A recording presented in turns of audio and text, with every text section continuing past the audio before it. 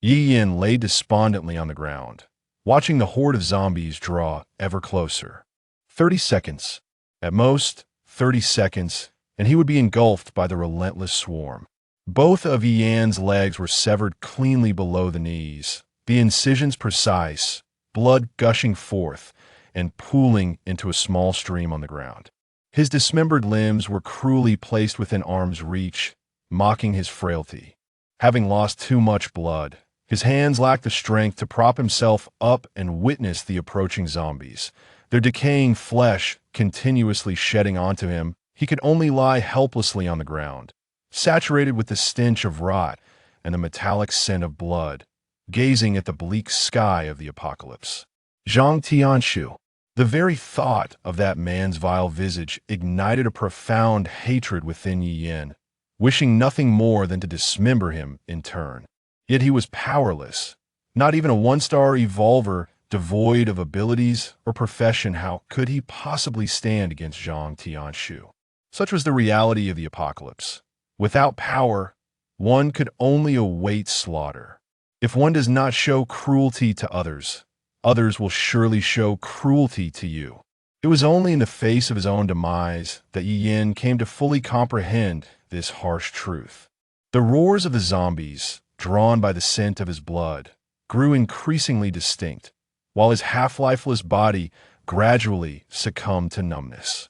After 2 years of mere survival in this desolate world, could he truly not escape the fate of becoming food for the undead? Suddenly, Yi Yin opened his eyes. Where are the zombies? Where's the scent of blood? A ceiling? The sound of a game? A dormitory? Yi Yin kicked his legs. They were still there. He had been reborn. Beneath him lay the narrow yet soft bed of the dormitory, the air tinged with the scent of smoke.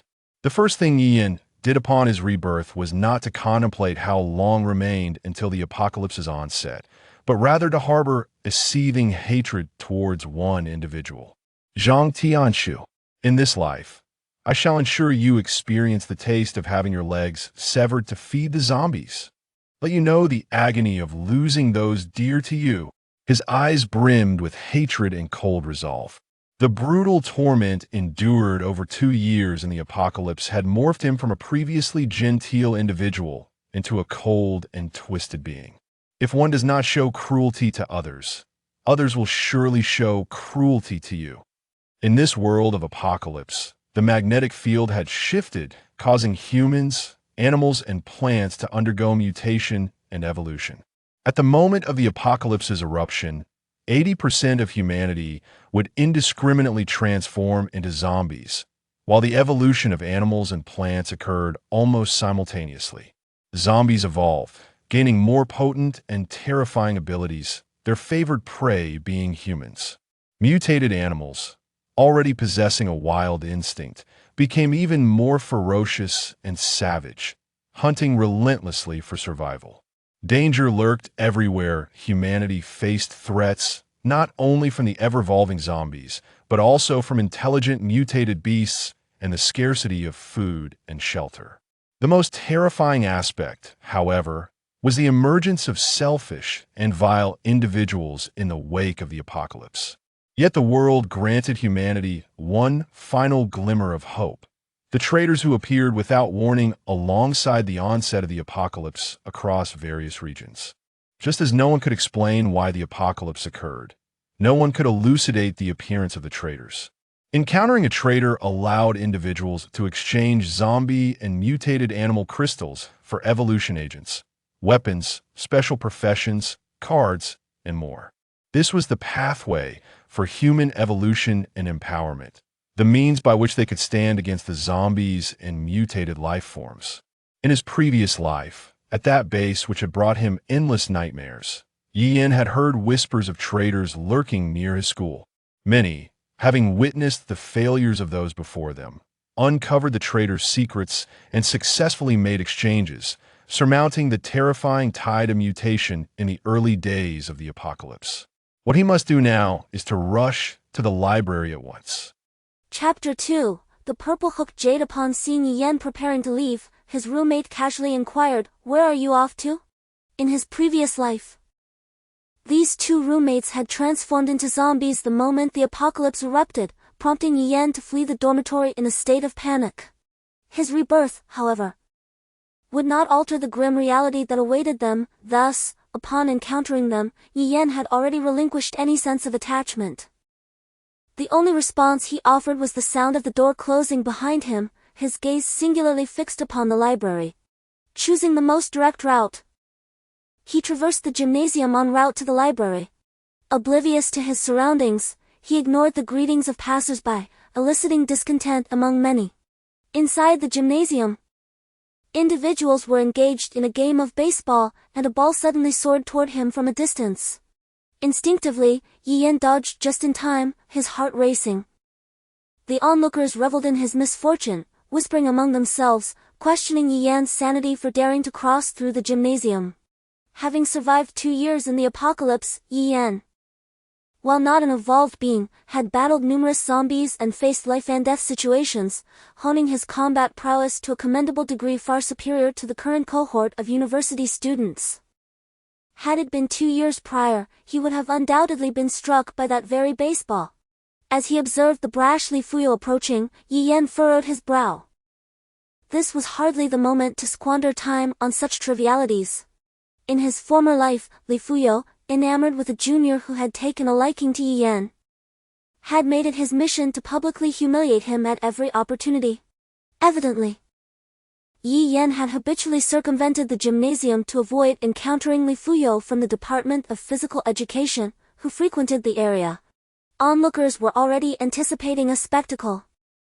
The errant baseball had been intentionally directed at Yan by Li Fuyo. Upon observing Li Fuyo and his entourage, Yan promptly turned to leave. Li Fuyo guffawed, "Ha! Running away at the sight of me? Are you so afraid?" An underling of Li Fuyo's hastened to intercept Yan, blocking his path. "Our boss is addressing you. Are you deaf?" Yan halted, his gaze drawn to the baseball bat in the man's grasp. It appeared substantial, undoubtedly effective against zombies. One swing, one kill. Without uttering a word, Yan seized the bat from the man's hands, leaving the bystanders utterly bewildered. Snatching the bat? What was happening? The underling was even more astounded. When had the frail Yan acquired such strength? Li Fuyo approached with a scowl, casting a disdainful look upon Yan.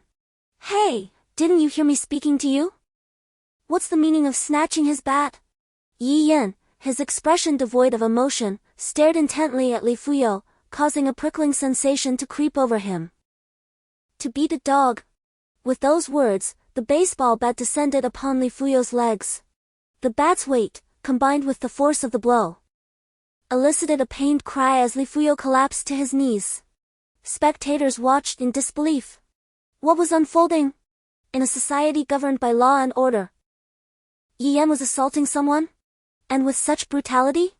The victim, none other than the wealthy and influential Li Fuyo. Beads of sweat formed on Li Fuyo's forehead, his stifled groans and hoarse cries casting a pall over the surrounding crowd. Was Yan truly capable of such ruthlessness? Li Fu's situation was rather peculiar. The onlookers, noticing his odd behavior, hastily surrounded him. Was this man utterly deranged?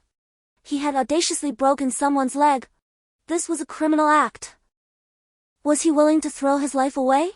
Yan, aware that time was of the essence, disregarded the escalating commotion behind him and sprinted towards the library. Since he could not avert the impending apocalypse, he would leverage his advantage of rebirth to grow stronger. At that moment, a tremendous noise echoed from the sky, and Yan realized that the end of days had arrived.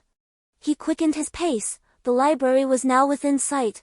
Suddenly, Yan halted, as a multitude of white lights, reminiscent of his previous life, flashed in his mind. He sharply glanced down at his chest, where a purple hook jade shimmered brightly. In the previous life, this purple hook jade had been found during Yan's desperate flight when the apocalypse erupted.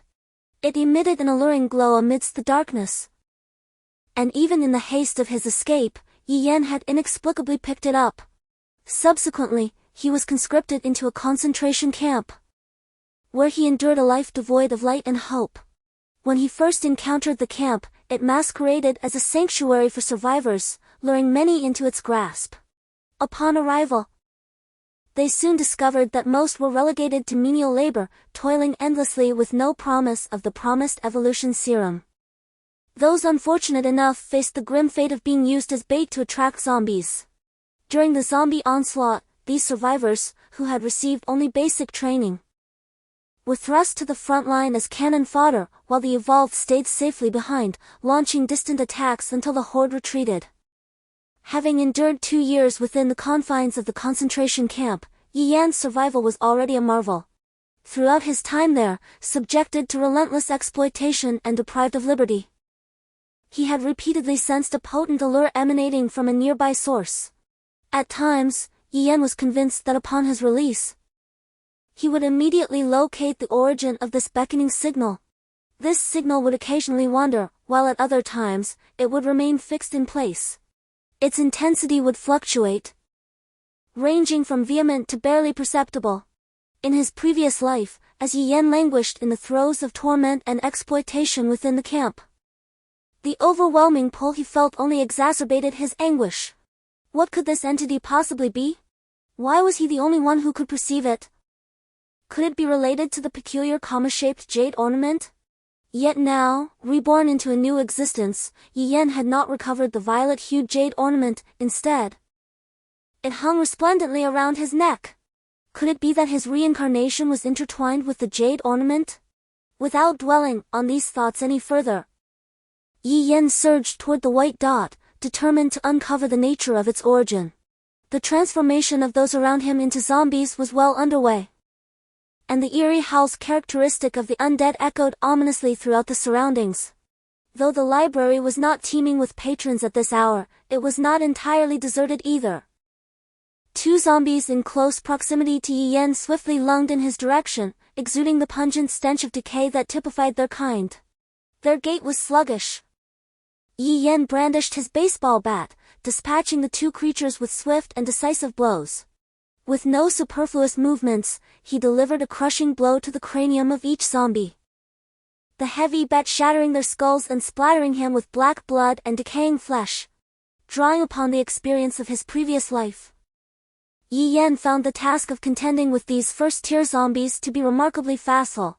To ensure their complete annihilation, it was imperative to obliterate their brains.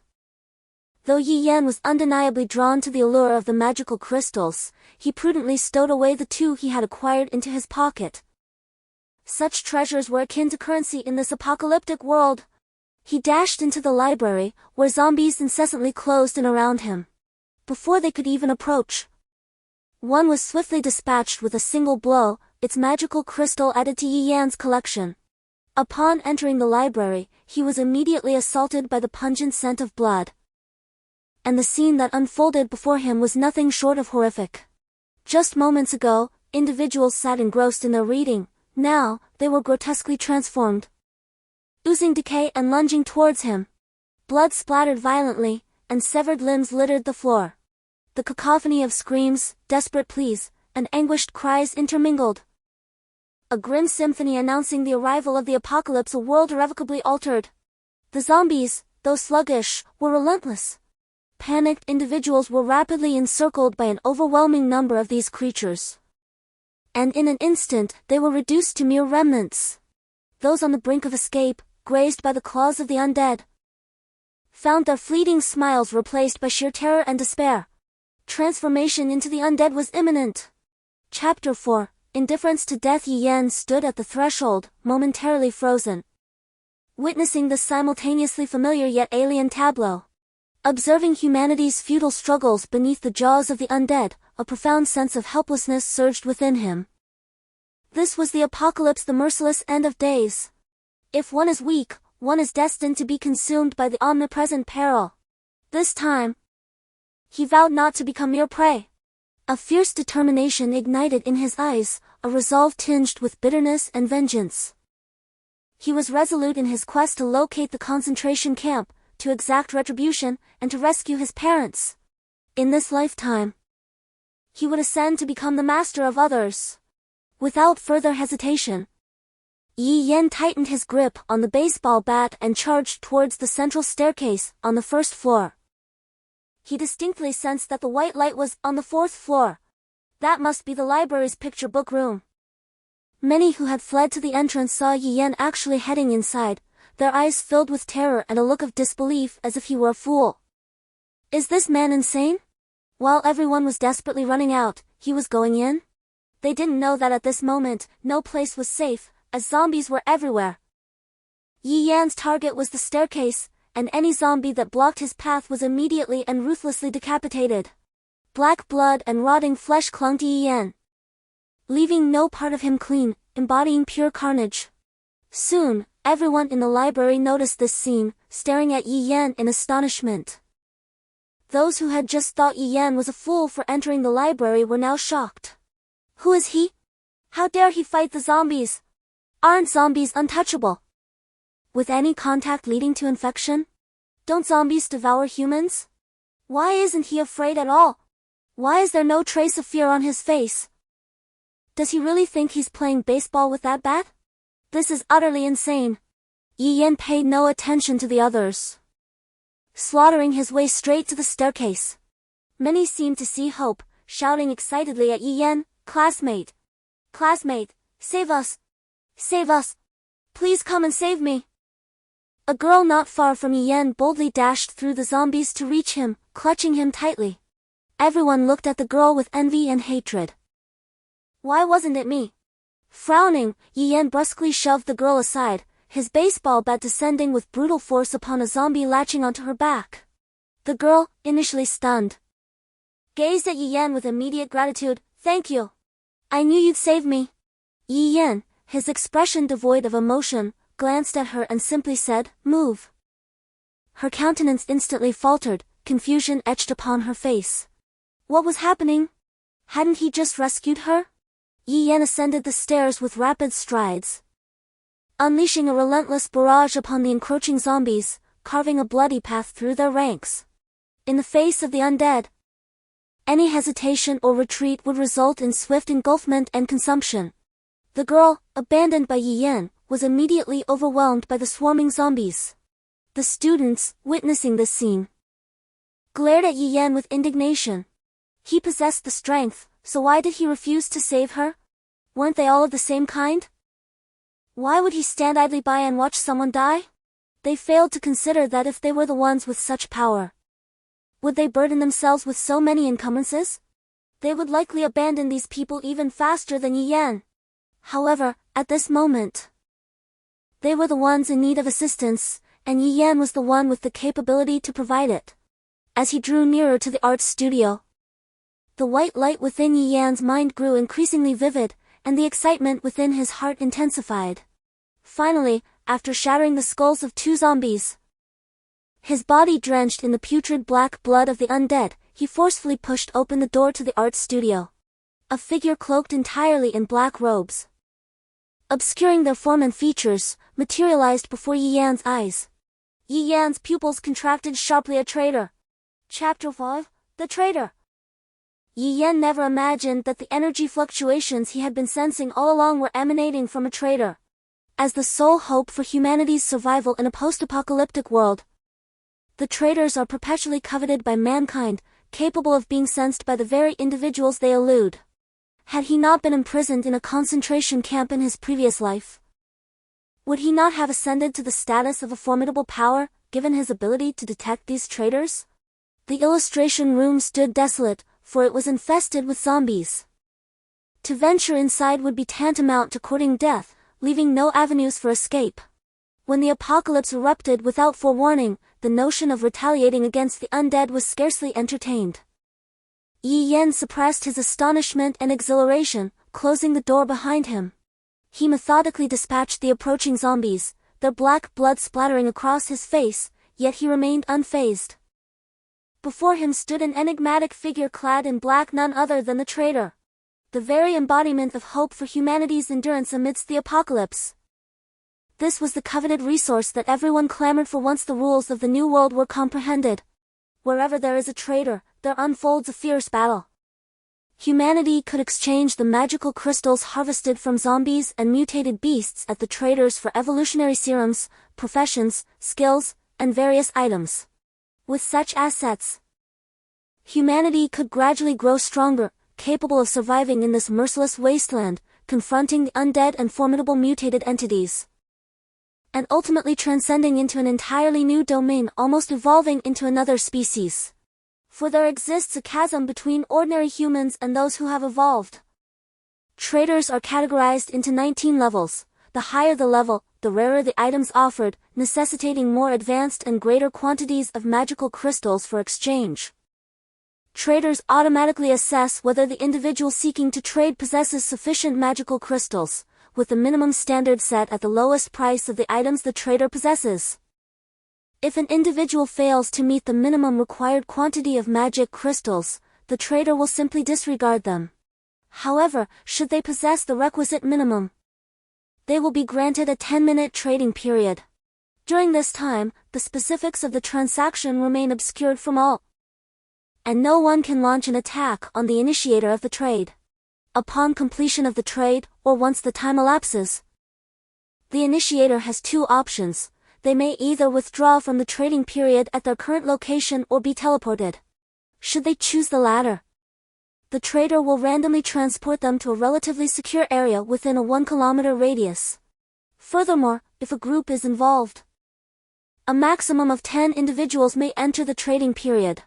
The treasures possessed by a trader are finite. Once an item is exchanged, it is no longer available. Consequently, when confronted with high-level traders, large factions often engage in fierce battles, for valuable items are limited in number, and the first to exchange often secures the prize. Additionally, entities that exist as anomalies in this post-apocalyptic world, such as zombies and mutated beasts, will not attack traders under any circumstances. Yet, Yi Yan possesses the extraordinary ability to sense the presence of traders. This is the trump card that enables his dominance in this lifetime. Reflecting on this, the hatred in Yi Yan's eyes intensified. He had possessed this ability in his previous life, had he not been misled into the concentration camp. Would he have had to endure such suffering? Yi Yan currently possesses only a handful of magic crystals, most of which he neglected to extract from the zombies he dispatched in the library. His haste to uncover the source of the alluring pull was one reason, while the sheer number of zombies in the library made the risk of being surrounded exceedingly high should he bend down to collect crystals. Approaching the enigmatic figure draped in obsidian attire, Yi Yan advanced towards the trader, who stood pensively by the window, his back turned.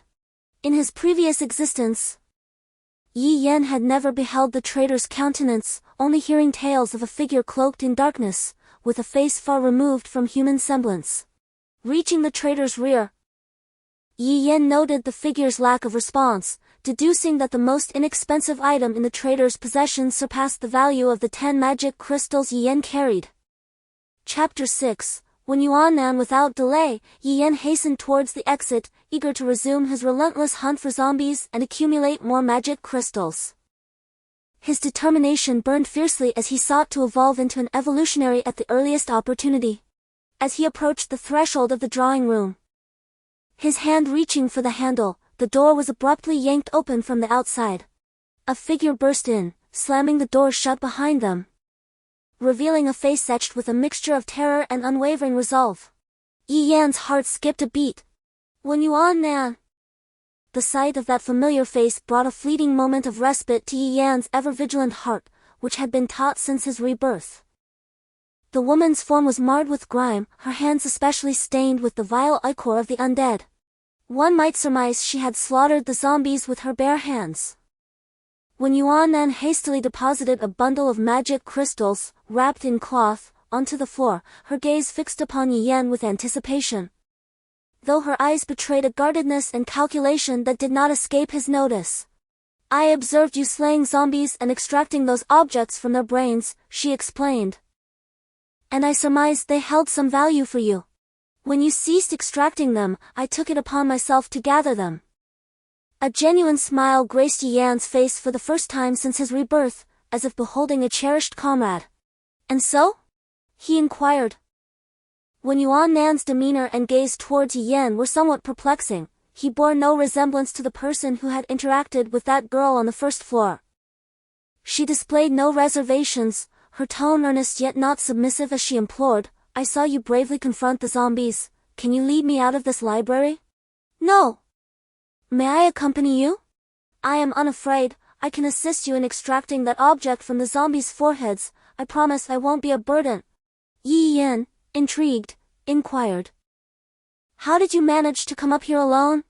When Yuan Nan promptly replied, "I discovered that zombies cannot see humans, as long as one refrains from making loud noises. They won't approach this vicinity." Others were shouting and yelling, which drew away most of the zombies. "I quietly followed the path of the zombies you had slain to find you, and I seized this item that seems useful to you. After all, you are the only one brave enough to confront the zombies." Yi Yan chuckled inwardly, truly a testament to Yuan Nan's perceptiveness, that she had discerned such matters so swiftly. He counted the magic crystals strewn on the ground, totaling over 20. Along with the ones he possessed, he had 31 in total. Yi Yan collected all the magic crystals and approached the trader once more, yet, the trader remained unresponsive. In his previous life, Yi Yan had heard that some traders were itinerant, while others remained stationary. Sometimes, one might believe a trader was settled in a location, only to discover days later that they had vanished. Throughout the 2 years of Yi Yan's experience, the trader had always been an enigmatic figure, with no one knowing when or where he would appear. All one could do was venture forth, risking danger to trade with the elusive trader while bearing their magic crystals. When Yuan Nan suddenly realized the presence of the trader, and a wave of fear washed over her. This person had been here all along? How had she failed to notice? Furthermore, the attire of this individual was exceedingly peculiar. Slowly, when Yuan Nan approached the trader, intending to reach out and tap them, only to be swiftly halted by Yi Yan's quick intervention. Upon witnessing Yi Yan's warning expression, when Yuan Nan stuck out her tongue. When she had observed Yi Yan dispatching zombies downstairs, she found him terrifying yet undeniably useful.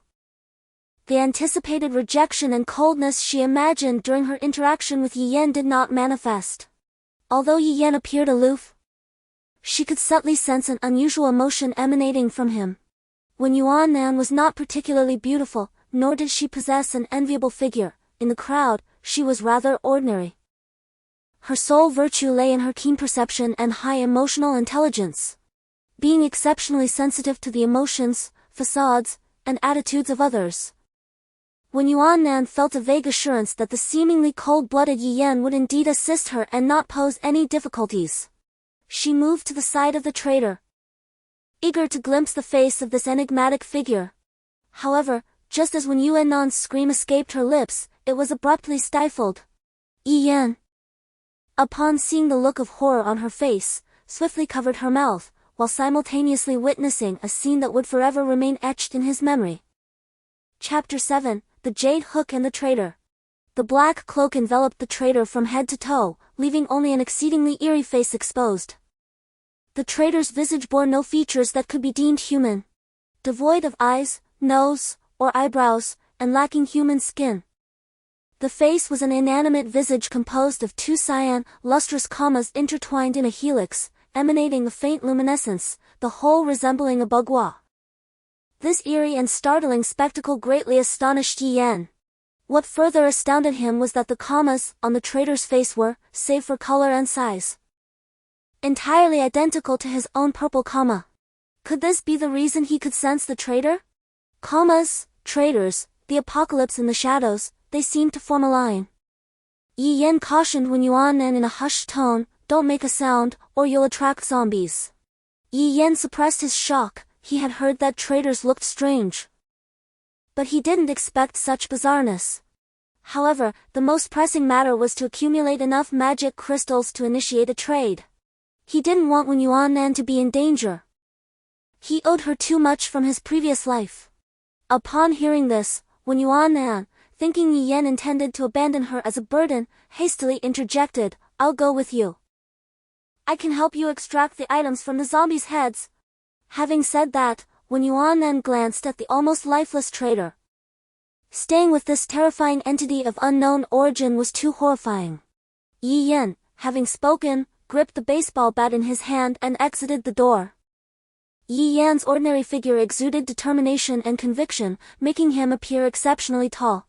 When Yuan Nan's heart, amidst the instability of this apocalyptic outbreak, experienced a sense of security. As the door opened and closed, the sounds of tearing and screaming from outside permeated briefly before dissipating, leaving only faint, indistinct echoes, violently narrating the cruelty of the apocalypse. Endowed with exceptional perspicacity, Wen Yuannan possessed a remarkable ability to discern human nature. She perceived the sincerity in Yi Yan's words and his genuine desire to safeguard her. Initially intending only to exploit Yi Yan, Wen Yuannan's heart softened instantaneously. Furthermore, she learned that the object atop the zombies' heads was called a magic crystal, and this terrifying, enigmatic figure was humanity's only hope.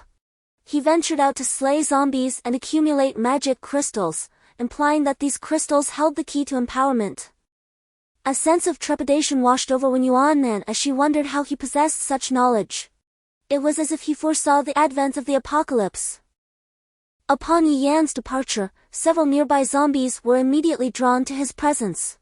Instead of fleeing, Yi Yan confronted them head-on, delivering swift and precise blows to their heads, causing them to explode in a shower of black blood and brain matter. The headless corpses collapsed heavily to the ground.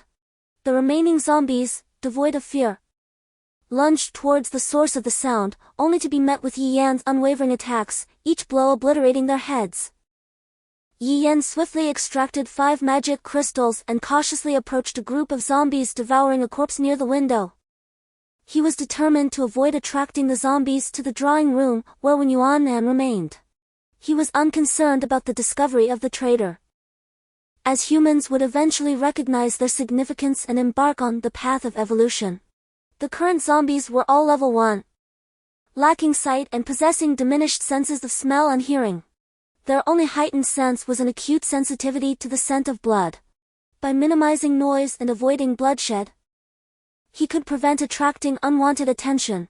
With unwavering resolve, Yi Yan unleashed a barrage of forceful blows upon the craniums of the ravenous zombies, each strike precise and efficient. The survivors, on the 4th floor, witnessing Yi Yan's audacious assault, were astounded amidst their frantic escape. Who was this individual who dared to confront the undead? Did he not comprehend the sheer terror they embodied? Was he devoid of fear? As if to quell their doubts, Yi Yan relentlessly dispatched the encroaching zombies, his hands in perpetual motion. The commotion drew the attention of the remaining undead on the 4th floor, who gradually converged upon the source of the disturbance. Despite their relatively small numbers, Yi Yan remained vigilant, wary of sustaining any injuries. On several occasions, he narrowly evaded the grasping claws of the zombies, retaliating with swift, skull-shattering blows from his trusty baseball bat. However, this body was not the one he had honed through 2 years of relentless training in the apocalypse. His arm muscles were already beginning to ache, trembling slightly with exertion. Nevertheless, his unwavering belief in survival and self-improvement fueled his determination, enabling him to summon extraordinary strength. The 4th floor of the library, primarily housing periodicals, was typically sparsely populated, resulting in a significantly lower concentration of zombies compared to the floors below. After eliminating approximately 30 zombies, the 4th floor was virtually devoid of their presence. The already scarce number of undead on this floor, coupled with the multitude of humans and zombies on the lower levels, had drawn the attention of the remaining creatures, rendering this area far less perilous than the floors below.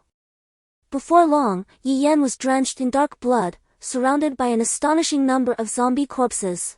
His entire being exuded an aura of slaughter and cold-bloodedness, instilling terror in the survivors who only knew how to flee. This cannot be a human. Not only does he dare to kill zombies, but he has single-handedly vanquished so many, seemingly unafraid of infection. Could it be that he sustained not a single injury amidst the carnage? It is well known that even the slightest scratch from a zombie's claw can lead to infection. Yi Yan stood there, cloaked in filth, rendering his true appearance and the state of his clothing unrecognizable, let alone any wounds he might bear.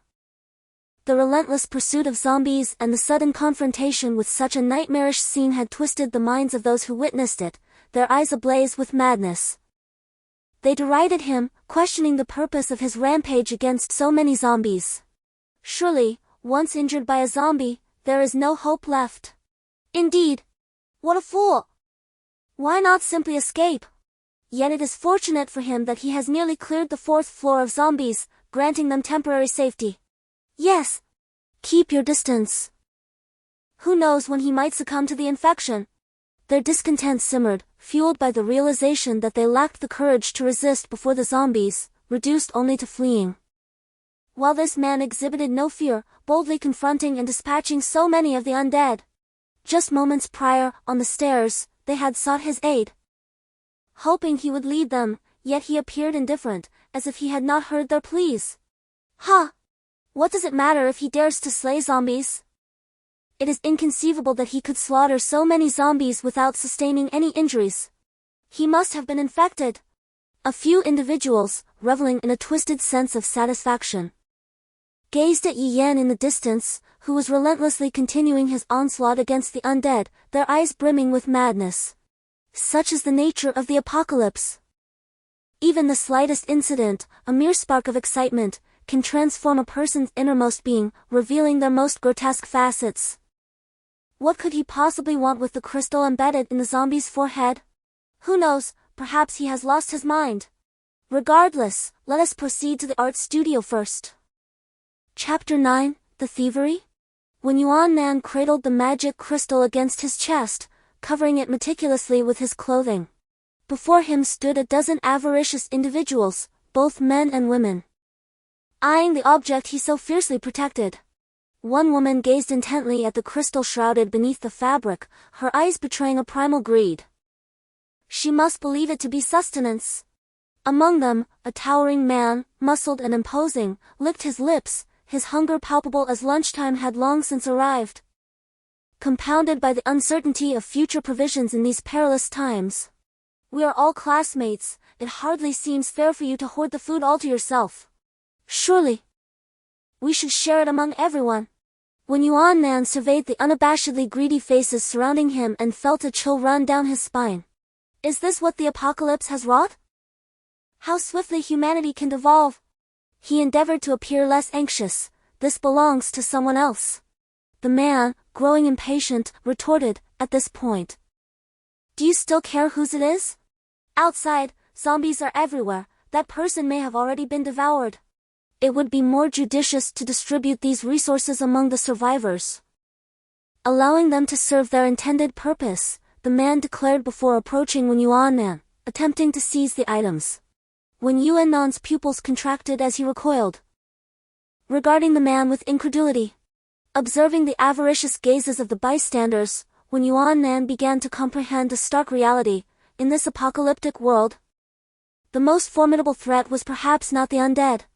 As the man advanced, issuing warnings and forcibly tugging at the garment concealing the magic crystals, the door to the gallery was abruptly thrust open. Had the remaining zombies on the 4th floor been eliminated? Were these creatures from the lower levels? A wave of terror washed over the crowd, momentarily eclipsing their fixation on the sustenance in Wen Yuannan's possession. Yi Yan stood at the threshold, his figure stained with the ichor of the undead, his gaze glacial. The interlopers were momentarily paralyzed. They had, of course, observed Yi Yan previously, even cursing him to be infected by the zombies.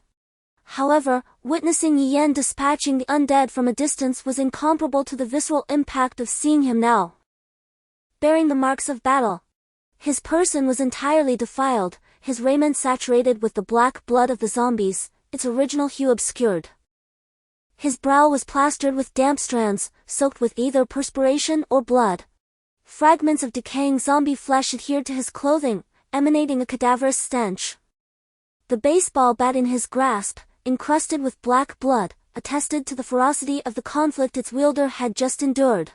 His visage was obscured by grime, rendering his features illegible, save for his piercing, frigid eyes. Everyone was utterly astonished by the scene before them, as Yi Yan appeared like a harbinger of death. Gazing at Wen Yuan, who was cornered, a murderous intent surged in Yi Yan's eyes. He uttered not a word, striding powerfully towards Wen Yuan. The man, who had been so aggressive moments ago, stumbled backward, his eyes filled with terror. The mere audacity to slay so many zombies had already instilled fear in them. Witnessing his current demeanor, who would dare approach him? At that moment, the onlookers of the traitor were struck with unparalleled shock. Who is this person? How did we not notice him until now? Good heavens! This is utterly terrifying. Has he been here all along? Chapter 10, One-Star Evolution. Yi Yan approached the traitor. And with a thought, a radiant white light enveloped him. It was trading time. In his previous life, Yi Yan had only heard tales of the absolute safety during trading time, but had never experienced it himself. Surrounded by a sea of white, it was as if he had stepped into another realm, with only himself and the traitor present. Yi Yan struggled to contain his excitement as he beheld the translucent rows of items within the white light. White battle blades, immunity potions, handguns, food, and more nearly filled the entire screen, but the most valuable of all was that vial of one-star evolution potion.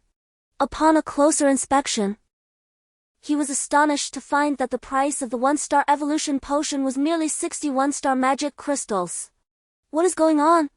In his previous life, though he had never interacted with a trader or entered trading time, the price of the one-star evolution potion was no secret.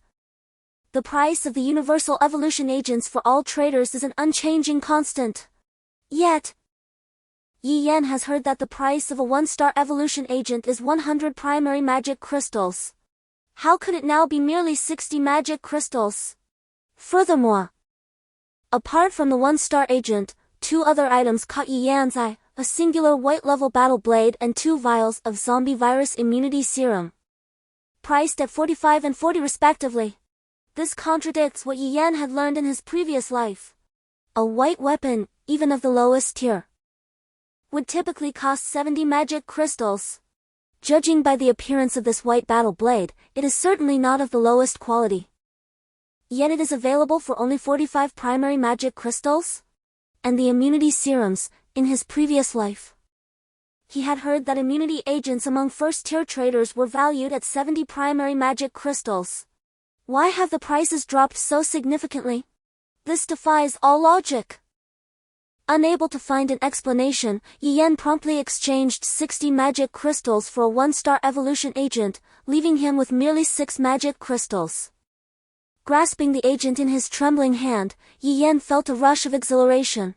The one-star evolution agent, which he had longed for in his previous life, was now within his grasp on the very first day of the apocalypse. Upon injecting the one-star evolution agent, Yi Yan immediately sensed a profound transformation within his body, leading to a complete reevaluation of his physical capabilities. An unprecedented surge of power emanated from the depths of his being, erasing the fatigue from his earlier battles with zombies, filling him with vitality. His speed, reflexes, vision, and physical strength, all conceivable aspects of enhancement, had escalated to a new level. The one-star evolution was complete. At this moment, Yi Yan had unequivocally transformed into a one-star evolver, all within less than half a day since the apocalypse began.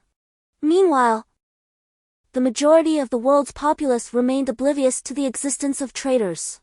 Even if they were aware, they remained ignorant of the traders' secrets. Yi Yan promptly exited the trading interface, causing the white luminescent screen to vanish, revealing the scene of the illustration room before his eyes. He had not forgotten that those individuals had seemed intent on doing something to Wen Yuan just moments ago. To those present in the illustration room, Yi Yan's sudden disappearance had been astonishing, and after a brief minute of chaos, his reappearance was nothing short of bewildering. The instant he materialized, a collective shock and fear swept over the crowd. What was happening? How had he vanished? How had he reappeared so abruptly?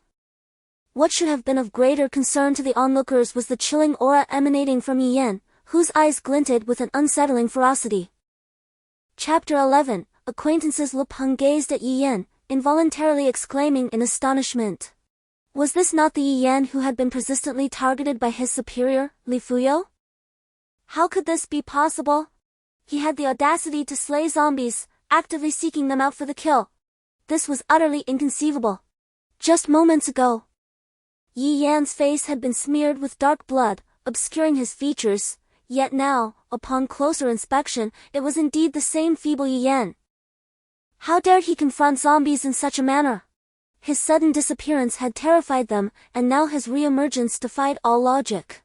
In this apocalyptic era, what strange occurrences could one not expect? As Lo Peng pondered this, a sense of defiance stirred within him. Yi Yan, once the target of ridicule by his peers, would always take a detour to avoid them at school. Now, however, he was exuding an audacity that was utterly unexpected, daring to regard himself with such a gaze. Just moments ago, he had seized the very food that was within Lo Peng's grasp. Lo Peng, indifferent to the number of zombies Yi Yan had slain, remained resolute in his disdain. Yi Yan had always been an object of his scorn. The fact that this weakling could dispatch zombies only served to illustrate that they were not as formidable as they appeared. Lo Peng was convinced that he, a proud athlete, would easily overpower Yi Yan. Once he dealt with him and claimed his provisions, he could slay zombies at will. If a person as inept as Yi Yan could kill zombies, why couldn't he? During peacetime, Lo Peng, having associated with the affluent Li Fuyo, had always found Yi Yan intolerable. It was entirely natural for him and his companions to seek trouble with Yi Yan, setting traps for him at every turn. With their wealth and influence, Yi Yan had never dared to oppose them, and even if he had, it would have been futile. The fact that such a feeble individual could slay zombies emboldened Lo Peng to confront them as well. With this thought, the alarm and astonishment that had graced Lo Peng's face moments prior vanished without a trace. Since Yi Yan was someone who had never dared to defy him, the situation became decidedly manageable. A sneer replaced Lo Peng's expression, fearing such a weakling as Yi Yan? Absolutely not. While others were still reeling from the shock of Yi Yan's sudden disappearance and reappearance, Lo Peng's brash voice rang out, "Yi Yan, in this apocalypse, do you no longer recognize your superior?" All eyes turned to Lo Peng, astonished. Was he out of his mind? Although Lo Peng was considered a prominent figure at school during peacetime, known for his prowess in sports, the sight before him, a terrifying individual drenched in the blood of zombies, was clearly beyond his capacity to confront. This person had the audacity to slay the undead, while Lo Peng was the one who fled at the mere sight of them. As Yi Yan's gaze turned colder towards Lo Peng, he suddenly recalled who this person was, the one who often swaggered alongside Li Fuyo, exerting his influence. In his previous life, Li Fuyo and his cohorts relentlessly targeted Yi Yan, causing him trouble despite their different departments and lack of direct interaction. Now that this individual stood before him, Yi Yan felt no hesitation in teaching him a lesson, particularly since he had been the one pressuring Wen Yuannan moments ago. A humorless smile curled at the corners of Yi Yan's mouth as he posed a question. Do you know what has changed the most since the apocalypse began? Lo Peng was momentarily taken aback, only for anger to swiftly contort his features. I'm asking you a question. Do you dare to ignore me? The onlookers regarded this bizarre exchange with curiosity. Lo Peng was not devoid of intelligence. Why was he so recklessly provoking someone who appeared utterly formidable? Overwhelmed by rage, Lo Peng looked at Yi Yan as if he were a diminutive creature, bewildered by the audacity of this young man to regard him with such disdain. Lo Peng turned to the individuals behind him, his face brimming with anger and arrogance. You may not know him, but you certainly heard of him, right? The illustrious Yi Yan. The very Yi Yan who has been relentlessly suppressed by Li Fuyo from the sports department. Can you believe he dares to steal Li Fuyo's woman? Surely everyone has heard of the consequences he faces. Targeted by Li Fuyo at every turn, yet remaining silent. Ha ha ha! Are you all truly intimidated by such a person? The crowd instantly turned their shocked and curious gazes towards Yi Yan. Is he really the one who has offended Li Fuyo? Wow! It does seem so. I recognize his face, although it was too dirty to notice earlier. Oh my! So it's him. No wonder Lu Peng has the audacity to provoke him. After all, Lu Peng has been friends with Li Fuyo and has bullied Yi Yan in the past. TCH, I thought he was someone significant. He can slay zombies. And so can we. Listening to the discussions around him, Lu Peng smugly turned back to Yi Yan, saying, Don't think that I can recognize you just because your face is smeared with zombie blood. Hand over the food you took earlier. It's an utter waste to leave it for someone like you. Wen Yuannan was momentarily taken aback upon hearing Yi Yan's true name. Yi Yan himself was not particularly famous.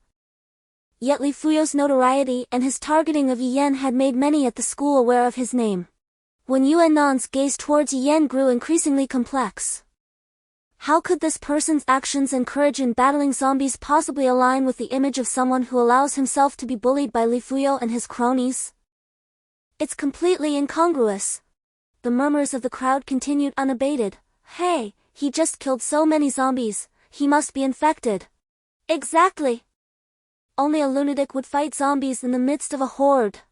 It's impossible he didn't get hurt at all. He should hand over the food and get out. We can wait until he turns into a zombie and then kill him. That way, we can see how hard it really is to kill a zombie. Right. With so many of us, even if he turns, we can use him for an experiment. Listening to the crowd's chatter, Lu Peng's twisted smile grew even more pronounced. The weak are indeed the weak. In the apocalypse, they are merely lambs waiting to be slaughtered by the strong. The apocalypse only serves to further degrade the status of the weak. Wen Yuannan, hearing the crowd's talk, turned even paler. She wasn't afraid that Yi Yan might actually be infected by zombies. She was worried that Yi Yan couldn't stand up to these people. Compared to these greedy individuals, Yi Yan was more favorable in Wen Yuannan's eyes. Although Yi Yan had the courage to kill zombies, zombies lack intelligence. The people before them were clearly not to be trifled with. The arrival of the apocalypse had stripped them of their humanity. If they united against Yi Yan, even his prowess wouldn't be enough to overcome them. Just as the crowd was eyeing Yi Yan with ill intent, his cold voice cut through the air. In the apocalypse, the biggest change is that human life no longer holds any value.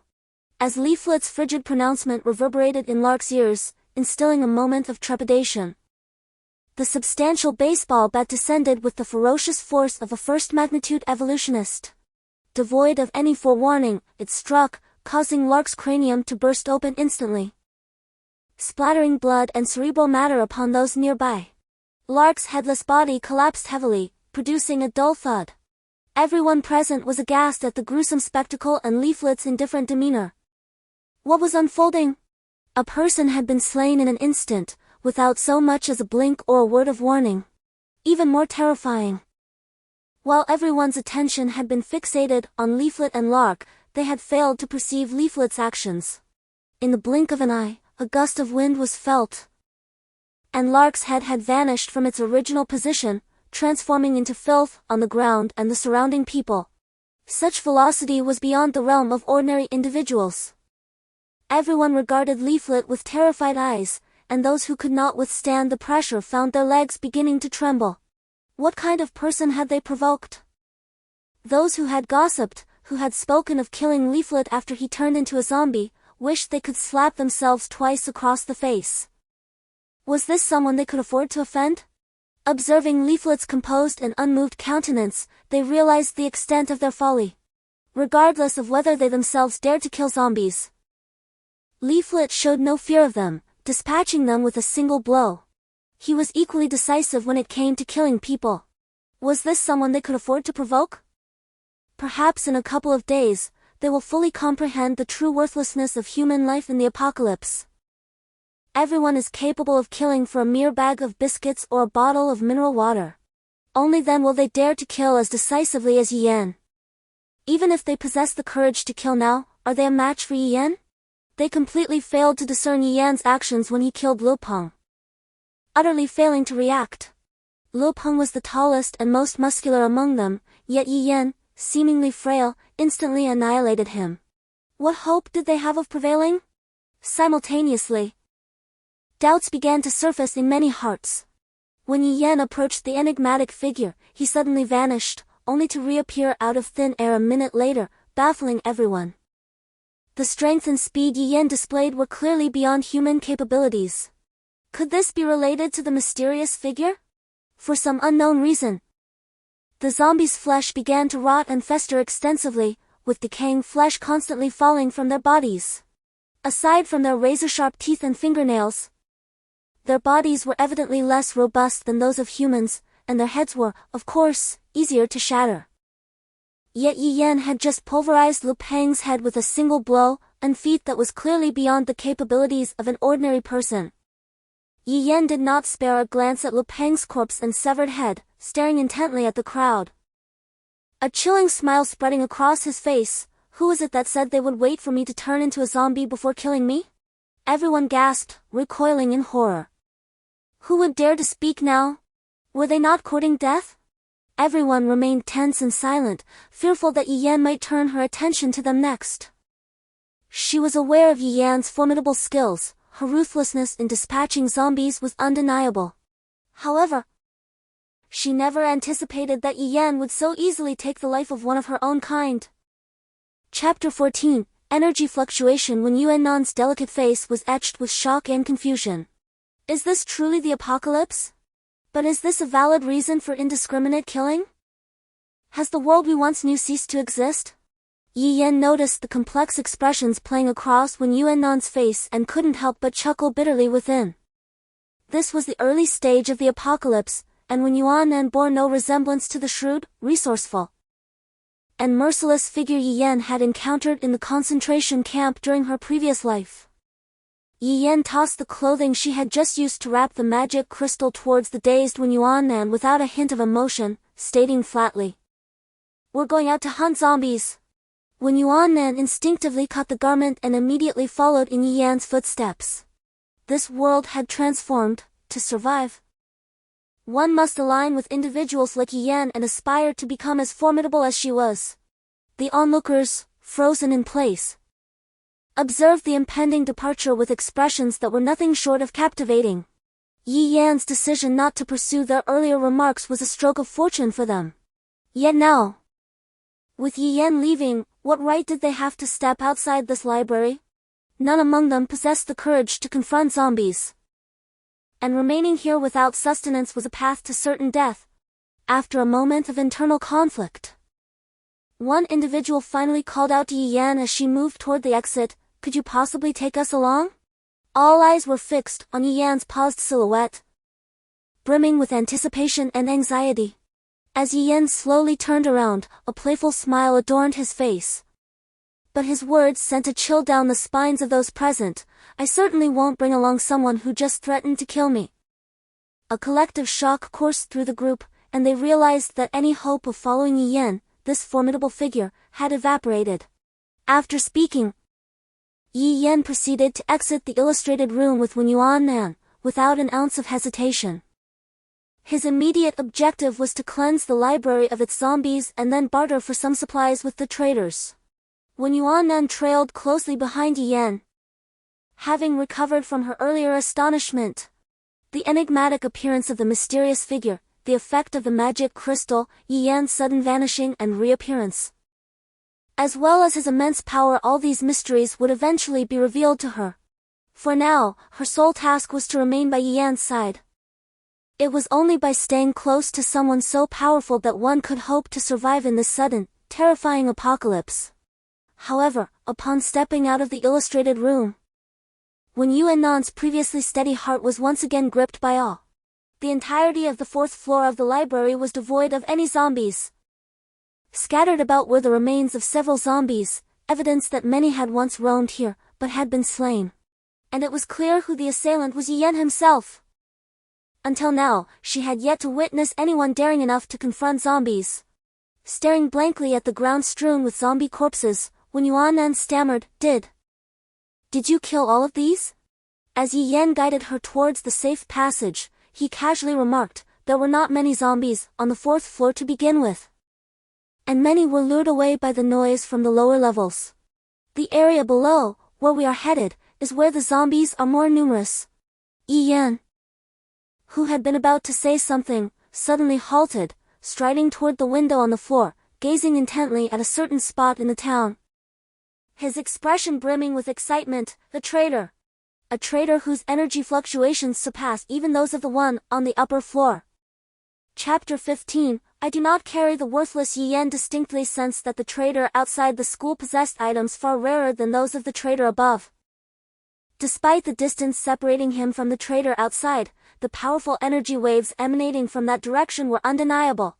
Upon witnessing Yi Yan's fervent demeanor, Wen Yuannan hurried to the window as well, yet saw nothing. A traitor? The terrifying figure we just saw?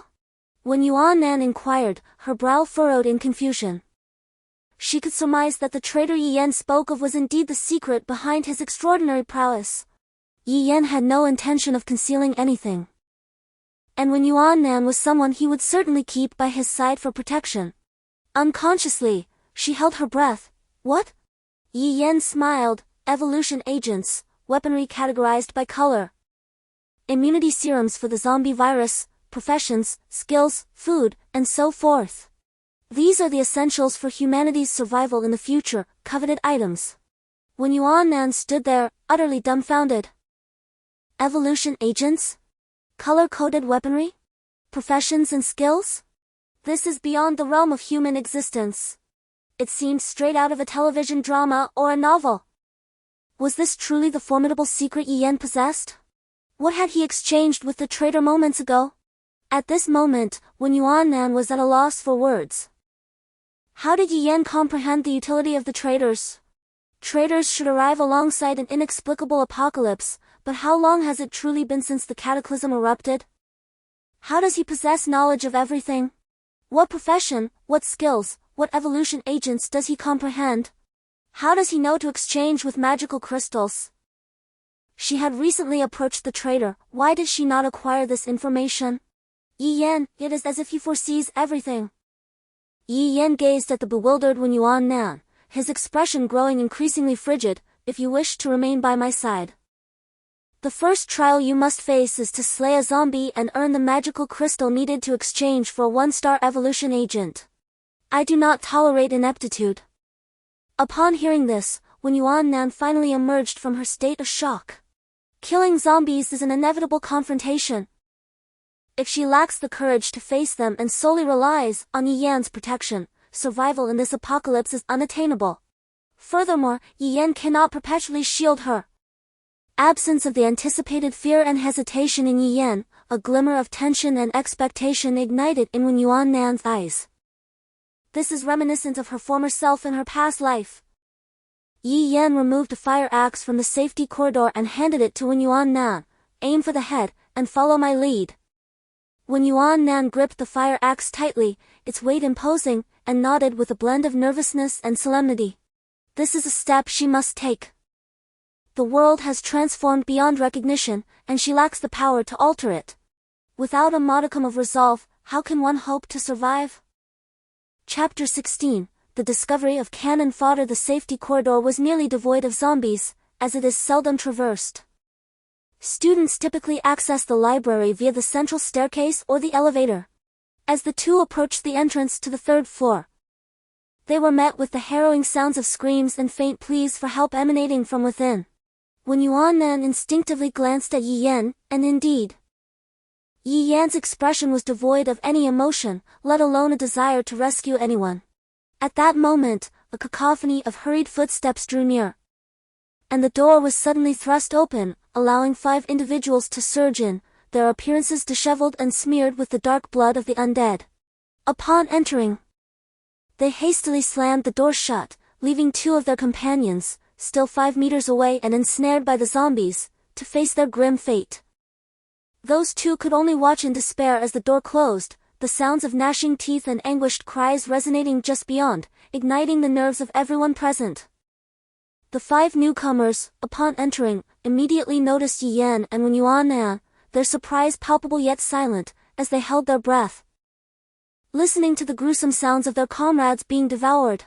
It was evident that the current zombies lacked both intelligence and vision. After feasting on the 2, they gradually wandered away, having detected no further movement. Only then did the 5 exhale in relief, collapsing onto the floor to calm their racing hearts. Yi Yan, however, simply turned and departed, intent on clearing out zombies on the second floor as well, unwilling to entangle himself with others. At that moment, one of the newcomers suddenly exclaimed, "Yi Yan?" Su Songshu stared at Yi Yan in astonishment, taking in his disheveled state. Not a single spot on him was untainted, as he was covered in dried zombie blood, looking as though he had rolled in a mound of the undead. Su Songshu gazed at his seemingly inconspicuous classmate, whose presence was scarcely felt, although he could not fathom the reason behind the latter's disheveled state.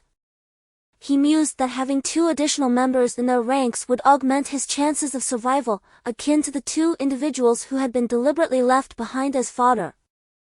A smile crept across Su Songshu's face, yet it harbored a plethora of malicious intent. "Yi Yan, what brings you to the library as well? Join us, the more the merrier. Everything has changed now." The others, equally fixated on the duo, shared Su Songshu's sentiments. In this apocalyptic era, aside from one's own life, the lives of others held little value. Who would not desire 2 more potential allies, ready to be sacrificed for one's own survival? Upon hearing this, Yi Yan mustered a smile devoid of any warmth, yet it brimmed with scathing derision. He retorted, unflinchingly, "Join you so that you may treat us like those 2 just now? To be used as cannon fodder in your desperate bid for survival?" When Yuan Nan was taken aback, and not just Su Songshu, but the entire group shifted uncomfortably, their faces betraying a mixture of guilt and embarrassment. One audacious individual stepped forward, pointing an accusatory finger at Yi Yan. "You have no evidence, on what grounds do you make such accusations?" Yi Yan chuckled once more, casting a disdainful and haughty glance at the speaker. "I merely speak as I please, yet your expressions just now have betrayed your true selves. And do lower your hand. I shall say this only once." The 5, upon hearing this, exchanged incredulous looks, an undercurrent of fury rising within them. The speaker not only refused to lower his hand but also advanced a few steps, pointing at Yi Yan's nose, cursing vehemently, "How dare you play us for fools? I intend to make you cannon fodder, so what? I'll toss you out right now to feed." Before the man could finish his sentence, a shadow suddenly loomed before him, rendering him speechless. In terror, he gazed at Yi Yan, unable to comprehend what had transpired. All present were astounded by the unfolding scene. With a single hand, Yi Yan grasped the man's throat and effortlessly lifted him into the air. In Chapter 17, "What was your name again?" For when Yuan Nan, who had already witnessed Yi Yan's monstrous strength, the sight before her was no longer shocking. However, the other 5 were entirely different. The man, suspended by his throat, clawed desperately at Yi Yan's hand, yet found it as unyielding as iron, refusing to budge, and exceedingly firm. His legs flailed helplessly in the air as he gazed at Yi Yan with wide, fearful eyes. At that moment, he regretted his foolishness in stepping forward like a naive fool. Was he not asking for this beating? The other 4 were equally astonished, rendered speechless by the spectacle before them, unsure of how to react. Was Yi Yan even human? Could he possibly be a master of martial arts? To lift a man of evidently greater stature with a single hand was inconceivable. Even someone more robust than the man before them would struggle to achieve such a feat so effortlessly. Previously, they had the audacity to consider using this man as their cannon fodder, a thought tantamount to courting death. It would be a blessing if he didn't throw them out to the zombies. Yi Yan gazed with a half-smile at the man, who was already gasping for air in terror. "How about it? Were you just thinking of throwing me out to the zombies?" The man painfully shook his head. Already hoisted by the throat into midair, his fear only exacerbated his oxygen deprivation. The others watched the scene in bated breath, not daring to utter a word, fearing that any slight presence might provoke wrath. Yi Yan seemed somewhat troubled, pondered for a moment, and then said, "If you lie, I won't let you down. You'll just suffocate to death like this." The man's face was already turning purple, and upon hearing Yi Yan's words, he nodded in a daze. Then he saw Yi Yan's satisfied expression, which struck him as bizarre. Despite the oddity, Yi Yan indeed let him down. The man sat on the ground, desperately inhaling the foul-smelling air, feeling an overwhelming sense of bliss. However, the good times were short-lived and the good times lasted no more than 3 seconds before he felt the same immense force that had lifted him earlier grab his collar, dragging him backward with irresistible strength. The others watched the scene in fear, yet not a word was spoken. The man struggled desperately, but it was all in vain. In his heart, he cursed Yi Yan, wishing he could slap him across the face and then stomp on it with all his might. But alas, he was the weaker one. It was he who was powerless to resist. He heard the sound of the door being kicked open behind him. Such a noise was bound to attract a horde of zombies. Shortly after, he was hurled back into the 3rd floor of the library, a place he had escaped from merely 10 minutes ago, and far from the safety of the exit. Until his dying breath, he was baffled by the sheer strength of the person who had thrown him, wondering how someone could toss him over 10 meters away. The other 4 listened to the man's screams, their hearts chilled with terror. He had merely suggested throwing Yi Yan out to feed the zombies. And before he could even finish, Yi Yan had actually thrown him out to the zombies. Moreover, what astonished them even more was Yi Yan's strength, which was beyond their comprehension. Could an ordinary person lift a man of considerable size by the throat with one hand? Could they throw someone over 10 meters away? In their eyes, Yi Yan was not only a figure of fear but also of curiosity. An ordinary person couldn't do such things. Who exactly was Yi Yan? Chapter 80. Shameless. Su Song-shu, who initially harbored ill intentions towards Yi Yan and his companion, was the most shocked. Yi Yan was his classmate, until yesterday. They had been attending the same classes. Although he wasn't close to Yi Yan and rarely spoke to him, there was no doubt that Yi Yan was just an ordinary college student. He had even been bullied and oppressed by the wealthy clique at school. How could he have transformed so drastically overnight? There was no trace of his former self. Previously, Yi Yan was an ordinary university student, obedient and unassuming, never stirring up trouble or seeking to assert his presence, even exhibiting a touch of reclusiveness. Yet today, Su Song-shu was astonished to encounter a version of Yi Yan whose face bore a chilling smile, one capable of casually taking a life. This was utterly at odds with the Yi Yan he had known. It was as though he had transformed into an entirely different person. Although it was a post-apocalyptic world where individuals underwent significant changes, none had altered as swiftly or drastically as Yi Yan. Su Song-shu felt a cold sweat break out, realizing he had foolishly considered scheming against Yi Yan. Fortunately, he had refrained from acting impulsively like that fool who had been thrown out to appease the zombies, thus avoiding offending Yi Yan. Perhaps he could leverage their status as classmates to escape this predicament alongside him. Despite the profound transformation in Yi Yan, surely he would not disregard their shared camaraderie. When Yuan Nan silently mourned for the man being contested by the zombies for a fleeting moment before directing his gaze towards Yi Yan, his eyes betraying an unyielding obedience, Yi Yan paid no heed to the 4 stunned individuals nearby and descended the stairs with purpose, with Wen Yuan Nan promptly following suit. After all, why should he be the one to lead? Was he a fool?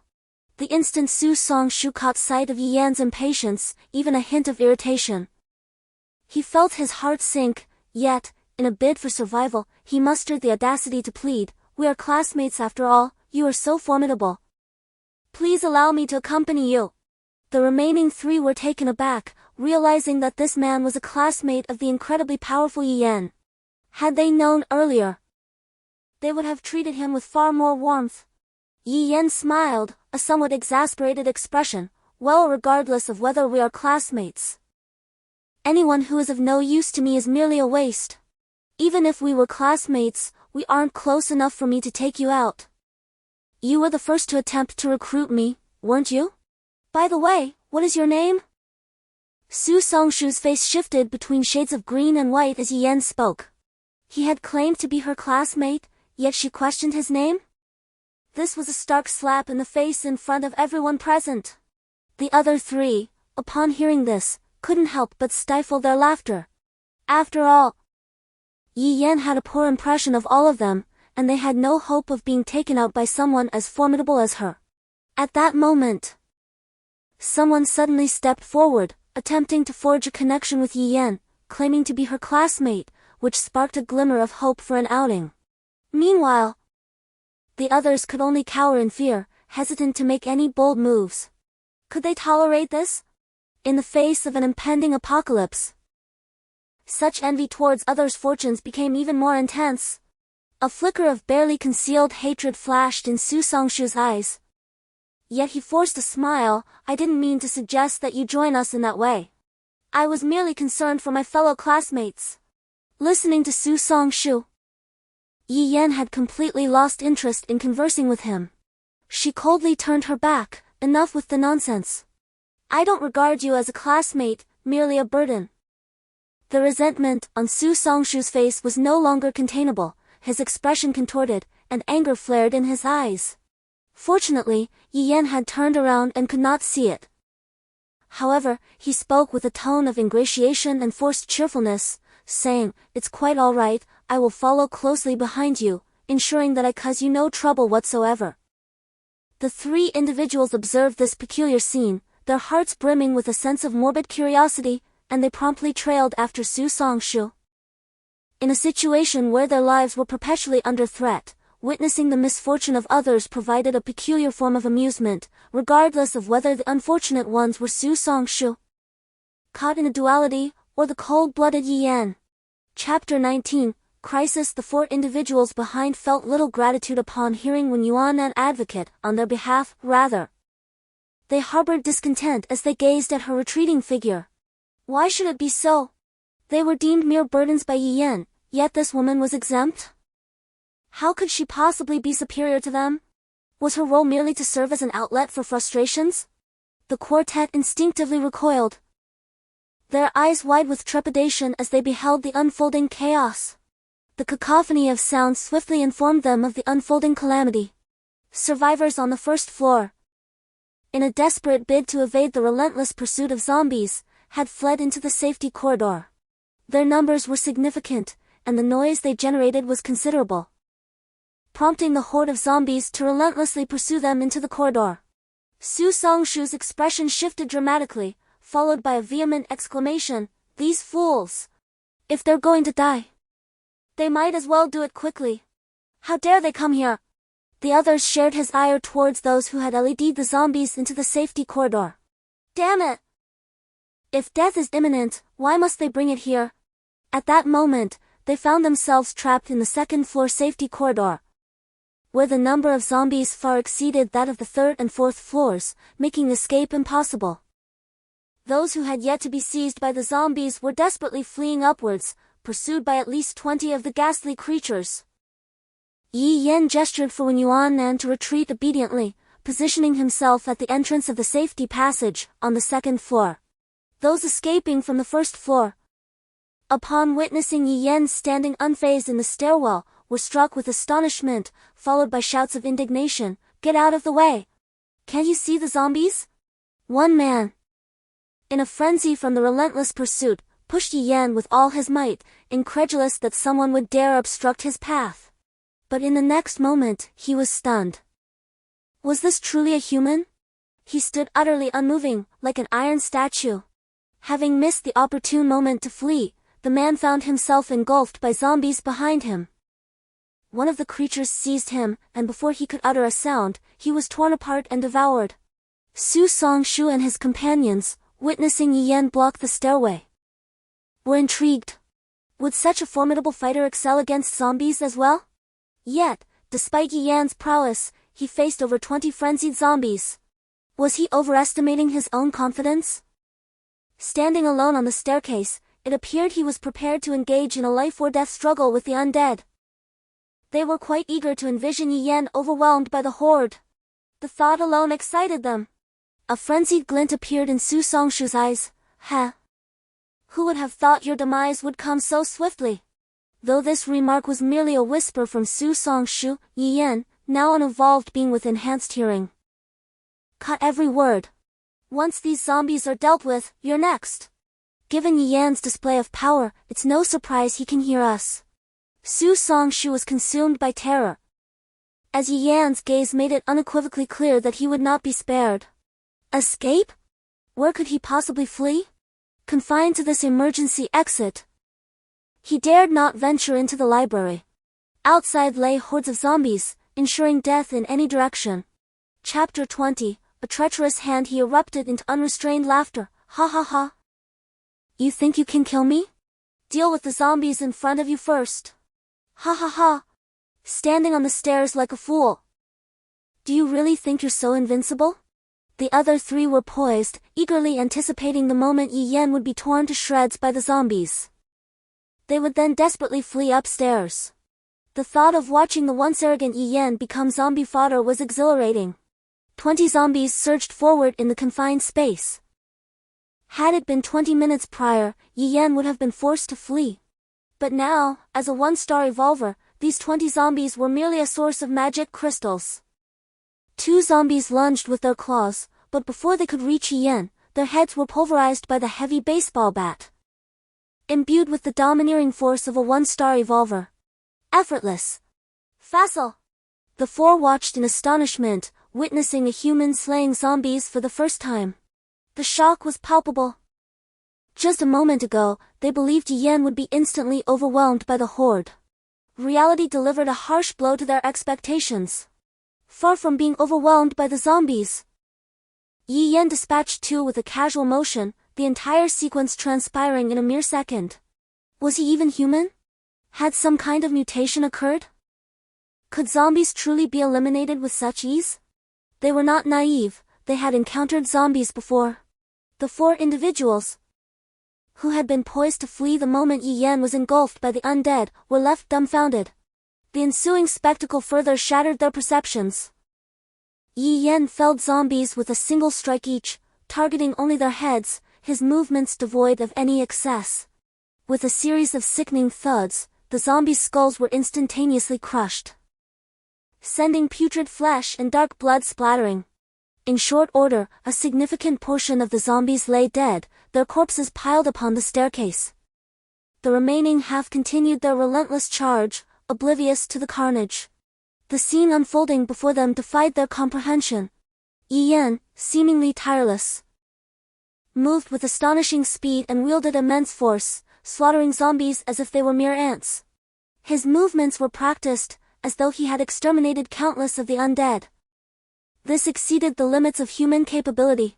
The average person could never hope to replicate Yi Yan's feat of instantly obliterating zombies with such precision. Furthermore, many would be paralyzed by fear at the mere sight of these terrifying creatures. This marked Yi Yan's inaugural zombie extermination as a level 1 evolver, and he found it remarkably effortless. Previously, as an ordinary human, he would be gasping for breath after slaying a few zombies, his arms aching after a few more. Now, he felt nothing. He perceived the zombies before him as pathetically weak, incapable of posing any threat to him.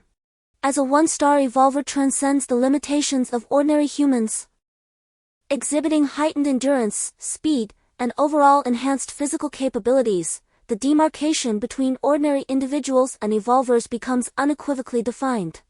This represents the very state that Yi Yan, in his previous existence, never had the opportunity to attain. Yet, in this instance, he has achieved the status of a one-star evolver within a mere 2 hours of the apocalypse's onset. Standing in the stairwell, when Yuan Nan gazes upon Yi Yan's retreating figure with rapturous admiration, captivated not only by Yi Yan himself but also by the formidable power he embodies. Is this the power one gains upon becoming an evolver through the acquisition of a one-star evolution agent from a trader? As when Yuan Nan observes Yi Yan's engagement in combat, she is abruptly and forcefully kicked in the lumbar region, causing her to lose control and tumble down the stairs. Instantly, her vision is filled with the grotesque visages of hideous zombies, their teeth adorned with remnants of flesh and blood. From behind, Su Songshu cries out with unmasked malice and mania, "Go to hell! If I can't feed you to the zombies, then this woman will die in your stead." Su Songshu's undisguised madness reflects the altered reality of this world, now irrevocably transformed by the unforeseen apocalypse. Yi Yan's act of killing moments ago was executed without hesitation. Not even a blink of an eye. Once Yi Yan has dealt with the zombies, he will undoubtedly face his demise. It is far better to seize this opportunity to eliminate the woman who appears to hold such significance for him.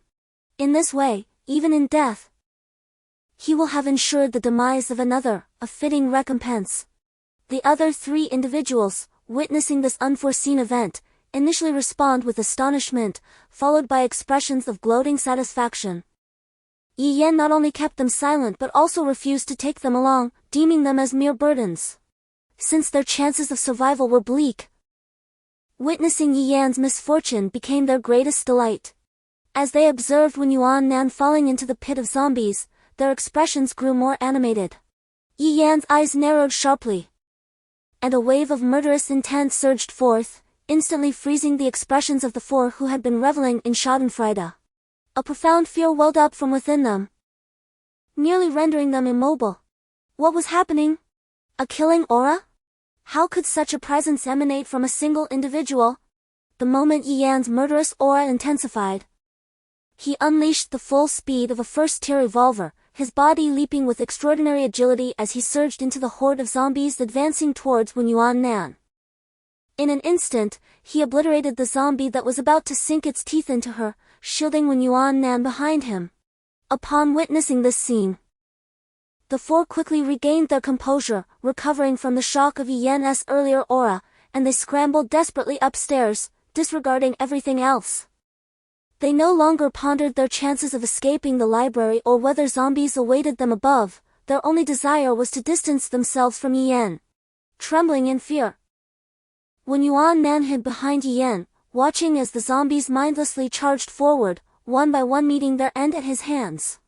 Just moments ago, she believed her fate was sealed. The scent of death had never been so overpowering, and mortality had never felt so imminent. In that instant, she truly comprehended the essence of the apocalypse and the depths of human nature. In her pity, she had sought to assist them, yet they had wished her demise. Gazing upon Yi Yan, whose stature was not imposing yet who resolutely stood his ground against the encroaching zombies, Wen Yuan made a firm resolution within her heart. She would follow Yi Yan, come what may, even if it meant sacrificing her own life. Had it not been for Yi Yan, she would have been torn to shreds and become fodder for the undead. Her life was now his to command. In this desolate, dehumanized end of days, Yi Yan had risked his own existence to save her, a person he had known for less than half a day. Regardless of his motivations, Wen Yuan had decided that her life, from that moment forward, belonged to Yi Yan. With this realization, the fear of near death that had gripped her was replaced by a resolute glint in her eyes, shedding her former naivety. She bent down to extract the magic crystals from the corpses of the zombies near her. The remaining zombies were effortlessly dispatched by Yi Yan. He cast a glance at the stairwell, where the quartet had vanished.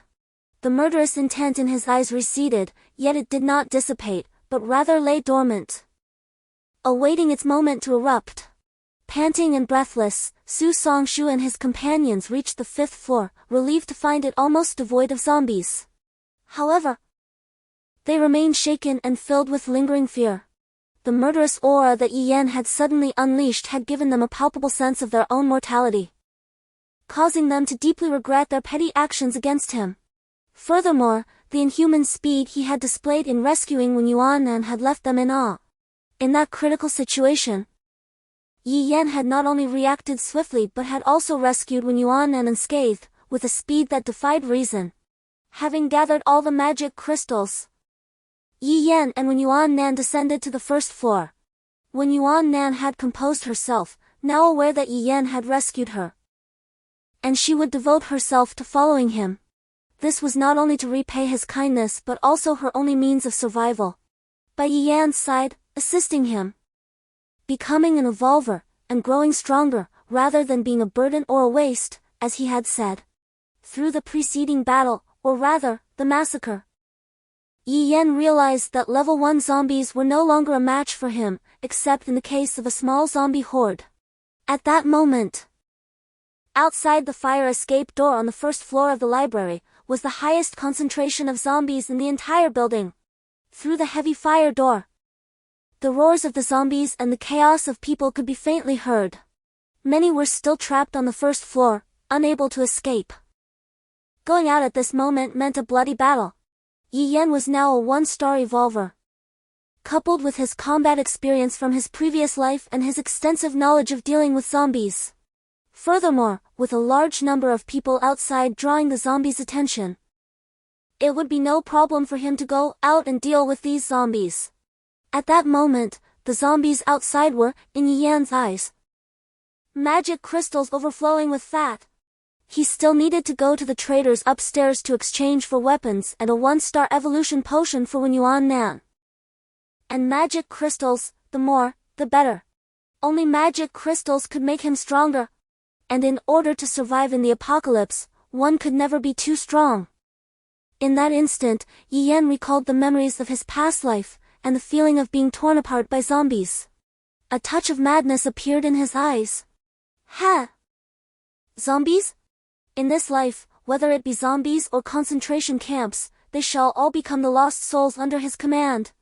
Yi Yan's expression was one of eager anticipation, utterly devoid of fear at the prospect of confronting a multitude of zombies. When we venture out to slay the zombies, you shall stay behind me, taking your chances to strike when the opportunity arises. Do not act unless you are utterly certain of your success. Wen Yuan then nodded resolutely, even without Yi Yan's urging. She had already resolved to attempt to eliminate the zombies. Who could guarantee that such a situation would not arise again? Who could assure her that Yi Yan would always be there to rescue her? Being by Yi Yan's side, her utmost effort now was to ensure she would not hinder his progress. Her momentary weakness nearly cost her life, yet the ever-composed Yi Yan managed to save her. This was the unwavering reason for Wen Yuannan's determination to stay with Yi Yan. As Yi Yan pushed open the door, the scene beyond unfolded before their eyes. The first floor was overrun with zombies, particularly in the library, where at least 100 of them could be seen at a glance. These zombies were gravitating towards the source of the loudest voices, while many others roamed aimlessly, instilling a sense of dread in the students attempting to escape. As some students regained their composure, they discerned that the zombies were primarily sensitive to sound. As long as they remained silent, they were unlikely to be detected. Aware of this insight, the students chose to remain silent, refraining from sharing this information with others. For those who remained unaware would continue to shout and scream, attracting the zombies, thus providing them with an opportunity to flee. As many found themselves ensnared in despair, encircled by the relentless horde of zombies. A dissonant and eerie sound pierced the air, reminiscent of something soft and yielding being shattered. A figure emerged, drenched in blood, his visage obscured, wielding a baseball bat with fierce determination, dispatching one zombie after another with effortless strikes. To the onlookers, these once terrifying creatures seemed utterly powerless before him. The crowd on the first floor gazed in astonishment at Yi Yan, entirely overlooking the presence of Wen Yuan behind him. The ease with which Yi Yan eliminated the zombies was nothing short of astonishing. In a world where a mere bite or scratch could lead to infection, resulting in countless lives being consumed by these abominations, the audacity to confront them was unfathomable. Who was this individual, daring enough to combat the undead? One among them, recalling Yi Yan's baseball bat, whispered with restrained excitement, "He is the one who charged forward earlier." Among those present, only 2 had witnessed the slaying of zombies. One was the individual who had stormed into the library, disregarding the pleas for help. And the other was this very figure before them. Though caked in dark blood, his identity obscured. The baseball bat and his fearless demeanor unmistakably marked him as the same person from before. A collective gasp resonated through the crowd. Previously, when they saw Yi Yan ascend the stairs, they had scorned him as foolish. With such prowess, why would he venture upstairs to seek his demise? The zombies above were no less numerous than those below. Escaping from the upper stories would undoubtedly be more arduous than from the ground floor. Seeing Yi Yan covered in blood, not a single part of him clean, they could surmise the extent of the battle he had waged. The mere thought of it sent shivers down their spines. One misstep, and they risked not only being devoured by zombies but also succumbing to zombification. How was that different from death? They had already exhausted their energy merely escaping from the zombies. Yi Yan, seemingly oblivious to the multitude of zombies on the ground floor, brazenly smashed their skulls, while the petite girl behind him attentively watched their surroundings, crouching down to extract the crystals from the zombies' heads. The girl was familiar to everyone present. After Yi Yan rushed upstairs, this girl had followed, and everyone inwardly cursed her as foolish. Humph, wasn't she just trying to latch onto someone's coattails? Was it worth risking her life so desperately? Following him would only lead to a quicker death. But no. It was clear that this girl had successfully ingratiated herself with him. Everyone inwardly regretted their inaction. If only they had brazenly followed him as well. Although, whether they could have avoided being devoured by zombies was another matter. Yi Yan had already slain over 20 zombies without the slightest discomfort, as if it were no more than a warm-up exercise. At this moment, killing zombies was effortless for him, unless 5 or 6 surged forward at once, requiring him to exercise caution. When Yuan Nan, collecting the magic crystals in the rear, closely monitored the surroundings to prevent zombies from approaching from behind. At this moment, the commotion of Yi Yan's battle attracted even more zombies, and 5 zombies surged forward simultaneously, causing Yi Yan to tighten his grip on the baseball bat. Chapter 22. Another familiar face? With remarkable agility, Yi Yan swiftly shattered the skull of the nearest zombie, prompting the relentless advance of its companions. Unexpectedly, when Yuan Nan, who had been silently excavating magic crystals in the background, suddenly rose, gripping her fire axe tightly. She struck fiercely at the shoulder of a nearby zombie. The axe embedded itself deeply into the creature's flesh, momentarily hindering its movements, yet failing to penetrate its skull, thus sparing its life. A sheen of sweat formed on Wen Yuannan's palm as her heart raced violently. The tension of not striking the zombies had coupled with the unfamiliarity of wielding an axe against a zombie left her feeling disoriented. However, witnessing her initial failure dispelled her earlier trepidation. Having committed to the swing, there was no turning back. She promptly withdrew the axe from the decaying flesh and, with renewed vigor, aimed for the zombie's head. The zombie's putrid flesh offered little resistance, allowing Wen Yuannan to extract the axe effortlessly and deliver a fatal blow. As the zombie collapsed, she cast a triumphant glance toward Yi Yan. Yet, her elation quickly soured. Why could he not offer a word of praise for her first successful kill? Instead, he doused her triumph with cold indifference. Nevertheless, having crossed this threshold, she now felt equipped to confront and vanquish zombies. The once menacing and untouchable beings had transformed into prey. Moreover, the magic crystals adorning their heads could be exchanged with traders for items that would enhance her strength, temporarily setting aside her excavation of magic crystals. When Yuannan felled 2 more zombies but soon realized she had overexerted herself, as she began to pant for breath. Yi Yan was ahead, slaying zombies. When he heard a breathy voice behind him, tinged with a hint of amusement, "I think you are more suited to collecting magic crystals." When Yuan Nan gazed at the zombies before him with frustration, once he became a first-star evolver, these minor zombies would pose no challenge. Just look at Yi Yan. He dispatched zombies without even breaking a sweat. This exemplifies the chasm between a first-star evolver and an ordinary person. Nevertheless, he had managed to acquire 3 magic crystals. Aware that his stamina was lacking, when Yuan Nan began to dig for magic crystals, only rising to confront a zombie when one that Yi Yan had intentionally overlooked attacked him. In a short while, he had slain 7 zombies. This was crucial for his first-star evolution potion, and he remembered it distinctly. Meanwhile, the majority of the zombies on the first floor had been lured to Yi Yan, leaving those who were quietly hiding in corners to seize the opportunity and flee the library with newfound speed. However, upon escaping the library, the crowd had yet to savor the sweetness of life before their hearts sank again. Outside, countless zombies awaited, yet in the relatively open terrain, the chance of finding areas with fewer zombies and more humans was significantly higher than languishing in the library. Nonetheless, some individuals believed that staying inside was preferable. While the outside teemed with zombies, the library housed a formidable zombie slayer. Observing that killing machine within, it seemed he intended to eradicate every last zombie in the library. You speak of his remarkable prowess, effortlessly dispatching a few zombies as he emerges from the library. Why, then, does he deliberately seek to slay so many? What purpose does he serve by extracting the crystals from the heads of these undead? Meanwhile, those who remain trapped within the library, missing their chance to escape, can only watch in astonishment as Yen slaughters the zombies with the same ease one might exhibit while chopping vegetables. Questions bubble in their minds. This man's strength is astonishingly beyond the realm of humanity. And what of that woman, relentlessly excavating the crystals from the zombie's cranium?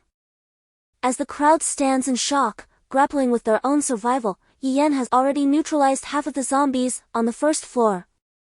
The undead diminish at a pace visible to the naked eye, leaving the survivors, who were once at a severe disadvantage, utterly astounded. Is it truly possible for a person to achieve such feats? Can we, too, vanquish the zombies? In the midst of this turmoil, a robust man, clearly one accustomed to physical exertion, finds the courage to rise after witnessing Yen's relentless assault on the undead. His name is Gongli. When the apocalypse commenced, he had been in the library, attempting to charm a lady, only to have her transform into a zombie before his very eyes. Terrified, he fled and has since cowered in a corner. Observing Yen's ease in dispatching the remaining zombies on the first floor, Gongli resolves to act. Grasping a bench, he strikes down upon a zombie's head that is advancing toward Yen, shattering its skull with a powerful blow. Gongli stands in disbelief, staring at the lifeless body of the zombie sprawled on the floor. He has slain a zombie. Is it truly possible to kill them? Such a thought had never crossed his mind before. Yet, as he remains in a daze, another zombie charges toward him. He reacted swiftly, dodging the attack, causing the zombie to stumble clumsily to the ground. It was then that he realized these zombies were not as terrifying as he had imagined. Furthermore, their intelligence was quite low. They lacked the ability to reason and merely gravitated towards any disturbance. Gong Li's confidence surged, and he retaliated with a chair, instantly dispatching the fallen zombie. He glanced thoughtfully at Yen in the distance before proceeding to extract the crystal from the zombie's forehead in a practiced manner. The onlookers, who had been trembling in fear, were astonished to see the man, who had previously been among the most timid, venture out and slay two zombies. A variety of expressions crossed their faces. Perhaps we should also attempt to kill a zombie? They murmured. They've done it. We can too. Meanwhile, Yi Yan's swift and efficient clearing of the zombies had significantly reduced their numbers on the first floor. This presented an excellent opportunity for those attempting to kill zombies for the first time.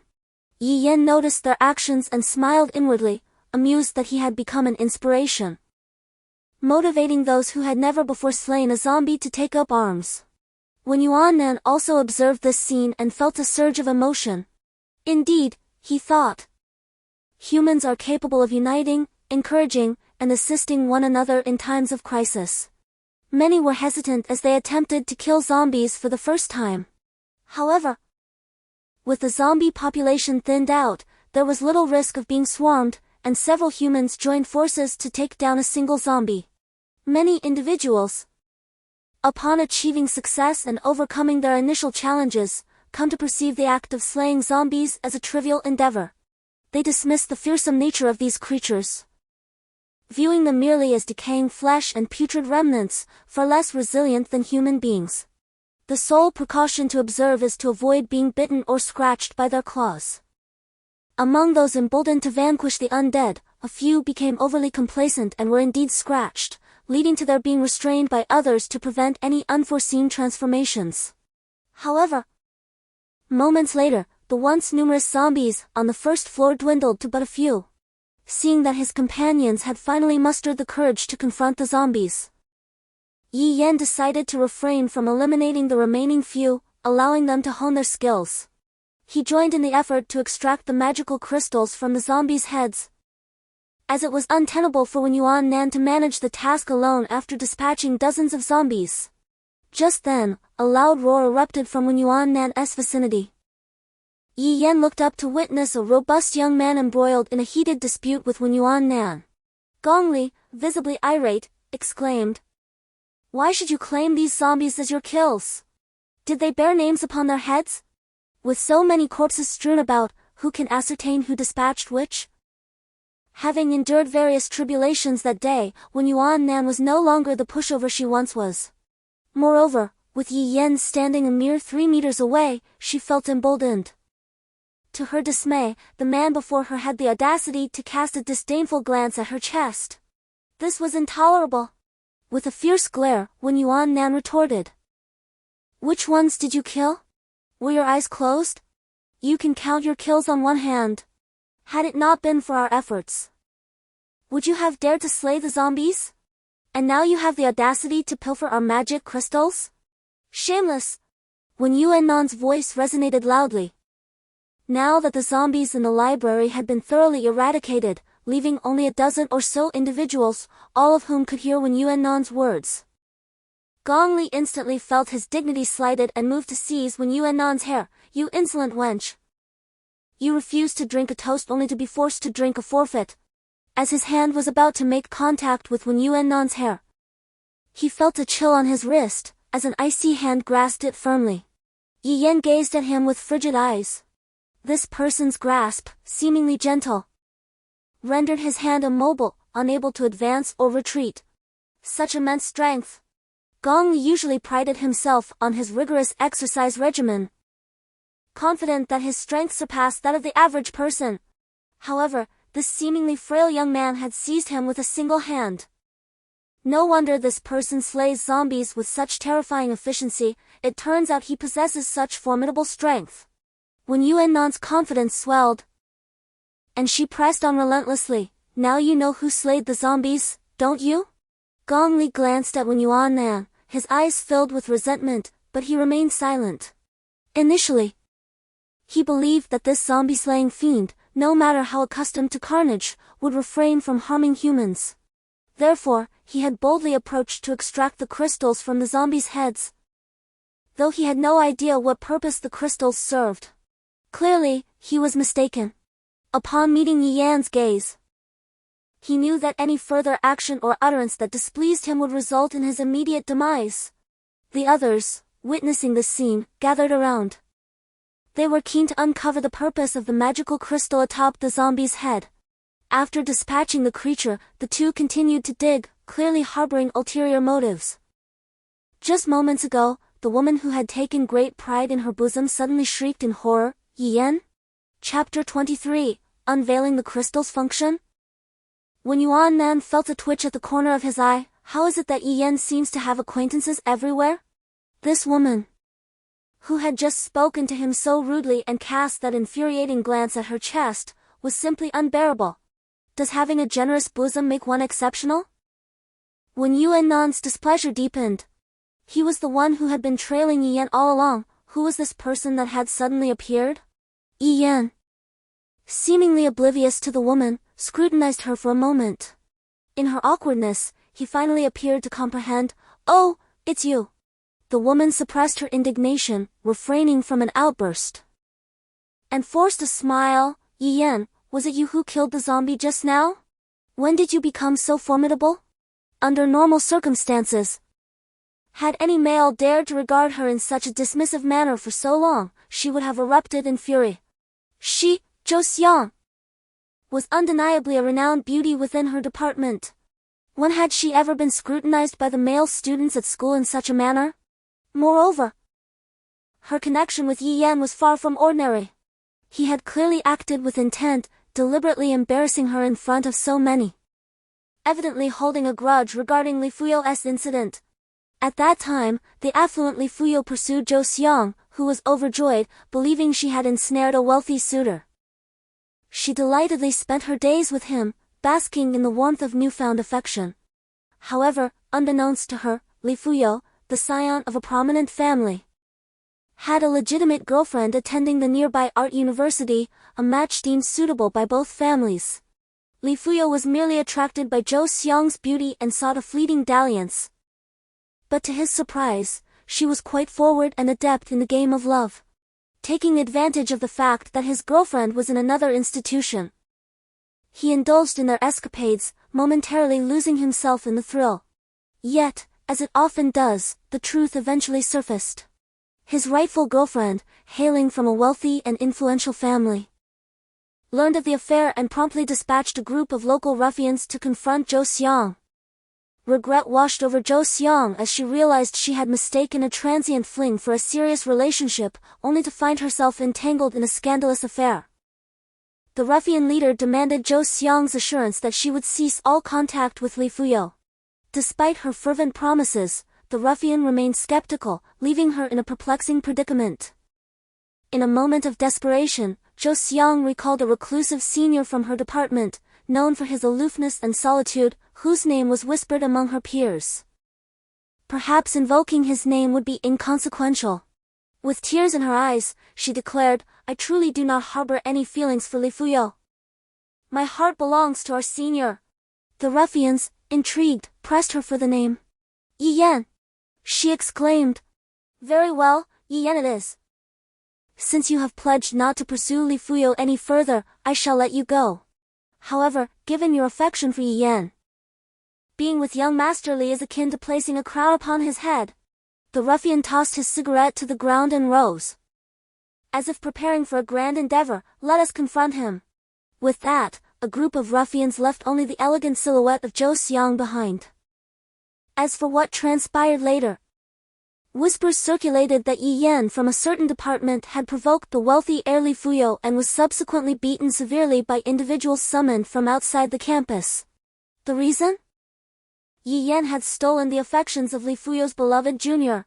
From that moment on, Yi Yan gained notoriety, overshadowing Zhou Xiang's scandalous affair. In the aftermath, Zhou Xiang even added Yi Yan on QQ, yet she never uttered a single word to him. In her eyes, having lowered herself to associate with a mere pawn was the greatest consolation she could offer him. What more could he possibly desire? Tormenting the weak is, after all, a peculiar amusement. Yet now, it was evident that Yi Yan harbored resentment from past grievances, deliberately subjecting her to humiliation. In this post-apocalyptic world, who still remembers such trivial matters? One person, scratching their head in realization, exclaimed, "Yi Yan! It's that Yi Yan!" The crowd, bewildered, responded, "Which Yi Yan?" "The one who provoked Li Fuyo." "What?" Once again, they regarded Yi Yan with astonished eyes. Struggling to reconcile the fierce individual who dispatched zombies with the victim of past bullying rumored in the corridors, the two personas seemed utterly incongruous. When Yuan rolled his eyes, exasperated, "What's the matter? Is there a problem?" As the onlookers contemplated the scene before them, a profound silence enveloped the atmosphere. How could one individual slay dozens of zombies without so much as a hint of exhaustion? Surely, such feats were not as simple as they appeared. In this apocalyptic world, Yi Yan was undeniably exceptional. The average person, faced with the relentless onslaught of zombies, would succumb to fatigue. Even the mere act of confronting these terrifying creatures demanded an immense psychological fortitude. Yet, Yi Yan exhibited no signs of weariness whatsoever. He must harbor some secret. Could it be the crystals they had been diligently collecting from the zombies' heads? Meanwhile, Zhou Xiang's thoughts were elsewhere. How infuriating it was that these fools had dared to interrupt. How could she, Zhou Xiang, be overlooked by a man? Ha! There stood a bespectacled gentleman, his left lens shattered and resembling a spider's web, presenting a rather disheveled appearance. Yet, at this moment, his curiosity lay in understanding the true purpose of the crystals atop the zombies' heads. If anyone were to inform him that Yi Yan was inherently this formidable, he would dismiss it as absurd. This transcended the limits of ordinary capability. With a surge of excitement, the bespectacled man adjusted his glasses and inquired, "What is this crystal? What purpose does it serve for you?" The others immediately regarded him with admiration, astonished that he had the audacity to pose such a question. Yi Yan furrowed his brow as all eyes turned toward him in anticipation. Under normal circumstances, he would not hesitate to divulge the details regarding the magic crystals and the traitor. However, at present, in the traitor's quarters on the 4th floor, there remained only 2 bottles of 1-star evolution agents. Having already exchanged one, he had mentally allocated the remaining bottle to Wen Yuan Nan. If these individuals were to discover the truth, they might seek to exchange that evolutionary agent, bringing along the non-evolved Wen Yuan Nan to find another traitor outside the school. That would lead to significant trouble. A traitor possesses only a limited array of items. For instance, the traitor in the art album room has merely 2 bottles of 1-star evolutionary agents and only a single white weapon. The remainder consists of food supplies, daily necessities, and a few bottles of immunity serum. If they were to be informed now, they would have to wait for Wen Yuan Nan to become an evolved being, likely venturing into the unknown perilous outside world. Noticing Yi Yan's prolonged silence, the bespectacled man grew anxious and, rather irate, exclaimed, "Why don't you speak up? At such a critical juncture, why are you withholding information? Why should you be the only one in the know? We wish to survive." Typically, this bespectacled individual was merely an academic who lacked the ability to read social cues, utterly oblivious to the appropriate discourse for varying company. His outburst resonated with those around him. Even if they were slightly more astute than the bespectacled man, the dire reality of their circumstances, the threat to their lives, rendered them incapable of maintaining their composure. Outside, swarms of zombies lurked. Survival had become their most fundamental aspiration. This individual before them, so formidable, had been amassing these crystals, clearly possessing knowledge they lacked. The information he held might very well enable their survival, granting them strength as well. A dozen or so individuals were now stirred with excitement. Gong Li, filled with righteous indignation, declared, "We are all of the same kind. What harm is there in prolonging our lives? Just tell us what these crystals are for." Others echoed his plea, "Indeed. Please, enlighten us. We wish to live. So selfish. We have seized their crystals." Upon witnessing this scene, Zhou Xiang secretly chuckled to herself, "Just a moment ago, I was considering clinging to this lad's coattails. Yet I never anticipated his utter lack of discernment would incite such widespread ire." Zhou Xiang feigned an expression of righteousness, "We are all of the same kind. What is there that cannot be discussed?" They not only yearn for survival, but on a deeper level, they aspire to be as formidable as Yi Yan. How could they remain unmoved by Yi Yan's prowess in slaying zombies? If only they possessed strength akin to his, what fear would they have of zombies? What fear would they have of Yi Yan? As they spoke, emboldened by their numbers, they presumed Yi Yan would not dare to act against them, and began to jostle and crowd towards him. This time, when Yuan Nan truly witnessed the darker facets of human nature, Yi Yan hesitated momentarily. Yet before he could decline their demands, they pressed him, resorting to moral coercion. Given Wen Yuan Nan's understanding of Yi Yan, even if he had the intention to reveal information, he would now be disinclined to do so. The clamor of the crowd grew increasingly fervent, as though withholding information from them was a grave injustice. "Quickly tell us. Why hoard such knowledge? Your life is valuable, but ours is not? What is the purpose of this crystal? Speak now. How shameless! Trying to monopolize all the benefits." A sardonic smile played at the corners of Yi Yan's mouth as he observed the faces around him, marked by excitement, despair, greed, and indignation. He recalled that during his previous life, when he lacked strength and was subjected to servitude, he too had often found himself in such a state. Now, witnessing others in this manner, he found it unexpectedly amusing. Yi Yan remained silent, allowing them to press forward. The individuals at the front, urged on by the crowd, were mere moments away from colliding with him. In the blink of an eye, the 2 men at the forefront, including Gong Li, were suddenly propelled through the air by Yi Yan's swift kick, soaring 10 meters away before crashing to the ground with a pained cry. Gong Li felt a rush of metallic sweetness fill his mouth, consumed by regret for having provoked this man. The others stood momentarily stunned, unable to believe that Yi Yan had actually retaliated. The utterly oblivious bespectacled man became animated, exclaiming, "How dare you strike someone? You are merely a victim yourself. Having just gained a slight advantage, yet you turn to bully others." As if receiving a cue, the remaining individuals began recklessly to test the boundaries of danger. Indeed, if you possess such prowess, why did you not resist those wealthy second-generation heirs like Li Fuyo before? Now that you've acquired some strength, you choose to oppress us. Let it be known, we shall not leave today without addressing this. If you choose to kill us, so be it. After all, outside awaits a horde of zombies. Yes! Let us confront this beast until the bitter end. We are all doomed regardless. Only when Yuan Nan discerned the weight of the murderous intent emanating from Yi Yan at that moment. Chapter 24, Just like how I strike you now. These individuals understood that if they could extract the secret of the crystal's power from Yi Yan, they would significantly enhance their chances of survival in this apocalyptic world.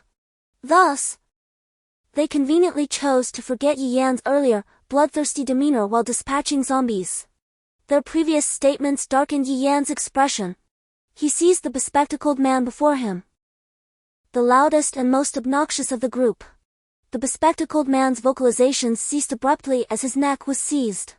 The others, taken aback by the leader's misfortune, paused in their actions, momentarily stunned. He wouldn't dare commit murder in front of so many witnesses, would he? Release him at once. Have you no humanity? This is the apocalypse. Instead of confronting the undead, you turn against your own kind. Indeed. Impart to us your formidable secret. In these end times, you contemplate the demise of our fellow beings. As if deaf to their entreaties, Yi Yan intensified his grip on the bespectacled man's neck. The man's eyes bulged, his legs flailing weakly in the air, his mind now devoid of any thoughts of zombie crystals. When Yuan Nan gazed upon the scene, transfixed, her astonishment stemmed not from Yi Yan's inclination to kill, but from the visages of those surrounding them. Verily, with the advent of the apocalypse, the depraved and unsightly aspects of humanity were being involuntarily unveiled. And yet, they continued to utter such fine words. If they were genuinely concerned for the bespectacled man, why did they not directly offer assistance? Were they not all standing nearby? Their sole desire was to acquire what they sought, while simultaneously ensuring their own safety from Yi Yan's wrath, thus feigning nobility and indignantly denouncing Yi Yan. With a final surge of strength, Yi Yan exerted his hand, and a distinct snap resonated through the air. The bespectacled man's had lolled to one side, his legs ceasing their frantic movements. In the wake of this bone-shattering sound, all other sounds subsided into silence. At this moment, the library was enveloped in the most profound silence since the onset of the apocalypse, so absolute that the moans of the undead from the outer courtyard became acutely discernible. It was then that these individuals realized that Yi Yan harbored no fear of taking a life. Yi Yan surveyed the apprehensive crowd, stating frigidly, "This is my capability. Do you comprehend?" Silence pervaded as their hearts were consumed by a profound sense of helplessness. Such was the apocalypse, where a lack of power condemned one to the arbitrary whims of others. The tenets of civilization had disintegrated with the advent of the end times. Morality, regulations, humanity, laws, constraints, all had vanished in the apocalypse. Survival hinged solely on the might of one's fist. And they had dared to challenge this individual, a height of folly. Yi Yan nudged the corpse of the bespectacled man aside, remarking, "I had resolved to refrain from readily assailing humans, as we are, after all, kindred.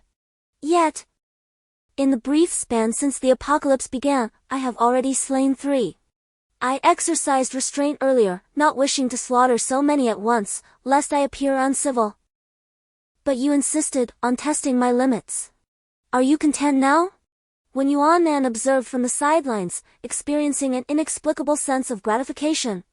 In the short time since the apocalypse, she had witnessed too much depravity and felt no sympathy for these individuals. Still, no one dared to speak, as if they had forgotten their earlier pronouncements of indifference to death. When faced with genuine mortality, who would utter such words? though they harbored a fervent desire for power. They also needed the life to enjoy it. And this Yi Yan was not one to be trifled with. The fate of the bespectacled man served as a stark warning. As Yi Yan observed the silence enveloping the crowd, he felt as though time itself had intertwined. In his previous life, within the confines of the concentration camp, he too had been one of those who dared not speak, nor lift their gaze. Now, in this new world, scarcely half a day into the apocalypse, he had transformed into a figure of terror, an insurmountable barrier for others. This sensation of being elevated, possessing the power to dictate life and death, was indeed exhilarating.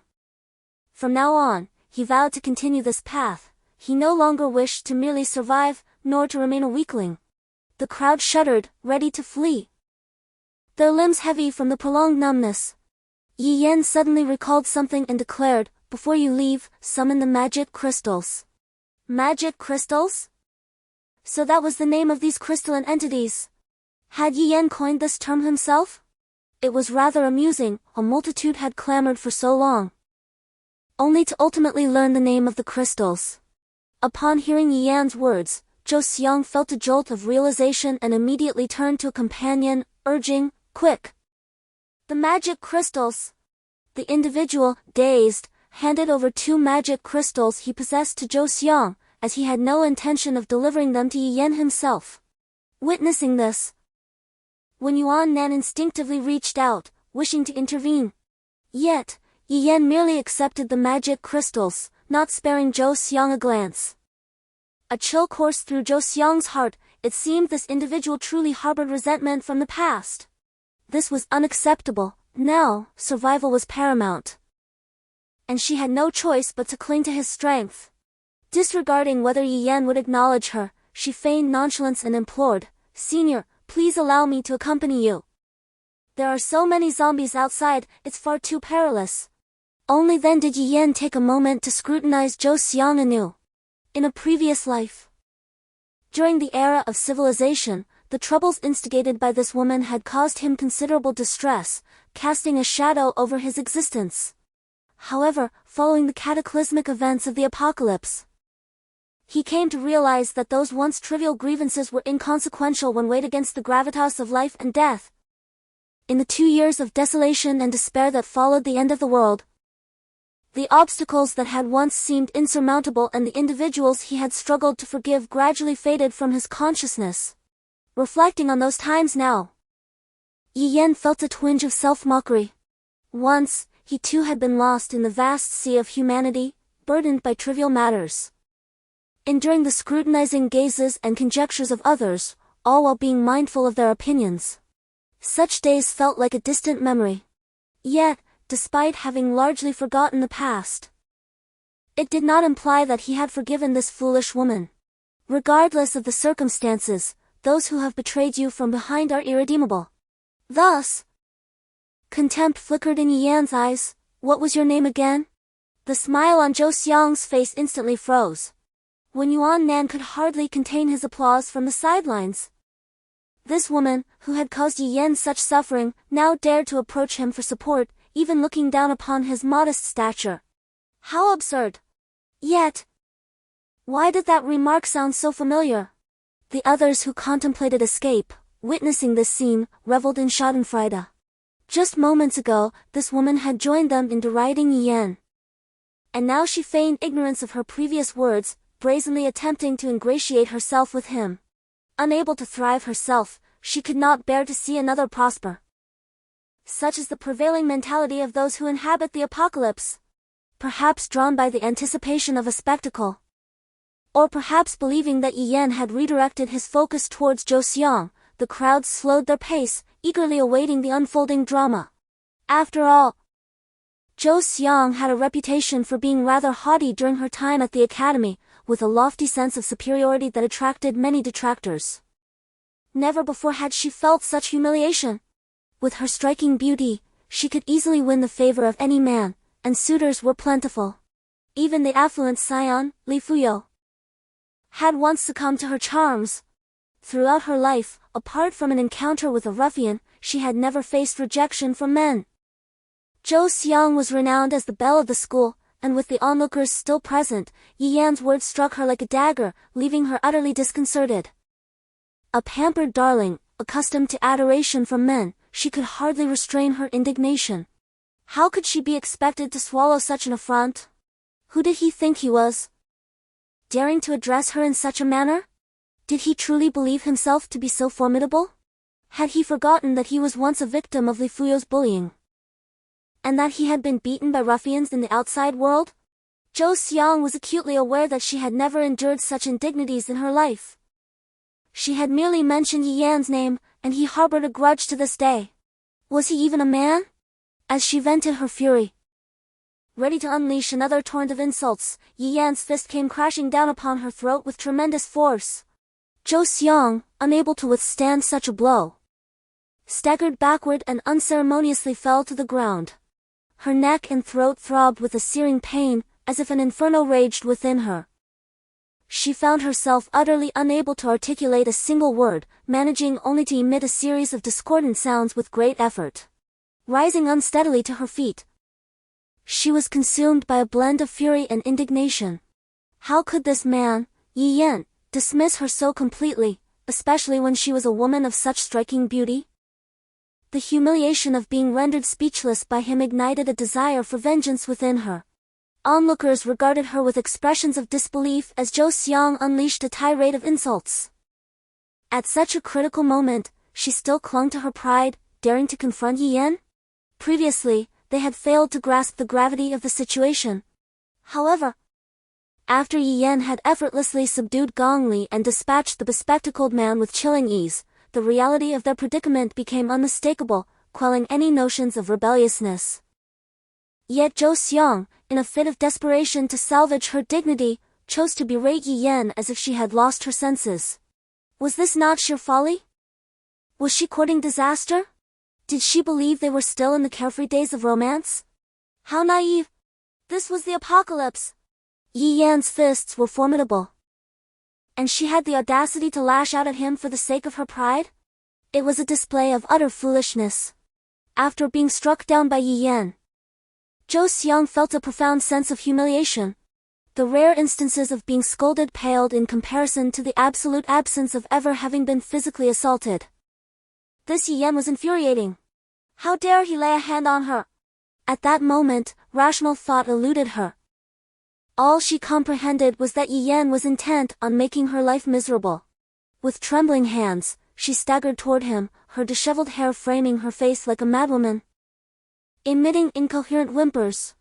At that moment, she only perceived Yi Yan before her suddenly sway, and then a heavy blow struck her knee, sending a dull pain coursing through her body, causing her to collapse to the ground. Yi Yan's voice, cold and detached, echoed, "Li Fuyo? That kind of scum.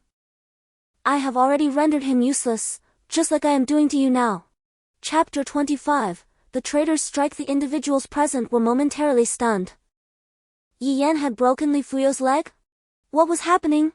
Yet, given Yi Yan's formidable prowess, it seemed improbable that he would fabricate such a tale for the sake of pride. He did not strike one as the type to do so. The manner in which he had dispatched others revealed that he was certainly capable of such acts. Moreover, in this apocalyptic era, taking a life had become a trivial matter.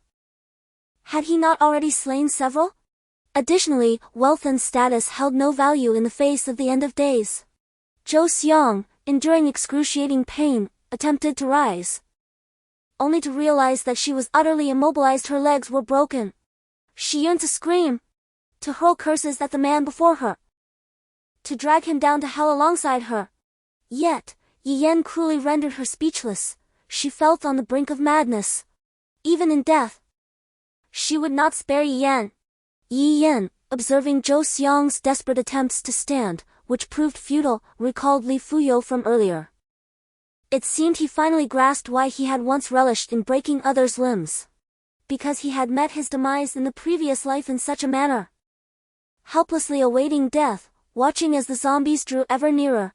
In that moment of rebirth, Yi Yan vowed that in this life, he would become a force to be reckoned with, so powerful that no one would dare to touch him, no one would ever dare to challenge him. In his previous life, He was determined to settle accounts with those who had wronged him. The woman before him, now utterly frantic yet incapable of uttering a word, seemed to owe him a debt as well. Although Yi Yan initially wished to refrain from bringing this up, the reminders from Li Fuyo, Liu Peng, and now Zhou Xiang regarding this matter were incessant. Very well, since they were in school, it was likely that many were aware of this situation. Yi Yan resolved that should anyone attempt to provoke him with this issue again, he would not endure it as he had today. This woman, whether she had instigated this incident in his past life or was now displaying audacity before him, had become a justification for him to teach her a lesson. Yi Yan regarded her as one might observe an insignificant ant. How exhilarating it felt to hold another's life and death within his grasp. Others, aware that Zhou Xiang had already incensed Yi Yan, quietly exited the library, fearing they might provoke the harbinger of death himself. Yi Yan coldly scrutinized Zhou Xiang. At that moment, her beauty was utterly lost, her face streaked with tears and snot, yet she could not produce a sound. This was a grudge from before the onset of the apocalypse. Though he had no desire to hold her accountable, silencing her foul mouth now served as an appropriate lesson. When Yuan Nan watched Yi Yan and the nearly deranged Zhou Xiang, realizing once more that they were indeed in an apocalyptic world, one could kill at will, simply at the whim of another's displeasure. Yet this time, when Yuan Nan felt no discomfort, being by Yi Yan's side, she seemed to adapt to the harsh realities of this new world at a pace faster than most. With that, Yi Yan cast Zhou Xiang aside, leaving her to fend for herself, indifferent to her plight. At that moment, the three individuals who had just been bound emitted indistinct cries. Upon closer inspection, it became evident that they had begun to undergo a grotesque transformation, their skin visibly turned a ghastly gray, gradually decaying into putrid flesh that exuded a repugnant stench. The magical crystals atop their heads also began to reveal themselves. Witnessing this, when Yuan Nan rushed forward with remarkable swiftness, wielding her axe to dispatch the three bound zombies before swiftly extracting the magical crystals. Yi Yanshao observed her with a cheerful demeanor, while when Yuan Nan, blushing with embarrassment, tucked the crystals into her pocket, exclaiming, "I now possess 10 magical crystals. The bound zombies are merely free crystals discarded on the ground. Why wait for you to do the killing?" Yi Yanshao replied, "Let us ascend to the next floor. We have amassed over 100 magical crystals." When Yuan Nan, in a state of excitement, followed closely behind Yi Yanshao. "May I disappear alongside you this time?" This marked her first encounter with the traitor since hearing about its capabilities. Previously, when Yi Yanshao had vanished during a transaction, she had been eager to experience it herself. She was also curious about the nature of the transaction and what the evolution agent looked like. Yi Yanshao smiled, already possessing an answer in her heart. "It depends on my mood." When Yuan Nan playfully stuck out her tongue, silently acknowledging, "Of course, you're amazing, you call the shots." In fact, during Yi Yanshao's frenzied zombie slaughter on the first floor, the zombies on the second and third floors had been lured down. With the number of zombies on those floors dwindling and posing no threat, the two opted not to take the fire escape, instead clearing the zombies along the way. Encountering a multitude of dismembered limbs along the way, with nary an intact corpse in sight, when Yuan Nan's comprehension of the post-apocalyptic world deepened profoundly. As for Yi Yan, such scenes had become commonplace, rendering him entirely desensitized. Upon reaching the fourth floor, their accumulation of magic crystals neared 200. However, even before they could push open the door, the cacophony of voices emanating from within suggested a considerable number of occupants. Previously, the number of individuals remaining here had been, at most, a mere dozen. Could it be that others had sought refuge within? When Yuan Nan grew apprehensive, for with such a multitude of people, it was inevitable that someone would discern the secret of the traitor. Yi Yan's prior conduct indicated a desire to keep the traitor's existence concealed. Indeed, a glance at Yi Yan revealed a countenance of displeasure. Yi Yan advanced and forcefully thrust the door open, his brusque action startling those within. Though they were aware that the number of zombies outside had dwindled, Who could afford to relax under such circumstances? Each was on edge. And Yi Yan's forceful entry had nearly frightened them out of their wits. In the immediate aftermath, someone exclaimed coarsely, "What the hell? Who's the blind idiot? Are you sick in the head? Damn it, couldn't you open the door more quietly? What if you attract the zombies?" However, upon recognizing Yi Yan, the voices diminished considerably. Though the grumbling persisted. "Couldn't you be quieter?" Evidently, the majority within recognized Yi Yan, despite his attire being stained with dried blood. Yi Yan coldly surveyed the assembly. And those who had been present in the drawing room earlier lowered their heads sheepishly upon meeting his gaze. At this moment, half of the individuals in the gallery were gathered by the window, where the traitor resided. Clearly, prior to the arrival of Yi Yan and Wen Yuan, they had been engaged in discussions concerning the traitor. Yi Yan strode purposefully towards the traitor, wholly disregarding the assembly of people, exuding an air of indifference. Wen Yuan followed closely behind, casting wary glances at those surrounding them. She observed that nearly every gaze directed at Yi Yan was rife with jealousy, discontent, and indignation. Indeed, before they could reach the traitor, a man intercepted Yi Yan, speaking with a tone laden with hostility. "Do you know who this person is?" Among the 30 or so individuals present, they were likely survivors from the library. Many had witnessed Yi Yan vanquishing zombies firsthand. How could they be oblivious to his identity?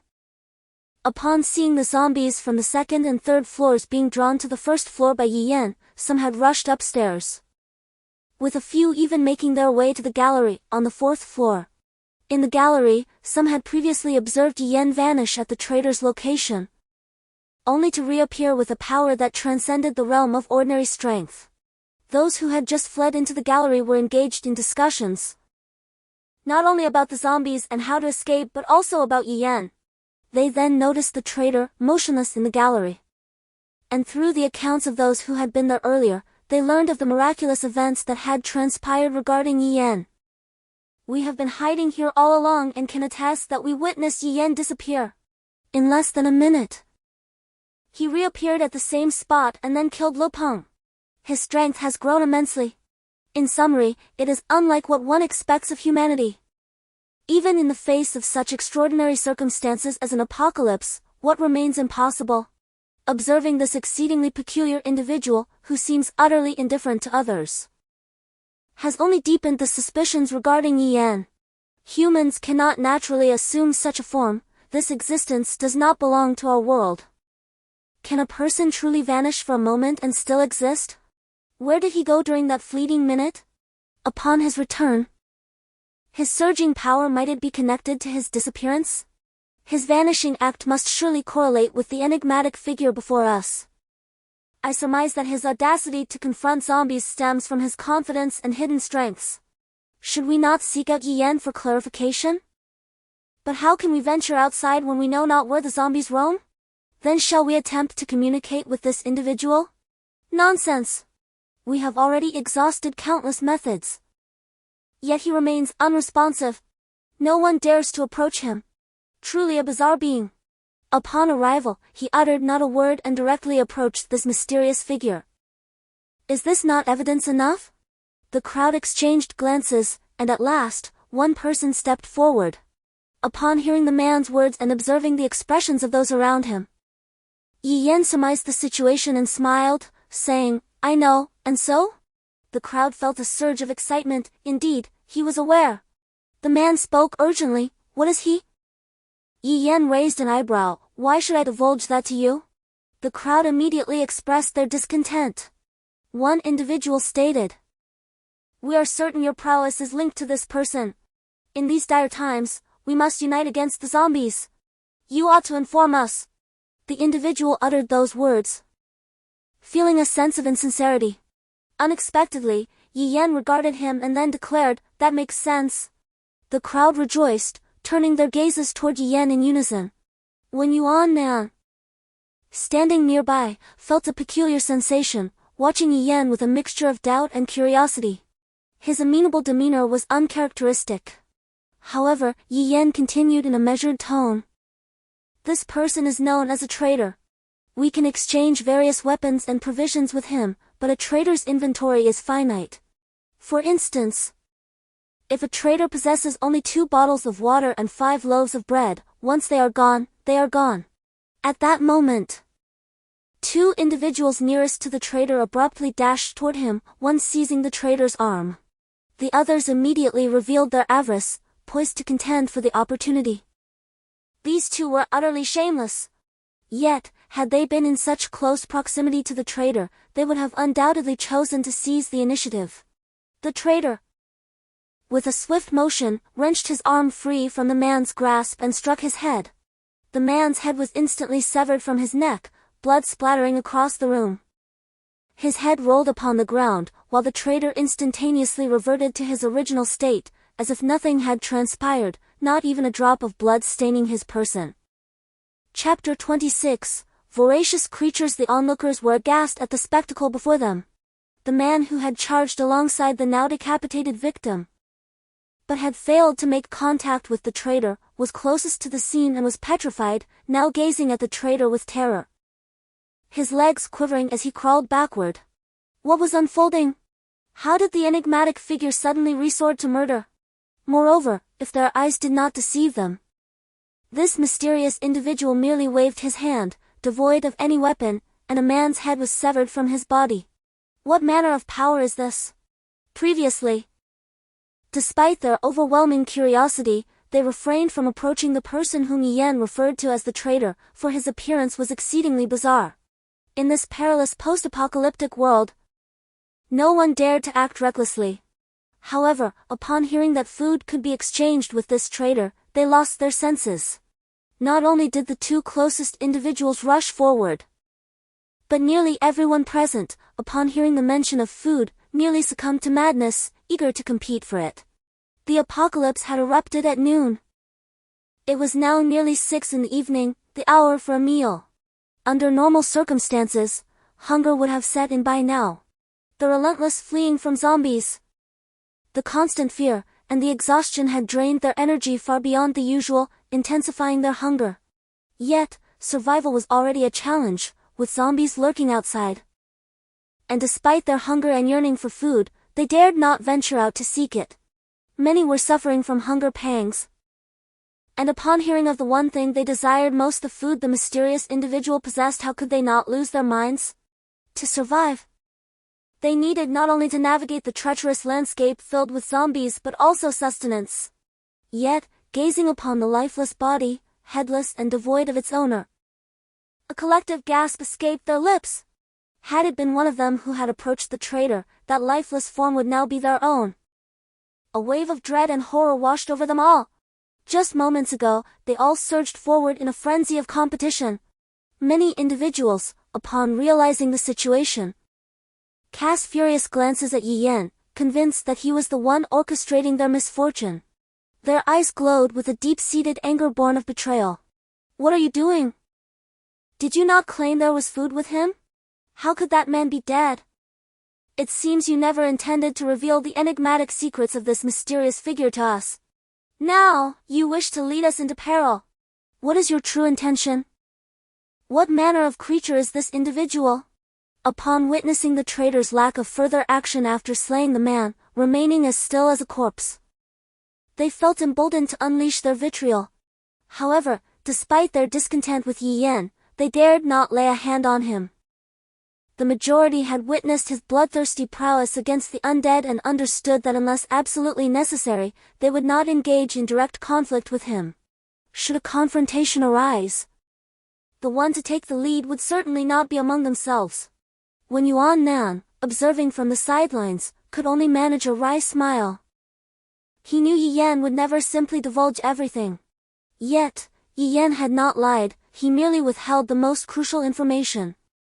The food at the trader's location was not the most valuable commodity, rather, it was the extraordinary items that transcended common understanding, such as the various weapons and evolution agents that one might find only in novels or on television. However, when Yuan Nan had not anticipated that most of those present had already surmised that the trader's power was undoubtedly linked to Yi Yan's own formidable abilities.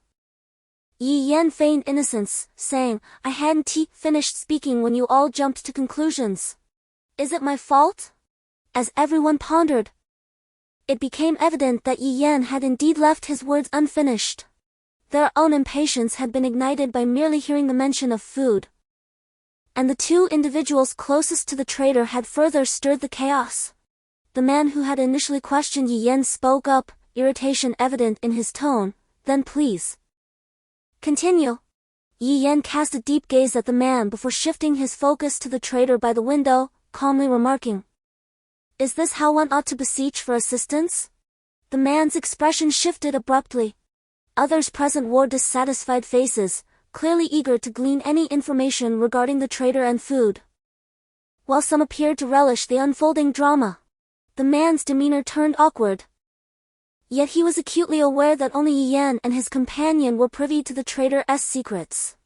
Moreover, this traitor possessed not only the knowledge to enhance one's strength but also the means to procure sustenance. Were it anyone else, he might have resorted to force, however. Yi Yan was not of that ilk.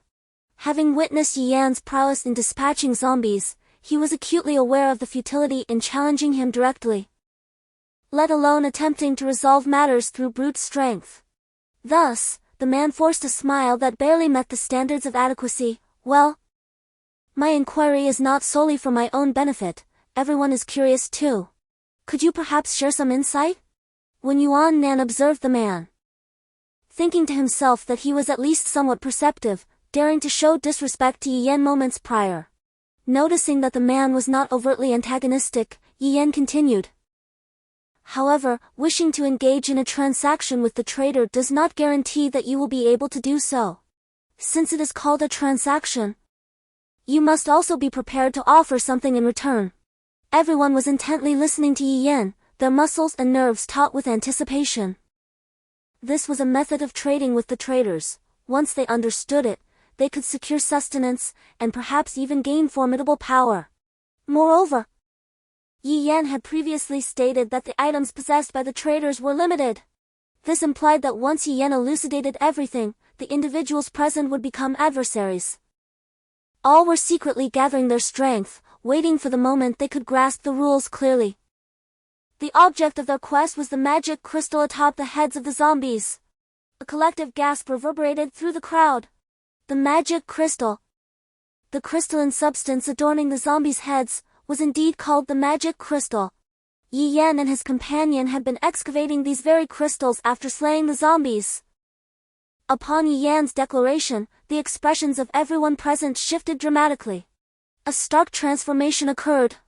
If moments ago their gazes were filled with jealousy and wariness towards Yi Yan, now they brimmed with avarice.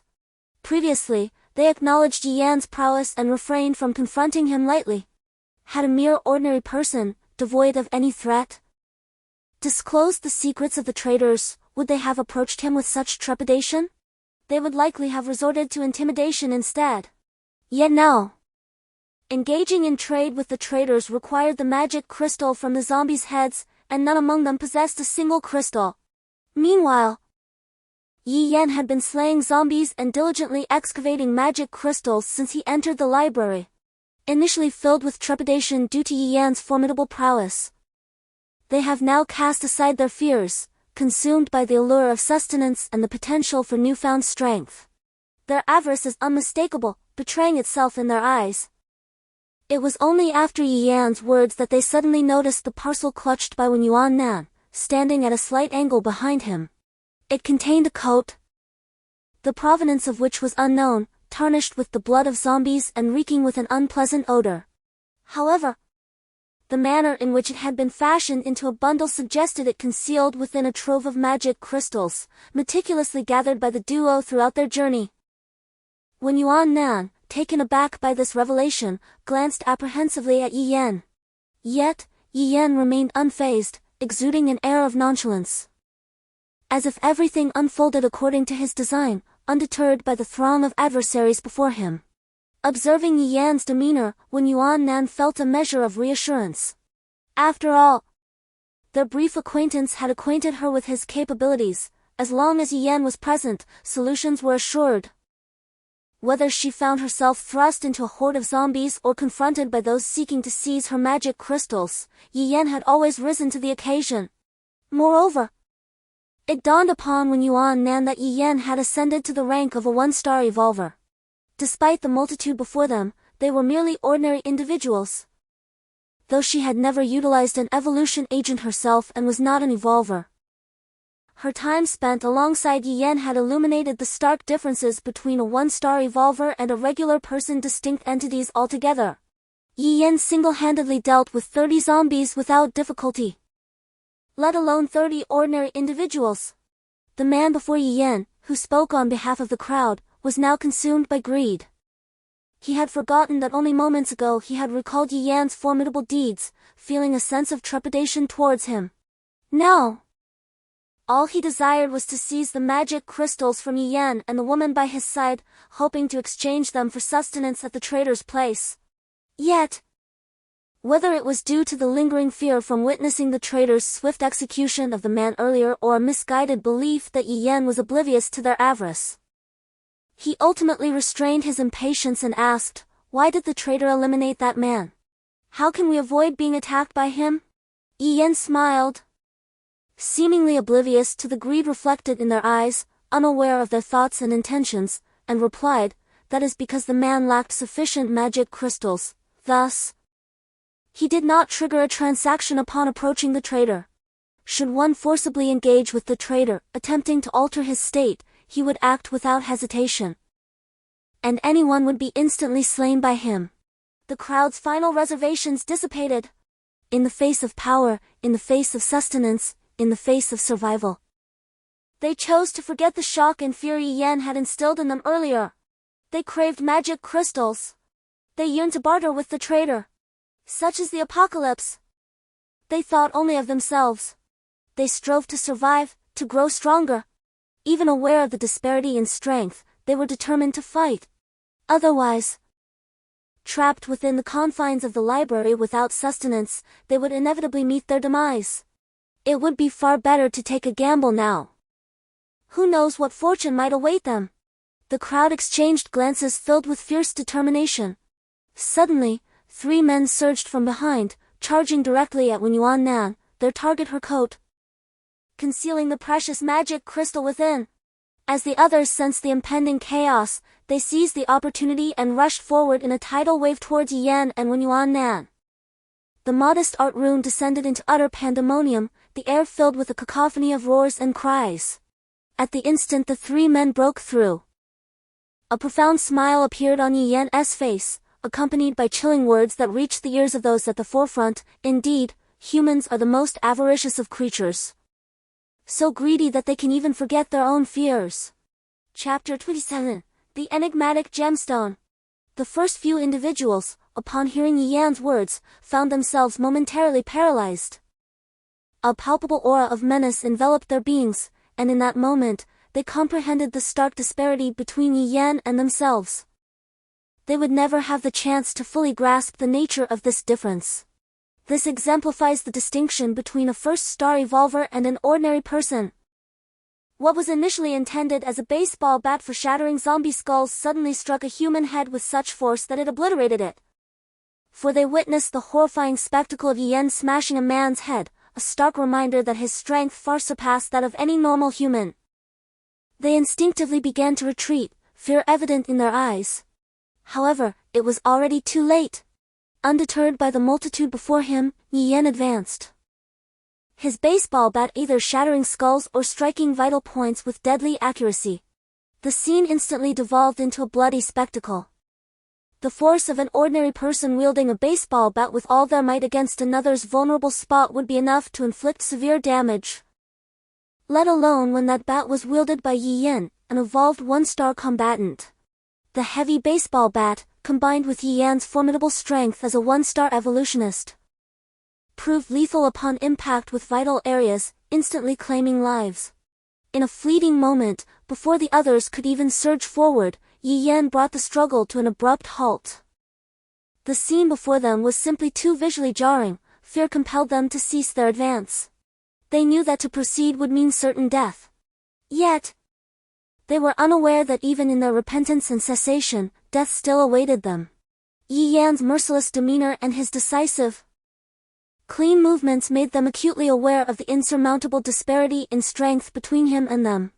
Everyone paused, staring blankly at the 5 individuals who had perished in an instant, their emotions consumed by terror and regret.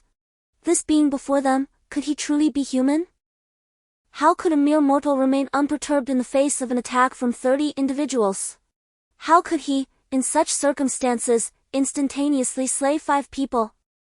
It was simply too overwhelming. His speed, his decisiveness, his movements, his mindset, none of these were attributes of an ordinary person. Nor should they belong to someone who had only recently experienced the apocalypse. However, everyone's contemplation was cut short, for they realized that although they had stopped, Yi Yan had not. Yi Yan approached with a cold smile gracing his lips, his expression inscrutable to those around him. The crowd, who had just moments ago boisterously threatened to seize the magic crystal, now recoiled in fear, their eyes fixated on Yi Yan, dreadfully aware that he could very well turn his attention to them next. Clutching a bloodied baseball bat, Yi Yan's weapon bore not only the blood of the undead but also that of a human. Terror gripped the hearts of all present. They had just witnessed Yi Yan's formidable strength and comprehended that he would show no mercy, harboring no qualms about taking a life. How foolish they had been to entertain the delusion of snatching something from this man. One trembling individual stammered, I apologize, we were just caught up in the moment. As he spoke, Yi Yan's gaze fell upon him, causing the man to falter, his words tangled in fear. Cold sweat beading on his brow. Yi Yan's eyes were chilling, as if he were regarding a lifeless corpse. Indeed, before the man could finish his sentence, Yi Yan swung his bat, shattering his skull. A heavy silence enveloped the group, none daring to utter another word, fearful of hastening their own demise. Yi Yan surveyed the faces around him, etched with despair, terror, and regret, and for a fleeting moment, he relished the fear he inspired in others. The lives of these individuals lay utterly within his grasp, contingent solely upon his whims. Surely, it was his turn to reign supreme in this life. Originally, I had no intention of taking your lives, however, you insisted on making the first move. Yi Yan paused momentarily, then, feeling a sense of ennui, concluded, so be it. I indeed wish to kill you. Is a reason truly necessary? With that, one individual lunged at Yi Yan as if possessed, but merely a meter away. His skull was shattered by a baseball bat. It must be said that Yi Yan's ease in obliterating a person's brain was akin to that of dispatching a zombie. Many, upon hearing the death sentence pronounced by Yi Yan, recklessly charged forward one after another, thus sparing him the trouble of hunting them down individually. The cries of despair and desperation emitted by individuals facing their demise were truly heartrending. When Yuan Nan, listening nearby, felt a wave of physiological discomfort, while Yi Yan had long since acclimatized to such sounds. With effortless precision, Yi Yan dispatched over 30 individuals, transforming the art room into a scene of gruesome carnage. A chaotic shambles. Speaking to himself, he remarked, fortunately, there are no second-level zombies around, otherwise, this blood would inevitably attract them. Upon hearing this, when Yuan Nan suppressed his discomfort, now filled with tension and curiosity, inquired, second-level zombies? Do zombies also evolve? His eyes widened in astonishment. A rare flicker of concern appeared in Yi Yan's gaze. This apocalypse is far more perilous and brutal than you can imagine. Finally, seemingly to elucidate to Yuan Nan why he felt compelled to eliminate all these individuals, Yi Yan stated, the moment they obstructed me without courtesy, the instant they cast their malevolent glances my way, their fate was sealed. Remember, in this wasteland, never leave those who harbor ill intentions toward you alive. Having spoken, Yi Yan recalled the individual he had inadvertently spared, and a fleeting resurgence of the murderous intent that had just subsided flickered in his eyes. When Yuan Nan discerned that Yi Yan was elaborating for her sake, and a warmth stirred within her heart.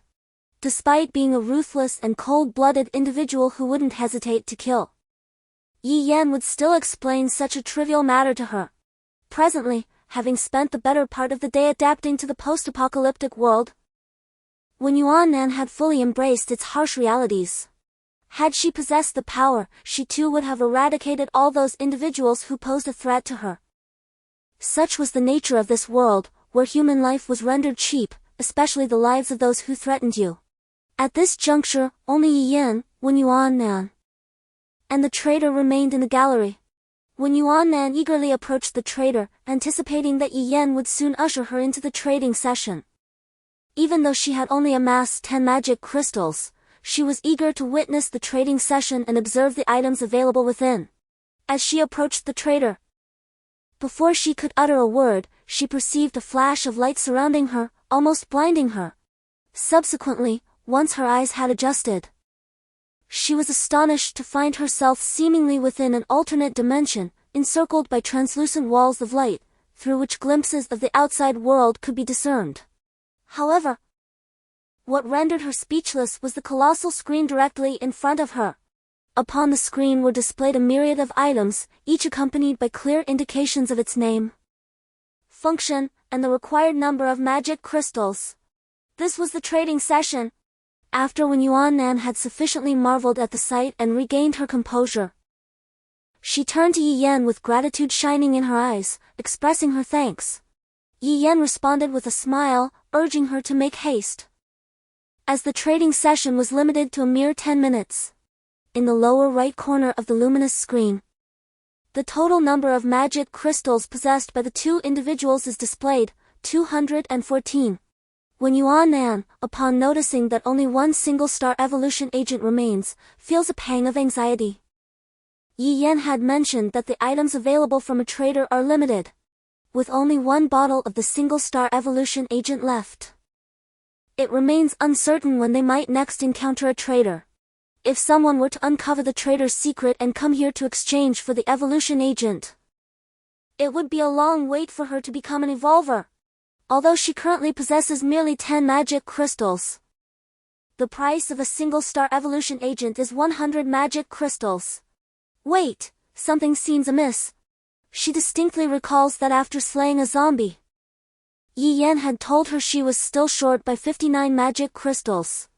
This had led her to believe that a single star evolution agent required only 60 magic crystals. When Yuan Nan paused, then inquired of Yi Yan, who was busy selecting items, does a single star evolution agent indeed require 100 magic crystals? The confusion deepened within her. Could it be that the trader adjusts the price based on the individual? Yi Yan, taken aback, soon realized the truth. Indeed, the price of this single star evolution agent is unequivocally 100. In the apocalyptic realm of his past life, this price remained unchanged. Now, when Yuan Nan's statement further confirmed that the single star evolution agent indeed costs 100 magic crystals, it is merely that Yi Yan's situation is exceptional. With excitement coursing through him, Yi Yan glanced at the luminous screen and grasped Wen Yuan Nan's wrist. What do you say? What is the price of the single star evolution agent? Yi Yan smiled, realizing that this purple hook jade is truly extraordinary. Not only does it allow him to sense the trader, but it also enables him to acquire items from the trader at a significantly reduced price. Indeed, there must be some correlation between the two, otherwise it would be implausible for me to barter for items at such a bargain from the trader. If this apocalypse were a game, I would be playing with a cheat code. Observing Yi Yan's unusual demeanor, Wen Yuan Nan inquired with curiosity, are the prices we see disparate? Yi Yan responded with a smile, remaining taciturn as he perused the items above. Remaining magic crystals, 4. 1 star evolution serum, only 1 vial remains, priced at 60. 3 bottles of immunity elixir, capable of rendering one immune to the zombie virus. Unless one is torn limb from limb, the zombies would be rendered impotent. Price, 40 magic crystals. A white battle blade. Price, 45. A white grade weapon, infinitely superior to the baseball bat Yi Yan currently wields. A handgun. Price, 40. Presently, the 1 star evolution serum and the white battle blade are indispensable. Next, the choice lies between the immunity elixir and the handgun. Chapter 28. When Yuan Nan's evolution, Yi Yan selected the items: 1 vial of 1-star evolution serum, 1 white battle blade, and 2 bottles of immunity elixir, expending 185 magic crystals, leaving him with argent, insufficient for anything substantial, save for some sustenance. When Yuan Nan gazed in astonishment at the items in Yi Yan's possession, as well as the remaining magic crystal count displayed beneath the luminous screen. What is transpiring? 1 vial of 1-star evolution serum, 100. 2 bottles of immunity elixir, 140, already exceeding their collective magic crystal reserves. And there is also a white battle blade, and an additional 29 magic crystals? Is this an affront to my mathematical competence? Yi Yan observed that when Yuan Nan was about to question him, and without hesitation, he pressed a star evolution agent into her hand, effectively silencing her. Now is the time for evolution, this is a safer option. When Yuan Nan stared blankly at the evolution agent in her grasp, feeling a sense of confusion. Is this for me? Is this a star evolution agent? Is this meant to transform me into an evolved being? However, she refrained from inquiring why Yi Yan was presenting her with the agent at this moment. Since it had been offered, there was no need for politeness. After all, she could always repay him in kind later. Without further ado, she seized the evolution agent, the earlier questions now forgotten in the depths of her mind. With a heart full of nervous anticipation, she injected the agent into her body. In an instant, she felt a surge of formidable power rising from the depths of her being, saturating her entire form, completely cleansing her from the inside out. When Yuan Nan stood still, motionless, as she was awestruck by the earth-shattering transformations occurring within her, hardly daring to believe the reality before her. Is this evolution? Is this the effect of the evolution agent? It fundamentally alters a person's constitution, unleashing one's limits, and enhancing every aspect of one's being. It's as if one species is metamorphosing into another. The sheer magnitude of it was terrifying. This is evolution. Yet, a multitude of questions lingered in Yuan Nan's mind. Why had the apocalypse occurred? How did the traitors come into existence? What connection do the traitors have with the apocalypse? What is the principle behind the evolution agent? Why do the traitors possess such extraordinary abilities? All of these inquiries remained unanswered, even by Yi Yan. Nonetheless, everything had transpired. In a terrifying and despairing post-apocalyptic world, extraordinary traitors and evolutions have emerged. The answers to these mysteries will eventually reveal themselves, as long as one survives. The most crucial task now is to endure. Follow Yi Yan and persist.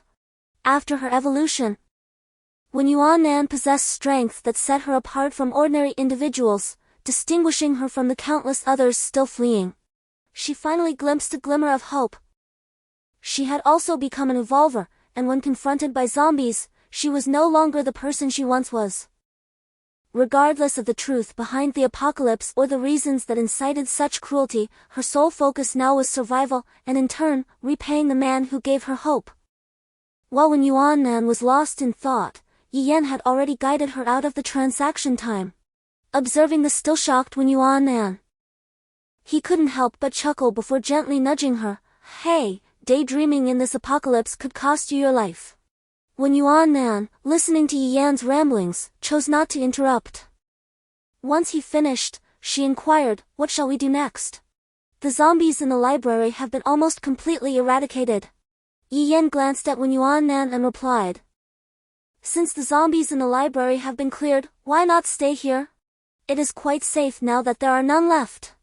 When Yuan Nan, filled with enthusiasm, retorted, what are you joking about? I'm no longer afraid of zombies. To me, they are merely magic crystals. I can slay them and exchange their remnants for weapons. With that, she cast a covetous glance at the white battle knife in Yi Yan's hand. The war blade emanated a white luminescence, an unmistakable indication of its origin as a unique artifact from the traitor, something previously non-existent in this world, and undoubtedly formidable. When Yuan Nan, only recently elevated to a 1-star evolver, felt a profound sense of frustration, akin to possessing immense strength with no outlet, having yet to confront a single zombie. The mere suggestion of remaining passively in a secure location was anathema to her. Yi Yan, observing the encroaching darkness through the window, declared in a somber tone. I can sense the presence of a traitor within the town, one whose aura surpasses that of the traitor we encountered. When Yuan Nan responded with a mixture of astonishment and eagerness, sense? A traitor? You possess the ability to sense traitors? Yi Yan, unafraid to divulge this information to Yuan Nan, as she was now entirely under his influence, knew that Yuan Nan had always perceived him as extraordinary, noting his apparent lack of fear toward the apocalypse and zombies. She marveled at his knowledge of combating zombies, his awareness of the traitor's existence, and his understanding of how to interact with them. It was as if Yi Yan had foreseen the advent of the apocalypse and had meticulously prepared himself. However, Yi Yan's revelation that he could sense traitors was utterly astounding to Yuan Nan. Perceiving his reluctance to elaborate, she refrained from further inquiry. She merely acknowledged that Yi Yan was the man who had rescued her from peril, the man who had transformed her into a one-star evolver. Her role was simply to remain by his side, serving him faithfully. As for these enigmatic matters, she would patiently await his inclination to share them. Yi Yan gazed out the window, pondering the state of the town. Surely, there would be more zombies than in the school. Our first destination is the school's convenience store, where we shall procure some sustenance to prepare for the days ahead. After all, exchanging magic crystals for food may seem advantageous to others, yet for us, it would be a considerable waste. In truth, both of them were already feeling the pangs of hunger. Since becoming first-star evolvers, their stamina and vitality had multiplied, consequently requiring even greater energy. Having slain numerous zombies and engaged in considerable physical exertion that afternoon, it would be strange if they were not hungry. Upon hearing this, Yuan Nan felt an even stronger urge to eat and promptly made his way outside. Then let us go. Which convenience store shall we visit? Yi Yan followed closely behind, observing Yuan Nan, brimming with enthusiasm after his evolution, and chuckled inwardly. We shall head to the convenience store beneath the teaching building. It is smaller in size, and there should be fewer zombies. Just be cautious and keep the noise to a minimum, so as not to attract a horde from the teaching building. At that moment, dusk had begun to settle, casting a dim light over the surroundings. The two of them strode confidently to the entrance of the library, as the zombies within had been nearly eradicated by Yi Yan. Standing on the steps outside the library, they surveyed the open area below, where scattered zombies and severed limbs littered the playground, accompanied by pools of human blood. In this instant, Yuan Nan, who fancied himself acclimatized to this apocalyptic world, could not help but feel a sting of tears. Had she not encountered Yi Yan at the outset of the apocalypse and sought him out, she might very well have been among the dismembered below. Such is the harsh reality of this brutal world. Yi Yan gazed upon the dismal scene before him, an unsettling familiarity washing over him, accompanied by a tinge of melancholy. Thoughts of his parents, whose whereabouts remained unknown, ignited a sense of unease in his typically composed demeanor. In his previous life, he had not discovered his parents at the onset of the apocalypse. Rather, he had inadvertently joined a group of survivors who led him to a rescue organization, only to find himself ensnared in a concentration camp. Astonishingly, his parents, through a series of unfortunate events, had also found their way to that very camp a month later. Perhaps the sole flicker of hope he had experienced in his former existence was the moment he reunited with them within those grim walls. Yet, the ultimate conclusion, best left unspoken. In this life, Yi Yan resolved that he would not allow such a fate to unfold. He was determined to locate his parents and exact vengeance upon the concentration camp. However, he was acutely aware that at this juncture in his previous life, his parents were wandering far from safety. Based on the accounts he had heard upon their reunion, they had been perpetually fleeing since the onset of the apocalypse, devoid of any stable refuge. Furthermore, the distance between the places they had visited and Yi Yan's school was considerable. Was it truly the case that he could only seek his parents within the confines of that camp? This realization left Yan, who had maintained unwavering confidence since his rebirth, ensnared in a web of uncertainty. Observing Yan's prolonged stillness, when Yuan Nan noted his peculiar demeanor and cautiously inquired, "Yan, what are you contemplating?" Taking a deep breath, Yan resolved to momentarily set aside his worries. For him, the most pressing concern was to leverage his advantages and swiftly enhance his capabilities. Then they set off towards the location of the concentration camp from their past life. Yi Yan had already bestowed the baseball bat he had previously wielded upon Wen Yuan Nan. Now, in his grasp was a gleaming white combat knife, recently acquired from a trader. The weapons from the trader were categorized by color, representing a tier of superiority far beyond the conventional arms of the world. This white combat knife, without a doubt, surpassed an ordinary blade by several magnitudes. Its mere weight in his hand felt entirely different, radiating an undeniable sharpness. It was incomparable to the baseball bat he had once used.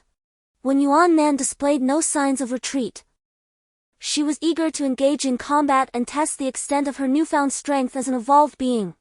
At that moment, at their destination, within the small shop outside the classroom building, "Brother, what do we do about the zombies outside? What else can we do? Are you going to lure them away?" "No." "Then stop your whining. There's plenty of food here, you won't starve. Speak another word, and I shall toss you out to feed them." Chapter 9. Someone. At the onset of the apocalypse, Li Shuefu and his 3 companions were in this small shop purchasing supplies. His brother, Li Fuyo, was training in the gym and had asked him to bring some water and snacks. At that moment, there were only a few patrons in the shop. The instant the apocalypse erupted, he and his companions remained untransformed into zombies, while nearly everyone else in the shop succumbed to mutation. In a critical moment, Li Shuefu kicked one of his companions out, using him as a shield against an approaching zombie, successfully slowing down the relentless horde behind. Li Shuefu, accompanied by his 2 followers and 2 uninfected individuals, hastily rushed through the door behind the checkout counter, swiftly locking it behind them. This room served as a break area for the convenience store staff, a cramped space containing only a square table typically used by part-time cashiers for their meals. The 5 of them were crammed into this confined area, with the terrifying presence of zombies lurking outside, leading to an atmosphere of palpable frustration. "Hey, I'm starving. Who's going to venture outside to bring back some food?" Li Shuefu hailed from a wealthy family, much like his brother, and was regarded as a significant figure at school. Countless individuals sought to ingratiate themselves with him for various reasons, often running errands or performing tasks on his behalf. This had fostered an expectation in him that others would cater to his needs. However, in this apocalyptic scenario, survival took precedence. Who would dare to risk their life for a mere request? Li Yan and Fang Junwen remained silent. Their habitual proximity to Li Shuefu was primarily motivated by the allure of luxury and indulgence. Associating with these affluent youths and government offspring granted them access to a different social circle, relationships that could prove advantageous in the future. Though their status among these elites was relatively low, relegated to the roles of sycophants and errand boys, the current reality of the apocalypse rendered such social hierarchies irrelevant. The most pressing concern was the preservation of their own lives. They had witnessed the fate of the unfortunate individual moments ago. Li Shuefu had callously discarded him, kicking him aside without hesitation. In an instant, that person lost his footing and was seized by the ravenous zombies behind him. The sight of someone with whom they had daily associated being lost so abruptly was both surreal and chilling. They harbored no doubt that had they been standing beside Li Shuefu at that moment, they would have acted in precisely the same manner. Thus, the 2 who typically heeded Li Shuefu's every word fell into silence. The other 2, of course, remained equally reticent. Wang Ting and Xie Xian, a couple fortunate enough to have escaped the fate of becoming zombies, swiftly took refuge behind the cashier's desk upon spotting the door. As they prepared to secure the entrance, they noticed Li Shuefu and his companions fleeing towards their location. After a moment's hesitation, they waited until the three were safely inside before locking the door. However, Li Shuafu did not express gratitude. Instead, he incessantly complained about the inadequacy of space for 5 individuals. This infuriated Wang Ting.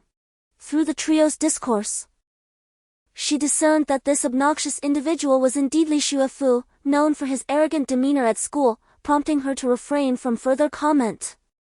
Upon realizing that the others were ignoring him, Li Shuafu's temper flared. "Hey! I am speaking here. Can you not hear me?" Although the world had transformed into a post-apocalyptic nightmare, the remnants of his former arrogance persisted, and due to Li Yan and Feng Zhenwen's habitual subservience to him, they had grown accustomed to yielding to Li Shuafu. Feng Zhenwen murmured softly, "Brotherly, there are zombies outside, how do we intend to escape?"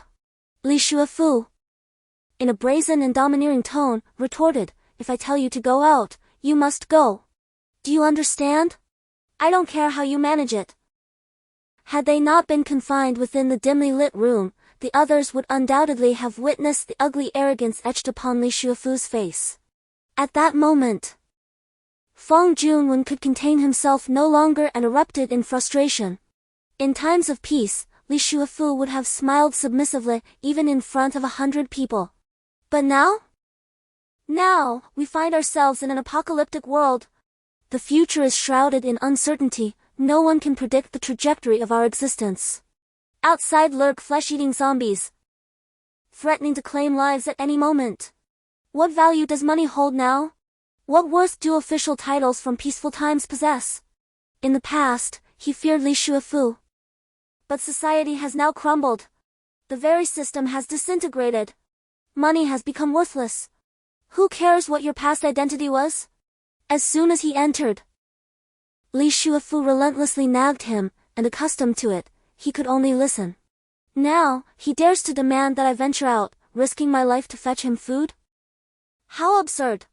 Once Feng Zhenwen contemplated all of this, he felt an even greater sense of fearlessness, and recalling the myriad of difficulties and ridicule imposed by Li Shuafu, his anger surged. Damn it!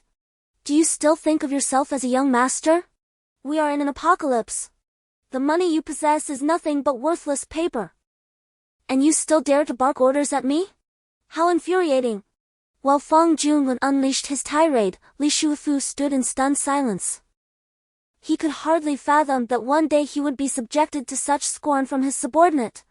It was an utter humiliation. Who is Feng Zhenwen? Who does Li Shuafu think he is? How dare he speak to me in such a manner? I could snuff out your life with a mere finger. After expressing those now, we find ourselves in a world on the brink of collapse. Who still cares about your former identity? Beside him, Li Yan was equally astonished as Feng Zhenwen unleashed his tirade. In Li Yan's mind, Li Shuafu had always been untouchable. It was only when Feng Zhenwen uttered those scathing words that he finally cast aside his lingering dread of Li Shuafu. Meanwhile, Wang Ting and Xie Xin watched the unfolding drama with keen interest. How could they not feel a sense of satisfaction witnessing the once exalted Li Shuafu being confronted? Moments earlier, Li Shuafu had taken advantage of the cramped, dimly lit room to harass Wang Ting more than once. As Feng Zhenwen saw Li Shuafu in a furious state, he felt an exhilarating sense of vindication. Kill me? Have you even considered the current circumstances? Your wealth, your family's influence, are utterly irrelevant now. If you wish to eat, go fetch it yourself, you fool! Li Shuafu continued to hurl insults, yet his words fell on deaf ears, rendering him even more humiliated. He chose to remain silent, though his resentment simmered beneath the surface. More crucially, the sky outside had darkened, perhaps past 7 o'clock. Li Shuafu's hunger was becoming unbearable, leaving him too weak to continue cursing. Ah, the apocalypse, is it? Soon, you'll learn that even in this desolation, you must heed my commands. This small room, already confined, boasted but a single tiny window. The moment the end of days arrived, the electricity ceased. Earlier, a flicker of light had managed to seep through the small window. But now, as darkness enveloped the room, only the view of the outside world remained. Outside, a few zombies wandered aimlessly, neither too many nor too few. However, a few could faintly hear the commotion emanating from the adjacent teaching building. Listening intently, it was evident that an overwhelming number of zombies must be present within. The atmosphere in the room grew increasingly tense. Aside from Li Shuefu, the other four engaged in sporadic conversation. At that moment, Xie Xian, who occasionally stood up to survey the situation outside in the confined space, suddenly shouted, "There are people! Someone is killing zombies!" Upon hearing this, the other four, though initially incredulous, instinctively stood up in astonishment. Unbeknownst to them, while Li Shuefu appeared to stand normally among them, his hand had stealthily crept towards the door lock. He swiftly unlocked the door, producing a sound that went unnoticed by the others, as their attention was entirely captivated by the two figures outside, whose actions left them utterly astounded. Before their eyes stood a seemingly unassuming young man wielding an extraordinary white long knife, deftly dispatching zombies with remarkable precision. The blade glinted with lethal sharpness, and with merely a gentle sweep, the zombie before him crumpled to the ground. Beside him, a woman effortlessly swung a seemingly hefty baseball bat, striking a zombie squarely on the head, obliterating its skull with a single blow. Their movements were devoid of flourish. They were clean and efficient, delivering fatal strikes with ease. The zombies before them resembled fragile toys, and any encounter with these two left no chance of survival. They fell instantly. Moreover, the duo maintained a remarkably low profile throughout their endeavor. Only the zombies within the combat zone would be drawn towards them. If any nearby zombies exhibited a tendency to congregate, the two would immediately hasten their retreat, displaying no inclination to engage in battle. The zombies outside seemed to be mere playthings, drawn by the commotion, only to find nothing upon arrival. Those fortunate enough to encounter the two would mistakenly believe they had discovered a meal, only to be swiftly dispatched. Had these first-tier zombies possessed intelligence and sentience, they would surely lament their misfortune in encountering such formidable opponents. Even more peculiar was the fact that with each zombie they vanquished, the duo made a concerted effort to extract the crystals from their foreheads. The four individuals inside stood transfixed, unable to believe their eyes. Was it truly possible for anyone to eliminate zombies with such ease? Were these two even human? It was not until Li Yan uncertainly remarked, "That person, isn't that Yi Yan?" That realization dawned upon them.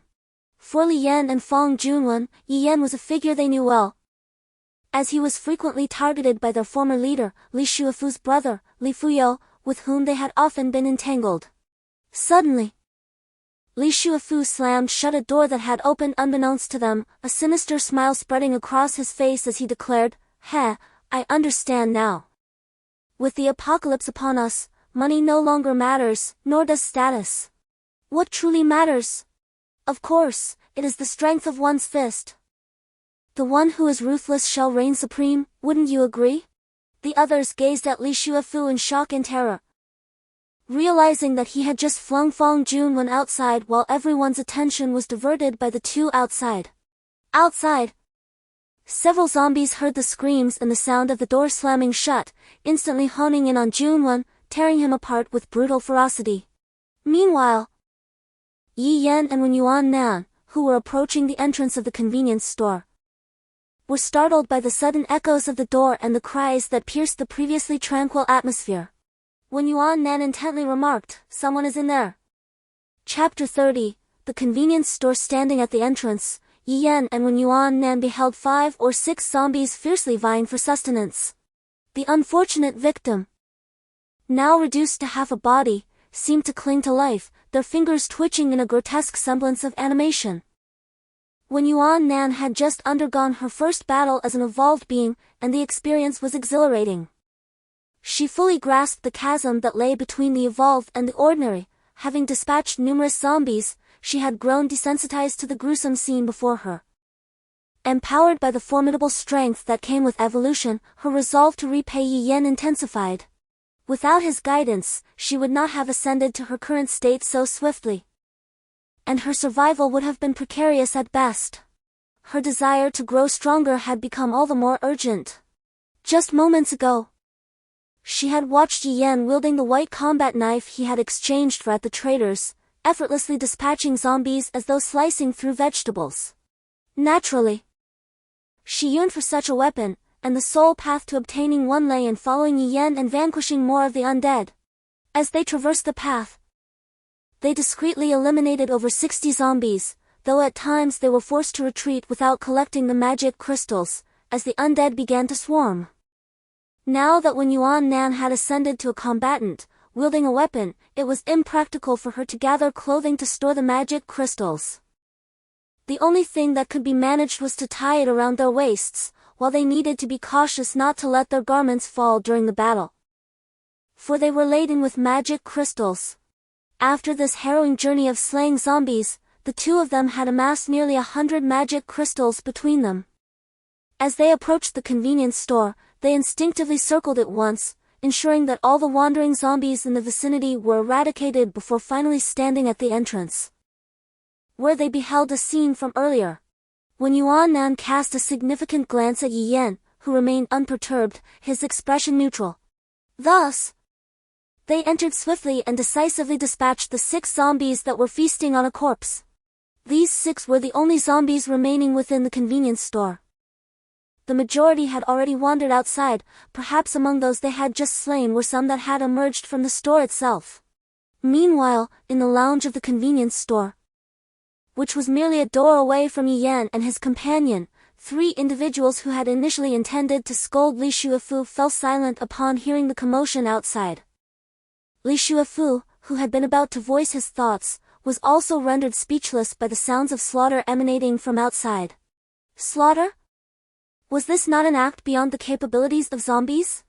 Did someone dare to confront the zombies? Li Shuifu had been preoccupied with dealing with Feng Junwen, entirely oblivious to what his companions were observing or discussing, and thus unaware that outside, 2 individuals were vanquishing zombies, one of whom was an acquaintance of his. How amusing!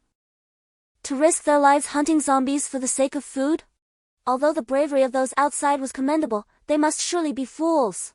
With a stroke of luck, one might slay a single zombie. However, the zombies outside were not limited to just 1 or 2.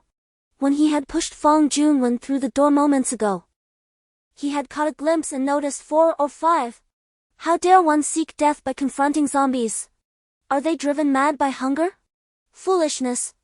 At this moment, Li Shuifu, having avenged himself, felt an exhilarating sense of relief. During peacetime, he relied on his family's influence and wealth to indulge in his desires without breaching the law. Now, with the apocalypse upon them, as Feng Junwen had stated, everything had transformed. Law, order, morality, all had crumbled. He could truly act with impunity now. To kill was merely an act devoid of consequence, unless one faced a stronger fist. Ha! An apocalypse? There is nothing inherently wrong with it.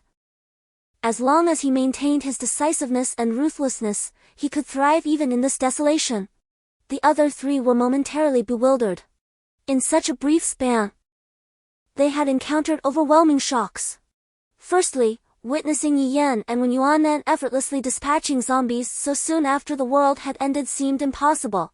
Secondly, the very person who had just spoken with them was suddenly killed by someone nearby. This exemplified the harsh reality of the apocalypse.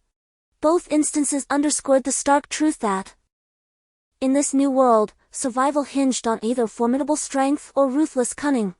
Those devoid of any power could protect nothing, not even their own lives. Such was the fate of Feng Junwen. Although the group harbored grievances against Li Shuifu, and felt sympathy for the subordinates who had fallen victim to him, including the recently deceased Feng Junwen, they understood that in this apocalyptic reality, mere self-preservation was the greatest fortune. Who would dare to advocate for the 2? Had they possessed strength, perhaps they could have intervened on behalf of the fallen. Yet, they found themselves powerless in this desolate world, left with only the option to remain wary of Li Shuifu. The 3 individuals were acutely aware that the figures outside were Yi Yan and that girl. After the series of events that transpired today, they had begun to grasp the unsettling truth. Perhaps the most fearsome aspect of the apocalypse was not the zombies, but rather humanity itself. Moreover, they were uncertain of the circumstances surrounding Yi Yan and the girl. If they were akin to Li Shuefu, venturing outside would be akin to courting death. While they might guard against Li Shuefu's treachery, confronting two formidable individuals like Yi Yan was a different matter entirely. Thus, rather than immediately seeking assistance, they opted to remain within. Li Shuefu listened intently to the strange sounds from outside, lowering his breathing to a whisper. At that moment, when Yuan Nan noticed the tightly shut door behind the cash register and exchanged a meaningful glance with Yi Yan, who merely nodded in acknowledgement, revealing nothing further. "Let us close the door, it's getting late. We shall spend the night in this convenience store," Yi Yan stated. Although he could sense the presence of traders outside the school, they seemed to be at a considerable distance, allowing him only to vaguely discern their direction. With the clock having passed 7, twilight fell quickly in the apocalypse, making it wise to rest here for the night. When Yuan Nan glanced at the door to the lounge and obediently proceeded to shut the convenience store's entrance. The store featured the typical dual glass doors found in supermarkets. Once closed, when Yuan Nan wedged a broomstick into the door handle, rendering it inoperable from the outside, especially against the mindless first-level zombies. Peering through the glass doors, they could see clusters of zombies wandering aimlessly nearby, with no sign of human presence. By this time, those who were still alive had likely found refuge from the horrors outside. The two individuals discovered 2 large travel bags. Yi Yan instructed, "Pack plenty of food to satiate our hunger, and fill several bottles with water." Carrying such weight may have posed a challenge for Wen Yuanan 2 hours prior. Yet for her, now transformed into an evolved being, it felt as light as a feather. Thus, Yi Yan unhesitatingly urged her to fill the travel bags to the brim. When Yuanan nodded, first shoving several bags of biscuits into the bag before succumbing to her hunger, tearing open a packet and stuffing her mouth. She felt as though she might perish from starvation. As an evolved being, her energy requirements surpassed those of an ordinary person. After a whole afternoon spent battling zombies and mining magic crystals, and having dispatched numerous zombies on their way, her hunger was unbearable. After packing a few items, Yi Yan too could no longer withstand his hunger and began to eat. The 4 inside held their breath, listening intently to the muffled conversation between the two, followed by the sound of a door closing. Now, they could hear the unmistakable crinkling of food packaging.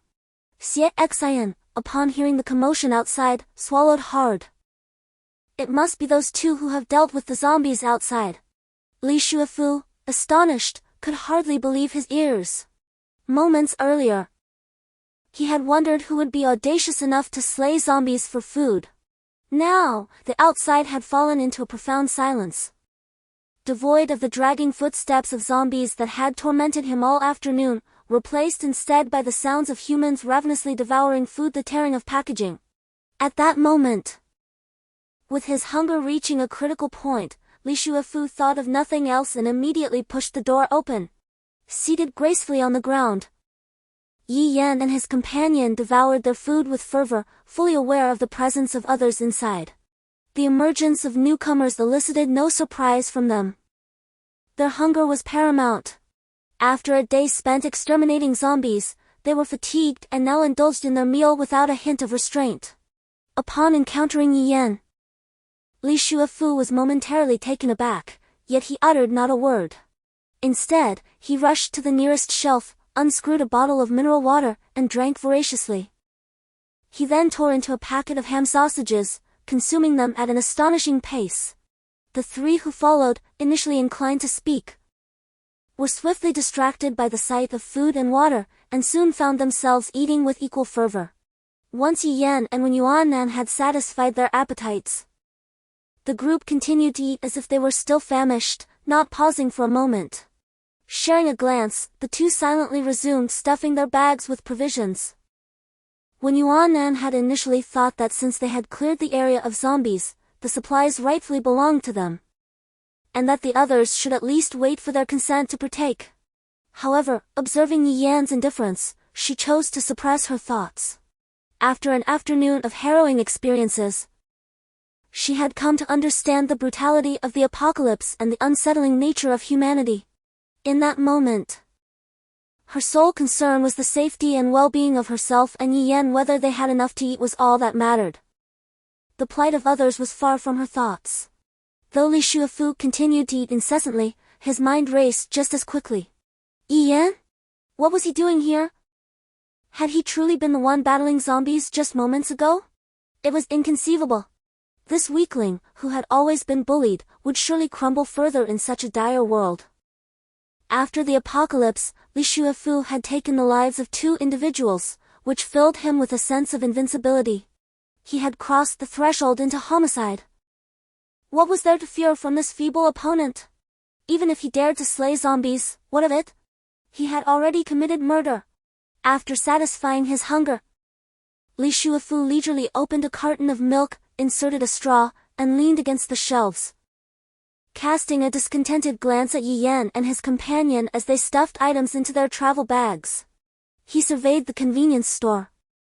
What he once deemed small and lacking in variety now appeared to him as a veritable treasure trove.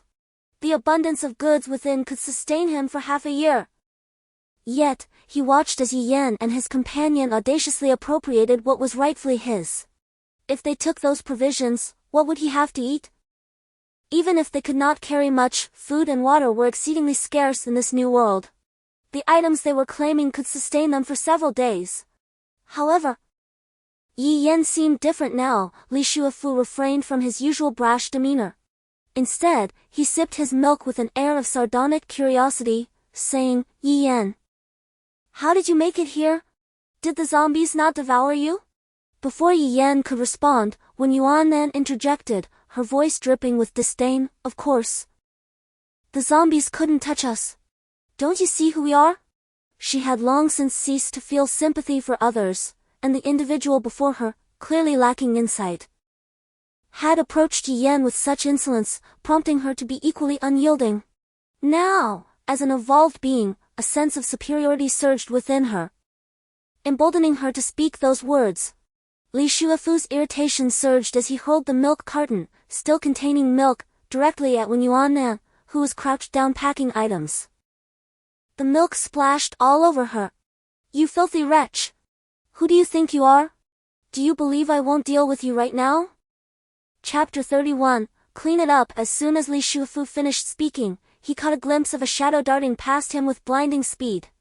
In the next moment, an overwhelming force struck his side, rendering him utterly powerless to resist. With a pained cry, Li Shuafu fell clumsily to the ground. To his horror, he discovered he could not rise. The agony in his waist intensified after the immense force dissipated. Gritting his teeth in pain, he could hardly fathom that a single individual possessed such terrifying strength and astonishing speed. He glared at Yi Yan, concealing a deep-seated fear. The other 3, witnessing this scene, instinctively ceased their eating and stared in terror at Yi Yan, who had appeared beside Li Shuafu without their notice. They had only glimpsed a fleeting shadow before Yi Yan materialized next to Li Shuafu. They understood that Yi Yan showed no fear when confronting zombies. But seeing him up close revealed the sheer magnitude of his power, far exceeding human limits.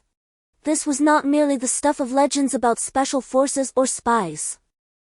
This was an eerie speed one would only expect to find in television dramas or novels. When Yuan Nan had initially intended to take matters into her own hands, but with Yi Yan's swift intervention, she felt a wave of gratitude, even as her earlier frustration found no outlet. She rose to her feet and approached Li Shuafu, who could almost be described as a shell of a man, her eyes ablaze with intensity. "What did you just say?" Li Shuafu gazed at Wen Yuannan with an expression of disbelief, never anticipating that matters would escalate to this extent.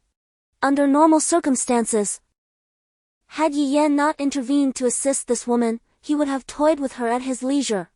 When did Yi Yan become so formidable? How did he appear at my side so suddenly? With a mere kick, how was I sent sprawling to the ground? Yi Yan regarded Li Shuafu with a hint of derision, yet he addressed Wen Yuannan. "Did you not hear what he just said?" Upon finishing his words, Yi Yan seized the collar of Li Shuafu's shirt and hoisted him effortlessly. "You see, I detest it when others meddle with what belongs to me. When Yuan Nan's face flushed crimson upon hearing this. Was he referring to me? Did Yi Yan truly consider me his possession? A wave of joy surged within her. Meanwhile, Li Shuafu was drenched in cold sweat. This seemingly feeble Yi Yan had inexplicably gained such strength, lifting him with a single hand. Li Shuafu struggled to maintain his composure. Yet the dread of Yi Yan and death entwined within him like creeping vines, ensnaring his entire being. What belongs to you? I have never touched your belongings. Yi Yan observed the remnants of crumbs at the corner of Li Shuafu's mouth and let out a chilling laugh. The zombies surrounding this convenience store and within it were all dispatched by me, thus, everything inside is naturally mine. You have not only tampered with my possessions but also squandered my resources. Having spoken, Yi Yan casually grasped Li Shuafu and calmly made his way to the spot where Yuan Nan had just been seated. The area still bore remnants of milk.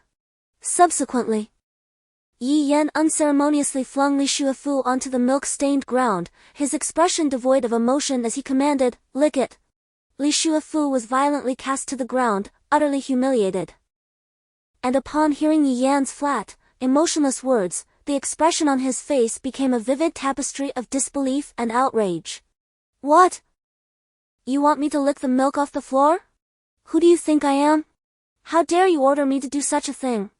Witnessing this scene, when Yuan Nan reveled in the spectacle of Li Shuafu's mortified countenance, which resembled that of one who had ingested something foul, feeling a wave of satisfaction wash over him. This was a complete trampling of his dignity. Li Shuafu's mind raced with fury as he stared at the milk stain on the ground, finally reaching his breaking point. His eyes turned crimson, and he glared menacingly at Yi Yan, exclaiming, "What the hell are you? How dare you command me to lick what lies on the ground? You are nothing but a coward who has been bullied by me." Cursing vehemently, he added, "I would rather die than comply." Yi Yan narrowed his eyes. He had previously resolved that anyone who dared to bring up past grievances would not escape his wrath. As Li Shuafu initiated this tirade, it spiraled into an unending diatribe. Now that the apocalypse has arrived, even the most insignificant creatures can claim dominance. Let me tell you, in my eyes, you will forever be the feeble coward we once tormented. Do you remember how my brother and I used to speak of you? Yi Yan, with a single hand, effortlessly lifted Li Shuafu once more, rendering him as powerless as a fledgling chick. Li Shuafu's lumbar region sustained a grievous injury, causing him excruciating pain, such that even the slightest movement sent jolts of agony throughout his body. Yi Yan's abrupt hoisting of him silenced his cries, leaving him drenched in a cold sweat from the torment. In the subsequent instant, Yi Yan's fist, imbued with terrifying force, landed a vicious blow upon his abdomen. Li Shuafu gasped sharply, then clutched his stomach with both hands, emitting a loud, agonizing scream. Yi Yan retorted, "Remember this, your life is now in my grasp, and I shall do as I please. Furthermore, your elder brother had his legs broken by my hand before the apocalypse commenced. With the onset of the cataclysm, he was likely abandoned by those around him, becoming fodder for the undead." Li Shuafu, overwhelmed by pain, could only listen to Yi Yan's words. The others present were aghast upon hearing this. The lawlessness exhibited by Yi Yan and Li Shuafu was attributed to the arrival of the end of days, where conventional norms had been upended. Murder, rape, and robbery went unchecked, beyond the reach of legal constraints. Yet, Yi Yan claimed to have broken Li Fuyo's legs before the apocalypse, an act of audacious terror. To dare cripple a man of wealth and influence in times of peace was an act of extreme audacity. Li Shuafu, desperately suppressing his pain, gritted his teeth and gasped, "You're just boasting. You dare to strike my brother before the end of the world? And break his legs? Ha ha ha ha! You spin tales without a shred of truth." As soon as Li Shuafu finished speaking, Yi Yan delivered another punch, an unreserved, full-force blow to his abdomen. Li Shuafu's face turned ashen, as if he could no longer endure Yi Yan's fists. He screamed in agony, his stomach churning, and he vomited the contents he had recently consumed. Yi Yan pointed to the baseball bat propped against the door, smeared with dark blood. That's your brother's bat. Oh, wait! It must belong to someone close to him. Believe it or not, it's up to you. Since you have squandered my possessions and refused to clean up, I have no choice but to make you regurgitate what you've consumed. Li Shuafu strained to cast a glance at the bat on the door. His eyes widened in shock. That was indeed his brother's bat. This bat was a limited edition produced by a renowned international sports brand, with Li Fuyo's name engraved on the grip. Although the bat was now in a sorry state, the golden letters at the base still faintly glimmered. Despite Yi Yan's assertion that it did not belong to Li Fuyo, he knew well that his brother, in his desire to show off, often lent the bat to his underlings. The three individuals who had remained silent nearby were equally astonished by Li Shuafu's reaction. Could it be that this truly was Li Fuyo's bat? Had Yi Yan truly incapacitated Li Fuyo before the apocalypse? The shock in Li Shuafu's eyes gradually transformed into fury as he shouted at Yi Yan, "Beast! I will kill you!" As he spoke, he flailed his arms about, resembling a helpless child in a playful scuffle, ineffectively grasping at Yi Yan. Without remorse, Yi Yan delivered a powerful punch to his abdomen. The sound of the fist connecting echoed painfully for all present. Li Shuafu's face turned even paler, and he was soon overwhelmed with violent retching, drenched in sweat, unable to even scream. Yi Yan, observing Li Shuafu's inability to retaliate, chuckled and remarked, "Weren't you the one who said you would never yield? Here's a revised and more eloquent version of the text. This is your final opportunity. Will you submit?" The power wielded by a first-tier evolved one transcends the comprehension of ordinary individuals. Each blow Yi Yan landed upon Li Shuafu's abdomen was delivered with unreserved force. Presently, Li Shuafu found himself beyond the capacity for speech, engulfed in a sensation akin to living death, his cognitive faculties teetering on the brink of oblivion. His ears assailed by a relentless drone, Li Shuafu disgorged the entirety of his recent repast, the ejected matter now consisting of an unidentifiable fluid. The scene left in the wake of Li Shuafu's expulsion was one of utter disarray. Yi Yan, his brow furrowed in distaste, observed Li Shuafu's unresponsive state. His eyes glazed and vacant. He sauntered towards the entrance of the convenience store, wrenching the door open. "Did you not revel in the subjugation of others? No. Experience the embrace of the undead." With that, Yi Yan hurled Li Shuafu with considerable force, casting him a distance of 10 meters. The resounding thud of his impact served as a clarion call to the surrounding cadaverous horde. Yi Yan, unhurried, resecured the door with his baseball bat, assuming a position before the glass portal to witness Li Shuafu's agonizing demise as he was rent asunder and devoured by the ravenous undead. The savage bites of the zombies roused Li Shuafu from his stupor. The prior battering inflicted by Yi Yan, coupled with his forceful ejection, had rendered Li Shuafu incapable of vocalization. In his final moments, his heart seethed with malediction for Yi Yan. "Yi Yan, you cur! I shall haunt you for eternity." When Yuan Nan, having witnessed Yi Yan's disposal of Li Shuafu, turned her attention to procuring supplies within the convenience store's break area, she discovered a bag containing several articles of clothing, presumably left behind by a student who had previously worked there part-time. It is still April, and the weather remains quite chilly. However, when Yuan Nan and Yi Yan, now evolved beings, hardly feel the cold at all. This distinction marks the divide between the evolved and ordinary humans. When Yuan Nan turned his clothes inside out, discarding the garments stained with foul blood, and donned a men's sweatshirt, he then offered his outer coat and trousers to Yi Yan. Upon glancing at the coat, Yi Yan pondered whether it implied he should remain bare underneath. Only then did when Yuan Nan realize that, unlike himself, Yi Yan had vanquished far too many zombies, rendering his attire completely drenched in black blood, making it impossible to wear continuously. Hastily, when Yuan Nan assured, "I shall lend you my sweatshirt, my undergarments are clean. Besides, I hardly feel the cold now." Yi Yan smiled and shook his head, accepting the coat, and then turned his gaze toward the three individuals nearby who were shivering and endeavoring to diminish their presence. Upon sensing Yi Yan's scrutiny, the trio's legs weakened. Oh no, will he employ that method to extract our rations from us? Chapter 3: Level 2 Zombie.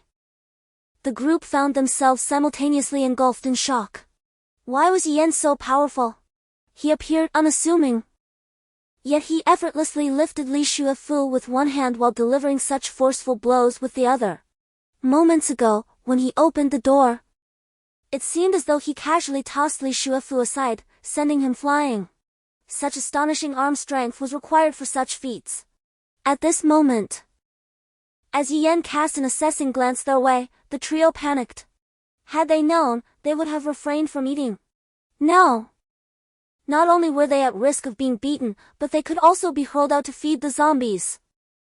Yi Yan glanced at the two young men before addressing Li Yan. What are you wearing underneath? Li Yan and Xie Xian quickly looked up, realizing Yi Yan was inquiring about Li Yan.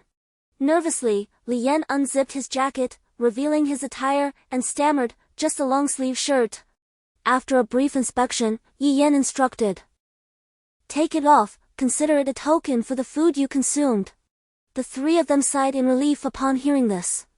Without a moment's hesitation, Li Yan stripped off his shirt and handed it to Yi Yan, promptly donning his jacket again.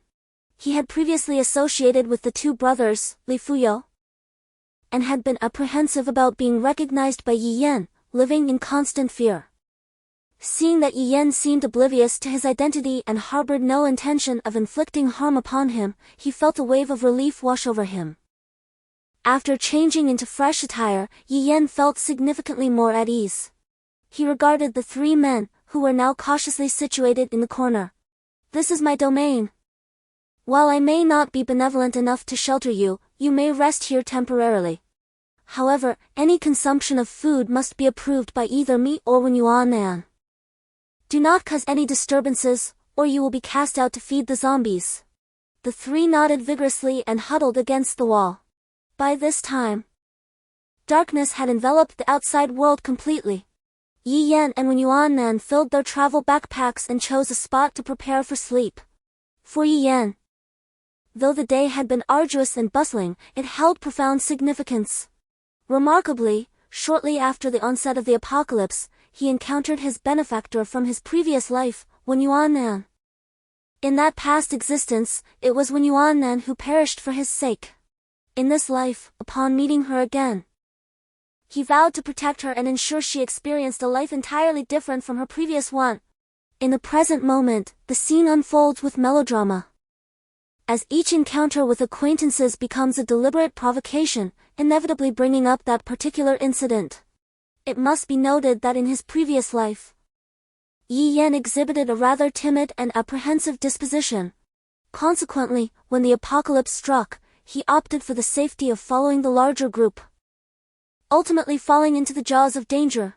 Much like the countless individuals he encounters today, the former Yi Yan lacked the courage to confront the zombies directly, perceiving them as insurmountable foes.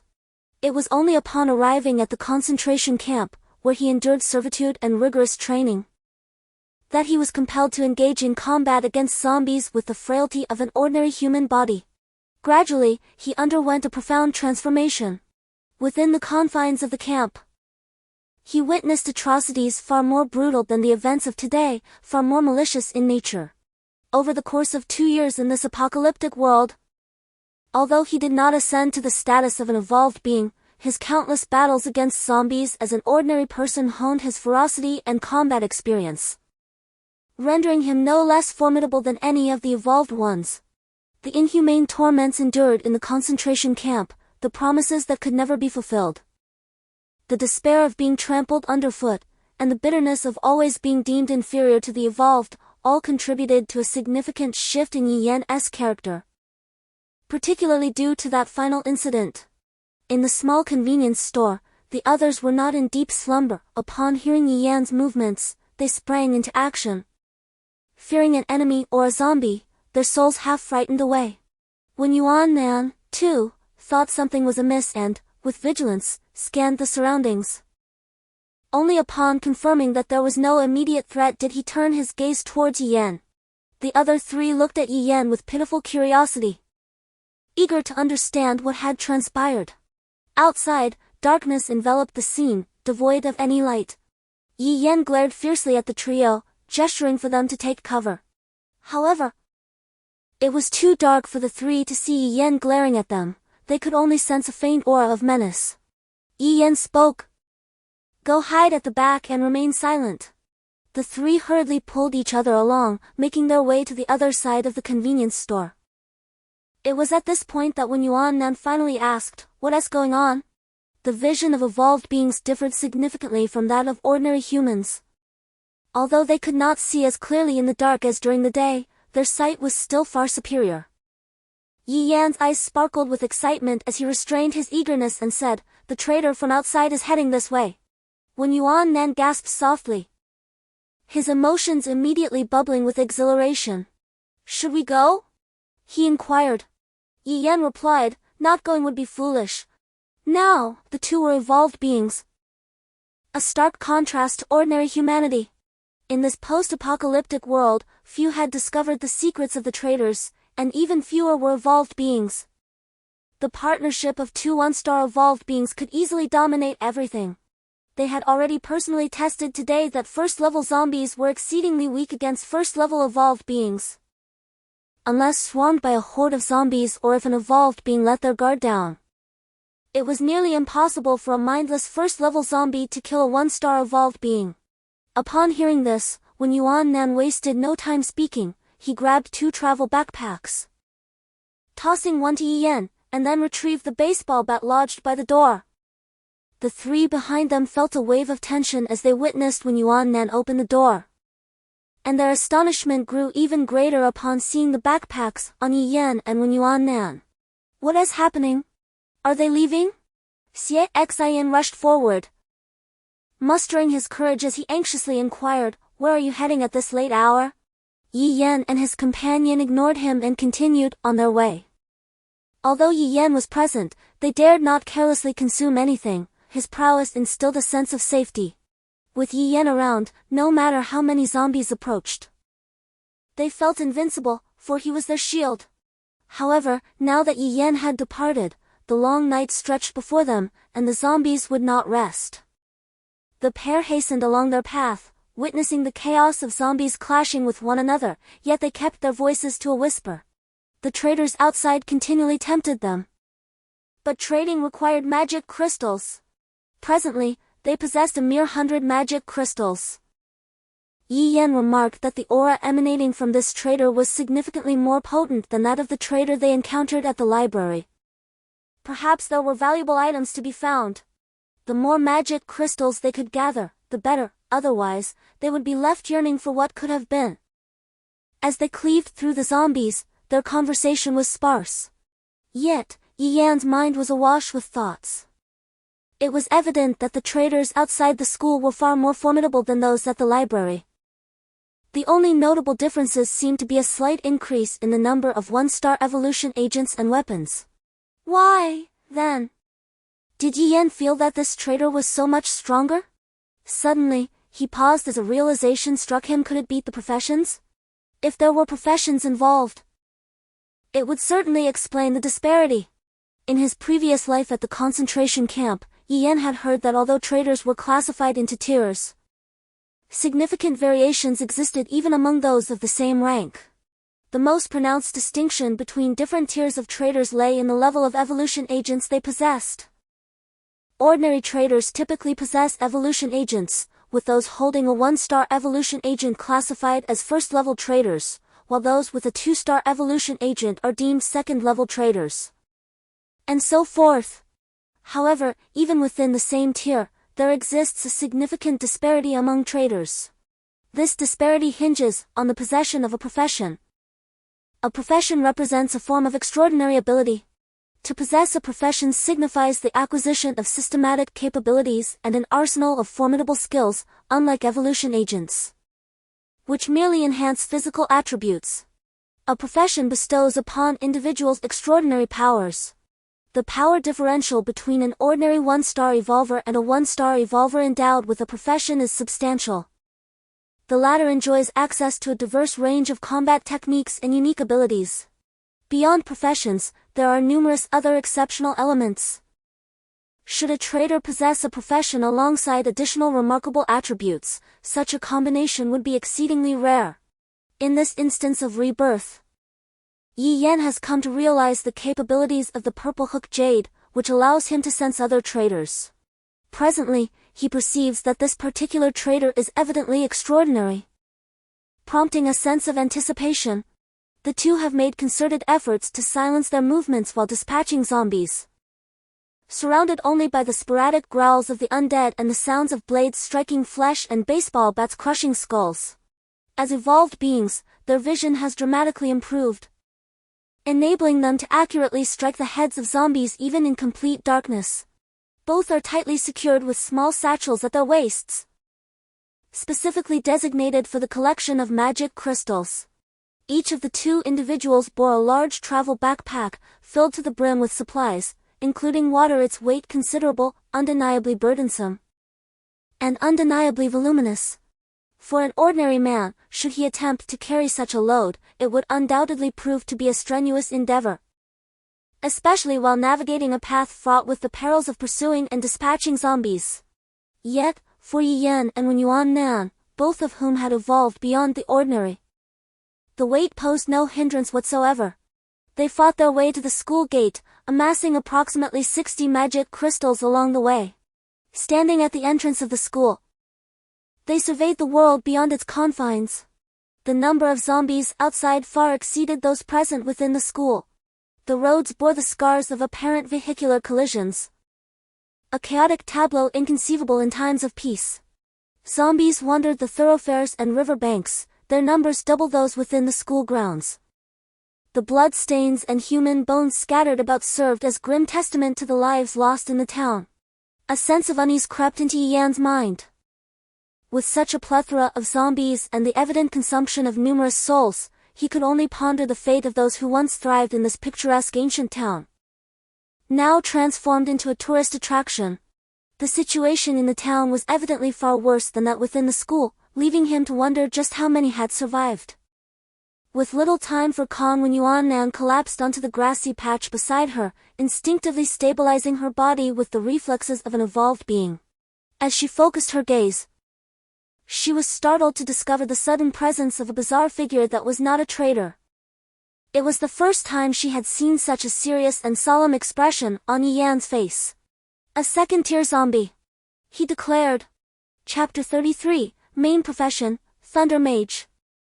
The sky, as dark as ink, was intermittently veiled by clouds that obscured the moon, rendering the already despairing and terrifying first night of the apocalypse even more desolate. Yi Yan cautiously observed the second-tier zombie before him, which bore a striking resemblance to an ordinary person, his heart gripped by terror. It had been less than 12 hours since the onset of the apocalypse, and yet a second-tier zombie had emerged. This indicated the staggering number of lives lost in the town and the sheer volume of zombies that had arisen. The speed at which a zombie could evolve in such a short span of time was truly horrifying. A second-tier zombie surpassed its first-tier counterpart, exhibiting a semblance of intelligence akin to that of a 5-year-old child. The designation of second-tier stemmed from the evolution of their physical form.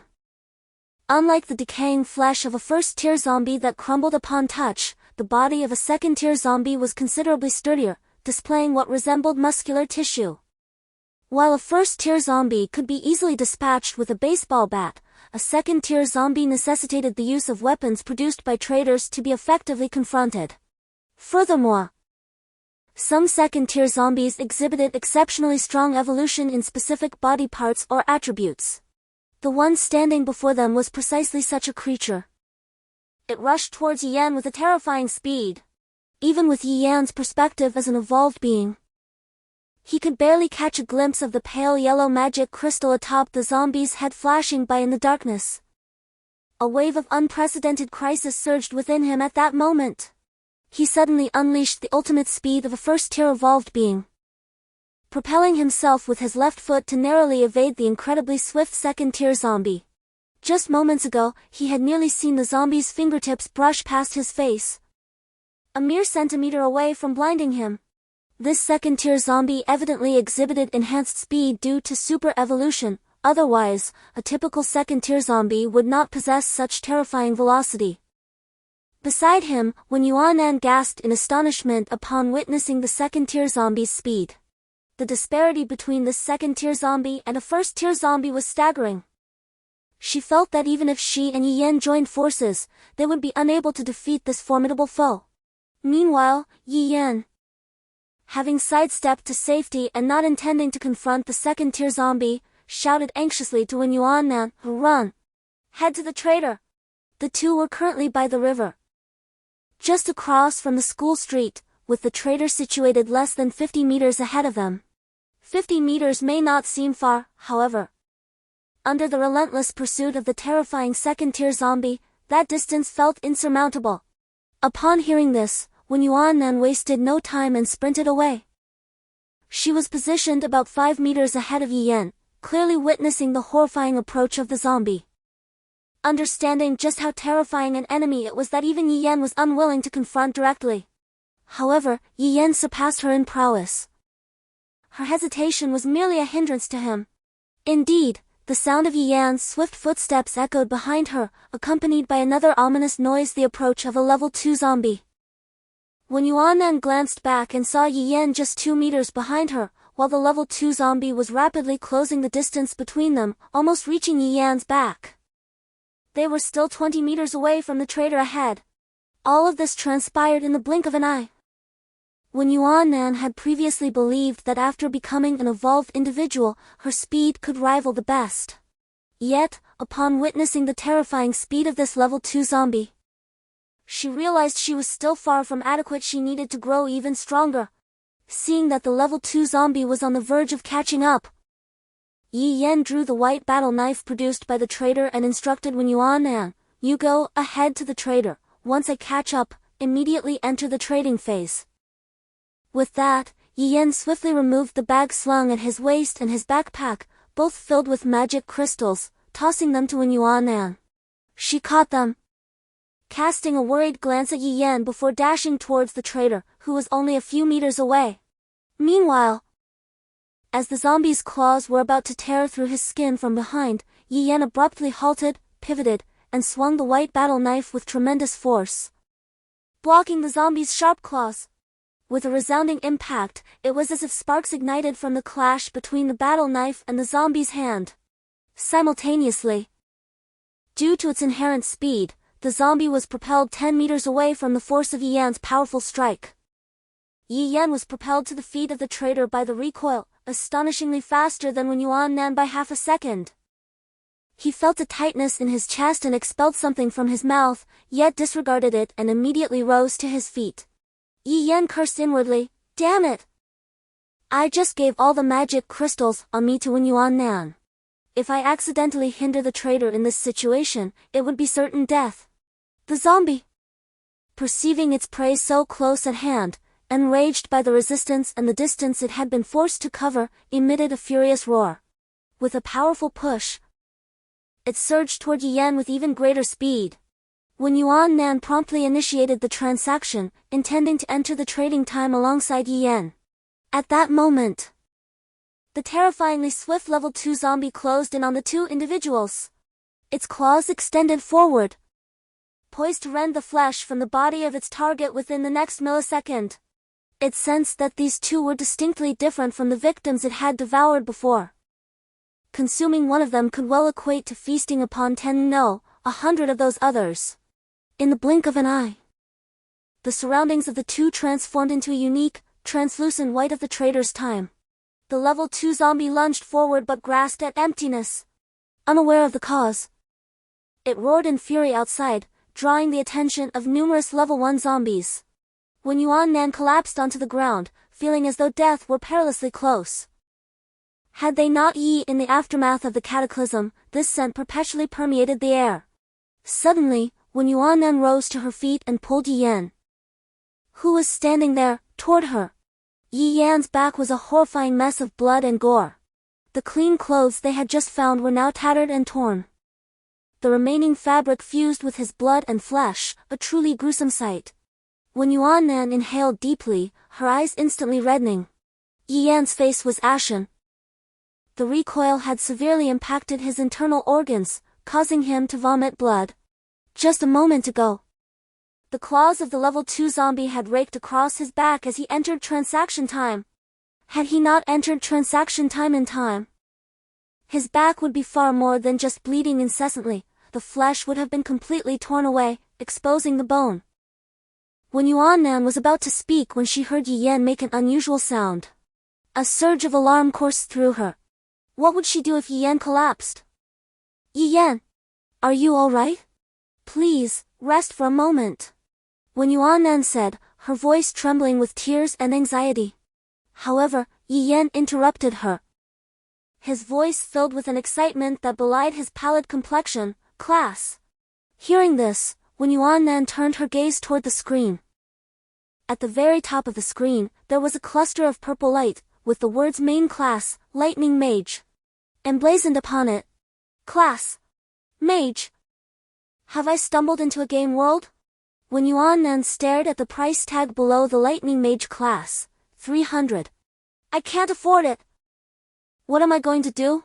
Seeing Yi Yan's reaction, she naturally realized that this Lightning Mage class must be something extraordinary. It had actually managed to agitate the ever-composed Yi Yan to such an extent. However, 300 is simply exorbitant. They currently possess only a little over 180 magic crystals. At this moment, Yi Yan was utterly astonished. Upon witnessing the profession, he felt an exhilarating rush, even deeming the sharp grip on his back worthwhile. Not to mention, the mage is the most elusive among the 3 primary professions. Moreover, he was particularly drawn to the Lightning Mage, renowned for its extraordinary damage output. What is even more astonishing is that the Lightning Mage profession requires a mere 160 magic crystals. Unconsciously, Yi Yan's hand brushed against the purple pendant hidden beneath his clothing, hanging from his neck. He was aware that the purple pendant would grant him a discount from the trader, yet he was utterly unprepared for the erratic and illogical nature of this discount. A profession typically valued at 300 magic crystals was available to him for a mere 160. Without further ado, Yi Yan made the purchase. The purple light on the screen began to stir, gradually detaching from the display and hovering before Yi Yan. It seemed to comprehend his intentions. As the violet glow settled upon his forehead and gradually integrated into him. When Yuan Nan stood in bewilderment. What is happening? Wasn't this supposed to cost 300 magic crystals? How is it that you managed to buy it? And why do we still have over 20 magic crystals left? Suddenly, when Yuan Nan recalled that this had happened before, Yi Yan was indeed remarkable. Even the trader, intricately linked to this apocalyptic world, was so uniquely intertwined with Yi Yan. Nevertheless, Yi Yan remained silent, and she refrained from inquiring further. For now, all she needed was to stay by Yi Yan's side. Anything else would reveal itself in due time when he chose to share. The purple light gradually merged into Yi Yan's body, and he felt a surge of overwhelming power coursing through him. Simultaneously, a faint thunderous force began to manifest within him, flowing with vigor. When Yuan Nan, standing nearby, was equally astonished. The moment the violet glow completely enveloped Yi Yan, she sensed a profound transformation within him. His aura intensified, emanating an inviolable presence that was both formidable and awe-inspiring. Yet, this unsettling sensation vanished the instant Yi Yan opened his eyes. In that fleeting moment, she beheld a sharp purple gleam flash within his gaze, a brief display of pressure and strength that left Yuan Nan in shock. This was the essence of a profession. It had entirely elevated an individual's prowess. As a fellow first-tier evolver, Yuan Nan felt herself inferior to Yi Yan, attributing this to his 2 years of survival in a post-apocalyptic world. His combat experience and psychological resilience in the face of adversity far surpassed her own. Now, having acquired the powerful profession of a thunder mage, Yi Yan's capabilities surged even further, propelling him far ahead of Yuan Nan, who was also a first-tier evolver. At this moment, Yi Yan paid no heed to the bleeding wound on his back. The exhilaration of gaining a profession dulled any sensation of pain, leaving him entirely consumed by elation. The first day of the apocalypse had not yet concluded.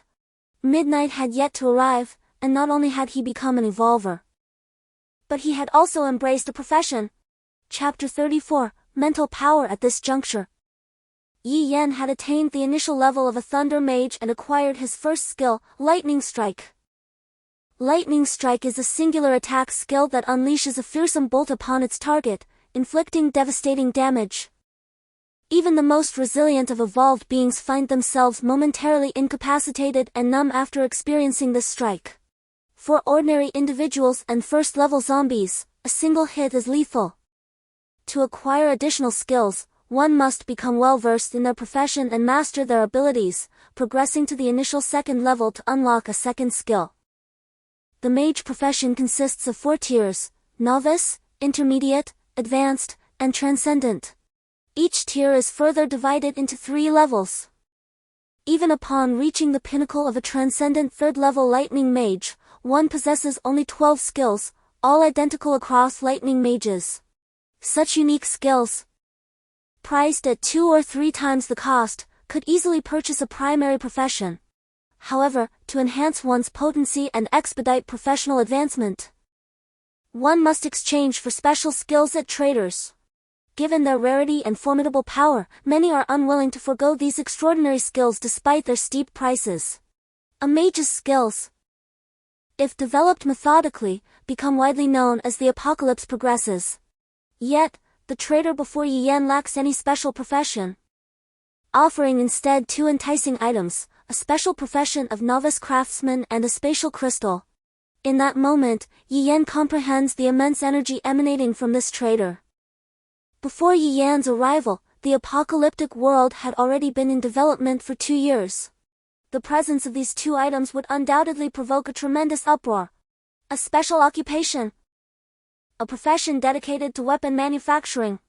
Spatial crystals, they possess the remarkable ability to store items in an alternate dimension.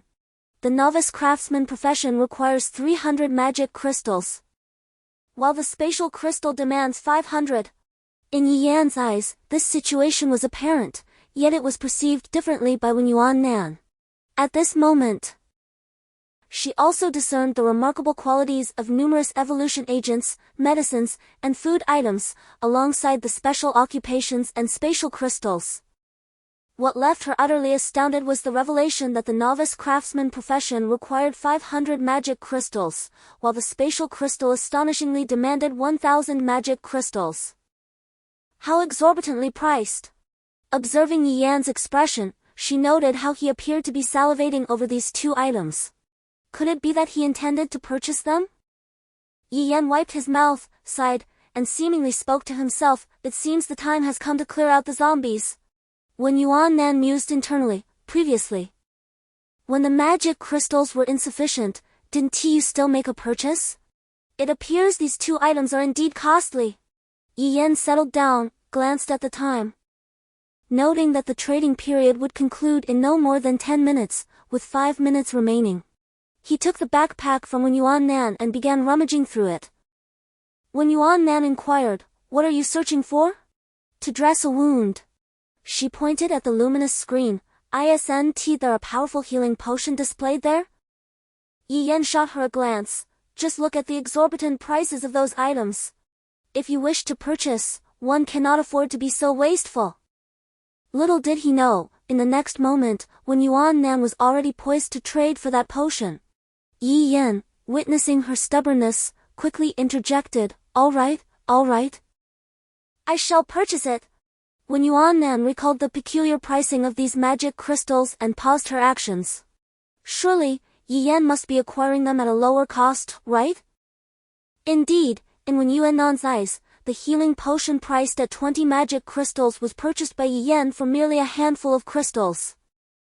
After acquiring the position of a lightning mage, Yi Yan had only 20 magic crystals left. At this moment, Wen Yuan Nan finally confirmed that for reasons unbeknownst to her, Yi Yan was able to procure items from the trader at a significantly reduced price compared to ordinary individuals. Noticing Yi Yan's demeanor, which suggested he was unwilling to divulge anything, she refrained from inquiring further. Seated behind Yi Yan, she cautiously extracted the torn fragments of clothing that were adhered to the flesh before beginning to disinfect the wounds. Remarkably, Yi Yan remained utterly silent, appearing as if he felt no pain at all. Observing the gruesome injury and witnessing Yi Yan's stoic endurance, when Yuan Nan, filled with compassion, urged, "You needn't bear it any longer, there's no need for embarrassment in front of me. Just let it out." To her surprise, the usually reticent Yi Yan let out a soft chuckle, his tone suggesting he was not in the least bit distressed. "Who says I'm enduring? Such trivial wounds do not possess the capacity to make me scream." When Yuan Nan, astonished, gave Yi Yan's shoulder a light pat, exclaiming, "What manner of person are you? Doesn't this hurt at all?" Yi Yan smiled, yet his thoughts drifted to unpleasant memories. Indeed, compared to the torment he endured in his previous life within that formidable faction, this pain was but a trifling matter. As when Yuan Nan diligently applied the medicine from behind, the extensive nature of the wound made her task rather challenging. Thus, Yi Yan gently closed his eyes, embarking on a profound exploration of the newfound abilities he had acquired. Not only had he embraced a novel profession, but he had also unlocked the potential that emerged upon obtaining its spiritual energy. This spiritual energy is an essential component for utilizing professional skills. If one possesses a profession and skills, yet can unleash them infinitely, what value do they hold? It appears that in the realm of gaming, mages are indeed endowed with a mana bar, are they not? The moment Yi Yan attained his profession, his spiritual energy was awakened. Although presently feeble, Yi Yan could estimate that he could only summon the thunder 3 times before his spiritual energy would be entirely depleted, rendering him incapable of further utilizing his professional skills. The potency of spiritual energy significantly enhances one's overall strength. Should there be a considerable disparity in spiritual energy between opposing parties, the one with superior spiritual energy can emanate a pressure so formidable that it instills fear and extinguishes the will to fight in their adversaries. For practitioners, the magnitude of spiritual energy is particularly paramount. The quantity of one's spiritual energy dictates the frequency of skill deployment and the ability to execute high-cost, formidable abilities. Individuals with robust spiritual energy also possess heightened resilience. Spiritual energy can only be cultivated through personal discipline.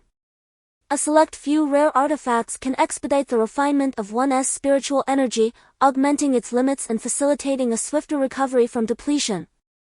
Such artifacts were exceedingly precious in Yi Yan's previous life during the apocalyptic 2 years, with most individuals having only heard of them but never laid eyes upon them. The cultivation of spiritual energy involves entering a meditative state of intense concentration, allowing one to sense the spiritual energy within, continuously refining it to increase its quantity and intensity.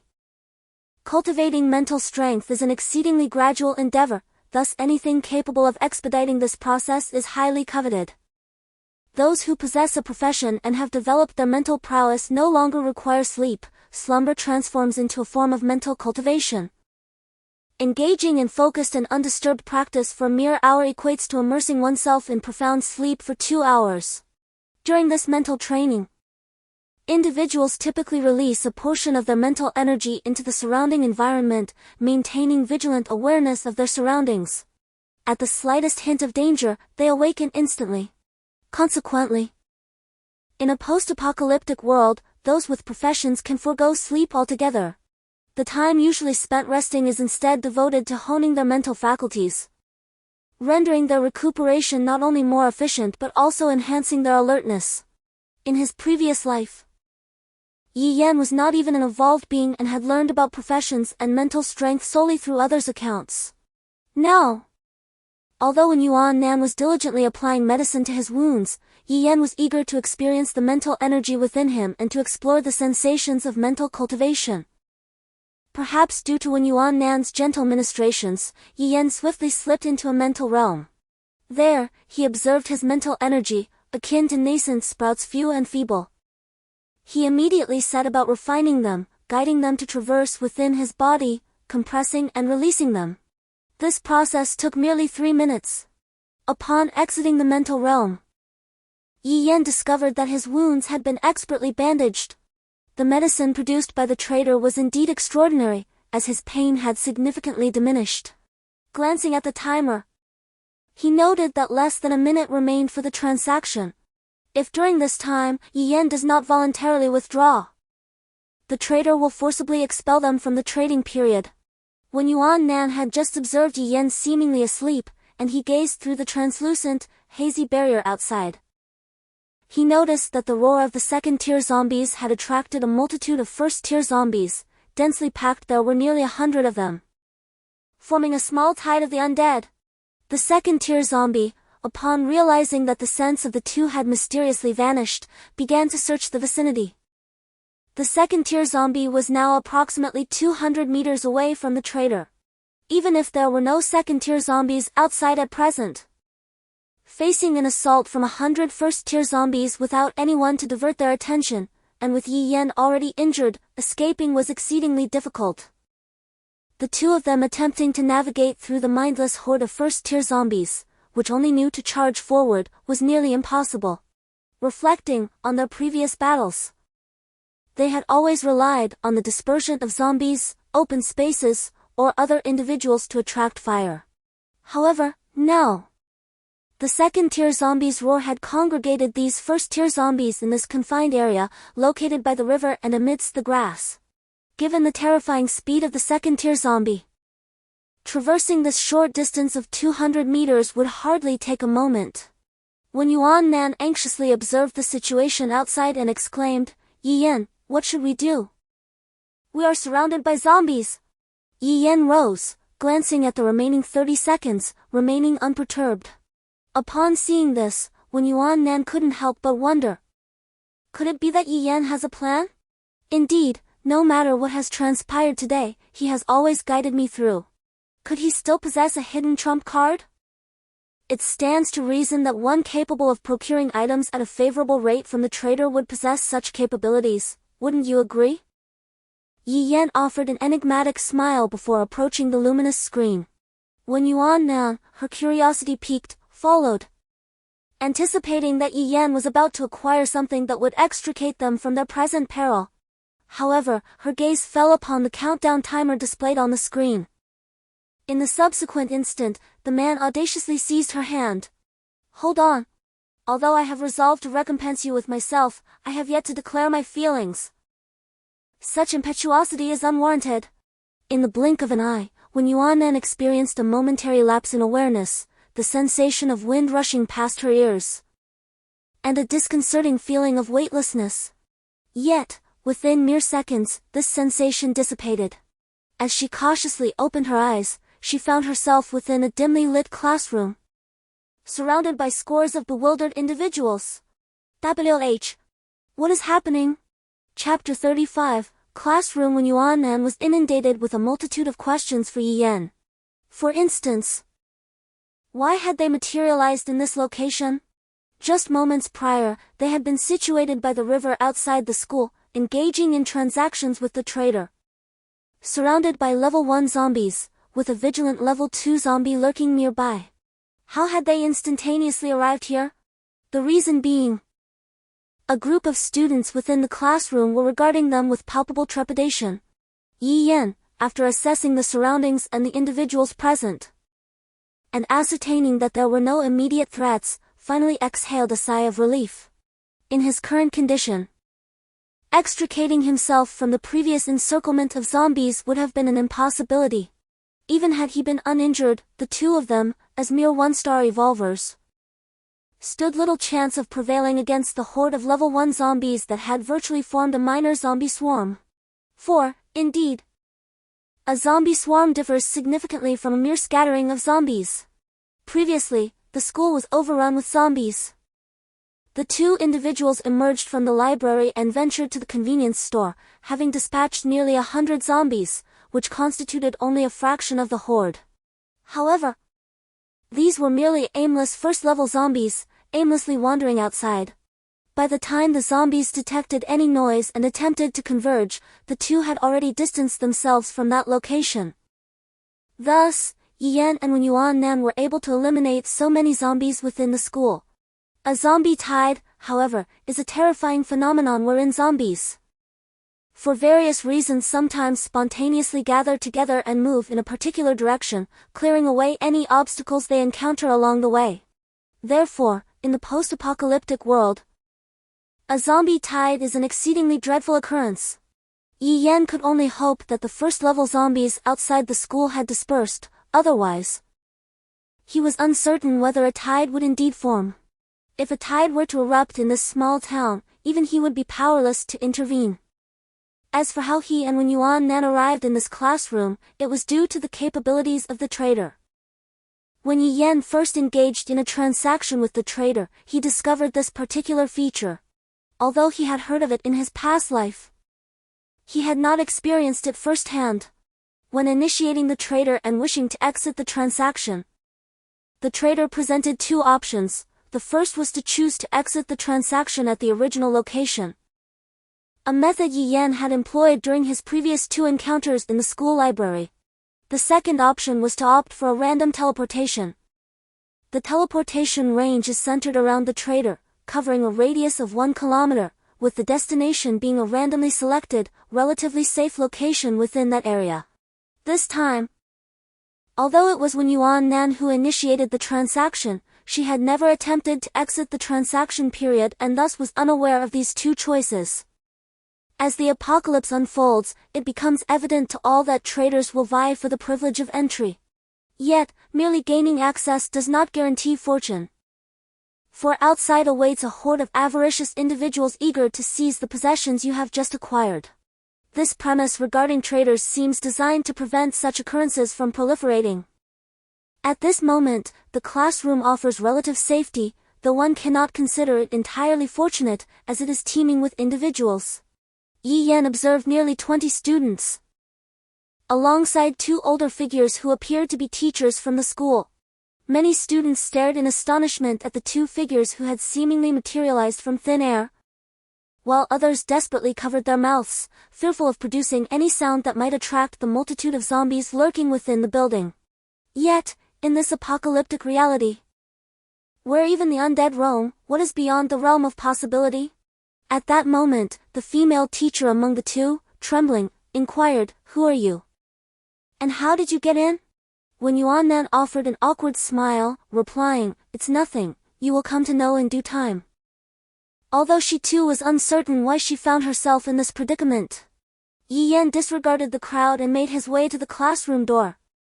They had barricaded it with the podium, making it nearly impossible for the zombies outside to enter. While any attempt by those inside to leave would inevitably create a considerable ruckus, the only means of egress was through the window. However, the windows connecting to the corridor were rather high, and jumping down would surely cause a commotion in the empty hallway, attracting the attention of the undead. However, since it is possible to venture out, it poses no dilemma. Attracting a few zombies might even be advantageous, as Yi Yan is currently in need of magic crystals. Nevertheless, he requires a night's rest, for his wounds are rather severe. Yet, the recovery rate of an evolver is markedly superior to that of an ordinary person, especially with the potent healing potion obtained from the trader, which is valued at 20 magic crystals. How could it not be formidable? Yi Yan estimates that after a night's repose, his injuries will heal significantly. Fortunately, he had previously exchanged for 2 vials of immunity serum at the trader's in the library, and both he and Wen Yuan Nan utilized them, preventing him from contracting the zombie virus. Yi Yan settled in a corner of the classroom, and upon noticing this, Wen Yuan Nan approached him. The others dared not utter a word, for the appearance of the two was exceedingly peculiar. In the classroom, a flashlight, the origin of which was unknown, emitted just enough light to illuminate the space without being overly harsh on the eyes. Yi Yan couldn't help but smile, recognizing that in the future, they would come to realize how wasteful his current actions truly were.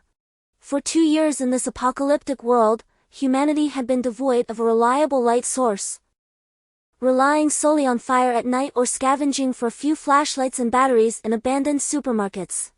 When Yuan Nan produced a bottle of water from his backpack and, with a caring demeanor, offered it to Yi Yan, stating that after drinking it, it could be discarded. Yi Yan accepted the bottle and swiftly consumed the remaining half of the water. Observing the two with their large backpacks, the others had already surmised what might be contained within. Now, witnessing the two produce water, their eyes were riveted on them. They possessed sustenance. Yi Yan, under the eager gaze of the others, finished the water. At that moment, the elderly male teacher approached, bending slightly and cautiously imploring, "Dear student, could you spare some food or drink for us? We have not had a drop all afternoon and evening." Yi Yan glanced at the teacher, his expression devoid of emotion, and replied, "If I give you my food, what will I eat?" The teacher was taken aback, then awkwardly forced a smile. The wrinkles on his face accentuated under the flashlight's glow, revealing a deeper sense of age. He anticipated that Yi Yan would not readily share his provisions. After all, the current circumstances were far from the peaceful times of yore. This was an apocalyptic era where securing a meal was fraught with uncertainty. Who would exhibit such generosity? As some students absorbed Yi Yan's blunt retort and felt the pangs of their empty, acidic stomachs, discontent erupted. "Aren't we all classmates? Is this how you behave? You won't even share your food with us." One brave soul initiated the outcry, and others quickly joined in, echoing his sentiments. "Indeed, we are all from the same school. How can you just stand by and do nothing? How selfish of you!" It is in times of disaster that one can truly discern the vile nature of individuals. The two individuals, with their large backpacks, could not even spare a sip of water for us. Selfish! These students evidently had grown accustomed to a self-centered existence, now believing that assistance from others was a given. Yi Yan listened impassively, then scoffed coldly before closing his eyes. He had learned to harness his mental energy, and an hour of practice equated to 2 hours of deep sleep. Moreover, cultivating mental energy was a daily necessity that could not be neglected. Although the cultivation of mental strength progresses slowly, the essence lies in the accumulation of small gains. Without practice, one shall never improve. At this moment, Yi Yan prepared to rest for the night and refine his mental fortitude. Upon witnessing Yi Yan close his eyes, when Yuan Nan also chose to disregard the others, closing his eyes in preparation for slumber. However, the students, realizing they not only failed to obtain food but were also blatantly ignored, became incensed and resolved not to let it go easily. "Hey! Why aren't you speaking? Why is it only you who have food?" "Exactly! Shouldn't we help one another in times like this? This is excessive. If that's the case, you should leave this place. This is our territory." "Yes. We have set this up, and the zombies cannot enter. If you refuse to share your food, then you have no right to stay here." Upon hearing such words from the students, the male teacher admonished from the side, "Enough of this chatter." For reasons unbeknownst to him, he felt instinctively that Yi Yan was extraordinary.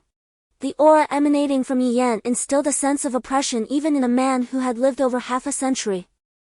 It was a mature feeling, one of fearlessness, akin to someone who, after experiencing numerous trials, has seen through all and stands apart from it all. Meanwhile, the famished and agitated students were far from ready to relent. The food lay within reach in their bags, why should they not consume it? "That's right.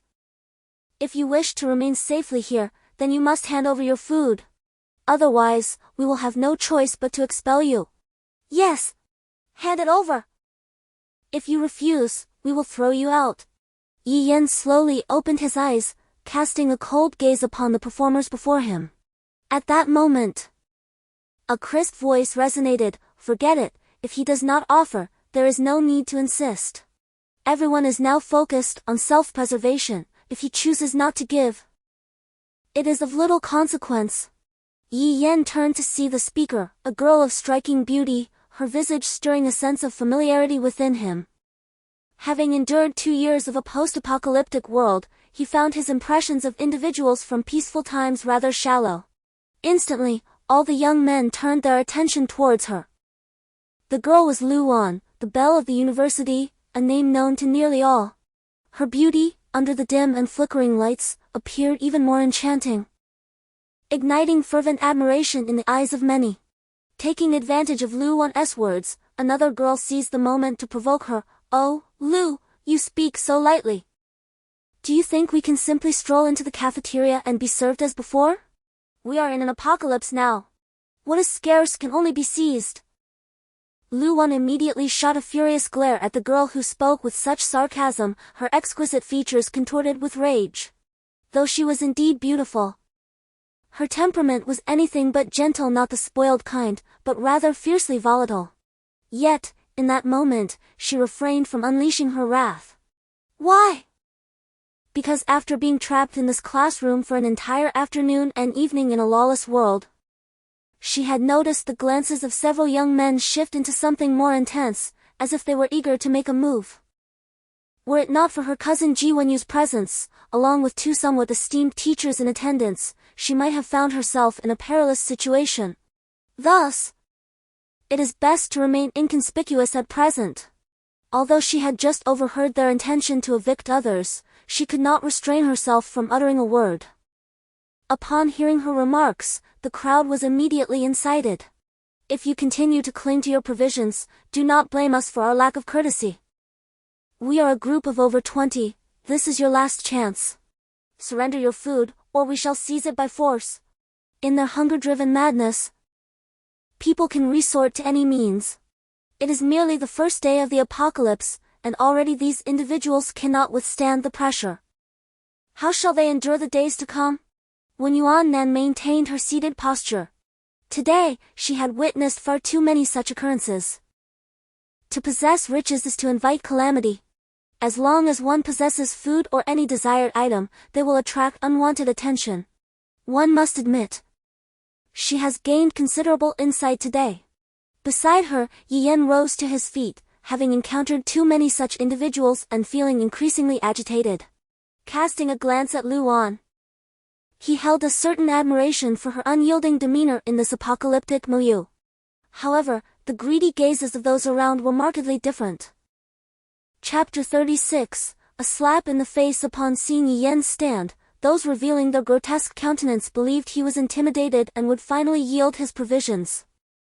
A triumphant smile adorned their faces as they began to scheme how to claim a larger share when the food was distributed.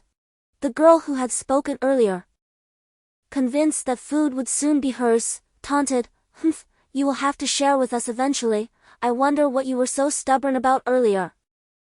Hurry and present your food, stop dawdling. If you continue to babble, I shall cast you out. Hurry up. I am on the brink of starvation." Once it was clear that Yi Yan intended to part with his rations, the words of these individuals became increasingly harsh. Greed glimmered in everyone's eyes. Even the two teachers could not suppress their salivation. Apart from the rational Lu Wan and Ji Wenyu, the rest were restless with anticipation. At least they could discern Yi Yan's expression, which certainly did not suggest a willingness to share his provisions. Yi Yan smiled, gazing at them. "My food is only for those who can assist me in slaying zombies. If you can, I shall share it with you." The crowd was momentarily taken aback before erupting into laughter. Though they laughed, they dared not do so too loudly for fear of attracting zombies. "What? Did I hear that correctly? Slay zombies? This is hilarious. Haha. Is this person out of his mind? He actually said he would kill zombies? I believe he must have been driven mad by fear. With his demeanor, he thinks he can slay zombies? Surely he has been rendered foolish by terror to utter such nonsense." The girl who had earlier confronted Lu Wan and spoke rudely to Yi Yan, named Zhou Qingyang, laughed uncontrollably. Her thoughts racing with the prospect of imminent food, which only intensified her amusement. "Ha ha! Slay zombies? You, who would barely have the strength to flee upon encountering one. If you do not comply, you cannot remain here. Outside are the very zombies you dread." Upon hearing this, the crowd once more directed their mockery at Yi Yan. Yi Yan displayed no discernible reaction and calmly stated, "So, it appears you cannot become zombies. Very well, we shall take our leave." The latter remark was directed at Wen Yuan Nan. When Yuan Nan had been seated on the ground, observing the foolish antics of those around him. Upon hearing Yi Yan's words, he swiftly rose, hoisting 2 large bags beside him, one of which he handed to Yi Yan. The sight of the 2 bulging bags caused the onlookers' eyes to widen in disbelief. Yi Yan and his companion chose to disregard the crowd, maneuvering through them toward the window. The spectators fixated on the bags brimming with provisions, unwilling to let them slip away so easily. Several men immediately positioned themselves in front of Yi Yan, their expressions hostile, casting disparaging glances at him. With nearly 20 young men present, they were hardly intimidated by a single individual. One particularly anxious young man, his eyes alight with insatiable greed, lunged forward, intent on seizing Yi Yan's bag.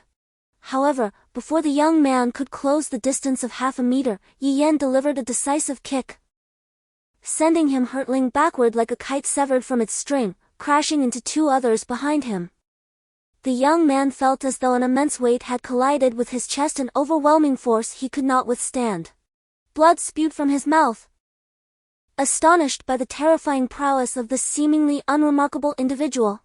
Simultaneously, as Yi Yan launched his attack with palpable impatience, when Yuan Nan cast her satchel to the floor, landing a forceful blow to the temple of one assailant while simultaneously striking another's groin with a swift kick. The 2 men crumpled to the ground, their cries of agony echoing through the room. In a way, their plight was even more dire than that of the fellow Yi Yan had confronted. The swiftness with which the trio fell caught many off guard. When Yuan Nan, seemingly to herself yet loud enough for all in the classroom to hear, remarked, "Habit from slaying zombies, I instinctively aimed for the head." Upon hearing this, the others froze, rooted to their spots. It was evident to anyone with sight that Yi Yan was no ordinary individual. To witness someone being sent flying with a single kick, coughing up blood, was a testament to his strength. And the seemingly petite woman beside him was equally skilled. She had efficiently incapacitated 2 men, showing no mercy and exhibiting none of the fragility typically associated with women. The man who had unfortunately taken a blow to the temple, purportedly due to her zombie-slaying habits, now lay motionless on the ground, his fate uncertain. Could it be that these 2 had truly faced and vanquished the undead? Witnessing their efficiency and unconventional methods, even those who doubted their claims of slaying zombies would think twice before provoking them. When Yuan Nan, gazing at the unconscious man, continued her charade, "It's fortunate that I didn't exert my full strength. Had I aimed to obliterate his brain as I would a zombie's, he would surely be deceased." A collective shudder ran through the onlookers. Yi Yan's silent, emotionless demeanor only amplified their fear. This is a form of intimidation exhibited by the strong. It is no surprise that the 2 of them were able to procure such an abundance of food. They are indeed formidable. It is understandable why they were previously shouting without being noticed. In the eyes of others, they were nothing but insignificant.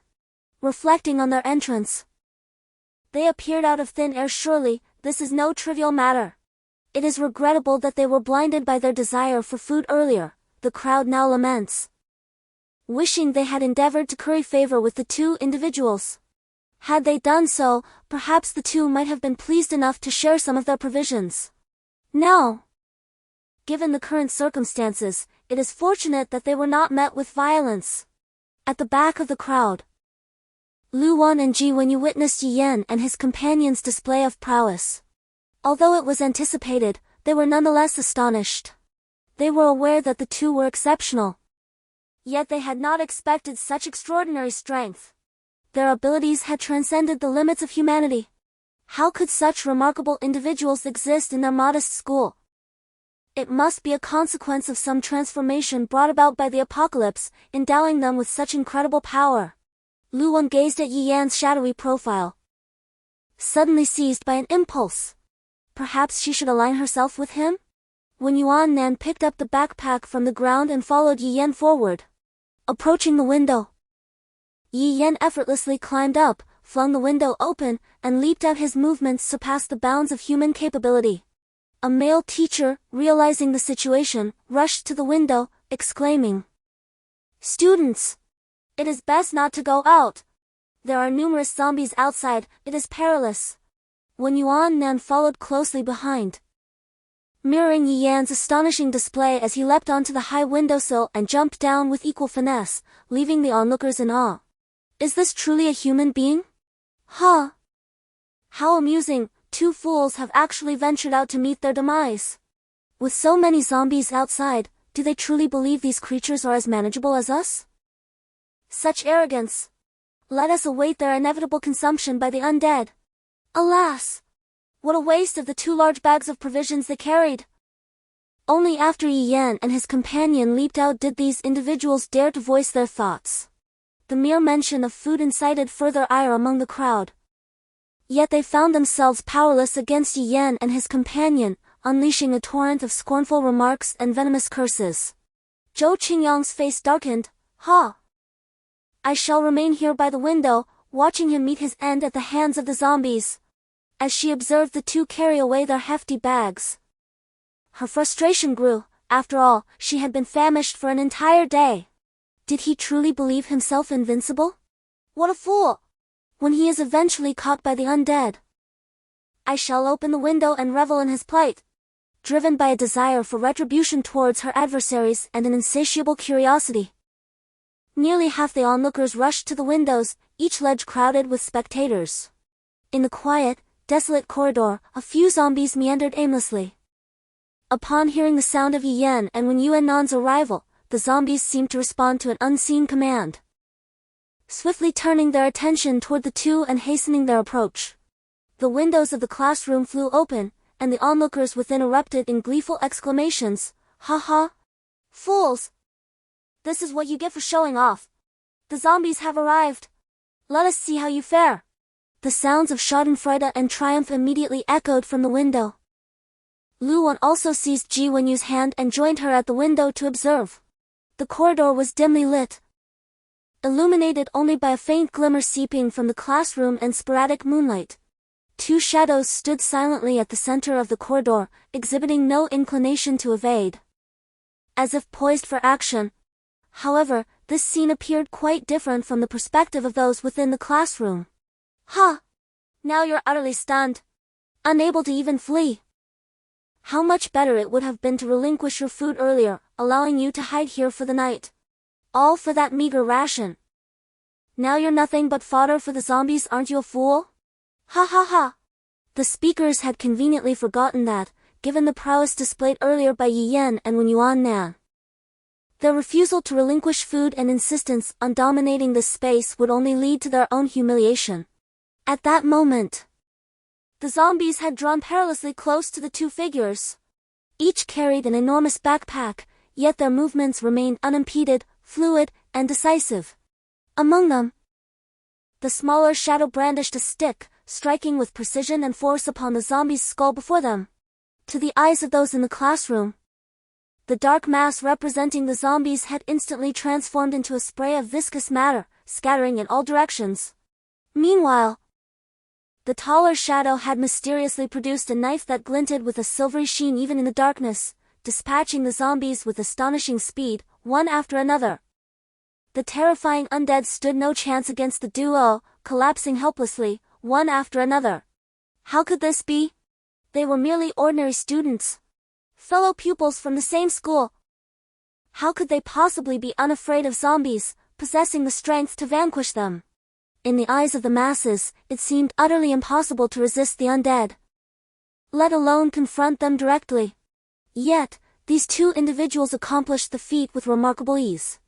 In the corridor, a horde of over 20 zombies was eradicated in less than 2 minutes. During this interval, the classroom was enveloped in silence. The only sounds piercing through the stillness were the clashing of blades, the thudding of blunt instruments, the sickening bursts of skulls, and the thud of lifeless bodies collapsing. Each of these sounds served as a proclamation to those present, revealing the true nature of the individuals they had just mocked, as well as their own profound folly. Chapter 37, Encountering a Level 2 Zombie. After Yi Yan and his companion had cleared the corridor of zombies on this floor, they began to excavate magic crystals. The individuals who had just reveled in their petty triumphs now fell into a hushed demeanor, feeling the sting of embarrassment. These two were undeniably formidable, operating on an entirely different level. While they were confined within this classroom, akin to a prison, Yi Yan and his partner moved with ease, undeterred by the threat of the undead. If only they had known, they wouldn't have coveted the food earlier. Did they truly possess the means to partake in the provisions of these two? Had they not provoked them, perhaps they could have relied on their prowess to escape this place. Regret permeated the hearts of the onlookers.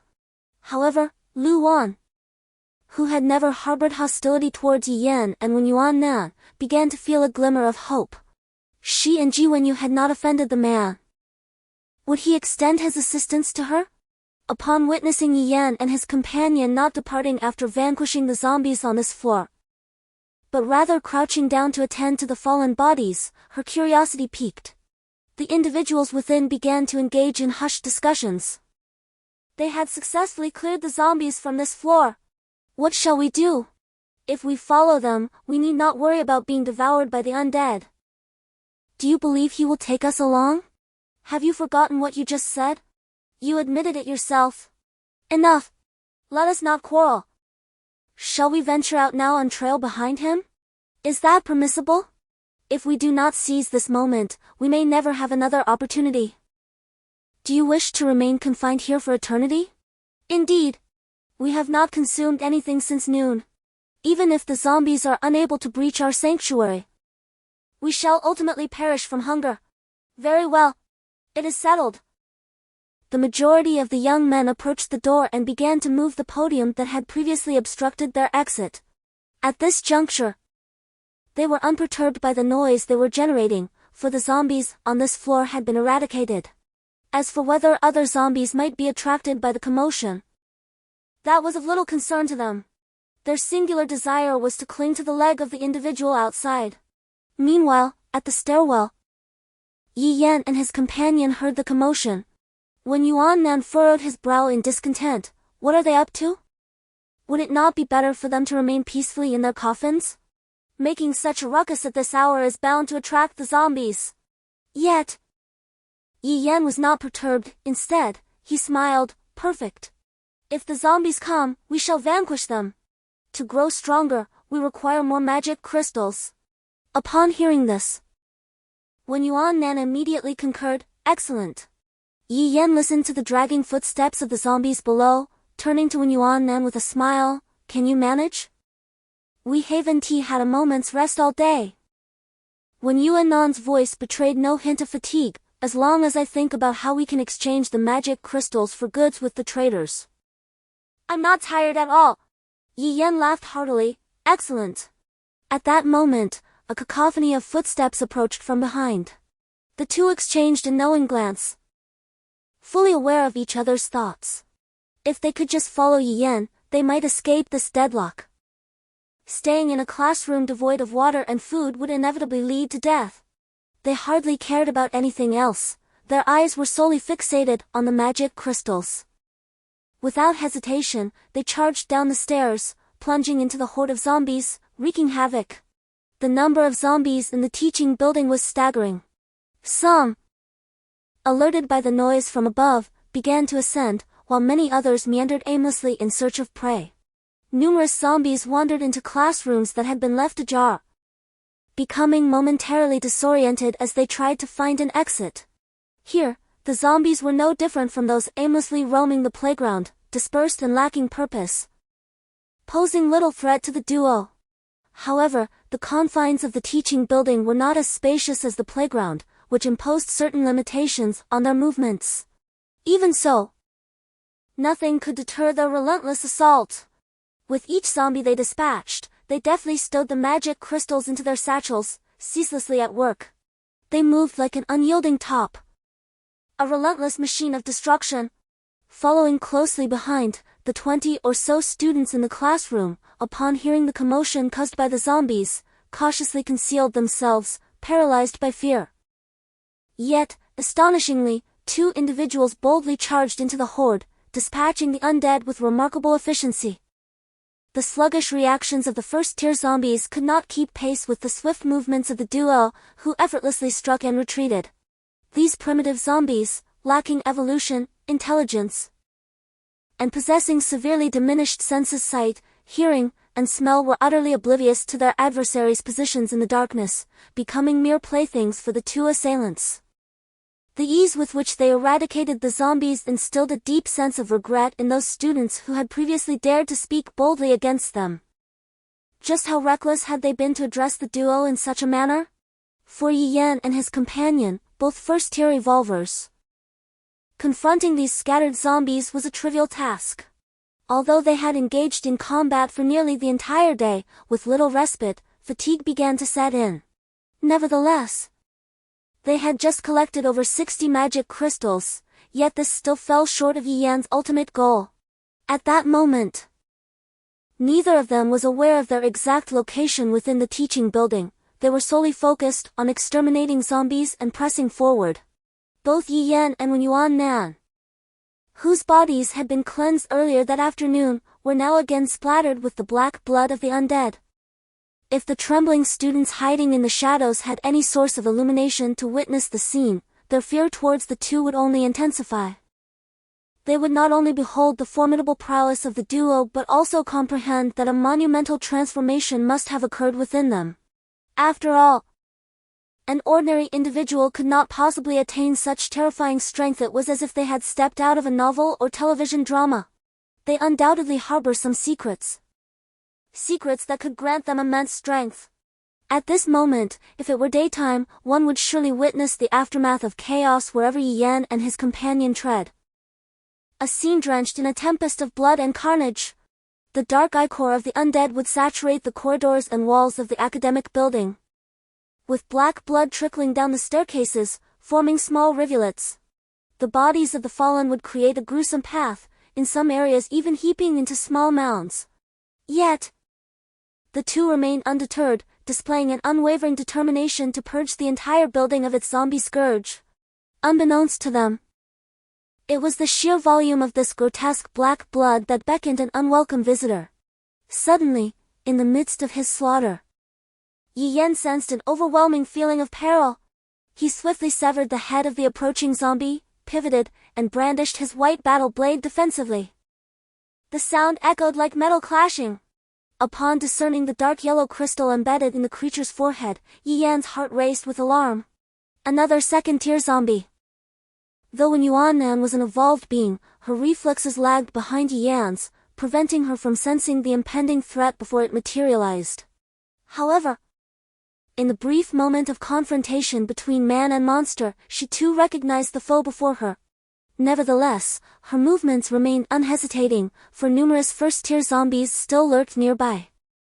Should Yi Yan become embroiled in combat with the second-tier creature, the first-tier ones could easily disrupt their efforts.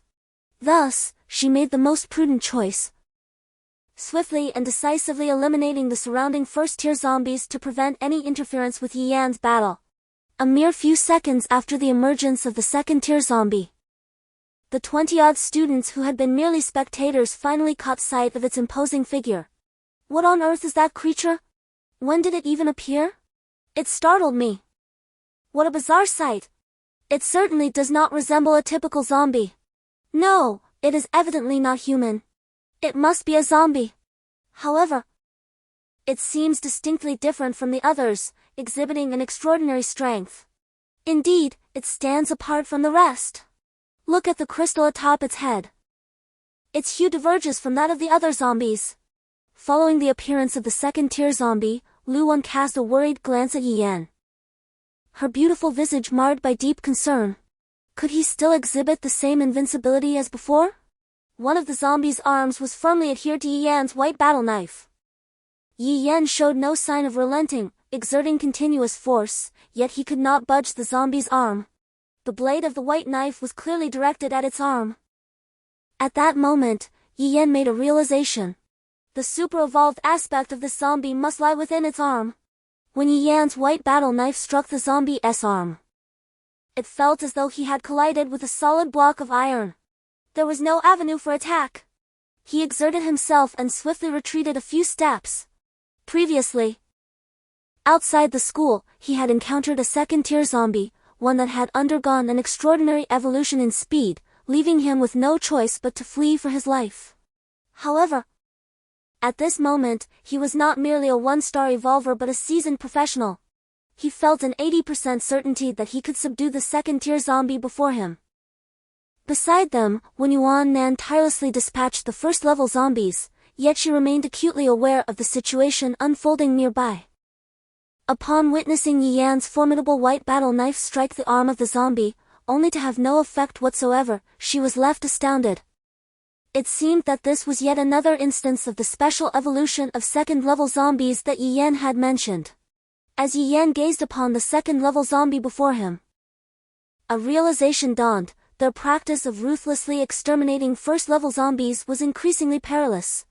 Within just a few hours, they had encountered 2 second-level zombies in succession. This indicated that within both the town and the school, evolved zombies had begun to appear, potentially in numbers far exceeding their expectations. Second-level zombies were markedly different from their first-level counterparts.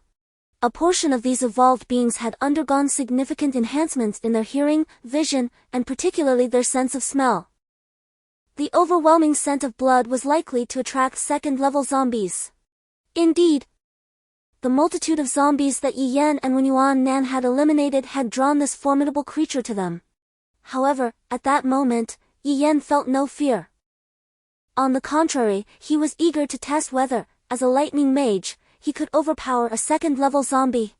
Among the shadows, a group of 20 students, who had been watching the spectacle unfold, were taken aback to see Yi Yan's once invincible white battle knife falter against this extraordinary zombie, failing to deliver the expected impact. Even the most dim-witted among them could discern the formidable nature of this creature. Some felt a surge of excitement within them, for in the apocalypse, witnessing the misfortunes of others, especially those who had previously overshadowed them, was an exquisite delight. At this moment, many individuals silently prayed, hoping that the suddenly emerging zombie would eliminate Yi Yan, while conveniently forgetting that they relied on him to lead them to safety. Utilizing the enhanced vision of a one-star evolver, Yi Yan observed that this second-level zombie had arms radiating a black luminescence, exuding a metallic quality. Chapter 38, Confronting the Second-Level Zombie.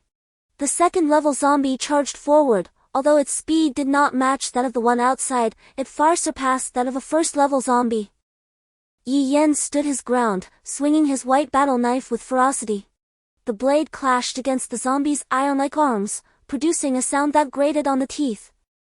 Unable to sever the zombie's limbs, Yi Yan recognized the formidable nature of its iron arms and chose to retreat, conserving his strength.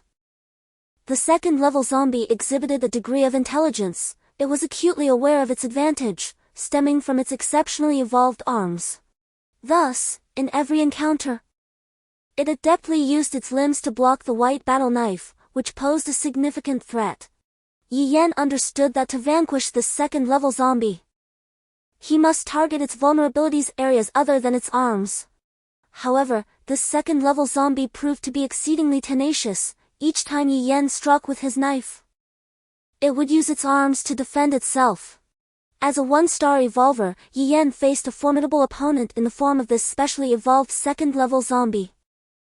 The inherent strength of the second-level zombie surpassed that of a one-star evolver, and Yi Yan bore considerable injuries on his back. Observing Yi Yan, who had previously dispatched zombies with ease, now struggling against this second-level adversary and being gradually worn down, many students reveled in schadenfreude. Ha! He is no match for this zombie. I once believed him to be extraordinarily formidable, invincible even. Yet, what is the reality?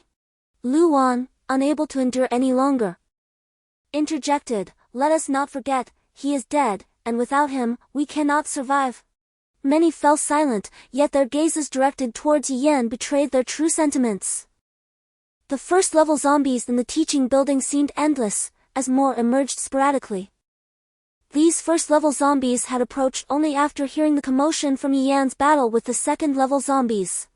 Fortunately, Wen Yuan Nan had been consistently clearing them out, otherwise, these first-level zombies would have been the perfect disruptors.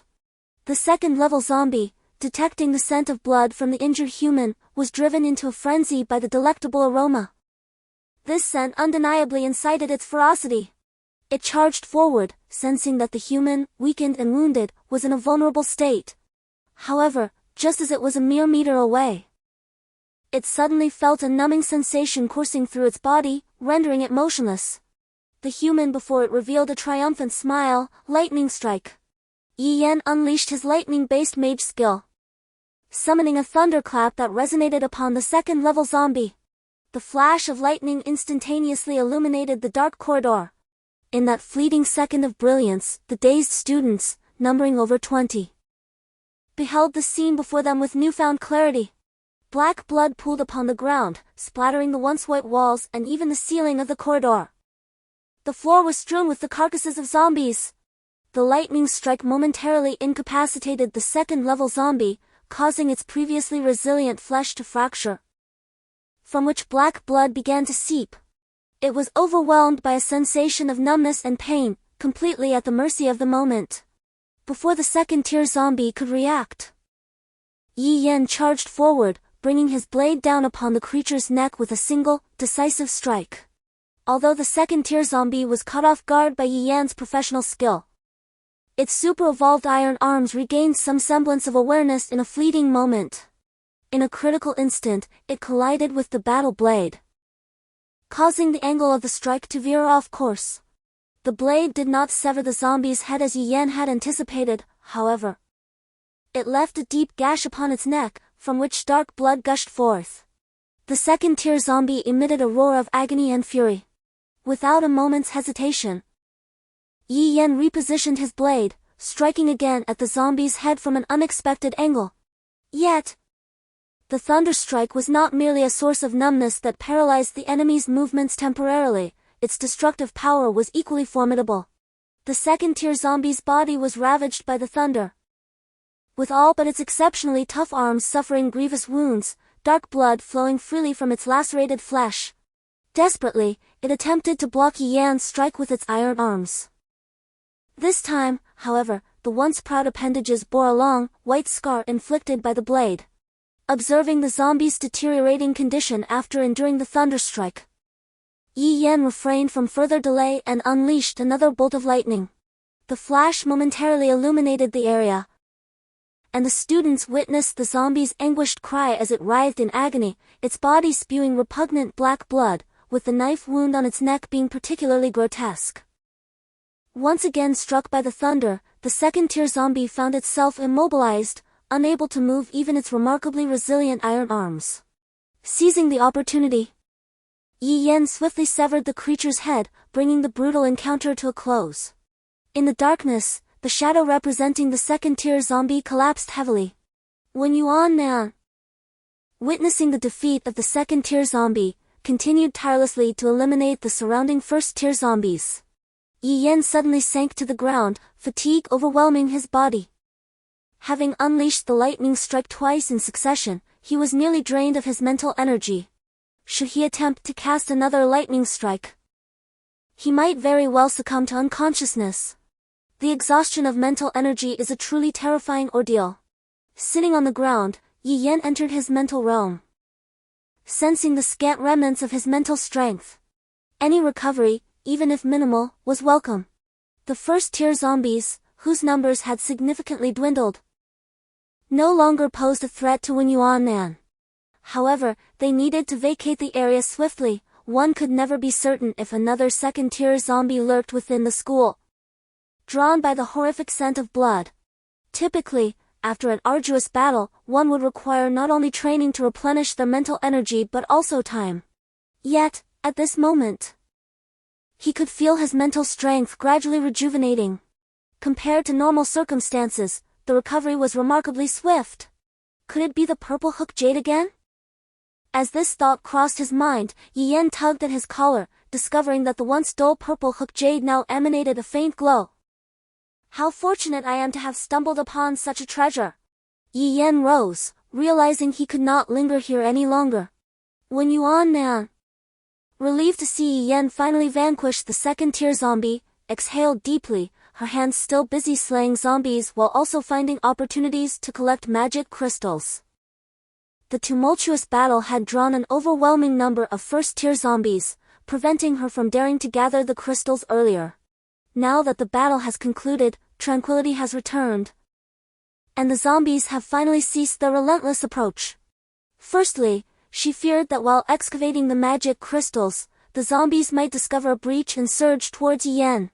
Secondly, if she were to crouch down, an unending wave of zombies could engulf her. Yi Yan approached and commenced the excavation of the magic crystals that had been left untouched.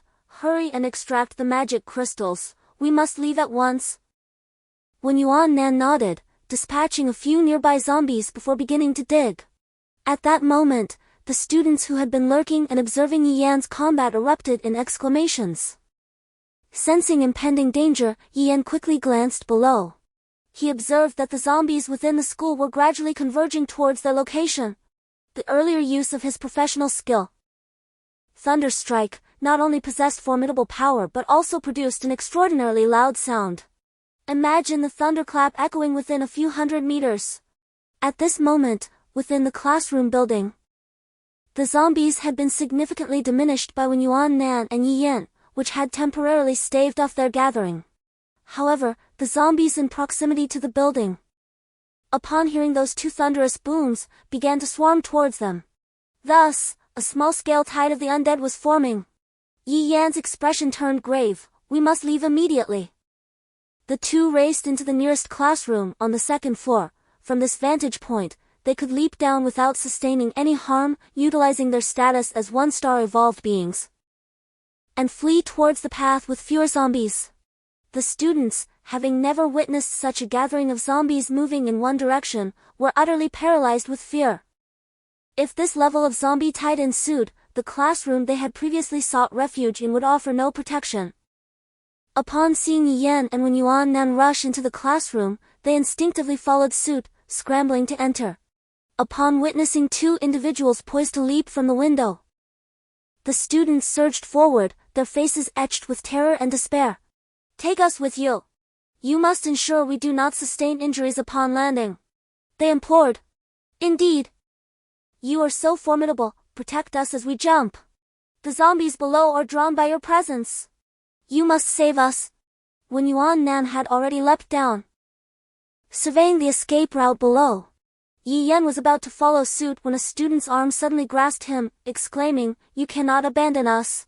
Yi Yan, with a swift flick of his wrist, coldly retorted, "Get lost." Without further ado, he jumped. As the two most formidable individuals abandoned them, a wave of despair surged through the remaining students, prompting them to curse vehemently at the window's edge. Meanwhile, the two below paid them no heed, choosing a path with the fewest zombies and fleeing with alacrity. At this moment, within the security room at the school's entrance, 5 guards clad in uniforms huddled tremulously in a corner, scarcely daring to breathe, fearful that any sound might attract the zombies.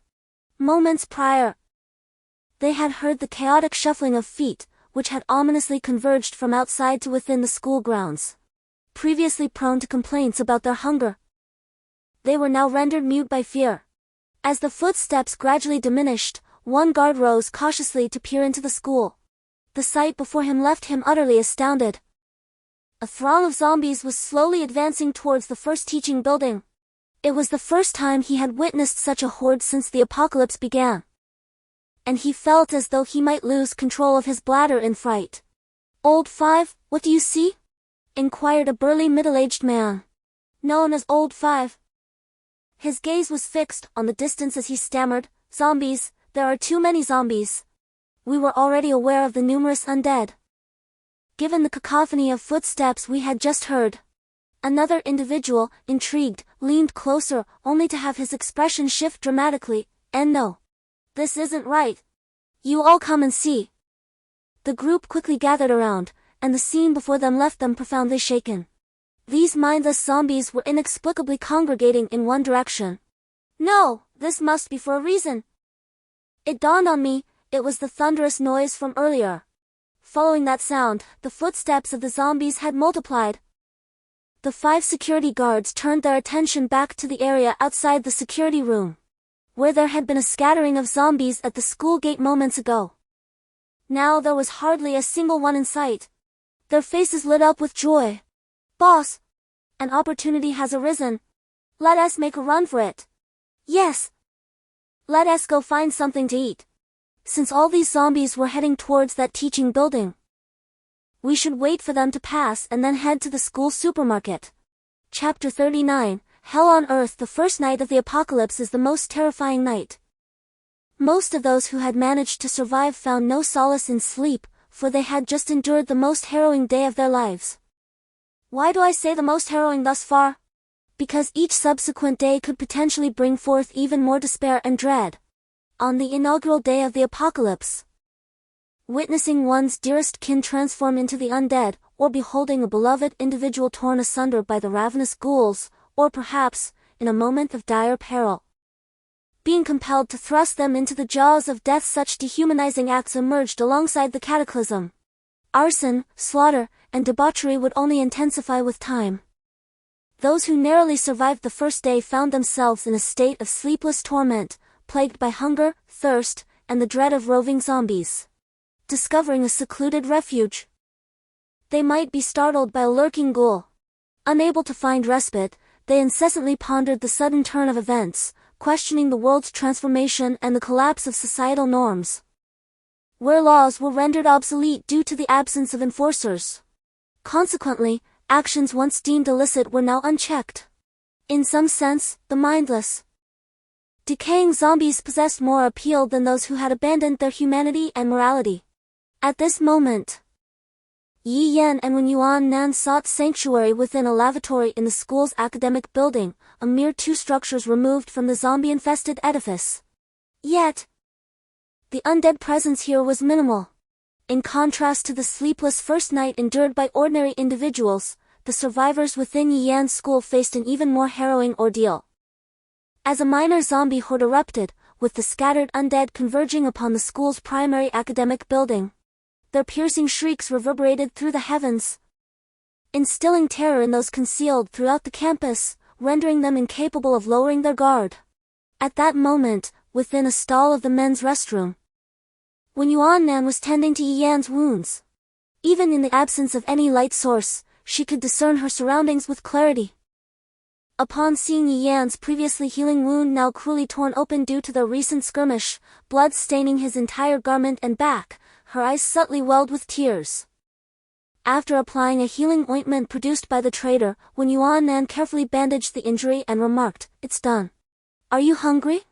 Yi Yan turned to her and replied, "Ma'am." Wen Yuan Nan began rummaging through her backpack until she finally unearthed something she deemed suitable for a patient, a bottle of 8 treasure porridge. She also took out a loaf of bread and began to nibble on it.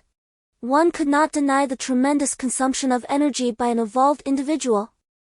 Even a bit of exercise resulted in a greater depletion. This prompted Wen Yuan Nan to seize the opportunity to inquire, "How did we make it through that place today?" Yi Yan explained, "That's one of the trader's functionalities. After a transaction concludes, one can choose to exit on the spot or be randomly teleported. However, the range of teleportation is limited to within 1 kilometer. As they engaged in casual conversation, Yi Yan elaborated on the trader, the profession, and more. With palpable excitement, Wen Yuan Nan exclaimed, "I just saw you fight that level 2 zombie, and it was absolutely magnificent. A lightning strike. You struck down that zombie." Wen Yuan Nan continued, "But the profession is so powerful. That level 2 zombie clearly surpassed you in speed and strength, yet once you unleashed your professional skills, it was at a disadvantage. Oh, I want a profession too." However, among today's traders, there exists only a solitary mage profession, while the other is some form of craftsman. What kind of profession is that? Upon hearing the term craftsman, Yi Yan's eyes sparkled with excitement. Professions not only encompass the 3 primary categories but also include special professions. This novice craftsman role is indeed a special profession. In simple terms, it allows for the creation of weapons, which is exceedingly valuable. Upon hearing this, Wen Yuan Nan was taken aback. It is actually for weapon crafting. How impressive! With that thought, Yi Yan opened the narrow compartment door. "Rest well. Tomorrow brings another fierce battle. We need to gather magic crystals, and there is much more that I desire from the trader's collection." When Yuan Nan nodded in agreement as Yi Yan moved to an adjacent compartment. By now, it was already midnight. Fortunately, the restroom was equipped with toilets, allowing one to sit and rest. Yi Yan closed his eyes and entered the realm of his mind, commencing the cultivation of his mental strength. Indeed, his mental energy had recovered by 1/10. Otherwise, he would not have had the strength to engage in casual conversation with Wen Yuan Nan. Though it was merely 1/10, the cultivation and restoration of mental energy were notably slow. Yi Yan had accomplished this recovery without any effort. It was remarkable that he regained such a portion in such a short time. Perhaps it was also due to the fact that his current mental strength was already limited. Recalling today's battle, he was fortunate to have utilized 2 lightning strikes to vanquish that level 2 zombie. Otherwise, had he needed to employ another strike, he would likely have collapsed on the spot, devoid of any strength to flee. Yi Yan began to cultivate his mental energy, continuously compressing and purifying it. After several attempts, he realized that his mental strength had once again recovered somewhat, and it had become more intense. He could also feel the warm temperature emanating from the purple hook jade pressed against his chest, as if a gentle current was flowing from the jade into his body, aiding him in refining his mental prowess. Why had he not experienced this sensation when attempting to cultivate his mental strength with the trader earlier? Was it because his mental energy had been nearly exhausted that it triggered this particular ability of the jade? Regardless of the reasons, Yi Yan immersed himself once more in the realm of the mind, relentlessly honing his mental power. The second day of the apocalypse arrived as anticipated. Following the panic caused by the horde of corpses the previous night, everyone was now utterly exhausted, hungry, thirsty, and weary. Outside, tranquility had returned. The tide of the undead had receded, with zombies appearing sporadically around the school. Inside the administrative building of the school, a stout man with a green tiger tattoo on his arm and a prominent scar on his forehead was lounging with his legs spread wide on a leather sofa in an unknown office. On the floor before him sat several young women resembling university students, desperately clutching their disheveled clothing in an effort to cover themselves. Just moments ago, in the adjacent room, several men had forcibly torn open their garments under the pretense of an infect. Blood and filth lay strewn across the ground, evoking a profound sense of revulsion. Witnessing the grotesque scene before them, the other women dared not resist any longer, surrendering to their inspections. Subsequently, they selected a few of the most vulnerable women seated on the floor and brought them into this room. Beside the scarred man stood 2 subordinates, their demeanor exuding a servile respect. "Brother Zhang, these women are the youngest, clearly untainted," remarked the man on the left with a grin. In a sudden panic, another man fell to his knees, exclaiming, "Brother Zhang! No, we were merely assessing to see if they possess experience. We all know you prefer the innocent." Upon hearing this, Brother Zhang's expression softened slightly, and he waved his hand dismissively. "Leave, keep an eye on those outside. Those who disobey will be executed. However, as for the women, let us show a modicum of mercy. After all, their utility is abundant." Haha. The 2 men exchanged knowing glances and retreated, only to be met with the sounds of shrill screams from within. They stifled their laughter, the cacophony stirring their baser instincts. "Hey, shall we procure a few more?" one suggested eagerly. "Are you blind? Did you not see him just lose his temper?" The other retorted. "Oh, I was referring to those who were already half dead." Regardless, Brother Zhang would not want them. "Excellent idea." The man smirked lewdly, delighted. "They are currently being cultivated." Haha. This group of men were ruffians from the small town, often engaging in petty theft and mischief during times of peace. In the apocalyptic world, they found themselves smoking and playing cards by the river outside the school, ultimately seeking refuge in the administrative building where they encountered several beautiful female students. These individuals, during peacetime, often frequented the police station, and within days of their release, they found themselves incarcerated once more. Now, with the onset of the apocalypse, they felt their so-called heroism rendered futile. only to discover it was precisely the moment to put their skills to use. Armed with makeshift weapons, they swiftly subdued the students within the administrative building. Observing these enchanting young women, they, who had never shied away from breaking the law, could hardly suppress their desires. Moreover, in this lawless world, devoid of police oversight, they felt liberated to act without restraint. Who could possibly confine them to a prison now? After a brief exchange of whispers among themselves, they approached the few female students they had earlier tormented. Wu Wu glared at the group with a murderous intent. She was filled with hatred. How could such a living hell unfold before her eyes while she remained powerless? Perhaps she would be next. If only she possessed the strength, she would make these beasts pay dearly for their actions, ensuring they accompanied these girls to the grave. It dawned on her that despite her mastery in Taekwondo, she was no match for the small blades wielded by these men. One of the men, in the midst of unzipping his pants, inadvertently caught sight of Wu Wu's vengeful gaze, causing him to falter momentarily. He then slapped her harshly across the face. His grotesque visage contorted as he spat out insults. Filthy whore! Dare you look again? If it weren't for your slight beauty, meant for Big Zhang, do you think you'd still be here hating us? The martial artist, battered and sprawled on the ground, felt a ringing in her ears. The man ruthlessly delivered another kick to her back, exclaiming, "How dare you look at me with such disdain? I will not hesitate to deal with you." Chapter 40. Do not approach. As dawn broke, Yi Yan and his companion finally emerged from the restroom. Before leaving, they meticulously assessed their spoils from the previous day in the stall. 141st tier magic crystals and a solitary second tier crystal. Yi Yan smiled at the distinctly colored second tier crystal, realizing through the battles of yesterday that he was now capable of contending with second tier zombies.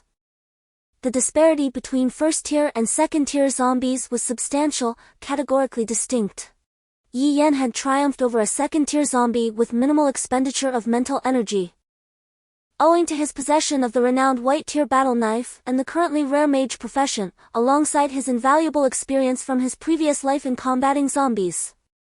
These three assets undoubtedly constituted Yi Yan's trump cards in facing foes of a higher caliber. After a lengthy rest, both individuals had fully regained their vitality. Yi Yan had spent the entire night cultivating his mental energy, effectively doubling his restorative time compared to when Yuan Nan. By the end of the night, his mental energy had replenished to approximately 50%, while his back injuries had healed considerably. The body of an evolved individual differed significantly from that of an ordinary person. What would be a severe injury for the latter could mend swiftly in an evolved being. Coupled with the healing potion he had utilized, his recovery was expedited. They had never anticipated that breakfast would one day be consumed in a lavatory.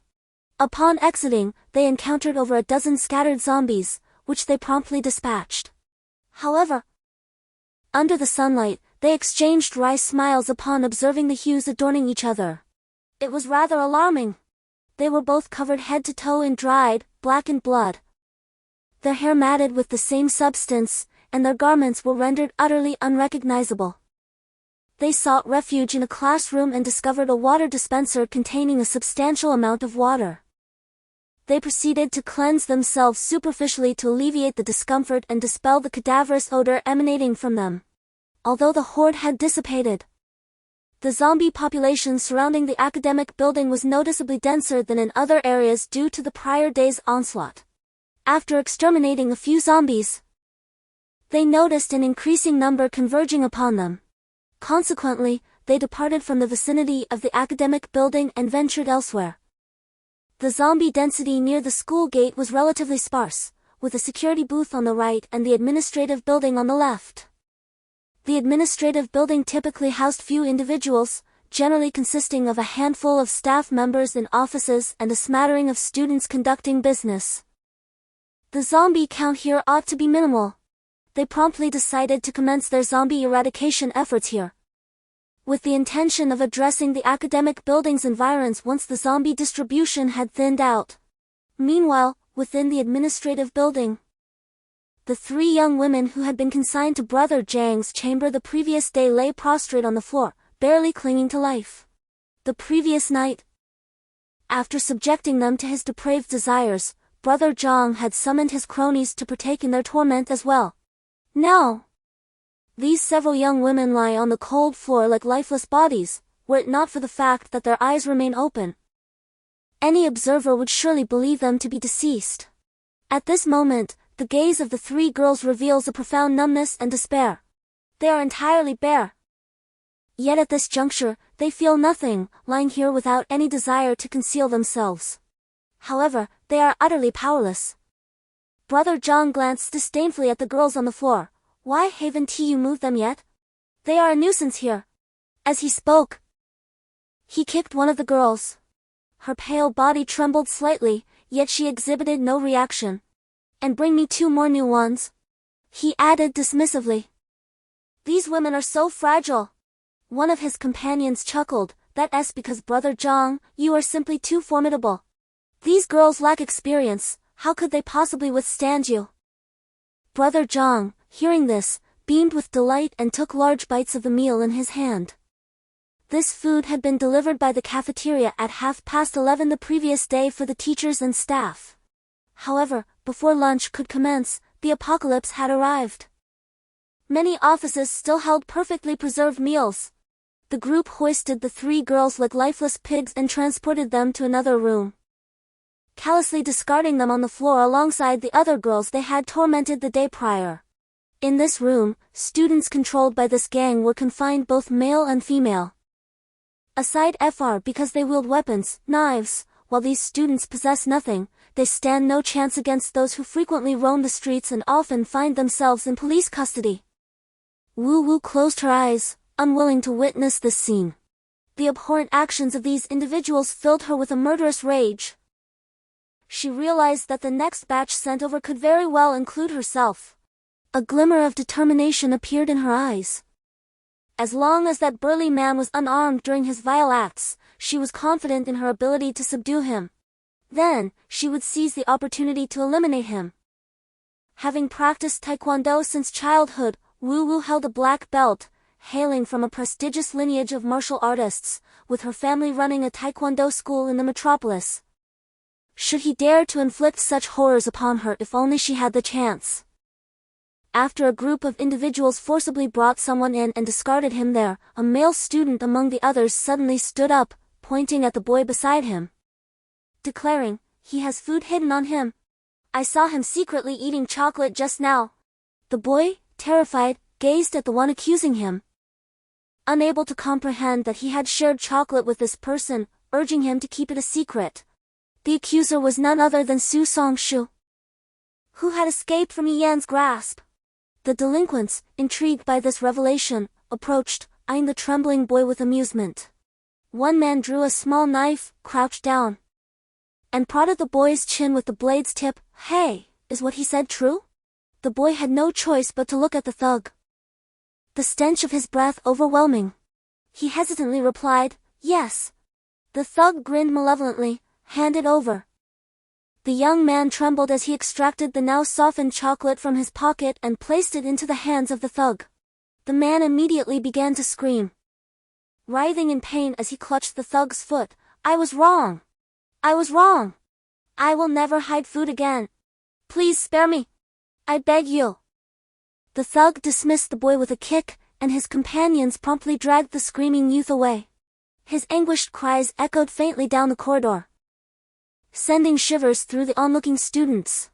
The thug tossed the chocolate at Su Songshu's feet, declaring, "Well done, this is your reward."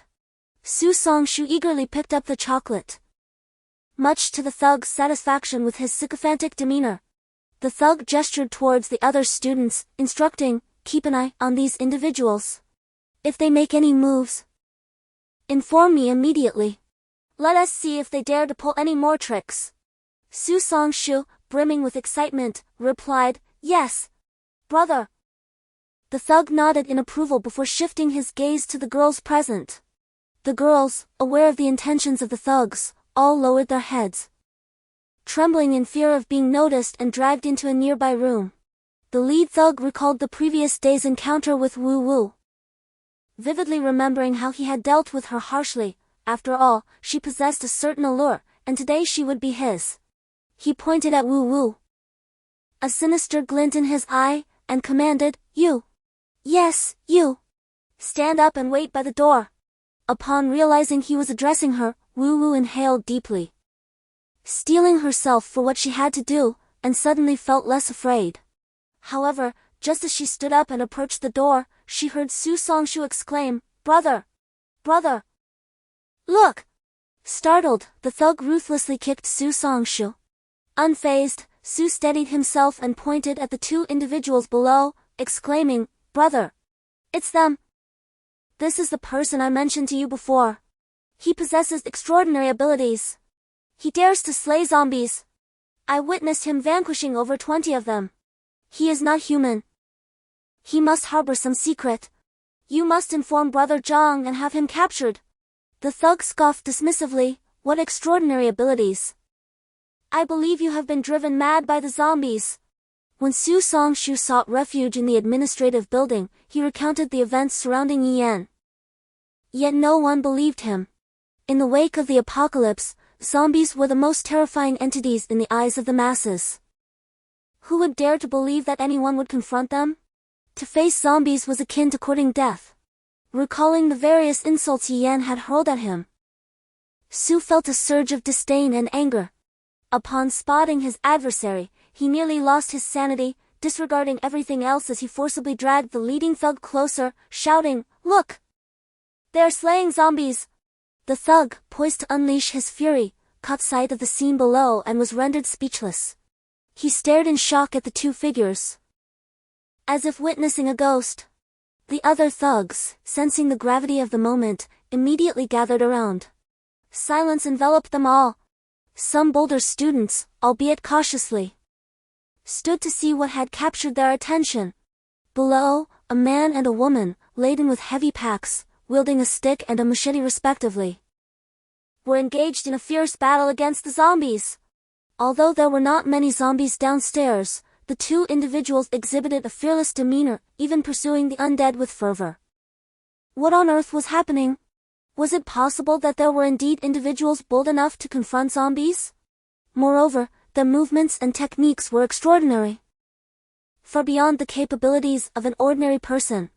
Perhaps they truly possessed some secrets, as Su Songshu had suggested.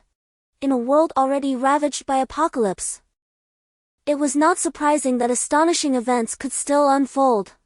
Initially, Wu Wu found herself cornered at the entrance, under the watchful eyes of the two.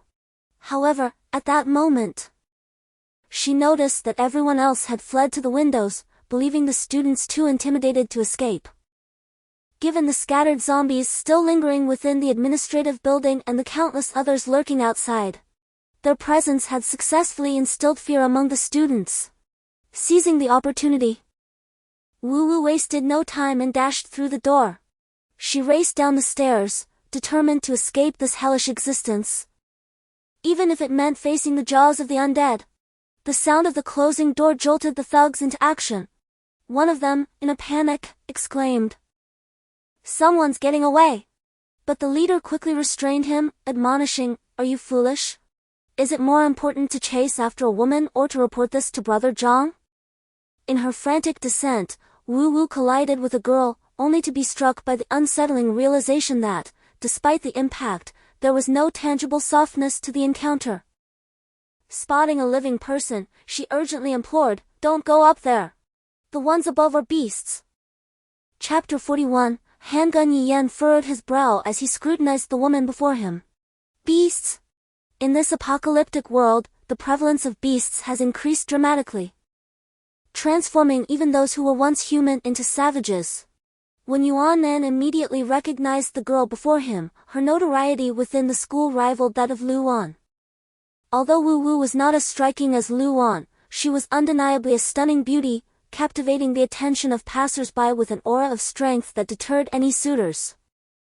Not only was Wu Wu a proud and beautiful figure, but she also hailed from a prestigious Taekwondo family and was the president of the school's Taekwondo Association, renowned for her exceptional skills. Having spent considerable time at the school, when Yuan Nan had not yet had the opportunity to become acquainted with Wu Wu, but he had seen her numerous times and heard many tales about her, forming a general impression in his mind. However, the panic etched on Wu Wu's face and her disheveled appearance were entirely at odds with her established persona. When Yuan Nan turned to Yi Yan inquiringly. But Yi Yan showed no inclination to heed Wu Wu's warning and intended to ascend the stairs to confront the zombies. Seeing that these two were disregarding her pleas, Wu Wu's anxiety deepened. She had already witnessed the horrors of hell on earth, and she knew that if this young girl proceeded upstairs, she would undoubtedly fall victim to unspeakable atrocities. With urgency, Wu Wu grasped Wen Yuannan's arm and implored, "Classmate, I am speaking the truth. There are a group of outsiders up there, desecrating countless girls. I just escaped from that place. Do you still intend to go up?" Upon hearing Wu Wu's words, Wen Yuannan's eyes widened in shock. It was then that he noticed the red marks on her face and the swelling, indicating that she had been struck by those individuals. Wen Yuannan was ablaze with fury. In other circumstances, she could maintain her composure. However, the thought of coercing women, tarnishing their dignity, and rendering others' lives unbearable filled her with revulsion and outrage. She cast a glance at Yi Yan, who was typically indifferent to the plight of others, yet now exhibited an uncommon display of anger. Yi Yan's countenance was dark, his gaze frigid, as if he were suppressing something profound within. During the desolate years of the last apocalypse, he had witnessed countless atrocities of a similar nature, many of which were far more horrifying than the present situation. For after the cataclysm, this world was rife with savagery.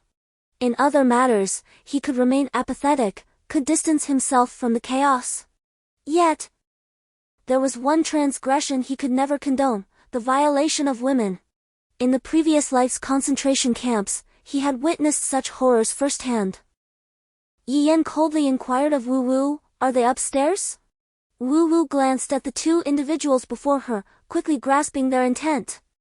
However, the numbers were stacked against them.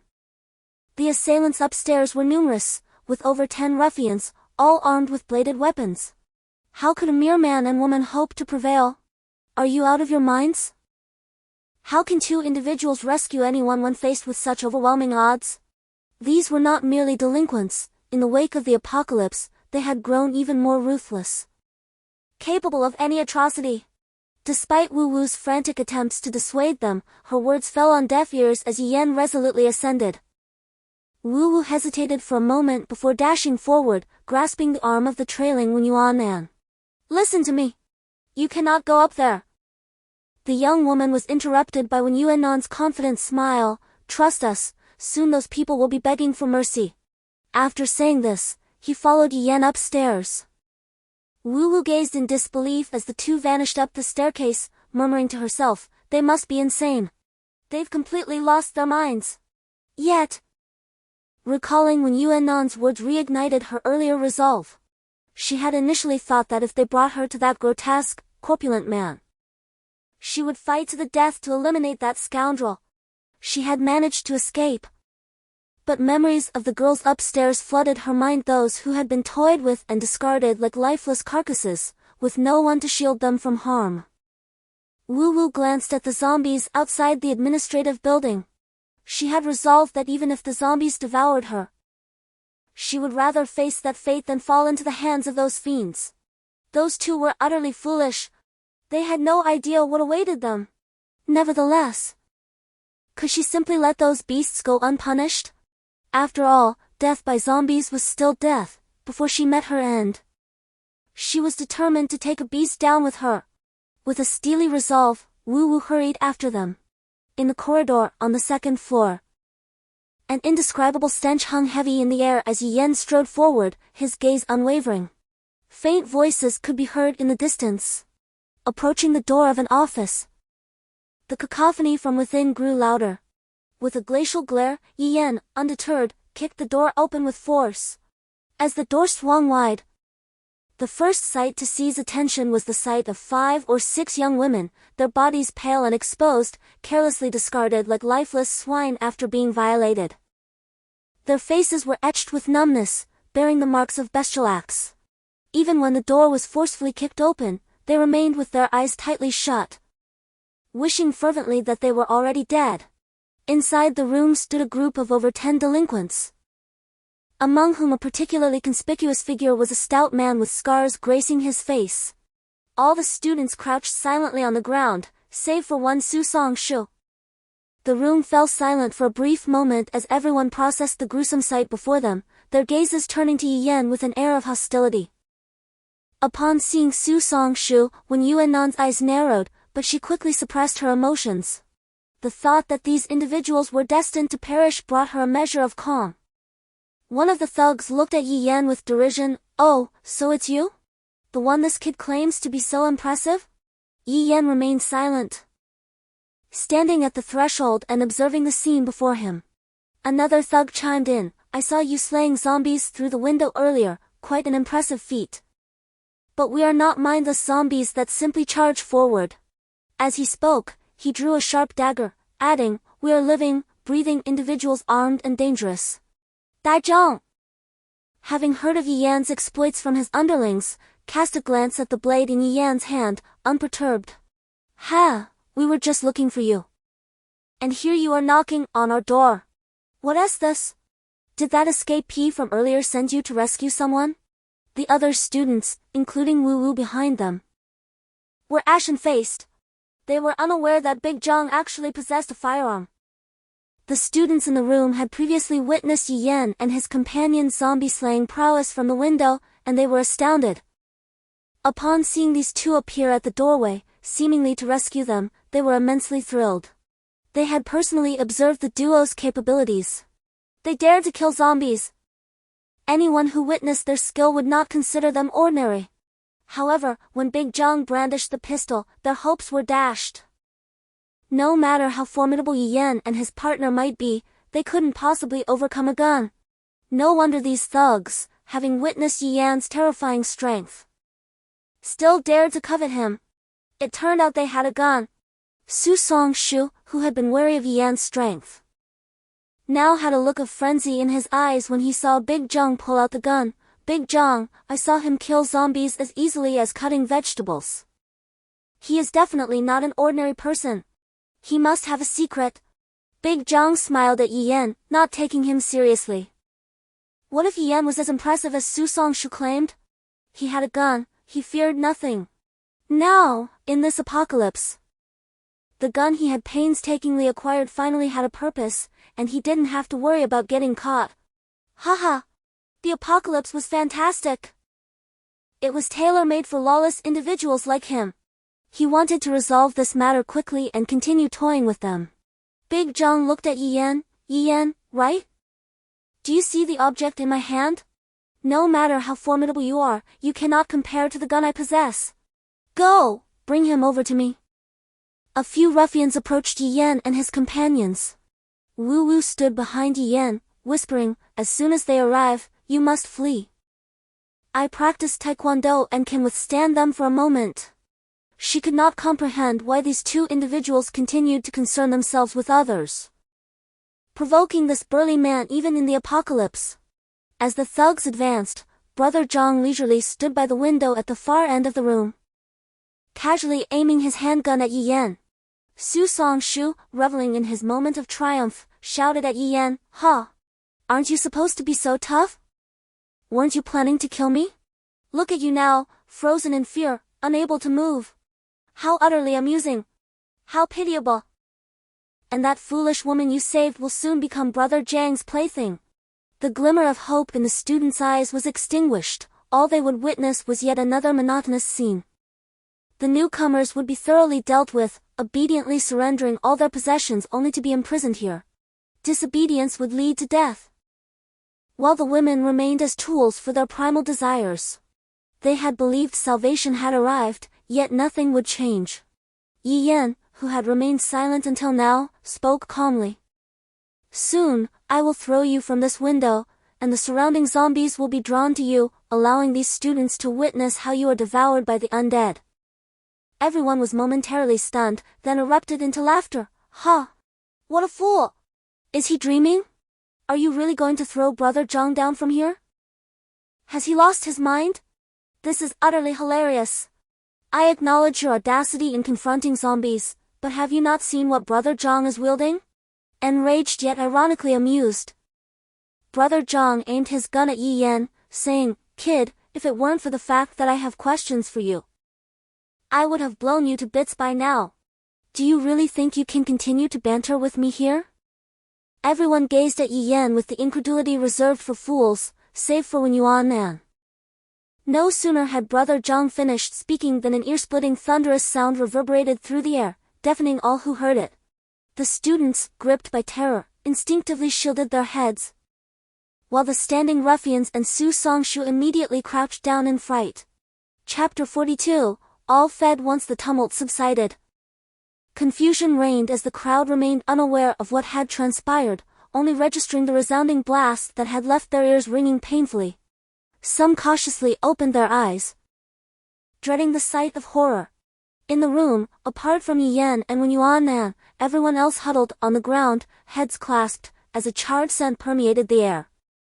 The previously discarded, unclothed girls finally reacted, curling up on the floor, trembling uncontrollably. Brother Zhang lay sprawled on the ground, his body a canvas of darkness and wounds, blood oozing from every orifice, rendering him a grotesque blend. The proximity of Su Songshu to Brother Zhang at that moment resulted in an excruciatingly deafening blast that left him reeling in agony. While the others swiftly regained their composure, Su Songshu felt as if his ears were about to hemorrhage. In the split second that Su Songshu distanced himself from Brother Zhang, he caught a glimpse of what appeared to be a bolt of lightning striking in broad daylight. Everyone stood aghast, their gazes fixed upon Brother Zhang's grotesquely bloodied corpse, utterly perplexed by the preceding events. In unison, their eyes gravitated towards Yi Yan, who remained impassive.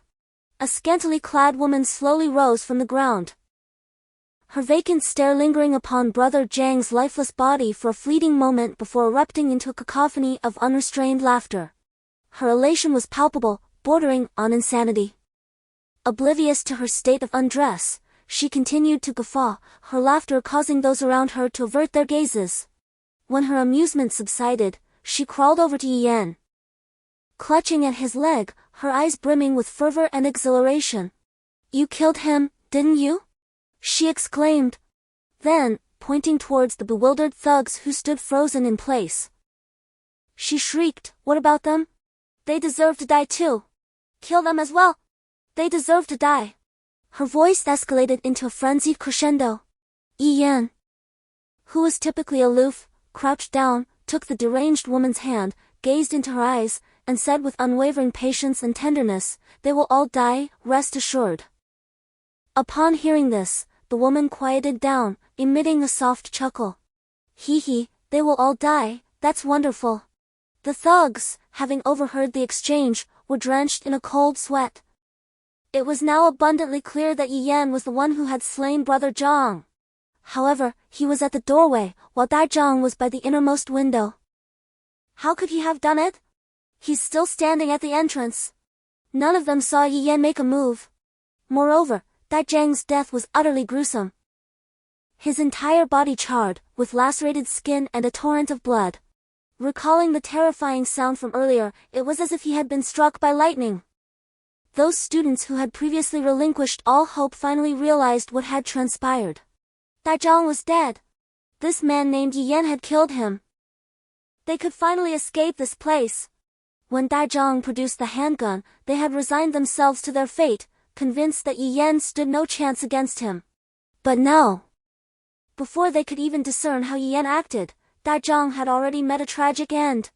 The students gazed at Yi Yan with fervent gratitude. Behind Yi Yan, Wu Wu was incredulous at the scene unfolding before her. Was it truly this young man who had done it? What exactly had he done just now? At this moment, she had to concede that she had underestimated this young man named Yi Yan. As for Wen Yuan, he remained nonchalant. He was aware that, despite being evolutionaries, neither of them could physically withstand bullets. If they were struck by a bullet, their fate would likely be no better than that of ordinary people.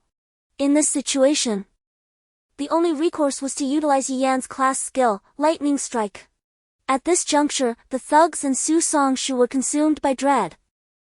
They had also heard Yi Yan's words earlier, They were all doomed to die. The terror in Su Songshu's eyes instantly morphed into madness.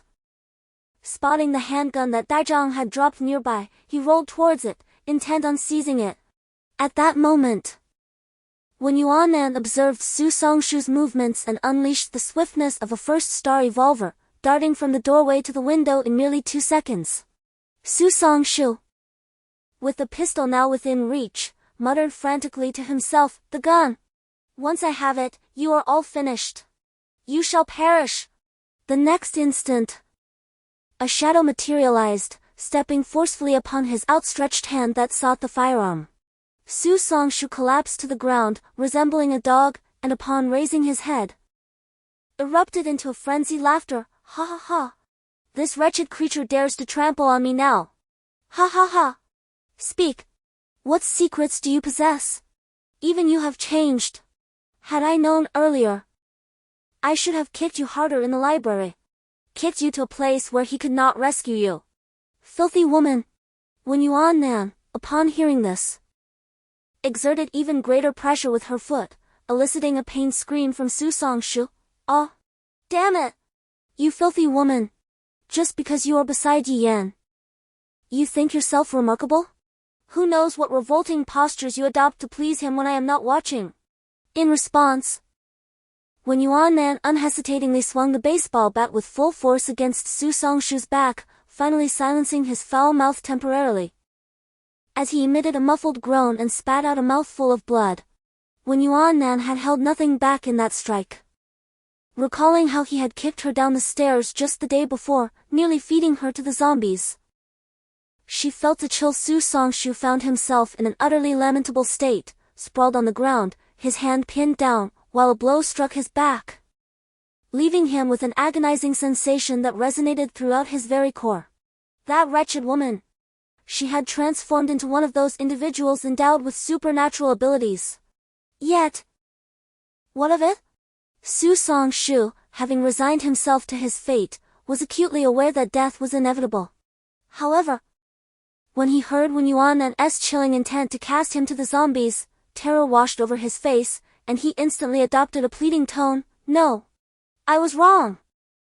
You may kill me as you wish, just do not feed me to the zombies. I beg you. Please." The mere thought of the grotesque, repulsive, and terrifying visage of the undead sent shivers down his spine.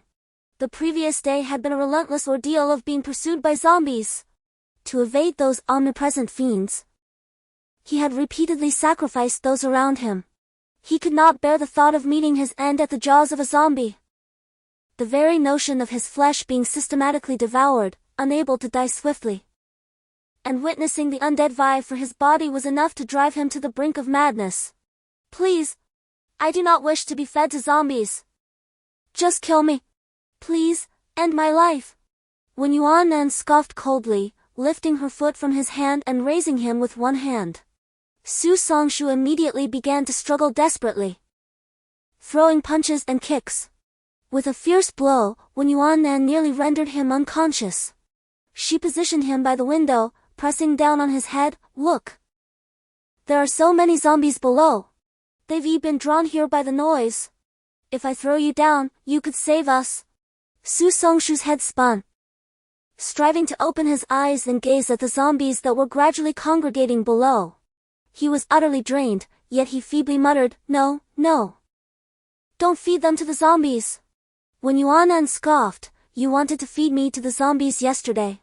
How does it feel now? Consider it payback, you beast." With a forceful shove, she sent Su Songshu tumbling out, his agonizing scream echoing as he plummeted from the second story. The height was neither towering nor negligible. A fall that could prove fatal, yet more likely leave one incapacitated. Su Songshu, already battered to the brink of death by Yuan, was now rendered immobile. Lying below, half alive, he was instantly engulfed by the encroaching horde of zombies, his screams abruptly silenced. At that moment, Yi Yan approached the window, observing the scene for a brief moment before remarking, "It seems this won't be enough to satiate them." With that, he tossed the mangled corpse of Big Zhang down below. Near the doorway, several unclothed girls, as if gleaning some macabre delight from the sight, pushed past the others and rushed forward, fixating on the scene of zombies devouring flesh. Among the students, a few girls who had been spared violation finally dared to remove articles of their own clothing, offering them to the naked girls. One girl, her body covered in filth and bearing the marks of abuse, her eyes swollen, gazed down at the scene below, lamenting, "The zombies still seem to want more." Yi Yan responded, "More? Aren't there over a dozen left? We'll feed them slowly." The girls applauded, "Yes, yes. Excellent." When Yuan's heart ached as she gazed upon the girls, utterly tormented and resembling shadows of their former selves. The sordid events of the apocalypse were far more brutal than she had ever imagined. Had she not encountered Yi Yan at the outset, she too might have been ensnared in such horrors. The thugs, upon hearing Yi Yan's words and witnessing his presence by the window, found only a single warrior, Wu Wu, at the door. Two of them gritted their teeth and charged toward the entrance. One man, reaching out to push Wu Wu aside, suddenly felt a chilling sensation at the back of his neck. He had no time to comprehend what had transpired, for in the next moment, his head had rolled to the ground. The other thug, without Yi Yan's intervention, was swiftly dispatched by a powerful kick from Wu Wu. Yi Yan finally took a moment to scrutinize Wu Wu. Her skills were formidable. It was evident she had undergone rigorous training. Her movements were fluid, decisive, and forceful, executed with precision that spoke of countless hours of practice. The severed head rolled to the feet of the fallen thug, who had nearly met the same grim fate. Chapter 43. The Greatest Secret. All the students rose to their feet. Despite the thugs still wielding knives, fear no longer gripped them. For beside them stood Yi Yan. They had witnessed how swiftly he had moved from the window to the door, how effortlessly he had severed a thug's head. Perhaps the loathsome words of Su Songshu were indeed true. Yi Yan, the recent thunderstorm has drawn a multitude of zombies from outside the school. Yi Yan turned to Wen Yuan and instructed him to check the car parked downstairs for any gasoline. Upon seeing the overwhelming number of zombies below, Wen Yuan quickly deduced Yi Yan's intentions and nodded before descending. The girls, whose minds seemed somewhat clouded, stared at the zombies below, unable to tear their gaze away. Perceiving no fear in the situation, "Hurry, hurry! The food is gone! Another one! It's all consumed! Feed the zombies!" Yi Yan approached and seized a ruffian, lifting him into the air, allowing his legs to flail. The man pleaded desperately, "Please don't kill me. I haven't touched them. I swear. I have never laid a hand on them." In a frenzy, a girl clawed out the man's eyes, holding them in her hands before crushing them, screaming at the bloodied, nearly broken man, "You wanted to see me. You wanted to see me. I'll gouge your eyes out. I will kill you." The man's wails echoed throughout the administrative building. While the girl was engulfed in her rage, Yi Yan continued to hold the man aloft by the window, allowing her to vent her fury. At that moment, the girl charged forward and pushed the man, and Yi Yan, following her momentum, cast him down. She stood by the window, gazing blankly as the zombies tore into the man, devouring him, before she sank to the ground in despair. Everyone remained silent, watching the harrowing scene unfold. Those who had not experienced such horrors could never fathom what had transpired within the girl, transforming her into this shell of anguish. Not only this girl, but all the others who had previously been stripped of their clothing and discarded at the doorstep were utterly deranged, their sanity long lost. Wu Wu's eyes reddened as she beheld the frenzied girl before her. She felt an overwhelming sense of helplessness, witnessing such vile acts unfold right before her eyes. She herself had nearly succumbed to a similar fate. Wu Wu's gaze fell upon the leading thug at her feet. It was always him who entered this room to select girls, delivering them to the corpulent figure lurking in the shadows. He was the one who, under the guise of inspection, had groped each girl indiscriminately. It was he who, when a girl resisted, called upon others to humiliate her on the spot, discarding her like refuse afterward. He had previously assaulted Wu Wu, his hands lingering on her chest for an excruciatingly long time. The sight of the leading thug conjured memories of hellish torment, of the revulsion and helplessness she had endured. Noticing Wu Wu's unsettling demeanor, the thug abruptly rose, demanding, "What do you intend to do?" Drawing a knife from his bag, he brandished it menacingly before him. Witnessing death unfold incessantly before his eyes, his fear of mortality surged to its zenith. Meanwhile, Wu Wu, gazing at the tragic figures of the girls, recalled the harrowing experiences of the past days. Gradually, she approached the leading thug, her eyes ablaze with fury. Sensing the impending danger, the thug brandished his dagger, exclaiming, "I couldn't handle him." "But you think I can't deal with you?" Yet, Wu Wu appeared deaf to his threats, charging forward with determination. The thug immediately lunged at her with the dagger. But astonishingly, Wu Wu not only failed to evade but advanced headlong into the confrontation. With a swift sidestep, Wu Wu unleashed a powerful kick with her left leg, the blade narrowly missing her cheek. The thug collapsed to the ground, bewildered by the unexpected skill of the girl he had previously bullied with impunity. A searing pain shot through his waist, rendering him unable to rise. The assembled students, however, remained largely unfazed. Wu Wu was the president of the school's taekwondo club, a far cry from a mere figurehead. Trained from a young age within her family, she had participated in numerous competitions, amassing a collection of medals. Her striking beauty, coupled with the physical prowess gained from her martial arts training, further enhanced her allure. Such a captivating and accomplished young woman was hardly unknown within the school. Everyone was aware of Wu Wu's formidable abilities. Previously, she had hesitated to fight back due to the sheer number of thugs and their possession of weapons. But now, facing a lone delinquent wielding a small knife, she had no reason to fear. A closer look revealed a shallow cut across Wu Wu's cheek, a testament to the earlier skirmish. However, she seemed indifferent to the injury. With eyes blazing, she glared at the fallen thug, exclaiming, "You beast! Go to hell and repent!" Wu Wu retrieved the dropped dagger and, to the astonishment of the onlookers, mercilessly ended the thug's life. Witnessing the transformation of an ordinary, decent person into a killer, the crowd gained a deeper understanding of the horrors of the apocalypse.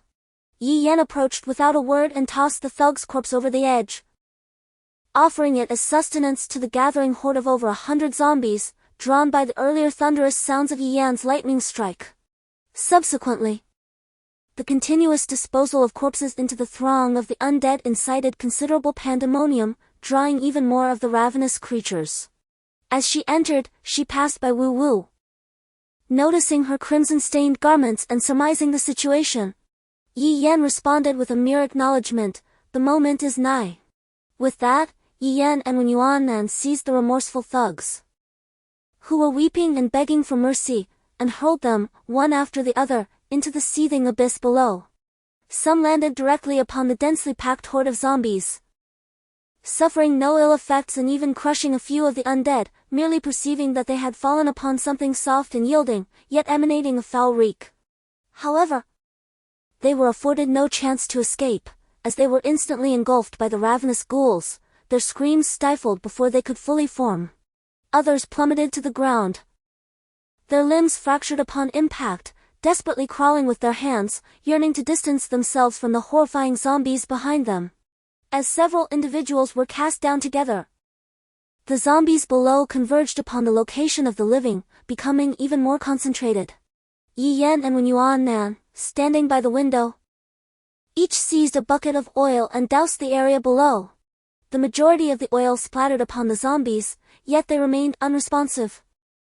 Yi Yan retrieved a lighter from his backpack, igniting it and casting it down.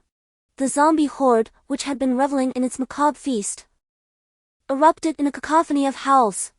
The flames rapidly engulfed the entire throng, and thick, acrid smoke billowed upwards, accompanied by a nauseating stench, transforming the very hue of the sky above. The students sought refuge in the corridors of the administrative building, evading the pungent fumes. One wondered what manner of creatures these zombies were, that their incineration should produce such an abhorrent odor. The conflagration raged for a full 20 minutes, leaving the exterior walls of the administrative building completely blackened. During this period, some zombies were drawn here by the commotion, completely oblivious to what was happening. and were engulfed in the flames. As the fire gradually subsided, Yi Yan instructed Wen Yuannan to distribute a backpack full of food among these individuals.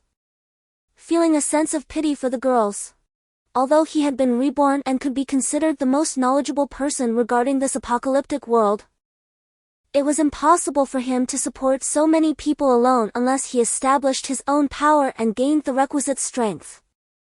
These students had been deprived of food for an entire day, enduring inhumane torment, their bodies on the verge of collapse, and they began to devour the food ravenously. However, some restrained themselves, consuming only half of their allotted portion. In this brief time, they had fully grasped the terrors of the apocalypse. One must face not only the threats posed by zombies and other humans but also the graver issue of scarcity of sustenance. They were terrified of hunger.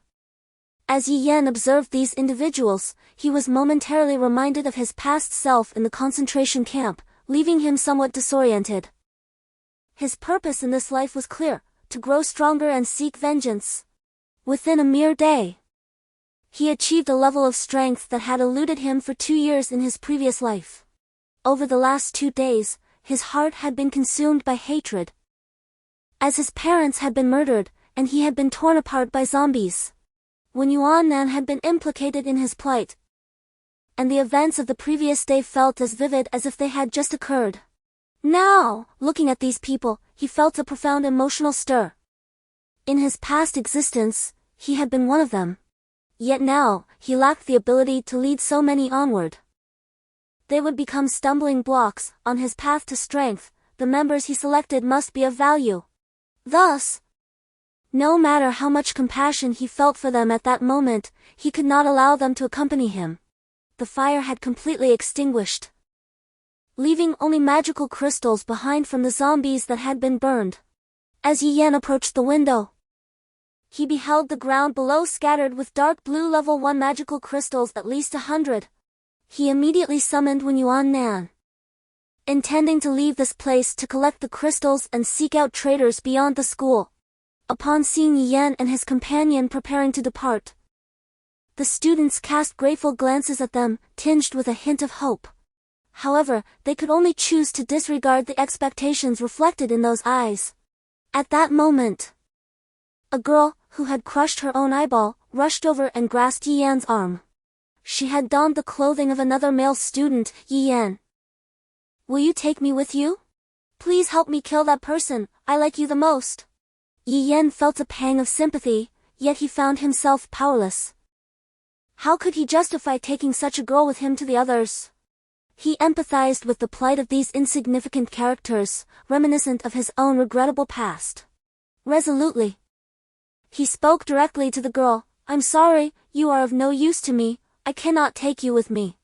Nevertheless, Yi Yan steeled himself further to utter the following words: however, I can reveal to you the greatest secret of this apocalyptic world, which is the reason for my immense strength. Chapter 44, New Companions. Everyone believed their ears had betrayed them, staring in astonishment at Yi Yan. The greatest secret? The ultimate secret of the apocalypse? The mystery behind his extraordinary power?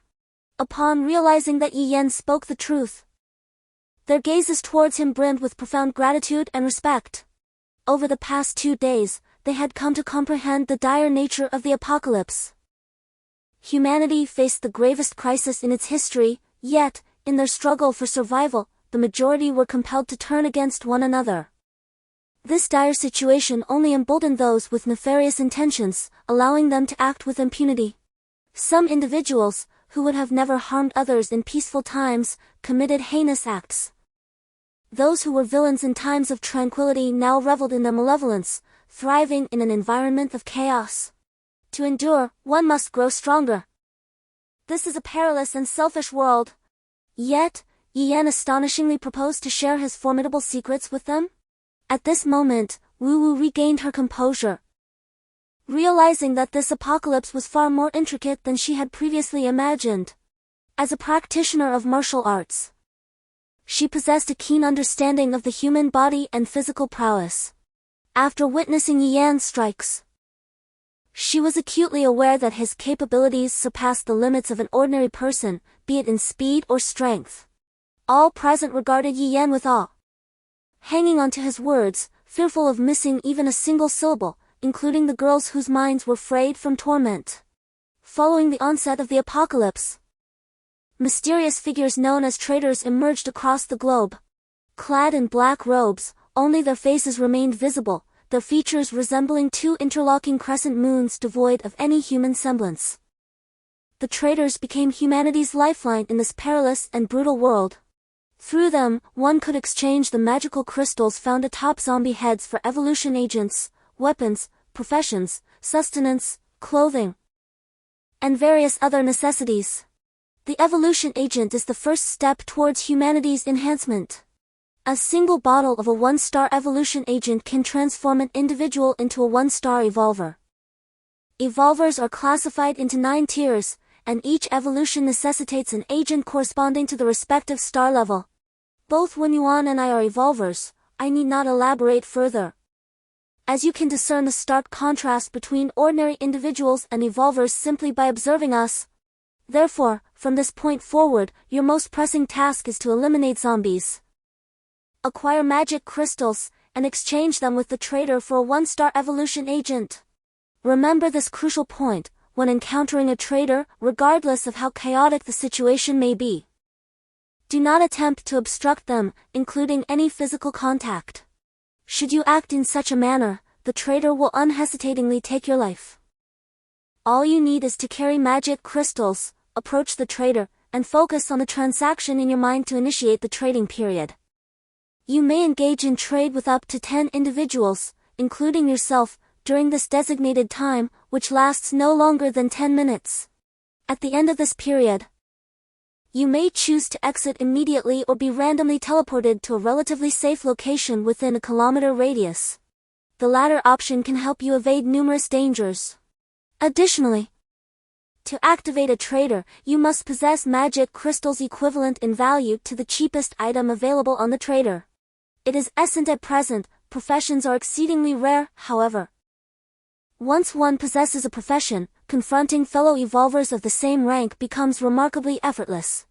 Ultimately, zombies are not to be feared. It is only through the courage to face them that one can slay them and acquire magic crystals. When it comes to dispatching zombies, the most crucial aspect is to destroy their brains. Prior to administering the immunity serum, one must absolutely avoid being scratched by a zombie, otherwise, not even divine intervention can save you. The cost of a one-star evolution serum is 100 magic crystals, which implies that one must personally vanquish 100 first-level zombies to obtain a one-star evolution serum. This is all I wish to convey. Everyone endeavored to digest Yi Yan's words, which completely transcended their realm of understanding. Evolution serum?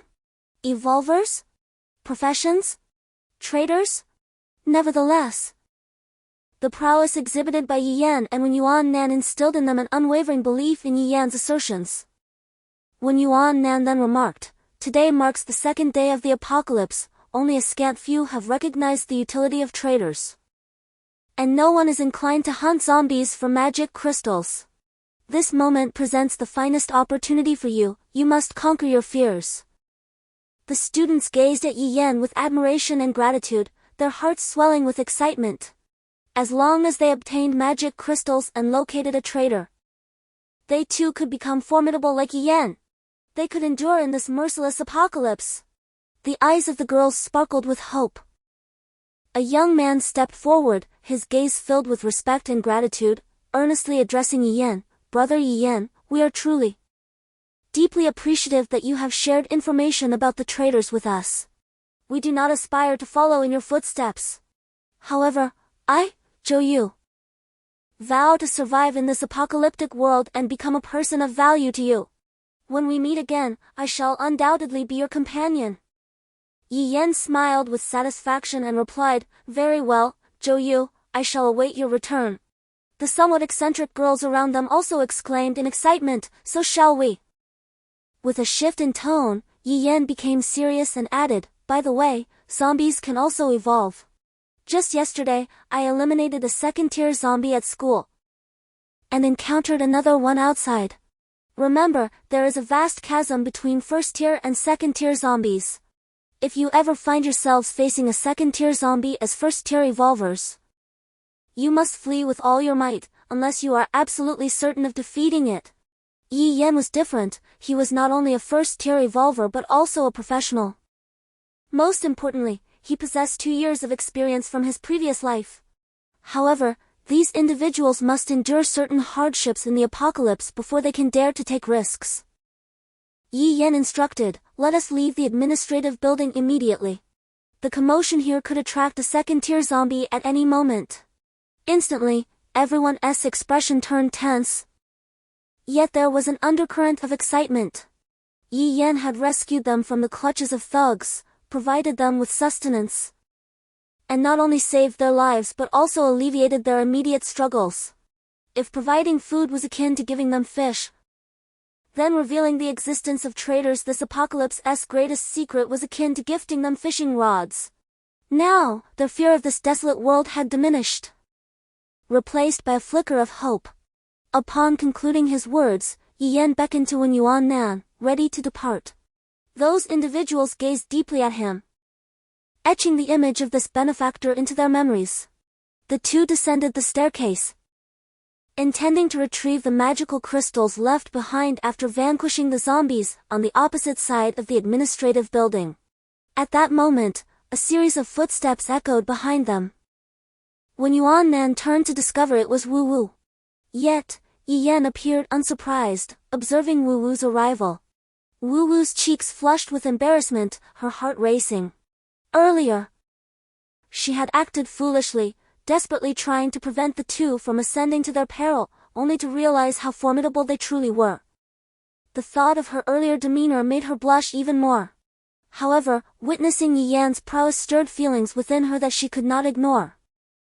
Despite not being an evolved individual, she was significantly stronger than an ordinary person and would undoubtedly be of assistance to Yi Yan. Most importantly, the actions Yi Yan had taken today filled Wu Wu with admiration and gratitude toward him. Had she been alone, she would have been utterly incapable of rescuing those students or defeating a single thug. In this perilous, treacherous world, aligning oneself with the strong was undeniably the wisest choice. Wu Wu looked at Yi Yan and declared, "My name is Wu Wu, and I wish to accompany you. Rest assured, I will be of use. I've practiced Taekwondo since childhood, and not a single day has passed without training or exercising. I will not hinder your progress." Yi Yan, having observed her engagement with the lead thug, quickly assessed her capabilities. She was indeed impressive. In terms of daily training, he found himself lacking in comparison. Thus, he readily replied, "Then come along with us." Wu Wu's eyes widened in astonishment, not anticipating Yi Yan's swift agreement. She immediately jumped up in excitement. And when Yuan Nan was equally pleased to welcome another member to their team, the trio set out, making their way toward the rear of the administrative building, where they spotted Zhou Yu and his group departing from another direction. Fearing the approach of second-level zombies, they swiftly collected the magical crystals and vacated the vicinity of the administrative building. Yi Yan resolved to first visit the small supermarket they had frequented before to gather some supplies. Of the 2 large backpacks they had previously carried, one had already been distributed, while the other had been half consumed. Now, with an additional person in their ranks, it was prudent to procure what they could while the opportunity presented itself, for they were uncertain when unforeseen circumstances might arise. As they progressed, dispatching zombies along the way, they headed toward the small convenience store near the teaching building. At this moment, Wu Wu was a stark contrast to her former self. Having endured a hellish existence and witnessed unspeakable evil, she had unhesitatingly taken a life, maturing in ways she had never anticipated. Now, she yearned for power, aspiring to the strength exhibited by Yi Yan. Trained from a young age, she had never missed a day of exercise, her physical prowess far surpassing that of an average person. As an ordinary individual who had yet to evolve, Wu Wu astonishingly dispatched zombies with remarkable speed, unlike Wen Yuan, who had previously struggled to catch his breath after slaying just 2. With each foe she vanquished, her courage surged. Her relentless training had fully come to fruition at this moment, and coupled with her fervent desire for strength, she found herself nearly matching Wen Yuannan in her zombie-slaying prowess. As Yi Yan continued to eliminate zombies, he kept a watchful eye on Wu Wu. Observing her current state and skill, a smile inevitably crept across his lips. The martial prowess displayed is remarkable, even for an ordinary individual. Should she ascend to become an evolver, it would undoubtedly represent a formidable enhancement to her capabilities. This time, fortune has truly smiled upon us. Meanwhile, in the adjacent building to the classroom where Yi Yan had previously instigated a minor zombie outbreak, a dance studio on the rooftop was occupied by over 20 students, including Lu Wan, Ji Wenyu, and 2 instructors. Notably, 5 additional figures had joined them, those being the 5 security guards encountered at the school gate. Each of these guards now bore a backpack brimming with provisions. The students gazed at them with longing yet refrained from approaching, intimidated by the electric batons and knives wielded by the guards. The leader of the group, after casting a lecherous and covetous glance over the assembly, fixated his unscrupulous gaze upon Lu Wan at the back. Chapter 45, The Zombie Battle. To Yi Yan and Wen Yuannan's surprise, in the convenience store they had thoroughly cleared of zombies, the glass door now stood wide open, revealing several undead within. Hadn't there been 3 individuals inside previously? How could they possibly abandon the available food and a secure location to venture outside? The trio hastened to the entrance of the store, where they immediately spotted human bones and tattered clothing. Wen Yuannan vaguely recalled the attire of the 3 individuals and recognized it as belonging to them. Uncertain of the events that had transpired, they noted that the glass door had not been compromised, yet zombies had somehow infiltrated, leading to the demise of the 3. After clearing the zombies, Yi Yan and his companions secured the door once more. Upon closer inspection, it became evident that the provisions within the small shop had been rummaged through, with a considerable amount taken. It was clear that someone had visited, and perhaps the 3 individuals had unwittingly opened the door for these intruders, leading to their own demise. What remained uncertain was whether their deaths were the result of human malice or the relentless onslaught of zombies. Yi Yan, typically indifferent and not one to meddle in others' affairs, found himself compelled to assist the young women today. This was largely due to the haunting memories of countless women who had suffered gravely from such predicaments in his previous life, including those he held dear. Even in his most self-serving moments, he could not remain aloof in the face of such injustice. In a world ravaged by chaos, lacking strength relegated one to the lowest echelons, subject to the whims of others. Moreover, in this apocalyptic landscape, women without power often faced fates more harrowing than their male counterparts. Had it not been for the transgressions that struck at Yi Yan's core, he would have likely refrained from intervening. In this brutal era, death and murder had become commonplace. Each of the 3 carried a backpack filled with food and water as they prepared to embark on their journey. Along the route from the administrative building to the small shop, they vanquished a significant number of zombies. Coupled with those they had previously incinerated at the administrative building and slain yesterday, Yi Yan now possessed nearly 400 magic crystals sufficient to secure the novice craftsman profession. Yi Yan sensed that the unique level 1 traders still lingered in the town, albeit at a greater distance and with a changed position.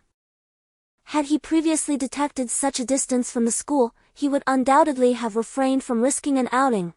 However, he now recognizes that the trader possesses a unique profession and a spatial crystal. Regardless of the risks involved, he must pursue this opportunity. Furthermore, he is no longer merely a 1-star evolutionary but has transitioned into a professional with lightning capabilities.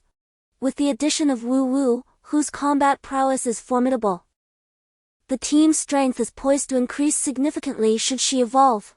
Consequently, Yi Yan's burden has been alleviated. He fears that if he delays, others may already have uncovered the trader's secret. If the items he seeks were to be exchanged, he would have no time for lamentation. Thus, the trio sets off immediately. Along the way, they encounter zombies, and they dispatch them with precision. Just as before, they strive to maintain silence. They retreat at the slightest indication of a gathering horde. During this period, Wu Wu's experience in zombie extermination accelerates remarkably. Although her combat skills are exceptional, her prior training in Taekwondo did not prepare her for this endeavor. Yi Yan had previously advised her that to effectively eliminate zombies, one must utterly destroy their heads. Coupled with her insights gained from dispatching over a dozen zombies, she now finds the task increasingly effortless. Upon hearing Yi Yan mention the need to seek out the traitor, Wu Wu is instantly filled with exhilaration. She is eager to discover the nature of the traitor, who is said to wield extraordinary powers, as well as the essence of evolution agents and professions. Once they reach the outskirts of the school, Wu Wu realizes that the number of zombies in the town surpasses that within the school by a considerable margin. The trio advances in a tighter formation, eliminating zombies while seizing magical crystals, and they remain vigilant, ready to withdraw at the first sign of danger. Upon exiting the school gates, Yi Yan distinctly sensed the location of the traitor at a marketplace just a street away from the school. With the destination now known, Yi Yan and his companions ceased their efforts to eliminate zombies, choosing only to strike when the undead were unavoidably close. The trio swiftly approached the entrance of the marketplace, and what they beheld was a scene of chaos. In times of peace, the market was already cramped, but after the apocalypse, it had transformed into a veritable paradise for zombies. The marketplace was perpetually bustling with people, and during the outbreak, even if only half of them had mutated into zombies, the others would find themselves with little chance of escape. Consequently, the density of zombies within the market surpassed that on the streets of the town. Yi Yan and Wen Yuan, both first-tier evolvers who had also received immunity serum, were relatively unfazed by the throngs of zombies. However, Wu Wu remained an ordinary person. Her speed could not match that of the evolvers, and should she be bitten or clawed by a zombie, survival would be a distant hope. The immunity serum was effective only if administered before infection by the undead. Yi Yan gazed intently at the two-story supermarket directly opposite the market entrance, and he could clearly sense that the traitor was inside. Yet, the dense horde of zombies posed a significant obstacle. If it were just he and Wen Yuan, sustaining minor injuries would be an acceptable risk. However, among them was Wu Wu, who could not afford any contact with the zombies. Observing Yi Yan's serious contemplation, Wu Wu took a deep breath and declared, "Yi Yan, do not concern yourself with me. Go inside, since I have promised not to hold you back." "I assure you I shall not." Yi Yan regarded Wu Wu thoughtfully before turning to Wen Yuan and instructing, "When we enter, be sure to protect her." Wen Yuan nodded earnestly in agreement. Wen Yuan wielded a baseball bat, Wu Wu brandished an axe, and Yi Yan held a gleaming white blade. The trio surged forward, with Yi Yan leading the charge, Wen Yuan following closely behind, and Wu Wu sandwiched in between. With unparalleled speed, Yi Yan sought to eliminate as many zombies as possible. Wu Wu fought valiantly, swinging her axe to cleave through the relentless horde that pressed towards her. It dawned on her that the density of zombies in this marketplace was far more daunting than the encounters she had faced at school.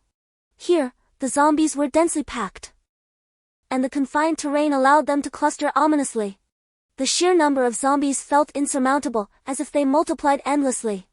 Gradually, even after an entire year of rigorous training without a single day of respite, she began to feel the strain in her arms as fatigue set in. Yet, the relentless tide of zombies showed no signs of abating. Wu Wu sensed her limbs becoming heavier, her movements slower. At that moment, a zombie lunged at her from the left front, while her axe remained lodged in the skull of another. She found herself unable to extract it in time to fend off the approaching threat. Just as the zombie's claws threatened to strike, Yi Yan swiftly turned, decapitating the creature with a deft stroke, and immediately resumed his assault on the zombies ahead. A surge of determination coursed through Wu Wu, compelling her to summon her utmost strength, pushing herself to her limits. She at this moment, although Wen Yuan felt less pressured, a continuous swarm of zombies was gathering behind her. She anxiously shouted, "Faster! The zombies are closing in!" while slaying the undead. Wen Yuan also aided Wu Wu in alleviating the burden ahead. Hearing this, Yi Yan realized that the zombies surrounding the market were indeed converging. After all this time spent battling the zombies, they had not dared to excavate the magic crystals, and the hordes showed no sign of dwindling, rather. They seemed to be gathering even more. Their efforts had merely carved a bloody path through the marketplace. Victory was within reach. As the trio was on the verge of ascending the steps and entering the supermarket, Yi Yan's hands moved with increasing speed. Any delay would result in them being encircled by the zombies, making any escape even more arduous. Noticing the noticeably quickened breaths of Wu Wu behind him, he solemnly declared, "We are just a few meters away." Wu Wu mustered her last reserves of strength, relentlessly hacking at the zombies, though her strikes grew weaker by the moment. Ultimately, just as they were about to ascend the steps and enter the supermarket, two zombies lunged towards Wu Wu. Exhausted, she could only shuffle her heavy feet, lacking the strength to confront the approaching threats. With swift reflexes, Wen Yuan struck one zombie on the head with her bat, causing its skull to explode instantly. Without pausing, she swiftly adjusted her stance, and in the supermarket, the number of zombies was not as overwhelming as outside, yet a few straggled about. After Yi Yan threw Wu Wu inside, he swiftly followed, eliminating two zombies that had approached due to the noise. Soon, Wen Yuan also entered the supermarket, brandishing her weapon to fend off the pursuing zombies. Yi Yan pulled down the roller shutter, marking the conclusion of this perilous battle. Both Yi Yan and Wen Yuan, even as evolved beings, found themselves seated on the ground, panting for breath, not to mention the exhausted Wu Wu, who was now sprawled on the floor, utterly immobilized. She had exerted all her strength, and in the end, Yi Yan had thrown her into the supermarket, leaving her with aching limbs and unable to utter a sound. Meanwhile, Wen Yuan bore a ghastly wound on her left arm, a result of her rescuing Wu Wu and dispatching the two zombies, during which she had been clawed by another. Yi Yan, concerned, inquired, "Does it hurt?" Hearing this, Wu Wu, who had previously been devoid of strength, suddenly sat up, her eyes drawn to the horrific injury on Wen Yuan's arm. With a pale complexion, Wen Yuan shook her head. Yi Yan promptly rummaged through his bag for healing ointment and began to tend to her wound. Wu Wu nearly crawled over, her face etched with concern and guilt as she murmured, "I'm so sorry, it's all because of me that you got hurt." In response, Wen Yuan offered a reassuring smile, "Not at all, I consider you my companion, and that's why I acted as I did. You performed admirably. Remember, you are still an ordinary person. Had I not become an evolved being, I would have been devoured by zombies in a situation like this. Once you become an evolved being, you will undoubtedly surpass me. At that time, I shall rely on you for salvation." Wu Wu, with a smile breaking through her tears, then took the medicine from Yi Yan's hand. "Allow me to apply the medication. Boys lack the meticulousness of girls." Upon hearing this, Yi Yan felt as though Wu Wu was implying something. "Hey, I only threw you in there to prevent you from being harmed by the zombies. If you had possessed even a modicum of strength to evade their attacks, would I have tossed you in that manner?" Wu Wu exchanged a knowing glance with Wen Yuan, who suddenly felt his heart stir. "How beautiful! Truly exquisite!" Wu Wu remarked with a smile, "I didn't say anything." Chapter 46, The Novice Craftsman Profession. At this moment, there were still sluggish zombies emerging from within the supermarket. Yi Yan dealt with them one by one, once Wu Wu had tended to Wen Yuan's wounds. And after the two women had rested for a while, he proceeded to seek out the trader on the second floor of the supermarket. Although Wen Yuan was the one injured, it was Wu Wu who needed assistance. Having pushed her ordinary body to its limits during the recent battle, Wu Wu felt utterly drained, despite not having sustained any serious injuries. At that moment, Wen Yuan supported Wu Wu as they followed Yi Yan, whispering, "Don't worry. Yi Yan will definitely exchange a 1-star evolution agent for you later." Wu Wu's beautiful eyes sparkled with anticipation. "Really? But I have only just joined you." Wen Yuan whispered back, Don't let his seemingly indifferent demeanor fool you, he cares more than he shows. However, he is exceptionally kind to his own people. Even though he did indeed cast you aside moments ago. When I was with him previously, he insisted that I earn 100 magic crystals on my own before he would grant me a single star evolution agent, yet he immediately exchanged the evolution agent for me. Given your remarkable abilities, he will undoubtedly exchange it for you. Yi Yan listened helplessly to the two women whispering to each other, pretending not to hear. In the aftermath of the apocalypse, all power and water supply systems had collapsed. It was broad daylight, yet the supermarket was devoid of light, shrouded in darkness behind rows of shelves. Yi Yan observed that on the first floor of the supermarket, there were still several zombies, while the second floor was completely deserted of them.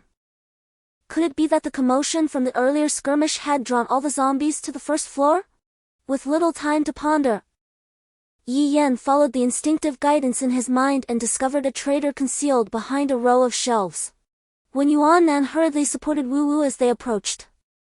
And Wu Wu, unable to marvel at the trader's peculiar appearance, was led by Yi Yan into the trading space. As Wu Wu felt a sudden brightness before her, she realized she had entered another realm. Astonished by the scene unfolding before her, she nearly forgot her fatigue. Before her stood a colossal light screen, with other areas appearing as translucent walls, faintly revealing the interior of the supermarket. On the light screen, various items that Wu Wu had never even contemplated were displayed: immunity potions, 1-star evolution agents, special professions, spatial crystals, handguns. This was the trader.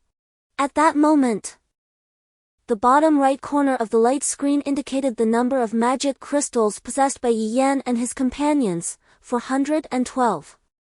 Yi Yan swiftly expended 300 magic crystals to acquire the special profession of an apprentice craftsman. Subsequently, he exchanged 60 magic crystals for a bottle of 1-star evolution potion. Upon noticing that he still had over 50 magic crystals remaining, Yi Yan opted to procure an immunity potion as well. This sequence of actions left Wu Wu utterly perplexed. Wait a moment, we only possess 400 magic crystals, yet a single special profession requires 500. Not only did Yi Yan acquire that apprentice craftsman profession, but he also obtained a 1-star evolution potion and an immunity potion. Both of these items are far from inexpensive. How could he have first exchanged for that special profession and still have magic crystals left for other purchases?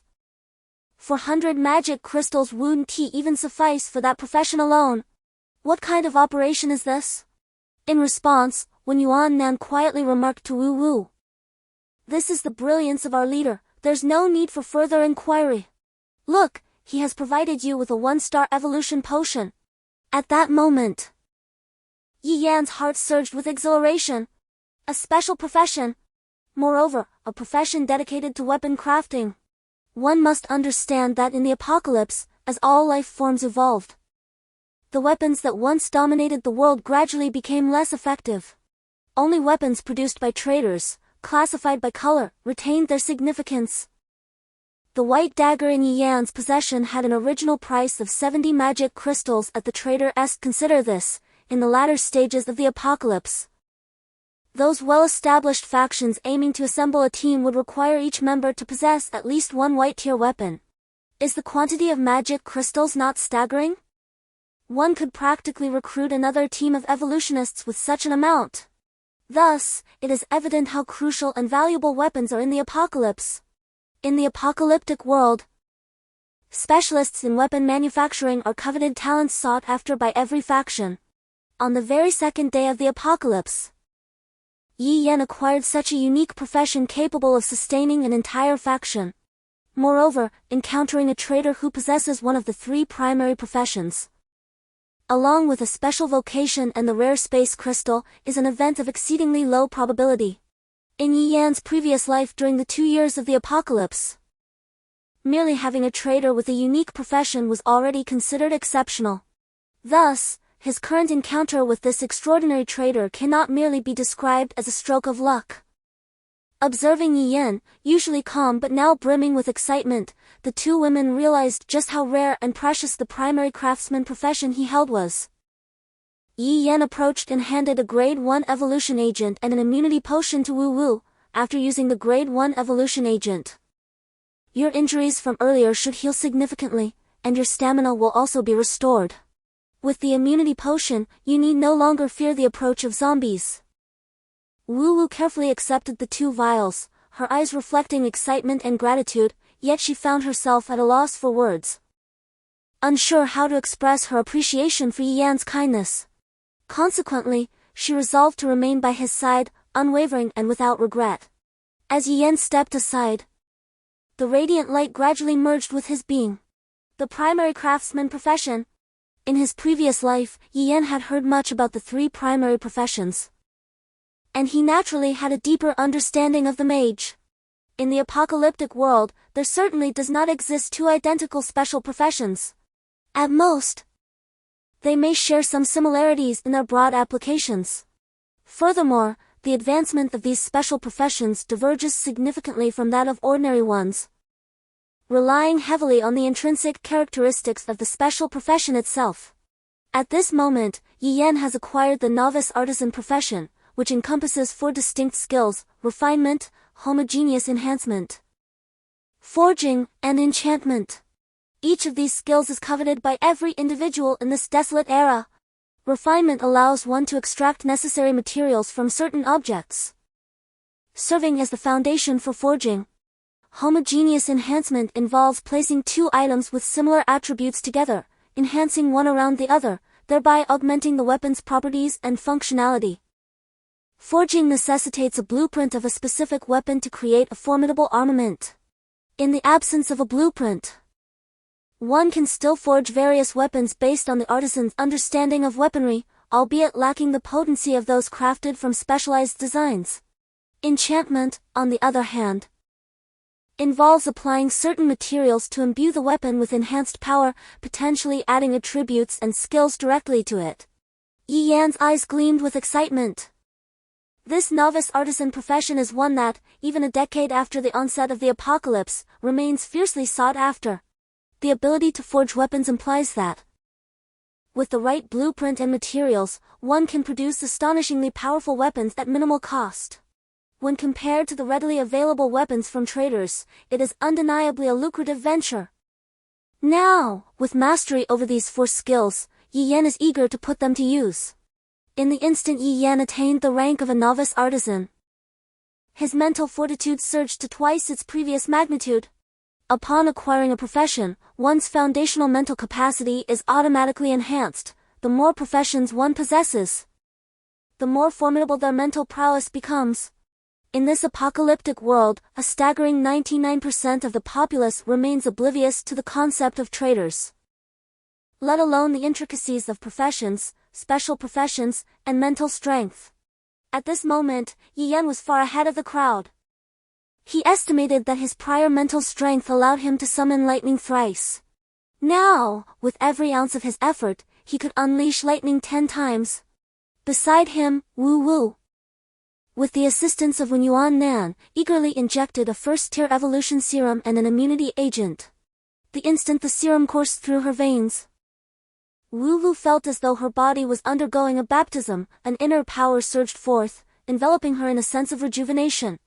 Simultaneously, the fatigue and pain that had previously plagued her vanished in an instant, leaving her inexplicably light and invigorated.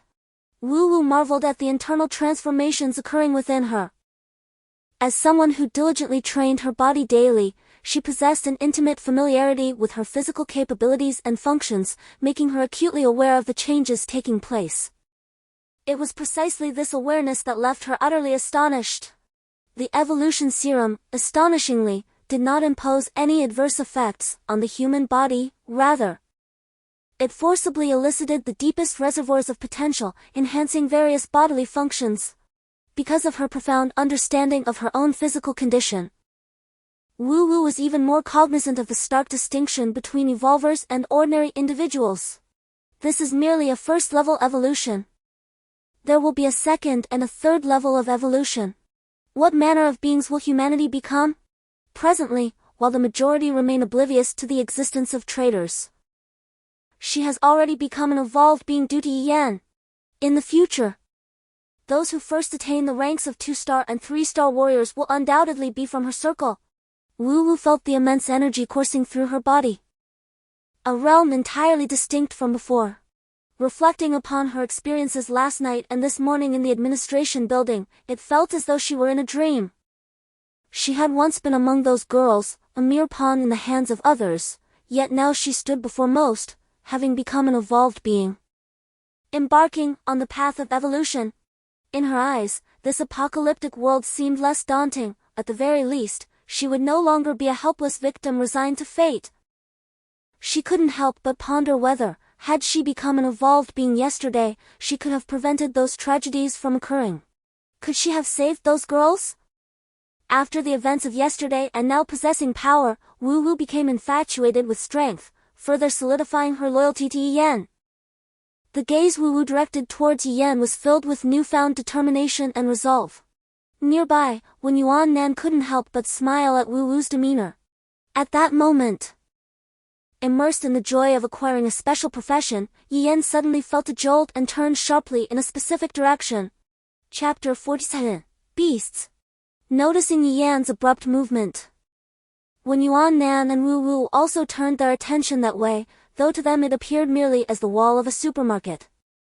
Knowing that Yan could sense the presence of traitors, Wen Yuan Nan excitedly inquired, "What is it?" Yan stared blankly in that direction, sensing the presence of something extraordinary. However, after these encounters with traitors, he realized that what he sensed was not a traitor. Could it be that the purple jade could not only sense traitors but also other valuable objects? Filled with excitement, Yan was eager to investigate. He sensed that the object was located on the mountain across the river. Yan swiftly gathered his belongings and asked the two women, "How are you feeling now?" Wen Yuan Nan, aware that Yan had sensed something, replied, "I'm fine." Evolutionary individuals recover quickly. Although her arm was uncomfortable, due to her enhanced recovery and the potent healing potion, her body was mostly healed, only her injured arm was slightly stiff. Wu Wu, unsure of Yan's intentions but sensing his excitement, guessed that something good was about to happen. "After injecting the evolutionary agent, my body has fully recovered," she said. "Great," Yan said. "Let's end the trading time here. Is that all right?" "No problem." The light screen around the three disappeared, and the scenery around the supermarket reappeared. "There's something good on the mountain across from us. Let's go." "Meow?" The three exchanged puzzled glances. "A cat?" The cat's cry silenced them, creating an eerie atmosphere. "Meow?" The cat's cry was clearer and closer than before. As the shadows flickered, a sudden chill coursed through Wen Yuannan's heart. Instinctively, she recoiled. Yet she still felt a cold sensation on her face. Upon inspection, she discovered that her visage had been marred. Yan, witnessing the feline's swift movements, was astounded, realizing he had barely registered its presence moments before. Wu Wu, ever vigilant, scanned the surroundings but found nothing amiss. It was evident to any astute observer that this was no ordinary cat. In this post-apocalyptic world, not only had humanity undergone mutations and evolutions, but various creatures had also transformed, often at a pace surpassing that of humans. This cat, in all likelihood, was a product of such mutations. It was inconceivable for any ordinary feline to possess such swiftness. Yan finally understood why the second floor was so devoid of zombies. This creature had evidently dispatched them. Suddenly, the atmosphere darkened as the cat leapt past the window, heading straight for Yan. His eyes narrowed as the latent power of thunder surged within him. In an instant, the black cat lunged at his face. With the speed and perception befitting a one-star evolver, and with his heightened senses activated by the thunderous energy, he managed to seize the agile feline in the fleeting moment between sparks and flames. However, the cat had halted just before his eyes, one claw already having slashed his cheek, while another claw was perilously close to blinding him. At that moment, Yan's back was drenched in cold sweat. He alone comprehended the peril he had narrowly escaped. Although the cat's offensive power was not particularly formidable, its agility was remarkable. As a one-star evolver, Yi Yan's speed already surpassed that of ordinary individuals. Additionally, with his profession as a thunder mage, although he currently possesses only a single skill, he has already harnessed the formidable power of thunder, which is always ready to be deployed. When wielding this power, Yi Yan's speed would surge once more. However, even this enhancement pales in comparison to the swiftness of the black cat. Were it not for Yi Yan's combat experience from his previous life, where he had teetered on the brink of death countless times, he might have just been blinded by the cat's swift strike. This marked the first instance of fear he had felt since his rebirth. Yet, as Yi Yan composed himself and focused his gaze, he was met with an even greater astonishment. The black cat bore no crystal upon its head. Following the cataclysm, the vast majority of animals underwent mutations, which people in his previous life referred to as mutated beasts. These mutated creatures typically possessed crystals identical to those of zombies adorning their foreheads, with colors that delineated their ranks mirroring the magic crystals of the undead: cyan, yellow, orange, green, blue, red, purple, white, and black. These 9 hues signified the levels of mutated life from 1 to 9. Yet, this black cat displayed no such crystal of a mutated creature.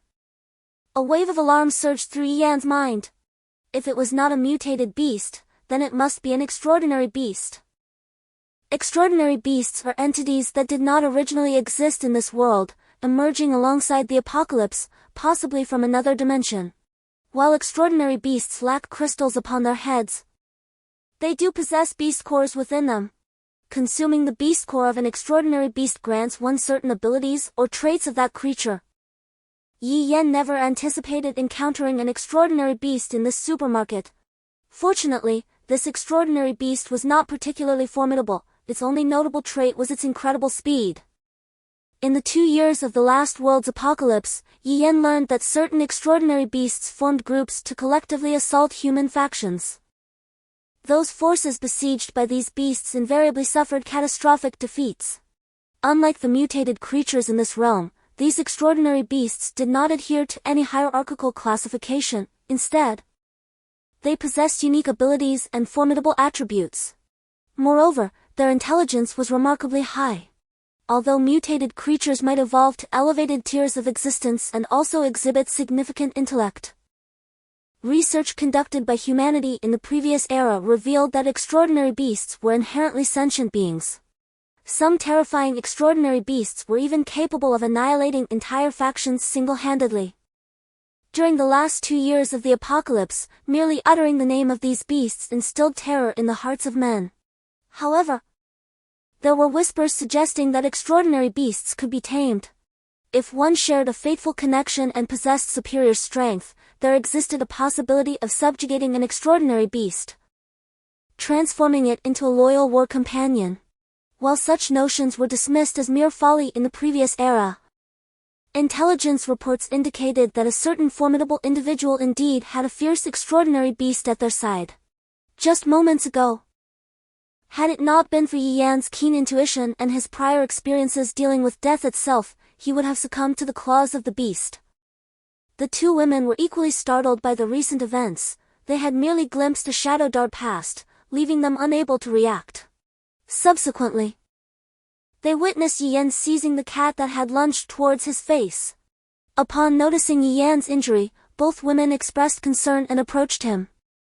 Yi Yan remained in the same posture, gripping the cat tightly. At that moment, the cat hovered just above Yi Yan's face, staring intently into his eyes. The cat's crystalline yellow eyes were strikingly anthropomorphic, and Yi Yan could discern the emotions of the black cat within them. At that moment, the black cat gazed at Yi Yan, its mouth slightly agape and utterly motionless, as if in a state of shock. Unable to comprehend how this human had managed to capture it, the 2 women approached, eager to glimpse the incredibly swift black cat, and upon witnessing its expression, they were rendered speechless by their astonishment. When Yuan Nan fixated on the cat, stuttering, this cat is so peculiar. Wu Wu added, "It seems almost human. It appears to be extremely astonished right now." Seeing the cat's expression, Yi Yan couldn't help but chuckle mischievously at the black cat and turned to the two women, posing the question, "What do you think? Should I consume this cat or keep it by my side?" The two women were baffled. The thought of eating cat meat seemed too grotesque to them. When Yuan Nan questioned, "Why would you want to eat it?" With a smile, Yi Yan looked at the black cat, which was feebly struggling in his grasp, pondering that perhaps consuming it would be more beneficial than keeping it around. "You see, this creature lacks a magic crystal atop its head, yet it possesses extraordinary abilities. Being classified as or exotic beast, an entity not native to our world. Although it may not have a magic crystal, it contains a beast core within. Consuming this core could grant one the ability to harness its powers or other traits." Upon hearing this, the eyes of the two women sparkled with excitement. "If you were to consume its beast core, wouldn't you then acquire its remarkable speed?" Yi Yan gazed at the astonished black cat and smiled. "Indeed, it possesses only swiftness. All else is lacking." There was another possibility, to tame the extraordinary beast and transform it into a formidable ally. However, this cat boasts no combat prowess whatsoever. Apart from its speed, it is utterly inept. It would be more beneficial to slay it and extract its core. The black cat was taken aback upon hearing Yi Yan refer to it as an extraordinary beast.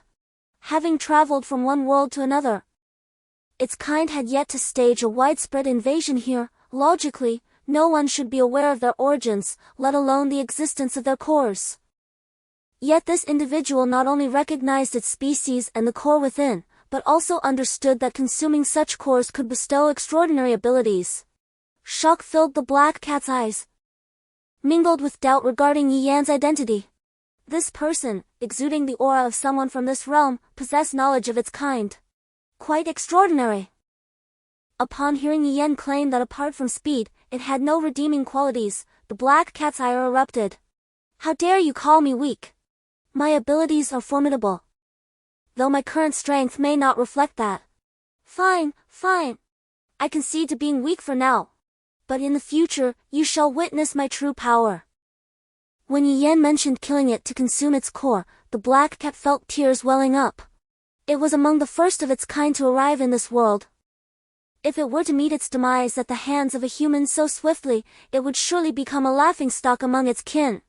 "No! I absolutely cannot perish. I surrender." The black cat, which had been struggling desperately in Yi Yan's grasp, suddenly ceased its resistance and began to nuzzle against his hand with its head, mewing softly. The two women present were instantly smitten, their eyes sparkling with hearts. This cat was undeniably adorable, an absolute charm. Yi Yan, witnessing this extraordinary beast display such submissiveness, felt a surge of excitement and astonishment within him. He was well aware that this creature was not particularly formidable at the moment, yet it was a remarkable sight nonetheless. In his previous life, he knew that such beasts were fearsome entities. And now, this very beast was gently nudging his hand and mewing at him. Having experienced life before, Yi Yan understood that these creatures were anything but weak. Even if some lacked combat prowess, they invariably possessed some potent supernatural abilities, perhaps foresight, perhaps healing. In essence, they wielded powers beyond one's imagination. Elated, Yi Yan seized the black cat and threatened, "If you do not wish to be devoured." Upon hearing this, the black cat immediately complied, mewing obediently. Was this black cat truly a beast? It seemed devoid of any spirit. Only the black cat understood that it was not an offensive type of creature, and its most formidable abilities were still in their infancy. Its greatest asset, speed, had been effectively countered by the individual before it. If it did not concede now, it risked being slain and having its core consumed. A loss far too great. Though it had been captured and bound by a contract upon arriving from its world, it would surely be ridiculed by its kin if they were to find out. Nevertheless, this fate was preferable to immediate demise. Moreover, observing the individual before him, a human of considerable prowess who had only undergone a single evolution yet managed to capture this feline, Yi Yan gazed into the black cat's eyes, which were a mesmerizing yellow, swirling with unspoken thoughts. The intelligence of extraordinary beasts is remarkably high, often indistinguishable from that of humans. Could this truly be the case? Yi Yan addressed the black cat, proclaiming, "Very well, you shall henceforth be my battle beast." The black cat, displaying utmost obedience, conceded in order to avoid the extraction of its core, meow. At that moment, firmly grasping the black cat, its yellow eyes suddenly gleamed, emanating a beam of dark light.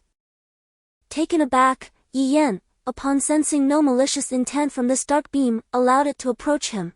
The dark light surged into Yi Yan's mind, causing an instant wave of dizziness, prompting him to release the cat and clutch his head. Nearby, when Yuan Nan and Wu Wu immediately assumed a defensive stance, however, the black cat remained motionless, even scurrying to Yi Yan's feet, gently nuzzling against them while repeatedly meowing. Yet, within Yi Yan's mind, a tumultuous storm raged. He felt as if an additional soul had been conjoined with his own, or perhaps a doppelganger had emerged. His gaze oscillated uncontrollably between himself and the black cat, accompanied by a throbbing headache. At times, he could sense the feelings of the black cat, and he became certain that its intelligence was on par with that of a human. For the black cat was currently concerned for him, as it too was experiencing this unprecedented pact with a human. Amidst this transformation, Yi Yan gradually gleaned certain truths. This black cat was not devoid of powers, rather, its abilities were merely underdeveloped. Its potential lay in illusionary arts. Once matured, and as the black cat grew, these powers would undoubtedly become a lethal and intangible weapon of terror. He vaguely sensed that the black cat hailed from an entirely different realm, one that stood in stark contrast to the world inhabited by Yi Yan. Initially, he could have continued his exploration, for there seemed to be secrets regarding the apocalypse waiting to be unveiled. Yet, the mere thought of delving further into that unknown space sent waves of pain coursing through his body. Reluctantly, he relinquished his quest, halting his exploration as he gasped for breath on the ground. Upon opening his eyes, he beheld two women and a cat encircling him. When Yuan Nan and Wu Wu had reddened eyes, their relief washed over them as they saw Yi Yan regain consciousness. They truly did not know what they would have done had any misfortune befallen him. When Yuan Nan, with a note of anxiety, inquired, "What happened to you?" "You were rolling on the ground, and we were beside ourselves with worry." Wu Wu echoed her concern. "Indeed, we were on the brink of dispatching that cat." The black cat, upon overhearing, innocently mewed in a soft voice, "Meow." It had never anticipated that entering into a contract would be so excruciating. The entity had merely enlightened them on how to forge such a pact, akin to suggesting that they could wreak havoc here and oppose humanity without consequence. Yi Yan rose to his feet and patted the black cat beside him. At present, he could perceive the cat's emotions. Yet he could no longer ascertain its thoughts as he had in that fleeting moment earlier. Perhaps, in time, he would come to understand? Earlier, he had been able to exchange perspectives with the black cat, yet now, any attempt to do so felt immensely taxing. Nevertheless, following the recent establishment of their bond, Yi Yan was resolutely certain that once a contract was signed, the otherworldly beast would remain forever loyal to its master, unwavering in its allegiance and devoid of any treachery or ulterior motives. As for the other world he had faintly sensed from the black cat, it likely refers to the alternate dimension speculated upon by the people of his previous life. This black cat, despite its modest offensive capabilities, possesses an extraordinary array of abilities, most notably the power to conjure illusions. Currently, the cat can ensnare only one individual in its illusionary realm, with a duration not exceeding 30 seconds. However, within that brief span, the fate of life and death could be irrevocably altered. Today, the black cat refrained from unleashing its illusions upon the trio, having underestimated them, believing them to be mere humans of this world, and thus inherently weak. Yet, after the cat's attempts at mockery failed and it found itself captured by Yi Yan, it astonishingly discovered that its illusions were ineffective against him. At that moment, the black cat sensed a distinctly familiar aura emanating from Yi Yan, an essence exclusive to the gem bearers. This revelation illuminated the cat's willingness to form a pact with Yi Yan. Had it not been for the resistance posed by the gem during the illusionary attempt, the Black Cat would not have recognized Yen as a gem bearer. Upon signing the contract, as clarity returned to him, Yen felt an unfamiliar enhancement within him. Soon, he realized that his speed had increased. By forming this bond with the otherworldly creature, Yen had gained a significant boost in agility. Although it was not as potent as consuming the beast's core, the augmentation was indeed tangible, rendering him considerably swifter. Sitting on the ground, Yen marveled at his fortunate circumstances. Firstly, he had acquired a formidable companion, now also an evolver. Finally, he encountered this nascent exotic beast. By forging a pact with it, he augmented his velocity. Recalling the tribulations of his past existence, Yen felt an overwhelming urge to erupt in unrestrained laughter. After a moment of stunned silence, seated upon the earth, Yen surveyed his surroundings and remarked, "It must be past midday. Let us partake in a meal here, and then embark on a quest to locate the object I sensed." No sooner had these words escaped his lips than Yen felt a disquieting sensation. Something was amiss. Heavens! Where had the object of my perception vanished to? The sensation that had been so vivid within his mind had now dissipated entirely. Wu Wu, witnessing Yen's unprecedented state of shock, inquired with concern, "Yen, what troubles you now?" Yen, on the verge of tears, lamented, "The object I sensed earlier has vanished." Wu Wu, having learned of Yen's abilities from Wen Yuan Nan, queried, "What course of action shall we undertake now?"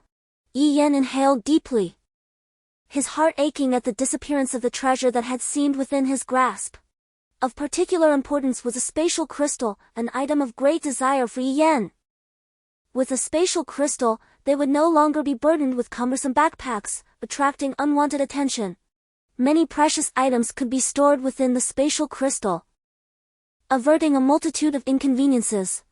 Upon hearing this, both women paused in their repast, momentarily taken aback.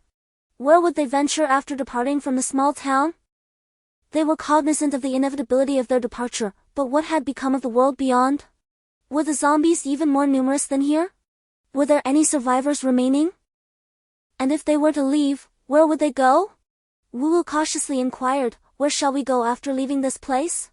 Yen, with a calm demeanor, replied, "I have a score to settle." They struggled to comprehend the depth of enmity that lingered, considering the apocalypse had only dawned yesterday, and the era of tranquility had just been shattered. Yet, Yen's expression exuded a certain eeriness. She continued, "My parents may also be in that place. I hope they remain unharmed."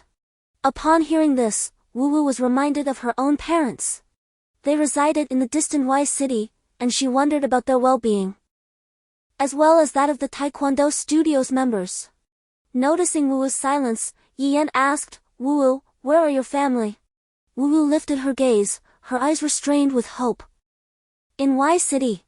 To her surprise, Yen smiled, "What a coincidence, we shall pass through there. We can seek out your parents along the way." Elated, Wu Wu leaped with joy and embraced Yen, exclaiming, "I knew you were the best." Wen Yuan Nan, witnessing this, spoke with displeasure, "Why didn't you inquire about me? How unfair." Yen, with a bemused smile, regarded her, "If memory serves, your parents went missing at the time of your birth." Wen Yuan Nan's eyes widened in disbelief as she stared at Yen, "Yen, you must be harboring feelings for me. How could you possibly know this?" "Of course. I learned of it in my previous life at the concentration camp." Yen feigned disdain while glancing at Wen Yuan, deliberately pausing for 2 seconds at her chest. "What makes you think I have a crush on you?" Wen Yuan, exasperated, retorted, "And now you're belittling my modest bust." Wu Wu gazed at the two individuals, unable to suppress a sly smile. Who would have thought that amidst the perils of a cataclysmic world, such a delightful scene could unfold? Although Wen Yuan ceased to inquire about the matter, feigning anger as she playfully bickered with Yen, a tumultuous tide stirred within her heart. In this institution, she had resolutely concealed her family circumstances from everyone. Absolutely no one. Yet, Yi Yan's earlier expression seemed to suggest that he was already privy to her secret. How peculiar. Even more baffling was the fact that she had done nothing but pick up a magic crystal to meet Yi Yan, and he had readily accepted her into their ranks, even rushing into a horde of zombies to protect her. If it were sympathy he felt, then those girls from earlier were far more deserving of pity. Why had he not included them? Yi Yan's agreement to Wu Wu's inclusion was solely based on her remarkable abilities, which were undeniably advantageous. After spending the past 2 days together, Wen Yuannan was acutely aware that Yi Yan was not the type to meddle in others' affairs, nor was he a do-gooder. Yet, why had he chosen to bring along someone so unfamiliar to him, and, in a moment of crisis, risk everything to save her? Reflecting on it now, when she had intruded into the sketch room, the expression on Yi Yan's face upon seeing her had been distinctly unusual. It was far from the reaction one would expect when encountering a stranger. How very strange. Could it be? Could it be that Yi Yan had been harboring a secret affection for me since the days of peace? Chapter 49, The First Forging of Weapons. If Yi Yan were aware of the bashful thoughts swirling in Wen Yuannan's mind at this moment, he would undoubtedly find himself laughing to the point of hemorrhage. A secret crush? Huh! On someone like her, with such a flat chest? Nevertheless, Yi Yan conceded that he harbored extraordinary sentiments for Wen Yuannan during his time in the concentration camp in his previous life, a bond perhaps more precious than mere affection. Had it not been for Wen Yuannan, he would not have survived for so long. After the group had their fill, they prepared to depart. Wu Wu, observing the ebony feline that now seemed inseparable from Yi Yan, inquired, Yi Yan, what exactly was that jet-black radiance earlier? Yi Yan gently jostled the black cat nestled within the hood of his sweatshirt, replying, I forged a pact with this exotic beast, henceforth, it shall be my battle companion. Wu Wu, puzzled, remarked, didn't you mention that its only asset was its swiftness? Judging by its appearance, it doesn't seem to possess much combat prowess. Upon hearing this, the black cat emitted a series of disgruntled purrs from within the hood, expressing its discontent. Yi Yan cryptically stated, that's merely its current state, you'll understand in due course. Wu Wu nodded in acknowledgement. Wen Yuannan, with a hint of excitement, queried, so, it will be accompanying us from now on? Indeed. Then, let's bestow a name upon it. Meow meow meow? Yi Yan realized that the little creature was yet to be christened. Upon hearing that these foolish humans intended to name it, the black cat immediately began protesting with incessant meows. However, no one paid heed to its objections. Let's call it Guai Guai. That's what I named my rabbit when I was a child. Let it inherit the moniker. Guai Guai. How utterly pedestrian. It would be better to call it Xiao Kuai. Yi Yan, glancing at the items on the adjacent shelf, conceived of an apt name, let's call it Xiao Zongzi. The two women reached an agreement, believing that the name was not only creative and unique but also quite endearing. Thus, little Zongzi expressed its dissatisfaction by meowing alone in Yi Yan's hat. As the group gazed out the window, they were confronted with the staggering number of zombies infesting the marketplace.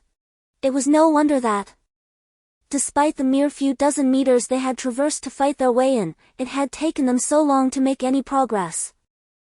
The zombies showed no signs of thinning out. The entire marketplace was a labyrinth of narrow paths, flanked by the remnants of once bustling stalls, originally teeming with people. The onset of the apocalypse had turned many into zombies, leaving others with nowhere to escape. Consequently, a multitude of zombies had congregated here, trapped with no apparent exit.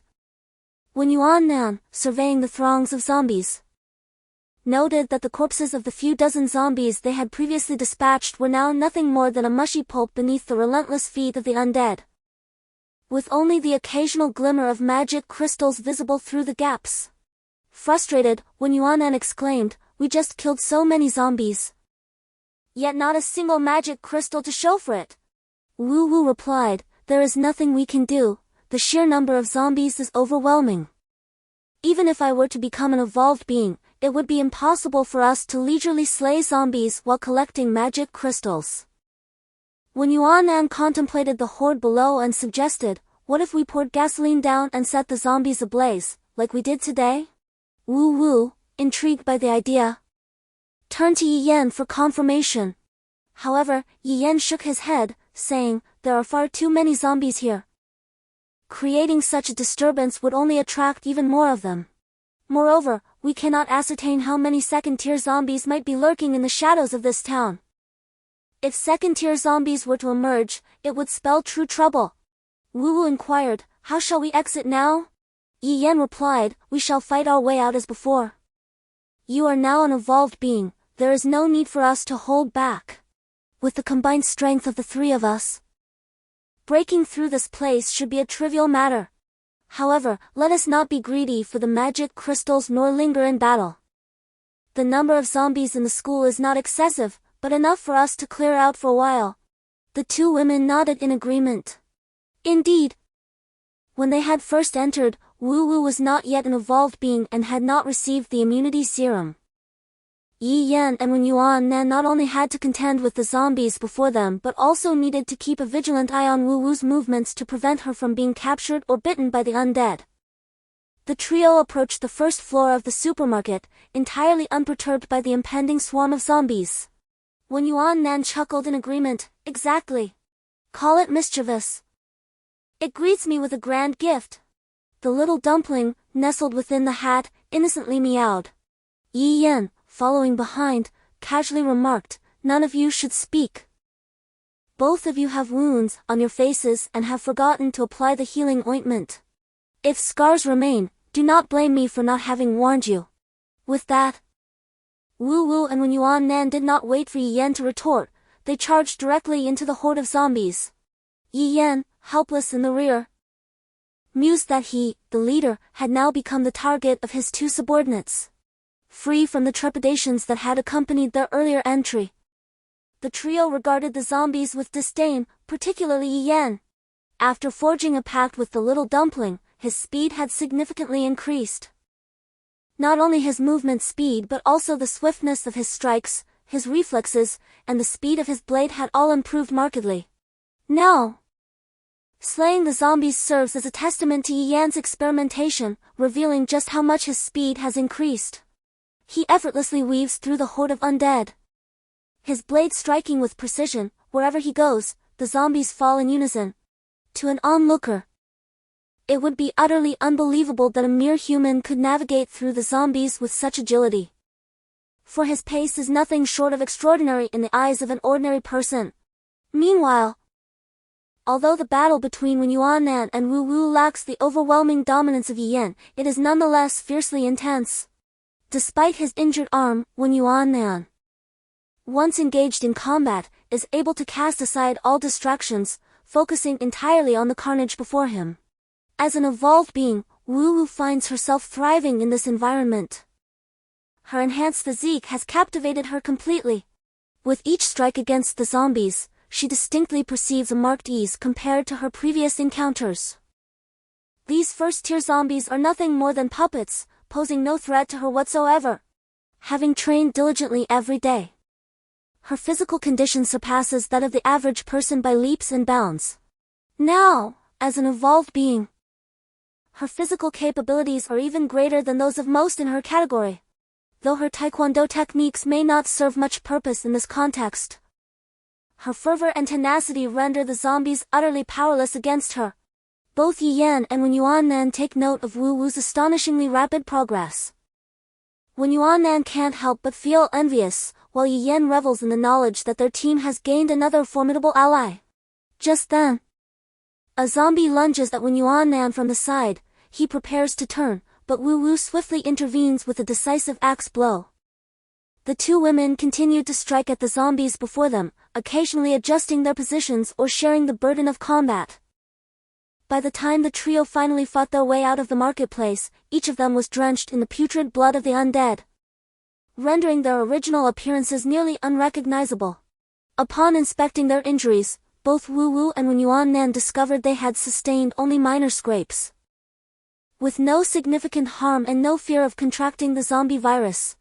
In contrast, Yi Yan bore no wounds whatsoever, for with his astonishing speed, He could navigate effortlessly among the throngs of zombies.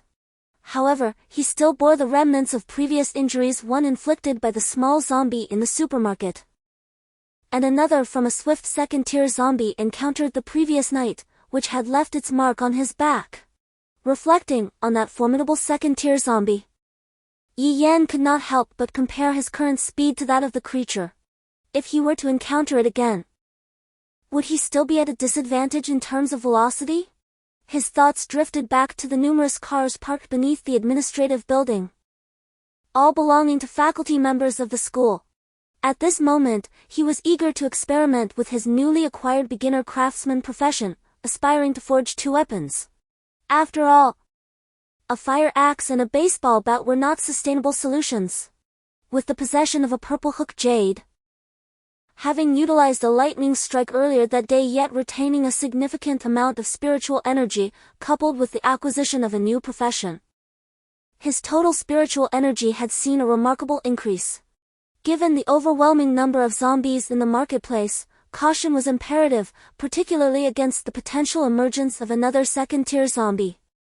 Upon hearing Yi Yan's intention to immediately test his new profession by crafting a weapon for each of them, the two women excitedly followed him.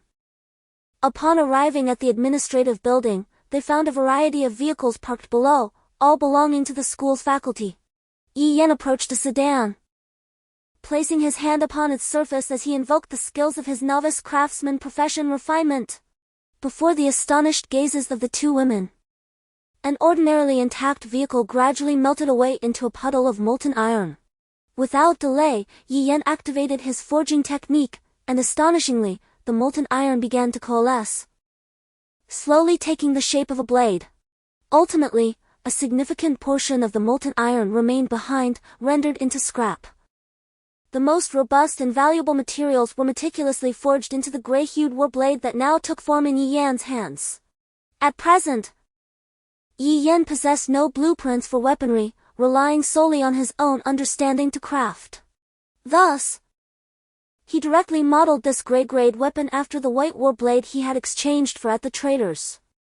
Wu Wu and Wen Yuan Nan gazed in awe at the weapon Yi Yan held, witnessing firsthand as a perfectly functional car vanished before their eyes, transforming into molten iron, which then gradually fused together to become the war blade now emanating a gray luminescence. Incredible! This marked Yi Yan's inaugural weapon forging, and he was so enamored that he examined it multiple times before relinquishing it to Wen Yuan Nan. To Yi Yan's own astonishment, he had successfully crafted a gray-grade weapon on his very first attempt without any blueprints. In this post-apocalyptic world, weapons produced by traders and those forged by weapon manufacturing professionals are classified by color: gray, white, silver, green, blue, purple, gold, and black. From gray to black, the rarity and potency increase. Achieving a gray-grade weapon on his first attempt without blueprints was nothing short of miraculous. Furthermore, this marked the inaugural utilization of a novice artisan's vocational skill by him, devoid of any prior proficiency. Verily, this rudimentary artisan occupation is exceptionally formidable. Chapter 50. The dance studio. Yi Yan proceeded to another vehicle, employing the same technique as before to forge a gray-grade battle blade. Wu Wu relinquished her fire axe, eagerly receiving the battle blade, enamored by its feel. Although her background was in Taekwondo, lacking familiarity with such manual maneuvers, her consistent physical conditioning had maintained her in peak form. Having dispatched numerous zombies, she found herself increasingly adept, encountering no significant difficulty in wielding the blade. After 4 applications of the vocational skill, Yi Yan distinctly perceived a considerable depletion of his mental fortitude. Evidently, the cultivation of mental strength necessitates continuous augmentation. Upon closer inspection, the gray battle blade bore no significant disparity in form compared to Yi Yan's white battle blade, however. Its sharpness and resilience paled in comparison due to the inherent disparity in grade. Nevertheless, these 2 gray battle blades far surpassed the conventional weaponry commonly employed. As Yi Yan's skill matured and superior materials were procured, he harbored no trepidation regarding the creation of weaponry of a higher caliber. Presently, The imperative task was the eradication of zombies, the acquisition of magic crystals, and the exchange for spatial crystals at the Trader's Enclave. Upon the re-emergence of the signal from the mountain, and the retrieval of the treasures therein, Yi Yan could depart from the township and embark on a quest to locate the concentration camp from his previous existence. Envisioning the concentration camp, Yi Yan was instantly invigorated. Dispelling the weariness induced by the depletion of his mental fortitude, and LED, the two women forth to cleanse the area of zombies. At present, due to the minor zombie swarm yesterday, although the zombies are no longer concentrated, the vicinity of the teaching building has a noticeably higher number of zombies compared to other areas of the school. Now that Wu Wu has become an evolved being, her inherent strength is already considerable, and at this moment, it has advanced by leaps and bounds. Consequently, Yi Yan and the others have directly selected the vicinity of the teaching building to clear out the zombies, gradually making their way into the building. At this moment, on the top floor of a certain teaching building, in the dance studio, Lu Wan and Ji Wenyu are feeling a chill run down their spines as they are subjected to the disgusting gazes of dozens of people. Ji Wenyu stands in front of the squatting Lu Wan, shielding her, and glares angrily at the other dozens of people. These suddenly appearing security guards are actually demanding that Lu Wan sleep with them in exchange for distributing food to these students. The security guards possess weapons and carry food. From the beginning, these students and teachers have sided with the security guards. They do not wish to die and desire to obtain food. And the price for all of this is merely handing over a woman who is unrelated to them. The depravity and selfishness of humanity have fully erupted at this moment. Everyone is urging Lu Wan to serve those foul men, even speaking with an air of righteousness. As if Lu Wan is a sinner of the ages if she does not comply. Some are even reaching out to pull Lu Wan, with only Ji Wenyu protecting her. His elder cousin is beautiful and has a fiery temper. At times, Ji Wenyu wishes that his cousin were a manipulative and scheming woman. That way, perhaps she would not offend people and attract so much trouble due to her impetuous nature. Therefore, from a young age, Ji Wenyu has always followed Lu Wan. Always 1 year behind her, pursuing her to the same schools. Each time they gain admission to a school, Lu Wan and Ji Wenyu find themselves separated for an entire year. This year has been more than sufficient for Lu Wan to attract countless admirers. Her beauty has captivated many men, yet she regards none of them with interest, resolutely rejecting their advances. Those who persistently pursue her are met with her indignant dismissal. And as a result, they abandon their pursuits, resorting instead to slandering her behind her back. As for the other women, their jealousy is palpable. They conspire to exclude her covertly and challenge her overtly, merely because Lu Wan's allure draws male attention. However, Lu Wan is no pushover, she refrains from forming alliances. Seeking approval, or yielding to pressure, her approach is one of confrontation. Consequently, she finds herself at odds with numerous individuals on both sides of the gender divide. At this moment, those who have long harbored disdain for Lu Wan see her in dire straits and perceive an opportunity to take advantage of her predicament. Just earlier, Ji Wenyu had shielded Lu Wan from being forcibly taken by other students, enduring several pushes and shoves in the process. A male student stepped forward. Believing he embodied righteousness, Lu Wan, what harm is there in sharing a bed with this gentleman? After all, we have gone an entire 24 hours without food. Your life is at stake. Does your body still hold value? Does it still possess worth? Voices of persuasion echoed around, utterly oblivious to the repugnant and selfish nature of their words. Indeed, with 5 of them, there is more than enough food to sustain us for many days. At worst, when it's time to distribute the food, you can take a little extra. This is an extraordinary situation. Having food at all is a blessing. Do not quibble over your trivial concerns. The security guards were in no hurry. Observing the current situation, it seemed that apart from Lu Wan's cousin, no one intended to protect her. Sooner or later, she would be at their mercy. At this moment, witnessing such human depravity was amusing to them. The security guards, who occasionally caught sight of the aloof Lu Wan at the university, always saw her as high and mighty. They had fantasized about this great beauty in their minds more than once, and now that the opportunity was at hand, how could they possibly let it slip away? Now it is the apocalypse, there is no law against doing these things. Even if they were to be eaten by zombies in the future. Just thinking about today would make it all worthwhile. Zhou Qingyang was overjoyed at this moment. Not only would he soon have something to eat, but he could also watch this usually haughty campus belle be defiled by these crude men. What could be more delightful? The others couldn't help but snicker upon hearing this. Lu Wan, who was already pale with anger and unable to utter a word, suddenly erupted upon hearing Zhou Qingyang's insult. How dare you say that again? Lu Wan stood up abruptly, pointing at Zhou Qingyang like a madwoman, startling everyone around her. Zhou Qingyang was taken aback at first, then struggled to maintain his composure. I'm just saying, it's not like you haven't been to bed with a man before, is there any need to pretend now? You might as well. Before Zhou Qingyang could finish his sentence, Lu Wan suddenly rushed over, kicking him hard in the head. Then grabbing his hair and slapping him across the face several times with all her might. The slaps didn't produce a crisp sound, but a dull thud. This showed how angry Lu Wan was and how ruthless she was being. Zhou Qingyang was utterly dumbfounded when Lu Wan, in a frenzy, charged at her and began to strike. Caught off guard, she was initially overpowered by Lu Wan, unable to retaliate as she received several stinging slaps across the face. Her ears began to ring, and her face burned with pain. The onlookers were aghast at the scene unfolding before them. They were aware of Lu Wan's fiery temperament and her past altercations with other girls, but today they witnessed it in its full intensity. Zhou Qingyang felt utterly humiliated. Having been publicly assaulted by Lu Wan in front of so many people, she abruptly surged to her feet and engaged Lu Wan in a fierce struggle. Ji Wenyu rushed forward, intending to restrain Zhou Qingyang, but the fifth of the security guards swiftly intervened, kicking Zhou Qingyang away and harshly berating her.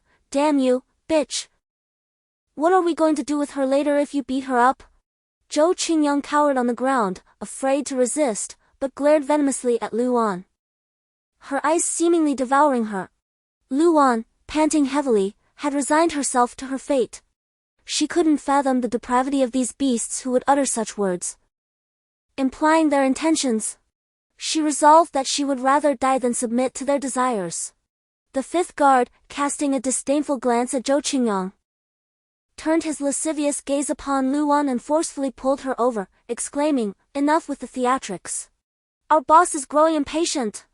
The boss, beholding Lu Wan's exquisite figure and captivating beauty, smiled with satisfaction, his eyes greedily scanning her body. This body would soon be his. If Lu Wan proved obedient, he might consider keeping her around, sharing his spoils with her. The price, of course, would be her compliance to his desires. He chuckled with anticipation. Lu Wan struggled desperately, her mouth spewing curses. "You beasts! May you suffer a terrible fate." Though fear and shame coursed through her heart, it was overshadowed by a profound fury. Ji Wenyu surged forward, forcefully pushing aside the fifth man, engaging him in a fierce struggle. Lu Wan joined in, aiming kicks at the fifth man. The remaining 4 security guards, losing their patience, were no longer willing to witness this farce. They raised their electric batons, first casting Lu Wan aside, their lecherous eyes lingering on her, before ruthlessly striking Ji Wenyu, who lay on the ground. The leader struck the hardest, cursing as he did so, "Only you know how to play the game. I'll beat you to death. Damn it! Protecting her? You can't even protect yourself. Soon you'll be sprawled on the ground, watching us torment her." Ha ha! Ji Wenyu curled up on the floor, desperately shielding his head. Let them strike him, let them continue. As long as he remained alive, Lu Wan would be spared from such horrors. The room echoed with muffled sounds of impact, Ji Wenyu only occasionally emitting suppressed groans. Unwilling to show weakness before these despicable guards, they had no intention of showing mercy. After all, in this apocalyptic world, wasn't it as simple as wanting to kill? Lu Wan, in a frenzy, attempted to intervene but was repeatedly shoved away with brute force. One guard, growing impatient, delivered a harsh slap to her face, leaving one side swollen. Meanwhile, the others turned a blind eye to the unfolding scene, even thinking to themselves that it would be better to put Ji Wenyu out of his misery. This way, without his interference, they could indulge in their desires sooner. Lu Wan alone persistently attempted to intervene, yet her efforts were futile, and she was occasionally struck. She no longer resembled the aloof school beauty she once was. All she knew was that if they continued to assault him in this manner, Ji Wenyu would perish. By this time, a shocking pool of blood had formed on the floor where Ji Wenyu lay. His groans had ceased without her noticing. The third assailant, weary from the beating, paused to catch his breath and said to the other for still attacking, "Hey, I think he's stopped breathing." The others finally ceased their assault and kicked Ji Wenyu's prone body. He remained unresponsive, his body limp and lifeless, his condition uncertain. The leader delivered another vicious kick to his head, as if still unsatisfied, exclaiming, "Who cares if he's dead? Half dead is even better. Let him witness his sister being defiled by us." Ji Wenyu felt as though he were lying in a viscous pool of blood, his entire body heavy and unyielding, unable to even open his eyes. However, he desperately wanted to see if Lu Wan was all right. Lu Wan, witnessing the blood slowly spreading across the wooden floor, was on the verge of losing her mind. She wanted to kill these inhuman beasts. The fifth assailant touched Ji Wenyu's nose and remarked, "The leader is truly formidable. This kid isn't dead. At least he can endure until we finish our business." "Haha." The leader smiled smugly, then turned to face Lu Wan, whose expression was contorted with rage, and said, "See? This is the consequence of displeasing me. Had it not been for your beauty and utility in that regard, your fate would mirror hers. Therefore, while I still possess a modicum of patience for you, heed my words, and your future sustenance shall not be lacking. Furthermore, refrain from presenting that ghastly visage, it is quite terrifying and utterly unbecoming. Come now, smile." Lu Wan's eyes were red with tears, unable to bear the sight of Ji Wenyu on the floor. Yet, the dance studio was adorned with mirrors, reflecting Ji Wenyu's tragic state no matter in which direction she turned. Unbeknownst to her, tears had cascaded down her face. She pointed at the head security guard and shouted in fury, "I curse you! I will kill you all!" Lu Wan was on the brink of losing her sanity, recklessly charging forward. As she approached the head security guard, he delivered a resounding slap, the force of which she could not withstand, sending her crashing to the ground. The head security guard, now devoid of patience, commanded the others, "Damn it, restrain this lunatic, I will deal with her now." Upon hearing this, excitement illuminated the faces of the four men as they rushed to Lu Wan's side, pinning her limbs down. Despite summoning all her strength, her body remained utterly immobilized. All she could do was weep in despair, shaking her head in hopelessness. In that moment, she realized her utter helplessness, completely unable to resist the strength of these men. It dawned on her the stark disparity in power between men and WOM. Previously, she had perceived herself as sophisticated, believing she had encountered every conceivable situation and individual. However, today marked her true cognizance of the nature of certain beings. Such individuals were even beneath the vileness of beasts, utterly repulsive. Zhou Qingyang reveled in the spectacle, yearning to assist in the act of undressing Lu Wan. He thought to himself, let Lu Wan act haughty and arrogant. Now she shall reap the consequences. Ji Wenyu lay prostrate on the ground, hearing Lu Wan's anguished cries. He endeavored to open his eyes, to rise and shield her. Yet, his body was racked with pain. His assailants had shown no mercy, striking him with unrestrained ferocity, treating him as less than human. He listened to Lu Wan's voice, his mind acutely aware. Yet his body felt as though it were plummeting into an abyss. He vowed to slay these subhuman creatures, lamenting his own impotence. Had he been sufficiently powerful, he could have safeguarded Lu Wan.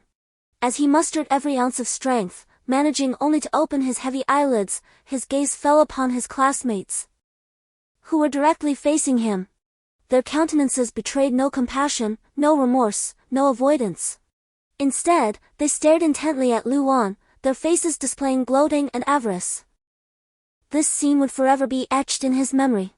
Only a handful of girls lowered their heads, unable to bear witness to the unfolding horror. Through the mirror behind them, Ji Wenyu beheld a harrowing sight. 4 men restrained Luan by her limbs, their faces contorted with lascivious greed. Another man loomed over her, frantically tugging at her clothing, his mouth hungrily roaming her face. In an instant, tears of rage streamed down Ji Wenyu's cheeks, mingling with the blood that stained his visage. Just as Luan's vulnerability was about to be exposed, a thunderous crash echoed from outside. The movements of the 5 security guards abruptly halted, and the onlooking students were startled into silence. For a moment, only Luan's desperate cries resonated in the air. The chief of security delivered a savage slap to Luan. "Shut your mouth. It's your ruckus that attracted the zombies." At this juncture, Luan was nearly driven to madness. She cared not for the zombies. Even if she realized the imminent threat they posed, her cries would only intensify. She yearned for all those within the room to pay for their indifference, for the torment they inflicted upon her. She etched the faces of her tormentors and the bystanders into her memory. Should she manage to escape this nightmare, she vowed to annihilate every last one of these wretches, leaving none behind. Another loud noise erupted, akin to something colliding with the door. The tension in the room escalated. The chief of security adjusted his pants, grimacing at the softening of his resolve, casting a reluctant glance at Luan. It had been so close. The other 4 men rose and approached the door, holding their breath as they strained to listen to the commotion outside. Liberated, Luan forthwith struggled to sit upright, endeavoring to stem her tears as she composed her attire, her gaze sweeping across the room, laden with resentment. Her eyes seemed to convey a sense of defilement. Luan was consumed by an urge to confront these unconscionable individuals. Yet her paramount concern lay in Ji Wenyu's well-being. She hastened to his side, anticipating him to be in a state of unconsciousness, only to be met by his frenzied gaze. It became apparent to Luan that Ji Wenyu had been cognizant throughout the ordeal, a witness to the abhorrent events. Luan clasped Ji Wenyu's hand tightly, leaning close to his face, her tears flowing freely. "Wenyo, are you unharmed?" she choked out. Ji Wenyu was rendered speechless. The magnitude of his fury and homicidal intent known only to himself. Yet, his self-loathing intensified with each passing moment. Had he possessed strength, had he been sufficiently formidable, such an atrocity would have been inconceivable. Meanwhile, the 5 security guards, who had been cautiously eavesdropping at the door, were about to breathe a collective sigh of relief when the commotion resumed, now unmistakably the sound of forceful impacts against the door. A wave of apprehension washed over them. "Chief, could it be zombies?" one inquired. "How should I know?" the chief retorted. "But there's no cacophony outside. Could it be just 1 or 2? If it's merely a couple, we could sacrifice a few students as bait, and then, while the zombies are occupied, we could seize the opportunity to slay them." "Bah! I highly doubt you'd dare to confront a zombie." The students, upon overhearing a few individuals conversing, were filled with dread, contemplating how one could possess such egregious selfishness. In an instant, they had forgotten their recent actions. Suddenly, a noise erupted, and the door noticeably shook twice, heightening the tension within. Could it truly be a zombie? Yet, based on their observations, zombies would not exhibit such behavior. At the same time, merely a dozen meters from the dance studio, Yi Yan and his companions were fixated on their prey at the doorway. These 2 mutated cockroaches had been discovered by the trio as they pursued them from the lower levels of the teaching building. Originally no larger than a thumb, these cockroaches had evolved into creatures measuring half a meter in length. Their mandibles had transformed into remarkably sturdy and sharp instruments, akin to axes, capable of effortlessly crushing their prey and breaching obstacles. Their exoskeletons had also become exceedingly hard. Yi Yan was particularly interested in the mutated features of these cockroaches. Should he capture them, they would serve as exceptional materials for weapon enhancement. Enchanting a battle blade with the cockroach's mandibles would render it extraordinarily sharp and potent. Furthermore, Imbuing the weapon with the resilient exoskeleton would significantly bolster its durability. What began as a mere intention to slay zombies and collect magical crystals had unexpectedly turned into a lucrative opportunity. Just as Yi Yan was poised to strike at the two cockroaches, they seemed to sense something and suddenly fled. Yi Yan promptly summoned the two girls, and they dashed into the teaching building in pursuit. Upon reaching the 5th floor, they realized that the cockroaches were not fleeing from Yi Yan's impending attack, but rather had discerned the commotion and made their way here themselves. As they approached the 5th floor, the trio was met with a harrowing scream echoing from somewhere nearby. The sound was imbued with an overwhelming sense of despair and madness, causing their hearts to clench with unease. Wu Wu found it peculiar, as the voice struck a familiar chord within her. Naturally, the two women were eager to uncover the source of the disturbance, and Yi Yan, too, was intrigued. If it was something he found intolerable, he wouldn't hesitate to intervene. After all, it was merely a trivial matter for him. Following the trail of the cockroaches, they arrived at the dance studio from whence the sound emanated, and they could hear the commotion within more distinctly. However, they were perplexed to find that only one female voice was raised in distress. No other sounds accompanied it. Once the cockroaches reached their destination and confirmed the presence of someone inside, they commenced ramming the door with their sharp, sturdy mandibles. The studio fell silent in response. To the astonishment of the two women, the robust door of the dance studio began to tremble after just a few strikes. Indeed, these evolved creatures were not to be underestimated. Yi Yan, witnessing the formidable sharpness and strength of the cockroach's mandibles, felt a surge of elation. The quality of the materials would undoubtedly enhance the effects of enchantment on their weapons.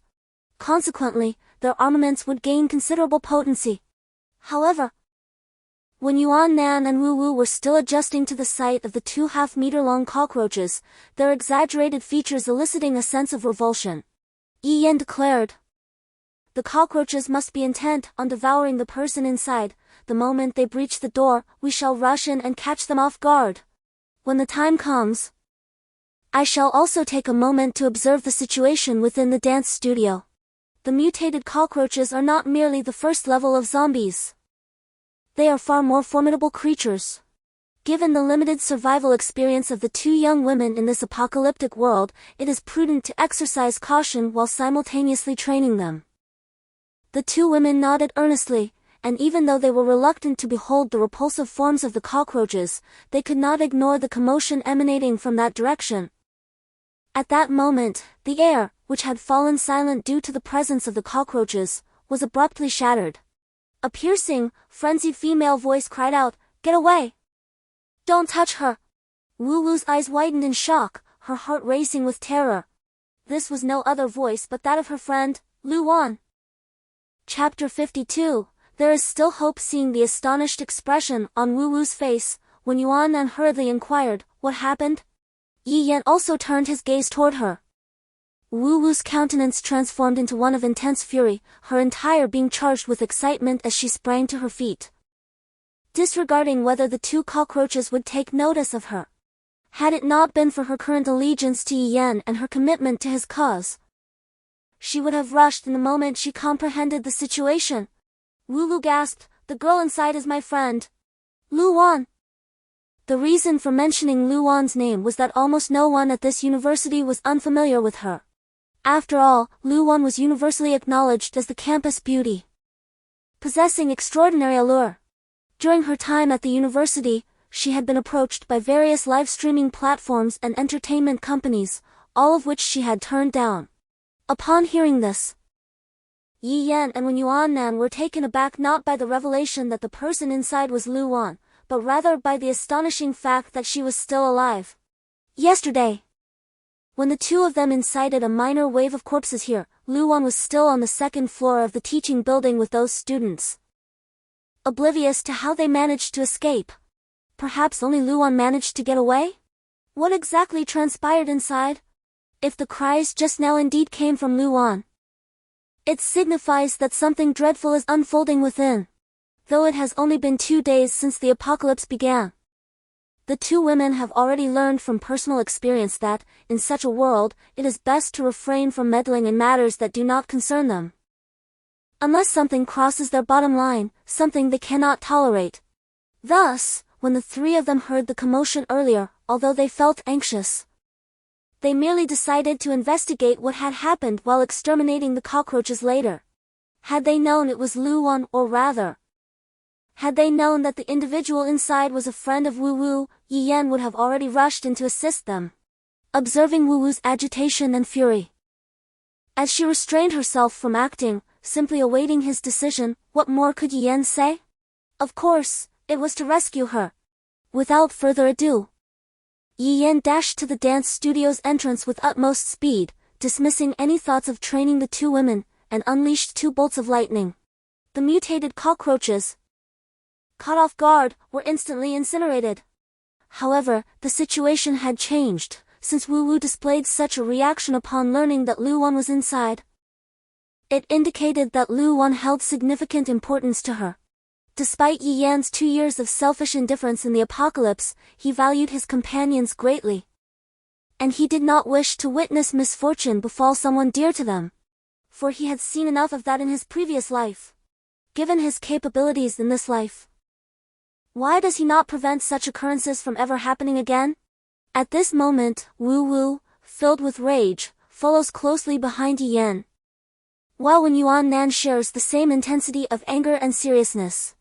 After Yi Yan swiftly dispatched the two mutated cockroaches, he forcefully kicked open the door to the dance studio, causing all activity within to cease abruptly, with every gaze fixed upon the newcomers.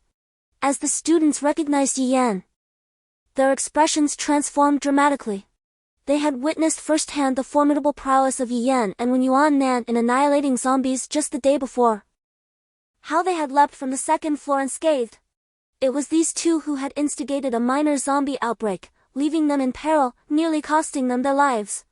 Yet, in the eyes of Yi Yan and his companions, the students were mere shadows.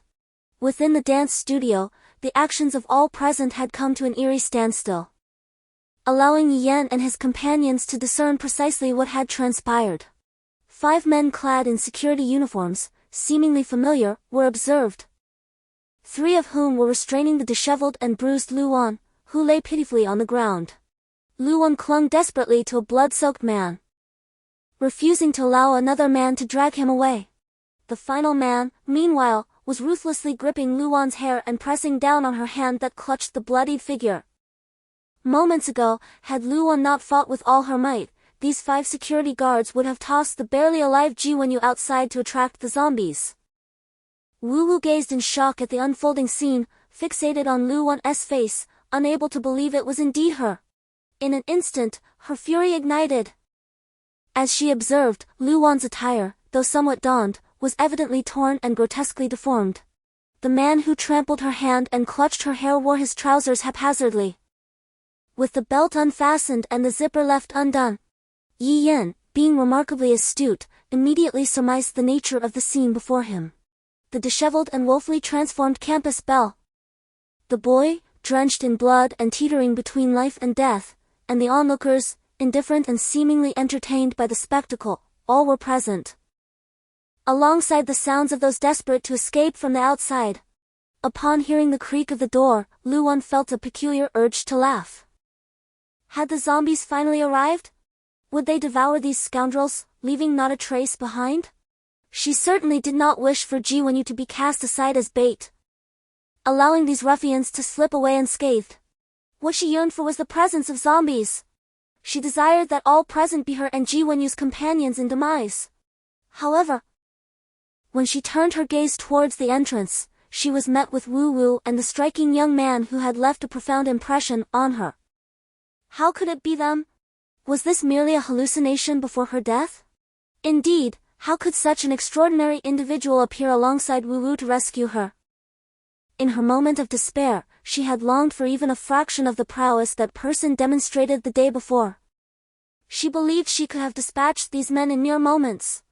Thus, as the specter of death loomed closer, she beheld not only her soul friend from university but also the boy she had met only yesterday. She recalled hearing others refer to him as Yi Yan. He seemed to possess some renown within the school. However, in the ensuing instant, the spectral male materialized before her with bewildering velocity.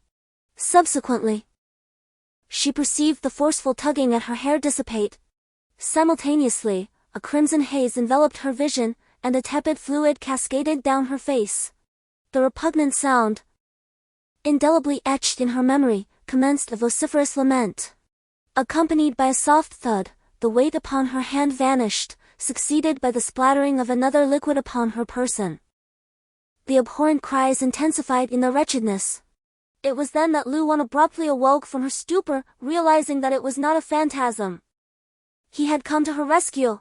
She frantically wiped her face with both hands, finally clearing the blood from her eyes, and beheld the scene before her.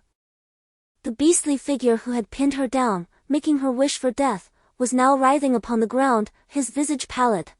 His blood inundated the area, exceeding even the quantity that had flowed from Ji Wenyu earlier. For one of his hands and one of his feet had vanished without a trace. His severed limbs lay nearby, yet she felt no fear. The space around her and Ji Wenyu was immediately vacated, as the remaining 4 security guards, seized by terror, sought refuge behind the students. Those same students who had stood idly by as they were being brutalized now shrieked in horror at the sanguinary spectacle. How ironic! Did they find this frightening? Why did they not find it frightening when Ji Wenyu was being beaten to the brink of death? Did they now find the sight of blood terrifying? Had not Ji Wenyu bled profusely? The onlookers, witnessing Yi Yan's actions, were overcome by a profound sense of dread. That aura could only emanate from someone who had experienced countless slaughters. Cold-blooded and decisive. Many students, upon seeing Yi Yan again, hadn't even processed the situation before he moved with lightning speed to stand before Lu Wan, severing the hands and feet of those who were assaulting her. That velocity was far from ordinary. Such a decisive act of dismemberment was not something an average person could accomplish. The head of security was entirely unaware, losing his limbs in an instant. He only managed to discern the approaching figure before a blur obscured his vision, and the person materialized before him, followed by excruciating pain. His hands and feet vanished with a speed that defied his comprehension. The other 4 guards, even the dullest among them, could now perceive that these individuals had come to rescue Lu Wan, and the man among them possessed terrifying strength. It wouldn't be an exaggeration to say that his strength was inhuman. Had they known Lu Wan possessed such backing, would they have dared to commit such acts? At this moment, Ji Wenyu, no longer supported by the guards, collapsed to the ground, though barely clinging to life. He had witnessed Yi Yan's arrival and the dismemberment of that wretch in its entirety. Throughout the ordeal, he hadn't even blinked. The man who severed the guard's limbs descended like a deity, instantly reversing the situation. Although Wu Wu wished to attend to Lu Wan, Ji Wenyu's condition was paramount. She rushed to carefully assist Ji Wenyu, but no matter how gentle her movements, Ji Wenyu frowned and gasped for air. Hastily, when Yuan Nan retrieved the remaining portion of healing elixir from before, he knelt down, gazing upon Ji Wenyu's body, which was entirely marred, unsure of where to begin. Ji Wenyu was assisted into a semi-recumbent position on the ground, yet he did not cast a glance towards Lu Wan, for whom Yuan Nan had been constantly concerned, nor towards Yuan Nan and Wu Wu, who were tending to him. His gaze was fixed intently upon Yi Yan, his eyes betraying a multitude of complex emotions. He was filled with gratitude, elation, and longing, lamenting only that he was on the verge of death and unable to repay Yi Yan's kindness. Moreover, he yearned to implore Yi Yan to take Lu Wan away. However, he was unable to utter a single word, so grievous were his injuries. When several security guards heard the commotion outside, and Lu Wan seized the opportunity to come to his aid, he knew his end was near. Yet he could not bring himself to speak a word to Lu Wan. Lu Wan gazed upon the suffering Ji Wenyu, then implored Yi Yan, who stood beside her wielding a war blade. I beseech you, save him. I beg of you. I will do anything for you. If it were Yi Yan, she would do anything. Yi Yan crouched down, observing the dying Ji Wenyu. Ji Wenyu strained to speak, desiring to implore Yi Yan to take Lu Wan away. He exerted himself to form the words, longing to utter even a single syllable. He wished to thank Yi Yan for saving him, though he was already beyond saving. Granting him the opportunity to know that these beasts would not escape retribution, and that Luan had not fallen into their grasp. Yi Yan, beholding the tragic pair, felt a tempestuous surge within his heart. Perhaps he deemed himself callous, his heart solely consumed by vengeance. Yet at times, he was compelled to acknowledge that his former self, the one before the apocalypse, still lay dormant within him, bestowing upon him the emotions of ordinary men. He was not beyond redemption. Chapter 53, Another ability. Upon hearing those 4 words, Luan felt as though she might faint. Yi Yan, disregarding the astonishment of the crowd, declared, "The only thing that can save him now is the evolutionary serum." This prompted Wu Wu to recall her own recent experience, where after administering a first-star evolutionary serum, both her internal and external injuries had miraculously healed. Having personally witnessed the extraordinary power of the serum, she felt a surge of hope. Earlier, while clearing zombies beneath the teaching building, the trio had demonstrated remarkable efficiency, dispatching over 100 zombies in a mere short span of time, visibly reducing the surrounding zombie density. Yi Yan immediately rose. "I will go find the traitor right now, you all stay here and wait for me." Although Luan had never heard of such a traitor or an evolutionary serum, in her eyes, Yi Yan was akin to a deity. Whatever he claimed was beyond question. Her anticipation was palpable as she gazed at him, pleading, "Please, save him. I am willing to do anything." Yi Yan offered Luan a comforting smile, but suddenly, a look of alarm overtook his face. "No. We must leave this place at once. I just used the thunder strike, the zombies will be drawn to us." Both Wu Wu and Wen Yuan Nan's expressions shifted dramatically as they hurried to pull Luan and Ji Wenyu to safety. The students, upon hearing this, became agitated. The thunder strike. Wasn't that the technique they had witnessed Yi Yan use that fateful night? The one accompanied by a deafening sound? It was that very technique that had triggered a minor zombie tide, nearly costing them their lives. Although they felt a surge of anxiety at Yi Yan's words, a sense of bewilderment lingered as well. It is perplexing, they had previously encountered and heard the thunderous sound of Yi Yan's lightning. If he had unleashed it nearby, they would undoubtedly have heard it distinctly. Yet, they had not perceived any commotion prior to Yi Yan's intrusion. Yi Yan promptly stepped into the corridor and glanced down. An unusual occurrence unfolded before him. The multitude of zombies that should have been drawn to the sound of his thunder was conspicuously absent.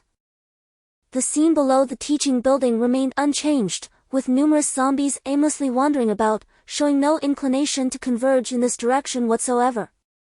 Wu Wu and Wen Yuan Nan also sensed the peculiarity of the situation. At that moment, a small voice emerged from the hat of Yi Yan, which belonged to the little Zongzi. A flash of realization struck Yi Yan's mind, and he suddenly understood. This was the little Zongzi's unique ability. Previously, when Yi Yan had formed a contract with it, he had only vaguely discerned its connection to illusions, but now he comprehended that it also possessed spatial abilities. When Yi Yan had summoned the lightning moments ago, it was the little Zongzi's power that had momentarily severed that space from the outside world, preventing the thunderous sound from reaching beyond its confines. Yi Yan gazed in astonishment at the little Zongzi, which was now proudly meowing, seeking praise. Just moments ago, the little Zongzi's consciousness had linked with his, allowing him to grasp what had transpired. Indeed, the abilities of illusion and space complement each other harmoniously. Illusions can directly penetrate the human mind, and when combined with spatial abilities, they can alter the surrounding environment, crafting a vivid mirage. Wen Yuan Nan, puzzled, inquired, "Why haven't the zombies reacted?" The 2 women nodded in agreement. As evolved beings, were they truly afraid of these mere ordinary creatures? Luan gazed at Yi Yan's retreating figure, silently vowing that regardless of whether Ji Wenyu would survive after today, she would steadfastly follow him from now on. The group re-entered the dance studio, and Luan cast a venomous glare at those present, wishing she could eliminate them all at that very moment. In this perilous and malevolent world, Yi Yan could not bear to leave Luan alone. After all, How could he find solace knowing that the multitude of beasts in this room remained alive? Moreover, Yi Yan felt a profound sense of obligation to repay the immense kindness he had received. They were strangers to Yi Yan, merely acquainted with Wu Wu. Yet he had selflessly aided them. Now, he was even venturing out alone to procure the evolution serum to save his life. If he were to survive today, he would dedicate the remainder of his life to repaying Yi Yan's generosity. Yi Yan stepped outside with the little dumpling. In truth, navigating the outside world alone was significantly easier than accompanying the two of them. His current speed had surged, thanks to the contract he forged with the otherworldly beast, granting him a portion of its extraordinary abilities. If he were to bring along both women, he would have to synchronize with their pace and ensure their safety. Now, however, with only a small beast nestled within the hood of his sweatshirt, he relished an unparalleled sense of freedom. Yi Yan possessed approximately 100 magic crystals, and having resolved to save Ji Wenyu and enable him to become an evolver, Ji Wenyu would undoubtedly become his companion, along with Lu Wan. Thus, his team would comprise 5 one-star evolvers, exponentially increasing their efficiency in exterminating zombies. The thought of his growing team and the increasing number of evolvers ignited a fervent excitement within Yi Yan. 5 one-star evolvers indeed. On the second day of the apocalypse, he assembled a small team, all of whom were on the verge of becoming evolved beings. A remarkable starting point in a world where most had never even encountered a traitor. With such an advantageous position, Yi Yan unleashed his full speed, swiftly dispatching zombies beneath the teaching building, amassing a total of 120 magic crystals before heading outside the school. This time, he did not linger in combat, avoiding unnecessary confrontations unless zombies approached him directly. He understood that Ji Wenyu was on the brink of collapse, and he could only imagine the depth of hatred that filled Ji Wenyu's heart after being brutally battered by several ordinary individuals. Perhaps, if Ji Wenyu survived this ordeal, that hatred and experience would transform into a formidable weapon for him in the future. Yi Yan only spent a brief moment in the supermarket, as the number of zombies in the marketplace was overwhelming. However, he managed to accomplish this in less time than before, thanks to his newfound speed and being alone in this endeavor. Meanwhile, in the dance studio he had just vacated, the security chief, whose hand and leg Yi Yan had severed, succumbed to excessive blood loss. His lifeless body lay in the center of the room, blood pooling over Ji Wenyu's previous spillage. Throughout his desperate struggle, Lu Wan and Ji Wenyu had observed him with silent smiles, uttering not a single word. Initially, Lu Wan had count upon witnessing their leader's tragic demise. The remaining 4 security guards were on the brink of eruption. However, at that moment, Yi Yan had already exited. The 2 women he brought along, though seemingly formidable, were at least more manageable than Yi Yan himself. "Second brother, let us depart. They cannot stop us." The group, unable to contain their panic, rose and attempted to flee through the door. In a flash, Wu Wu, with the speed of an evolved being, blocked the entrance. "Where do you think you are going?" Her gaze was icy as she fixed it upon the 4 individuals. Once Ji Wenyu was recovered, she vowed to let both Ji Wenyu and Lu Wan exact a severe reckoning for this affront. The 4 were instantly paralyzed with fear. This woman's speed was unnaturally swift. While not as rapid as the man's, it was still monstrous compared to an ordinary person. The second guard, pointing at Wu Wu, feigned bravado. "You filthy woman! Step aside!" Before he could finish his sentence, a shriek escaped his lips as he clutched his face, collapsing to the ground in agony. Wu Wu had swiftly swung a blade, striking the second guard across the face. Yet, she had restrained her strength. Had she not, she would have dispatched him as effortlessly as one would a zombie. "Do you still have the audacity to speak?" she taunted. The gash on the second guard's face slashed diagonally from his chin, severing his lips and exposing the interior of his mouth, while the blade grazed his nose, ultimately blinding one of his eyes. Both the security personnel and the onlookers gasped in horror, feeling as if they too bore the pain on their own faces. The second guard's hands covered his injury, but blood seeped through his fingers, staining his clothing and dripping onto the floor in a rhythmic patter. Wu Wu stood proudly at the door, a cold smile playing at the corners of her mouth. Gazing at the remaining 3 individuals with a sardonic expression, "Are you leaving or not?" Terrifying. That man was not only exceedingly fierce, but the woman beside him was a lunatic as well. Lu Wan's eyes were glued to this scene, yet she felt no revulsion. The blood of Ji Wenyu had already rendered her immune. At this moment, witnessing the fate of these beasts, she could hardly contain her laughter. Simultaneously, she observed that Wu Wu had transformed in a manner akin to Yi Yan. Could this be the effect of the so-called evolution agent that Yi Yan spoke of? As she watched Wu Wu effortlessly dispatch those who had previously assaulted her, a thought flickered in her mind: how wonderful it would be if she possessed such overwhelming power. That way, no one would dare to bully her or strike Ji Wenyu ever again. At that moment, the students in the dance studio could hardly miss the evident camaraderie between Wu Wu and Lu Wan. Today, she was here to avenge her friend. Reflecting on their earlier actions and words, they were engulfed in sheer terror and regret. A boy mustered the courage to stand, his voice trembling as he declared, "I want to leave. I never struck Ji Wenyu, nor did I do anything to Lu Wan." Others quickly rose in agreement. "Yes, it has nothing to do with us." Lu Wan regarded them in disbelief, then erupted into laughter. "Ha ha! You shameless lot! In many ways, you are even more despicable than those 5. Zhou Qingyang immediately retorted. "Did we lay a hand on you? Why should we bear the brunt of your grievances?" As Lu Wan was about to speak, a cold voice echoed from outside the door. "Who wishes to leave?" Chapter 54. The new members of the team. Lu Wan gazed expectantly at Yi Yan, while the tenacious Ji Wenyu felt a surge of excitement within her. Everyone awaited a word from Yi Yan. Observing Lu Wan and Ji Wenyu on the ground, Yi Yan produced 2 vials of 1-star evolution serum, declaring, "These are for you." Lu Wan's eyes widened in disbelief as she looked at Yi Yan. Moments ago, she had gleaned some information about the evolution serum and evolutionists from Wu Wu, which left her astounded. Witnessing Wu Wu's unprecedented strength further illuminated the formidable might of evolutionists. They were on an entirely different plane from ordinary humans. Confronted with Yi Yan's terrifying prowess and Wu Wu's transformation, how could she harbor any doubts? No! Yi Yan not only intended to use a 1-star evolution serum to save Ji Wenyu but also bestowed upon her a vial as well. At this moment, Ji Wenyu could barely move, with only his eyes revealing any sign of life. Anyone observing his current state, with wounds covering his body, would deem him beyond salvation.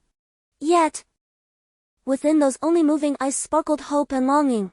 He was not dead.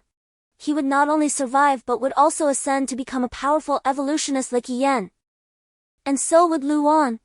Wu Wu and Wen Yuanan exchanged knowing smiles, for they recognized that their leader was, at heart, compassionate.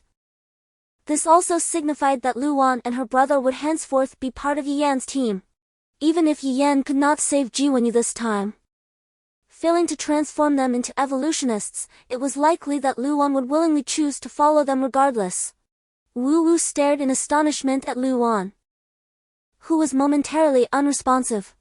Taking the evolution agent from Yi Yan's hands, she offered it to Lu Wan, urging her, "Stop daydreaming. If Ji Wenyu meets his demise, it will be your fault." After calming her emotions, Lu Wan promptly injected the 1-star evolution agent into Ji Wenyu's body. The other students began to murmur among themselves. What exactly is this evolution agent? They've been discussing it since just now. Is it the incredible substance that makes Yi Yan so formidable? Isn't it referred to as an evolution agent? They've also mentioned that this agent could save Ji Wenyu. Surely that cannot be true. Well, we will find out soon enough. But what if Ji Wenyu survives, and he and Lu Wan become as powerful as those around us? Goodness! That would spell disaster for us. Let us hope such a scenario does not unfold. Lu Wan observed Ji Wenyu's expression intently. He felt a warm current surge within him, as if it contained boundless strength, rapidly nourishing and mending his body. The pain that had tormented him was swiftly dissipating. and as the warmth restored him to near wholeness, it seemed to possess an abundance of energy, transforming his physique and awakening his latent potential. Lu Wan watched in astonishment as Ji Wenyu underwent this remarkable transformation. His complexion, once ashen, began to regain color, and the wounds on his body healed at an astonishing rate. The bleeding ceased, and he regained mobility. "Sister, I was in excruciating pain just a moment ago."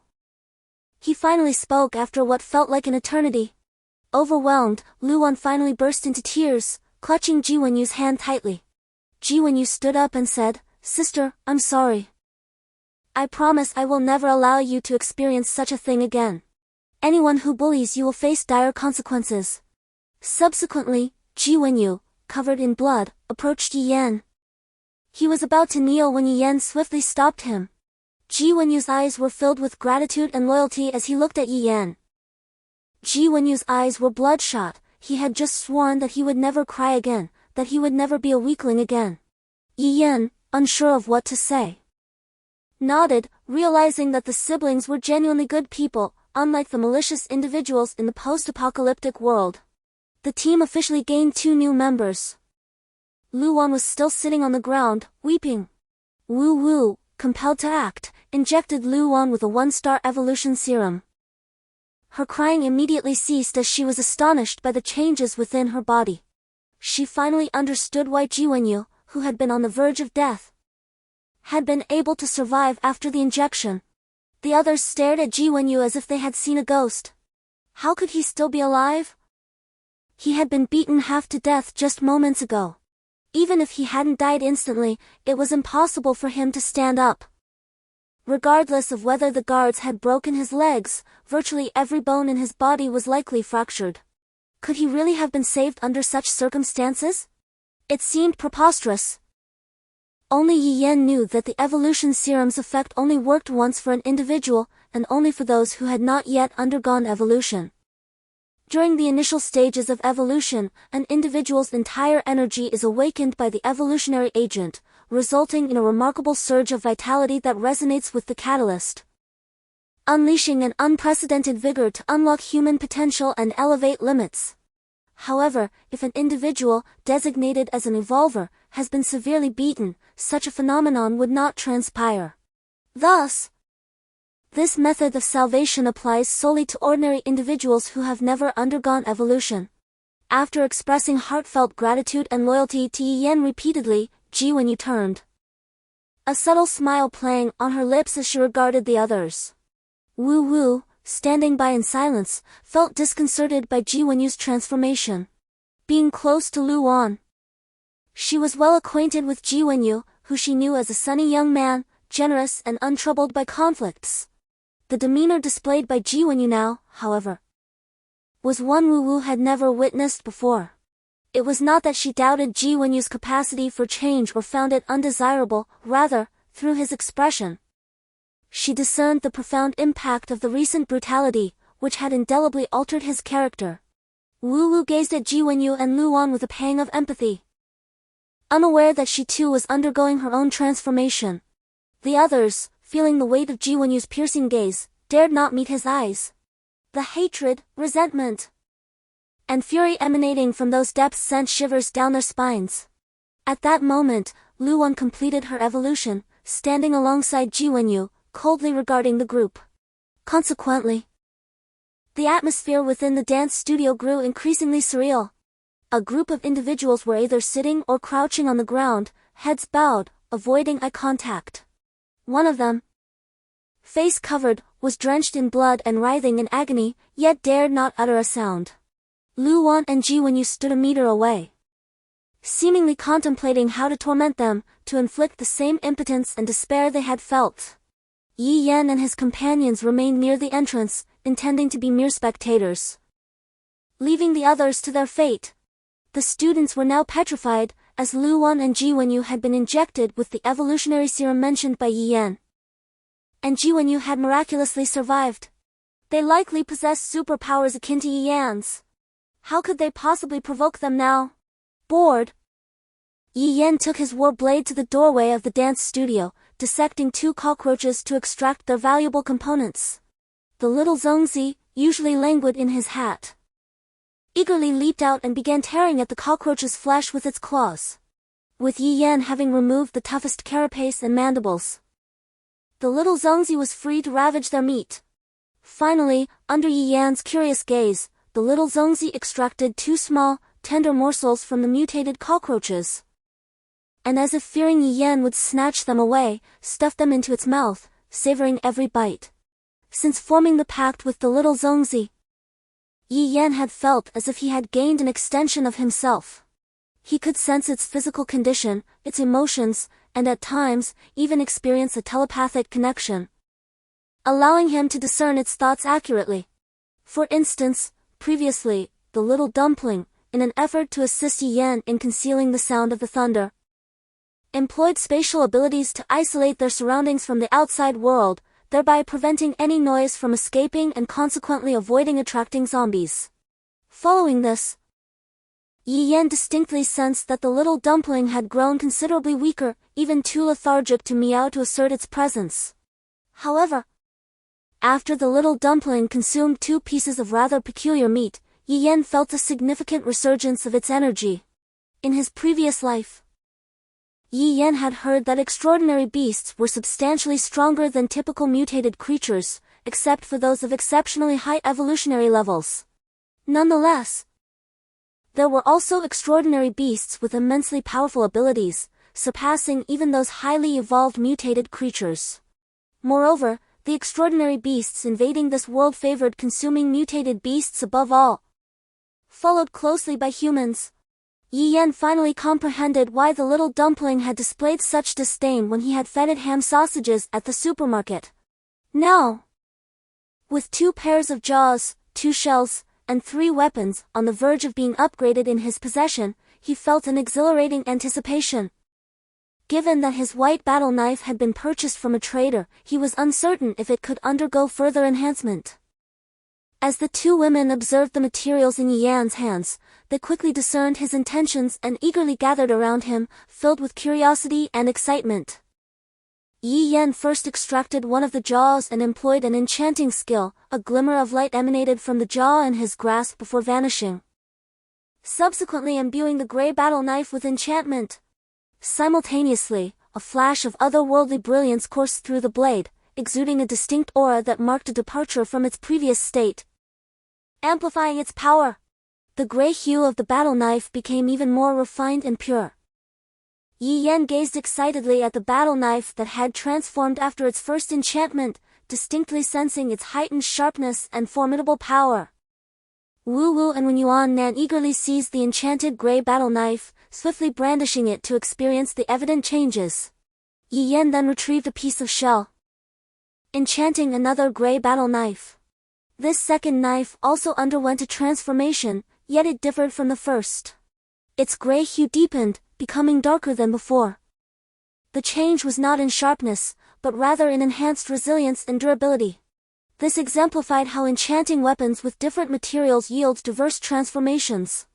Undoubtedly, enchanted weapons became significantly more potent, with the augmented attributes being linked to the inherent qualities of the materials used. Yi Yan contemplated his white battle knife and the remaining materials, feeling a stir of desire. Chapter 55, Retribution. After a discussion between Wen Yuan Nan and Wu Wu, it was decided that the highly resilient gray battle knife would be wielded by Wu Wu, while the sharper one would be entrusted to Wen Yuan Nan. Although Wen Yuan Nan had become an evolver a day earlier than Wu Wu, his agility and skills paled in comparison to Wu Wu's relentless training. Thus the sharper blade was given to him. The 2 women, exhilarated with their brand new weapons, continuously practiced in their hands. Meanwhile, in the dance studio, all the students, engrossed in their own thoughts, were filled with fear and regret. Had they known that Yi Yan would intervene, they would never have dared to treat Lu Wan and her brother in such a manner. Lu Wan glanced at the bag Wu Wu had placed on the ground, a mysterious smile creeping onto her face. She then approached, opened the bag, and emptied its contents onto the floor. The victuals and water within were instantly scattered across the floor, the packaging forthwith stained with the traces of blood, profoundly captivating the gazes of those present. even to the point of momentarily eclipsing their awareness of the extant peril. Their eyes were riveted upon the heap of sustenance before them, incessantly swallowing hard, yearning to pounce upon it without delay. Since the very inception of the apocalypse, they had not partaken of any repast. Confronted with the provisions now laid out, they were nigh unto frenzy. Were it not for the continued coercion exerted by Yi Yan, they would have recklessly surged forward to seize it all. Lu Wan, observing the ravenous and covetous expressions in their eyes, offered a mirthless smile. Earlier, it was on account of these very items that they sought to compel her to offer her body, to allow those brutes to indulge their depraved desires. Lu Wan addressed the gathering. Do you crave sustenance? Some nodded as if in a trance, while others, though sensing something uncanny, remained eager to discern Lu Wan's intent. Lu Wan glanced at Ji Wenyu by her side, then proclaimed, provided you select one among you and beat them to the brink of death, much akin to what befell my brother just now, the rest may partake of the food. Should you fail to make a selection, then those who divest themselves of all raiment may feast. Mind you, complete nudity is required, not a stitch of clothing may be worn whilst consuming your fill. All were taken aback, their countenances then suffused with indignation. By what right did she treat them thus? What is the meaning of this? On what grounds? I dare say you are deranged. Lu Wan regarded them with a sardonic smile, then, with a voice that transcended all others in volume, declared, he who utters another word of abuse against me shall meet death at this very instant. The students were filled with dread. It seemed that Lu Wan had indeed acquired extraordinary abilities. Yet, some students clearly held a different opinion. In their eyes, all that mattered was sustenance. And Lu Wan stood as the greatest impediment on that path. Zhou Qingyang immediately expressed her discontent, exclaiming, are you insane? What gives you the right to threaten us? Zhou Qingyang harbored a deep disdain for Lu Wan. In their shared classroom, Lu Wan always garnered the most attention from the boys. In the dormitory, she conspired with other girls to ostracize Lu Wan, yet Lu Wan remained unfazed, dismissing them entirely. When she attempted to provoke Lu Wan, she believed Lu Wan would cower like a timid dumpling, as all the other girls rallied behind her in their shared disdain for Lu Wan. However, when she accidentally knocked Lu Wan's shoes off the windowsill and insincerely offered an apology without any intention of retrieving them, Lu Wan retaliated by tossing all of her clothes and bedding out the window. From that moment on, Zhou Qingyang's hatred for Lu Wan intensified. Yet she no longer dared to engage in such antics. Today, as those men explicitly demanded Lu Wan, Zhou Qingyang felt an exhilarating rush, believing it to be the most thrilling moment of her life. She even mused that perhaps the apocalypse wasn't so dreadful after all. At least it allowed for the punishment of someone as domineering and arrogant as Lu Wan. As she watched Lu Wan being pinned down, her clothes gradually being stripped away, Zhou Qingyang couldn't contain her glee. Seeing Ji Wenyu beaten to a pulp, she felt no sympathy, thinking he deserved it for defending Lu Wan. If only they had cast Lu Wan aside sooner, she would have already had her fill. What was there to lament about such a woman? Yet, all of this was abruptly shattered by that man. That detestable man named Yi Yan. Lu Wan's clothes remained untouched, and Ji Wenyu was not dead. She was on the brink of insanity. Just as she was about to witness her enemy receive punishment, she was cruelly obstructed, driving her to the edge of madness. It was akin to gazing at food before her, yet being unable to partake. Now, this wretched woman had the audacity to demand they disrobe before they could eat. Was she suffering from psychological trauma from earlier events? How utterly perverse! The moment Zhou Qingyang uttered those words, she caught sight of Lu Wan's icy glare. In that instant, she realized that Lu Wan had transcended her, belonging to an entirely different realm. Regret came too late. Lu Wan, moving with an extraordinary swiftness incomprehensible to an ordinary person, swiftly approached Zhou Qingyang and delivered a resounding slap to her face. This strike was unlike any previous blow Lu Wan had dealt her. It felt as though a hammer had crashed upon her visage. Zhou Qingyang's world spiraled into chaos, her thoughts ceased to function, her vision blurred, and a ringing echoed in her ears. She felt as if Luan's slap might detach her head from her shoulders. Pain surged through her neck, as if it were on the verge of breaking. How could a woman possess such immense strength? Everyone stood in shock at the unfolding scene. Just moments ago, Luan had been lying on the ground, nearly becoming everyone's scapegoat. Now, she had transformed into a figure capable of dictating their fates. And all of this was due to Yi Yan. It was Yi Yan who rescued them both, transforming them into evolved beings and completely reversing their dire circumstances. Zhou Qingyang lay prostrate on the ground, blood trickling from the corner of her mouth, her face grotesquely swollen, a crimson welt emblazoned across her cheek. It was scarcely believable that a woman had inflicted such violence. Zhou Qingyang finally comprehended her inability to contend with Luan in her current state. While she might have once relied on her sharp tongue, now, she couldn't even bear to meet Luan's gaze. She had personally experienced the chilling sensation of terror, of overwhelming power. The Luan before her could extinguish her life with effortless ease. Luan, with an air of superiority, gazed down upon the now silent Zhou Qingyang, feeling only revulsion and the profound gratification of retribution. She turned her head, fixing her gaze upon Wu Wu, who was observing her intently. "What are you staring at?" she demanded. "Lend me your blade for a moment." Without hesitation, Wu Wu approached and presented Luan with the weapon. Zhou Qingyang cowered on the ground, unable to utter a word, devoid of even the strength to beg for mercy. The previous slap had been more than enough to endure. She now cursed her own loose tongue, her persistent antagonism towards Luan. Wu Wu would not impede Luan, nor would she harbor even a trace of sympathy for these individuals. She herself yearned to deliver a fatal blow. Had it not been for Yi Yan and his companions encountering mutated cockroaches downstairs and giving chase, she shuddered to imagine what might have transpired. What Luan might have suffered, what fate might have befallen Ji Wenyu. And these very people had stood idly by, watching with indifference, even encouraging Luan to submit to the guard's demands from the outset. They were all beyond redemption, utterly loathsome. Luan grasped the gray battle knife, momentarily too preoccupied to marvel at its uniqueness. She gazed coldly at Zhou Qingyang on the ground and stated, "I was aware of your disdain for me, your constant attempts to undermine and slander me behind my back, yet I refrained from retaliating. At most, I issued a warning in kind. However, today you have truly provoked my ire, not just you, but everyone present. Had Yi Yan and the others not intervened just now, I would likely be standing before you, utterly exposed and humiliated. It is probable that Ji Wenyu would not have survived either. Ha! Yet here we are, alive. Though I shall never forget the actions you all displayed moments ago. You, Zhou Qingyang, have left the most profound impact on me. I witnessed the gleam in your eyes. You were reveling in my plight. Your malice is astonishing.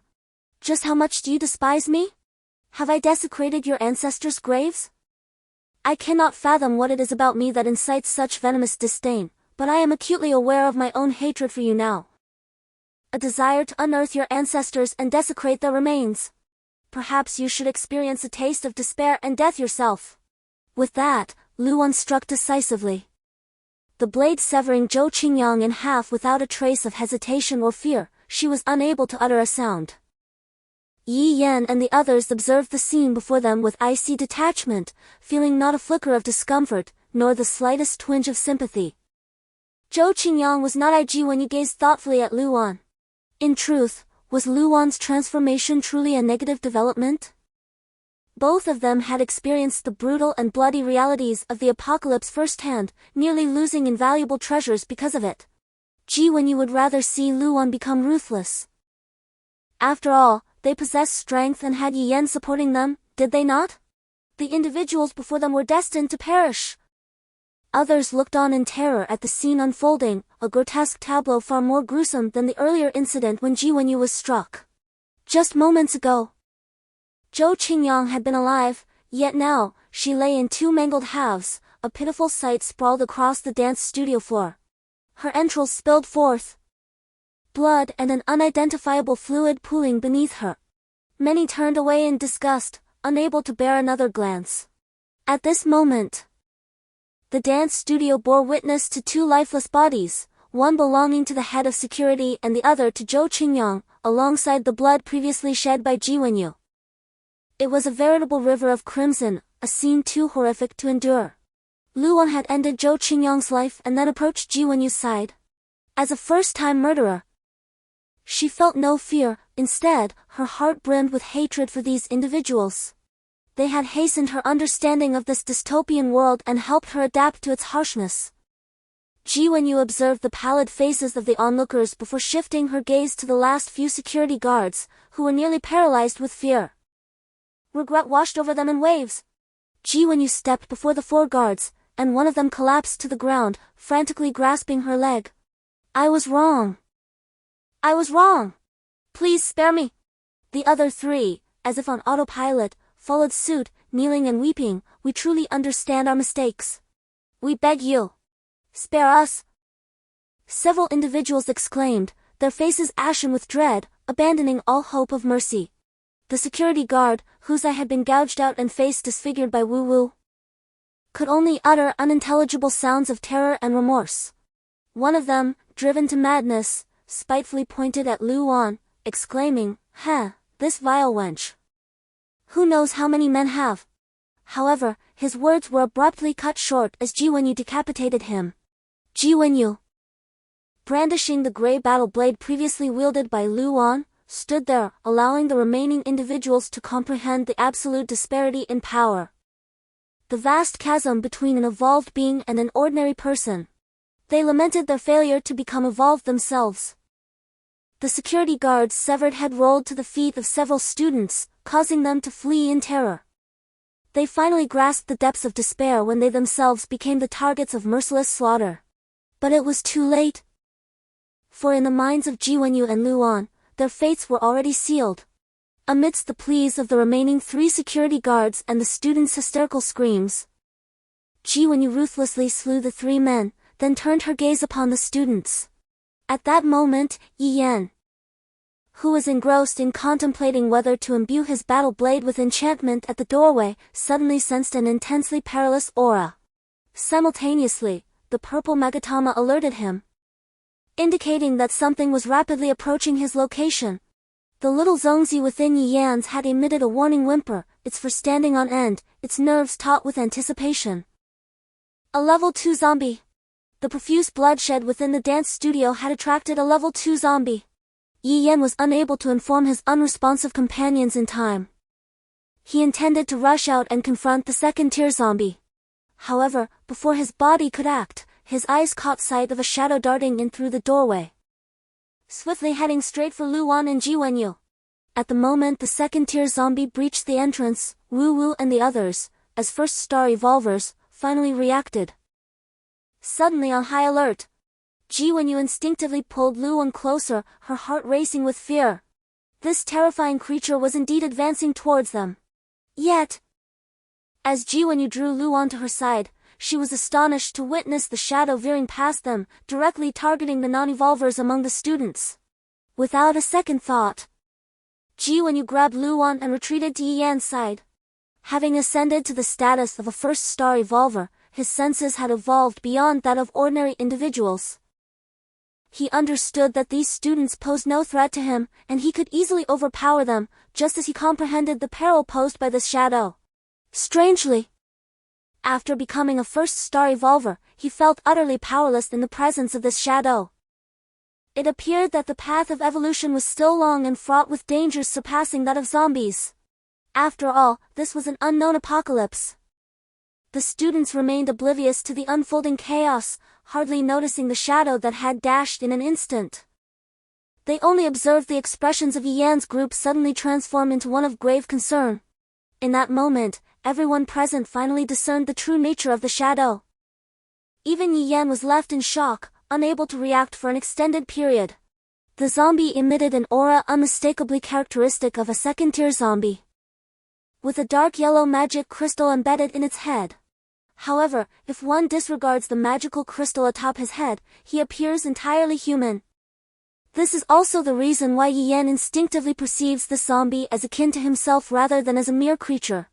The others, too, remain in a state of disbelief. Is this truly a zombie? Aren't zombies characterized by decaying flesh? Even if a secondary zombie has developed muscular tissue, it could never assume such a form. When Yuan has encountered secondary zombies before, although they are significantly more evolved than first-level zombies, they are certainly not reminiscent of the one before them. The zombie stands clad in neat human attire, its skin slightly pallid compared to that of an ordinary human, with pupils larger than average, sharp fingers, and pointed teeth. Yet, there are no signs of decay or festering on its skin, and its gaze lacks the ferocity and emptiness typical of zombies, instead revealing a flicker of humanity. Nonetheless, the yellow magical crystal atop its head unmistakably signifies its undead nature. Among these peculiarities, what truly astounds Yen is that this secondary zombie refrains from attacking the 5 first-level evolvers present, opting instead to target an ordinary person who is utterly defenseless. It is well known that ordinary secondary zombies can discern the distinction between evolvers and regular humans, recognizing whether an individual has evolved. When faced with the choice between an ordinary person and an evolver, secondary zombies will invariably prioritize the latter, as consuming an evolver accelerates their own evolution. Devouring a single evolver is equivalent to feasting upon 100 ordinary humans. However, this second-level zombie was different. It chose to attack ordinary humans who could be killed in an instant, for it understood that it was no match for Yen. Such cunning intelligence transcended the confines of a mere second-level zombie. Only higher-tier zombies, those of level 5 and above, possess the discernment to assess human strength and determine whether to strike. It is only the more evolved zombies that exhibit such intricate thought processes. The zombie before him, strikingly human-like, displayed intelligence that vastly surpassed its own classification as a second-level zombie. During Yan's previous life in the apocalypse, he had never encountered anything akin to this. He had never heard of a second-level zombie endowed with such profound intellect. Since his rebirth, Yan felt an unfamiliarity with the apocalypse for the first time, realizing how little he truly knew. In a mere instant, the second-level zombie dispatched a student and swiftly devoured the brain. It was only then that the stunned students reacted, unleashing earth-shattering screams. They beheld an odd figure suddenly materialize before them, and before they could examine it closely, this entity severed a student's head with its hand and proceeded to feast upon the brain. All of this transpired in less than 10 seconds. Only after this shocking event did the bewildered students notice the crystalline structure atop the figure's head, resembling that of a zombie. This was not a human. It was a zombie. As the students began to scream and scramble for escape, the zombie swiftly claimed 5 more victims, consuming their brains. Yi Yan and his companions stood by, utterly astonished. This zombie was clearly targeting the easy prey, with no intention of dealing with them. Amidst the astonished group led by Yi Yan, there was also a cat. The little rice dumpling experienced only a modicum of shock. Yet its astonishment did not stem from the peculiar intelligence of this second-tier zombie, which exhibited a certain human-like behavior, but rather from the bewildering speed at which they had arrived in this world. At that moment, the extraordinary second-tier zombie, perceiving the ordinary humans it deemed easy prey about to escape, prepared to pursue them when suddenly it trembled and, for the first time, focused its gaze on Yi Yan, the man it was uncertain it could conquer. From Yi Yan, it sensed an aura reminiscent of their own world and otherworldly beast. Seizing the opportunity while the second-tier zombie was momentarily halted, the remaining students let out a frenzied scream and fled, indifferent to the potential presence of zombies outside. Now, only Yi Yan's group remained in the room, alongside the unique zombie and the little rice dumpling nestled within Yi Yan's hat. The little dumpling leaped from the hat, stood on the ground, arched its back high, and emitted a warning sound. Upon seeing the little dumpling, the zombie's astonishment intensified, prompting it to take a step back. Through the connection he shared with the little dumpling, Yi Yan faintly grasped the message it sought to convey, that the seemingly human-like zombie before him was not a mere zombie, but rather a being hailing from the same other world as the little dumpling. Yi Yan's heart surged with tumultuous thoughts. Another world. A world from which the otherworldly beasts originated. In the aftermath of the apocalypse, if creatures from another realm had invaded, it was highly plausible that the cataclysm was intricately linked to that world. What Yi Yan did not comprehend was the palpable hostility emanating from the little Zongzi towards this otherworldly creature. This enmity between species seemed to be an innate animosity, as if something intrinsic within their very genes could not be altered. Although Yi Yan understood from the signals conveyed by the little Zongzi that the entity before him was not strictly a zombie, by the standards of his own world, it undeniably resembled a second-tier zombie. The yellow magic crystal upon its forehead, indicative of a second-tier zombie, its emanating aura, and its predatory traits all corroborated this classification. Perhaps, in that unknown realm, such a being was not referred to as a zombie and possessed a remarkable level of intelligence. Moreover, from the fragmented and unclear messages relayed by the little Zongzi, Yi Yan discerned that it harbored an astonishing desire to consume this second-tier zombie. Upon noticing the little Zongzi's presence, the second-tier zombie initially exhibited shock, only to swiftly manifest its own hostility. Yet, in a surprising turn of events, it resolutely leaped through the window, much to the astonishment of onlookers.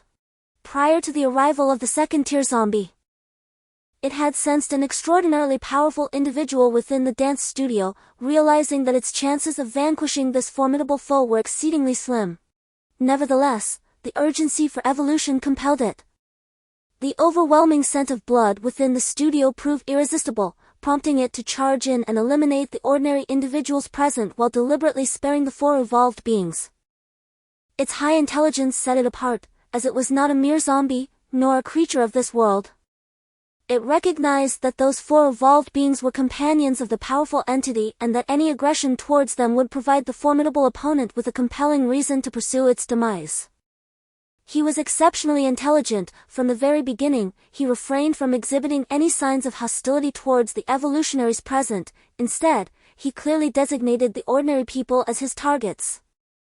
He had been biding his time not far away, his intellect comparable to that of humans. He was aware of the ongoing dispute, which would soon escalate into a massacre. Recognizing that the five evolutionaries constituted one faction while the other comprised the weaker ordinary individuals, due to Yi Yan's imposing presence, he dared not act recklessly. Yet the scent of blood lured him, he yearned for fresh human brains and could not wait. If he delayed until the evolutionaries in that room had slaughtered the ordinary people, the brains would no longer be fresh. These evolutionaries were already intent on killing the ordinary individuals. Should he enter to do the same, it would not provoke any adversarial sentiment from Yi Yan. Thus, he struck, opting for an approach that would appease Yi Yan, expressing unequivocal respect for the powerful. He emitted no aura of killing intent, harboring not an ounce of hostility towards the evolutionaries. Charging directly towards the ordinary people without sparing a glance at Yi Yan and the others. In his world, this was an acknowledgement and a submission. However, he miscalculated. He never anticipated the presence of a monstrous beast among them. Chapter 57, A New Ability Now. Yi Yan could only refer to this being from another world as a level 2 zombie. From the moment this level 2 zombie appeared until it vanished from the window, scarcely a minute had elapsed. Yi Yan had no intention of pursuing it, yet the little rice dumpling transmitted a powerful signal to him. It craved to consume it. By devouring it, the little dumpling's abilities would be enhanced. Few were privy to Yi Yan's intentions, yet whatever he commanded, they complied without hesitation. They understood that Yi Yan's directive to eliminate the zombies was a means to hone their skills, particularly for Luan and Jiwenyu, who had recently ascended to the ranks of evolvers. However, when Yuan harbored some concerns, since aligning herself with Yi Yan, she had seldom ventured away from his side and had become quite dependent on him. This dependency, however, did not imply a lack of capability, for in recent days, she had dispatched far more zombies than Wu had. The group nodded in agreement and followed in Yi Yan's wake, but his pace was swift. And soon he vanished from sight. Under the guidance of the little Zongzi, Yi Yan pursued a particular direction and soon glimpsed a shadow ahead. The second-tier zombie felt a surge of frustration. It had no desire to confront Yi Yan but was unprepared for the presence of a strange beast by his side. Initially intending to prey on humans, it now found itself at risk of becoming the beast's next meal. Having endured 2 years of the apocalypse, Yi Yan was acutely aware of the formidable nature of these creatures and the immense potential that the little Zhongzi would possess as it matured. The opportunity for the little Zhongzi's rapid growth lay before him, and he was determined not to let it slip away. As a one-star evolver, Yi Yan's speed was already impressive, yet the second-tier zombie was no slouch either. Without the little Zhongzi's unique abilities, Yi Yan would have been unable to catch up to the zombie relying solely on his one-star evolver speed. Typically, a one-star evolver would stand no chance against a second-tier zombie, given the latter's superior physical evolution and unique enhancements. Although humanity possesses professions, weapons, and various other attributes, in the early days of the apocalypse, merely becoming an evolved being is a stroke of fortune. Acquiring a profession is a matter for the future. However, Yi Yan is different. He carries the experiences of his previous life within him, fueled by hatred and ambition that incessantly urge him to grow stronger. He dares not pause for even a moment. As a result, he not only ascends to the rank of a one-star evolved being within 2 days but also acquires 2 professions and even befriends a mythical beast. Level 2 zombies are no longer his adversaries. Yi Yan has become exponentially more powerful than an ordinary one-star evolved being. At this moment, Yi Yan is almost upon the male dormitory, drawing ever closer to the level 2 zombie. The little rice dumpling, sensing the proximity, leaps from Yi Yan's cap with remarkable speed, launching itself at the neck of the level 2 zombie. The little dumpling's ability, characterized by swift velocity, allows it to easily evade the zombie's grasp and land gracefully on the roadside. Aware that escape is futile, the level 2 zombie steels itself for a desperate fight. Fully cognizant of its slim chances, the little dumpling lingers on the ground for merely a second before springing up once more, darting towards the zombie's face with blinding speed. Just as the zombie prepares to retaliate, it suddenly senses the approach of death. Seizing the opportune moment, Yi Yan swings his white battle blade with a fierce gust of wind towards the zombie's neck, just as the little dumpling strikes its face. In a split second, the level 2 zombie concentrates all its defenses on its neck, causing the skin in that area to harden immensely, taking on a dark hue. Remarkably, Yi Yan's white battle blade fails to inflict any injury. Simultaneously, the zombie flings the little dumpling away, attempting to create distance. Yet Yi Yan spared him not a moment's respite, as he deftly twisted the battle blade and struck fiercely at the creature's arm. The zombie had concentrated its defenses around its neck. While that area became impervious to blades and bullets, other parts of its body were rendered exceedingly vulnerable. The battle blade sliced through like clay, severing one of the zombie's arms, causing a jet of black blood to spurt forth. The creature let out a furious roar and staggered backward, but Yi Yan charged forward, this time aiming directly at its head. In an instant, the zombie redirected its defenses to the neck, its skin darkening once more. However, Yi Yan bore an enigmatic smile as he shifted the angle of his blade and struck straight at the zombie's torso. This time, it was evident that the zombie had learned from the previous encounter. It did not concentrate all defenses solely on its neck, but rather distributed some throughout its body. Consequently, Yi Yan's strike left a lengthy, gaping wound across the creature's body. Without cleaving it in two, had the zombie maintained its prior lack of defenses, Yi Yan's previous blow would have sufficed to send it to its demise. The zombie bellowed in rage, glaring furiously at Yi Yan.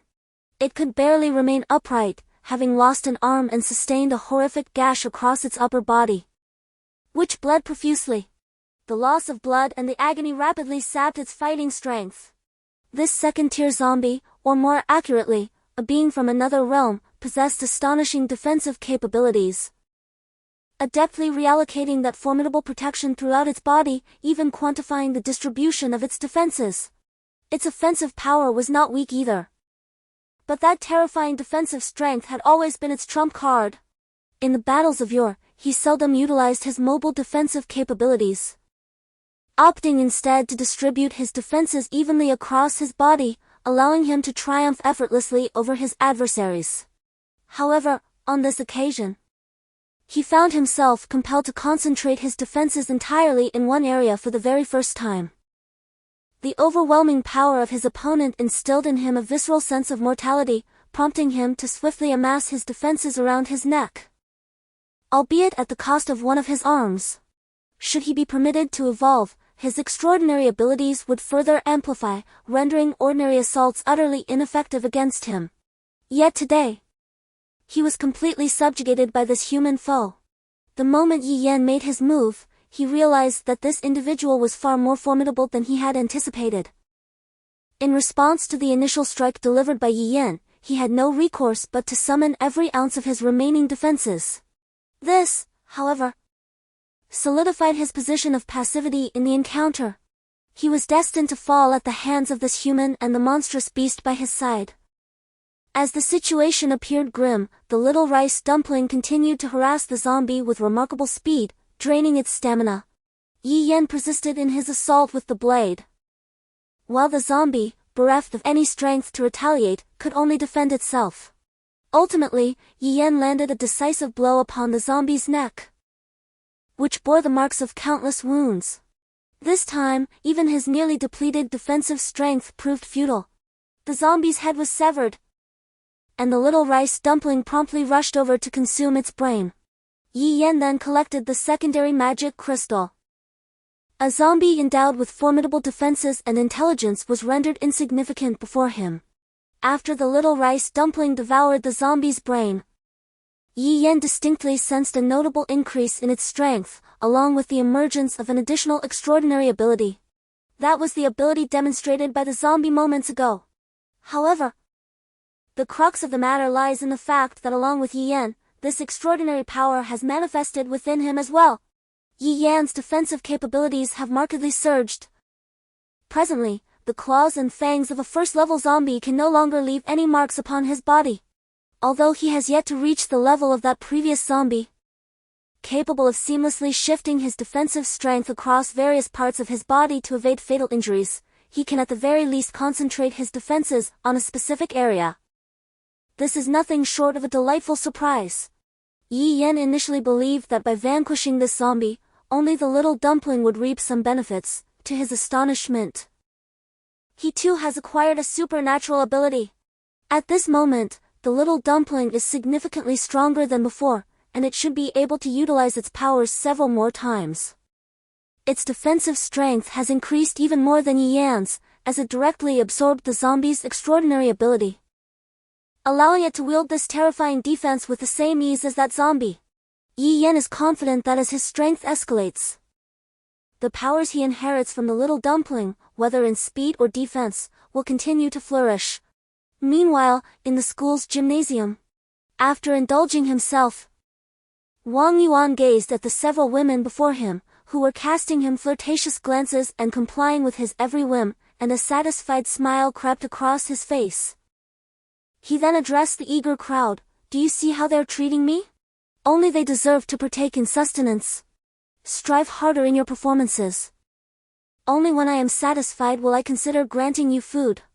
Wang Yuan tossed several bags of cookies onto the floor, and the women who had just been preening themselves immediately transformed, scrambling to the ground like dogs to snatch them up. Others looked on, their eyes wide as a group of women devoured their food with ravenous hunger, swallowing hard. Though discontent brewed within them, they felt utterly powerless. For Wang Yuan was an evolved being. While this title was self-bestowed, they had witnessed firsthand the terrifying prowess of Wang Yuan, a being far removed from the ordinary. They had contemplated rebellion, considered seizing the food, but the swift and effortless execution of a man by Wang Yuan quelled any such thoughts of defiance. Wang Yuan surveyed the lowly creatures before him and erupted into maniacal laughter. The onlookers trembled, uncertain of what madness he would unleash next. The ecstasy within Wang Yuan surged uncontrollably. He was an evolved being. He feared not the foolish hordes of zombies outside. He held dominion over the lives of these people before him. He could have any of these women at his whim. They were bound to obey his every command, their actions dictated solely by his whims. Was this the apocalypse? It felt more like a paradise. To act without restraint, to stand above all, possessing formidable power. to be a distinctly different entity. When the apocalypse erupted, Wang Yuan was training in a gymnasium. Most of those around him had succumbed to zombification. Initially, he could only hide, having witnessed too many who narrowly escaped the clutches of zombies, only to succumb to infection and transform into one of them. As the number of zombies swelled, he saw some devoured, others turned into zombies, and the living dwindled. Fear gripped him, confusion clouded his mind. What had happened to this world? How had it transformed so abruptly? Had the end of days truly arrived? As the cadaverous figures lurked perilously close, he could no longer suppress his primal instincts. Resigned to his fate, he resolved to confront death head-on. With a surge of adrenaline, he wielded the iron rod, striking one of the undead fiends with unexpected force. To his astonishment, the creature succumbed to the blow, collapsing onto the ground. Putrid flesh scattered upon impact, revealing the fragility of its skeletal frame. Momentarily stunned, he was jolted back to reality as another ghoul lunged toward him. This time, he channeled his fear into raw power, delivering a devastating blow that sent the zombie reeling. Though not immediately vanquished, it lay prostrate, unable to rise.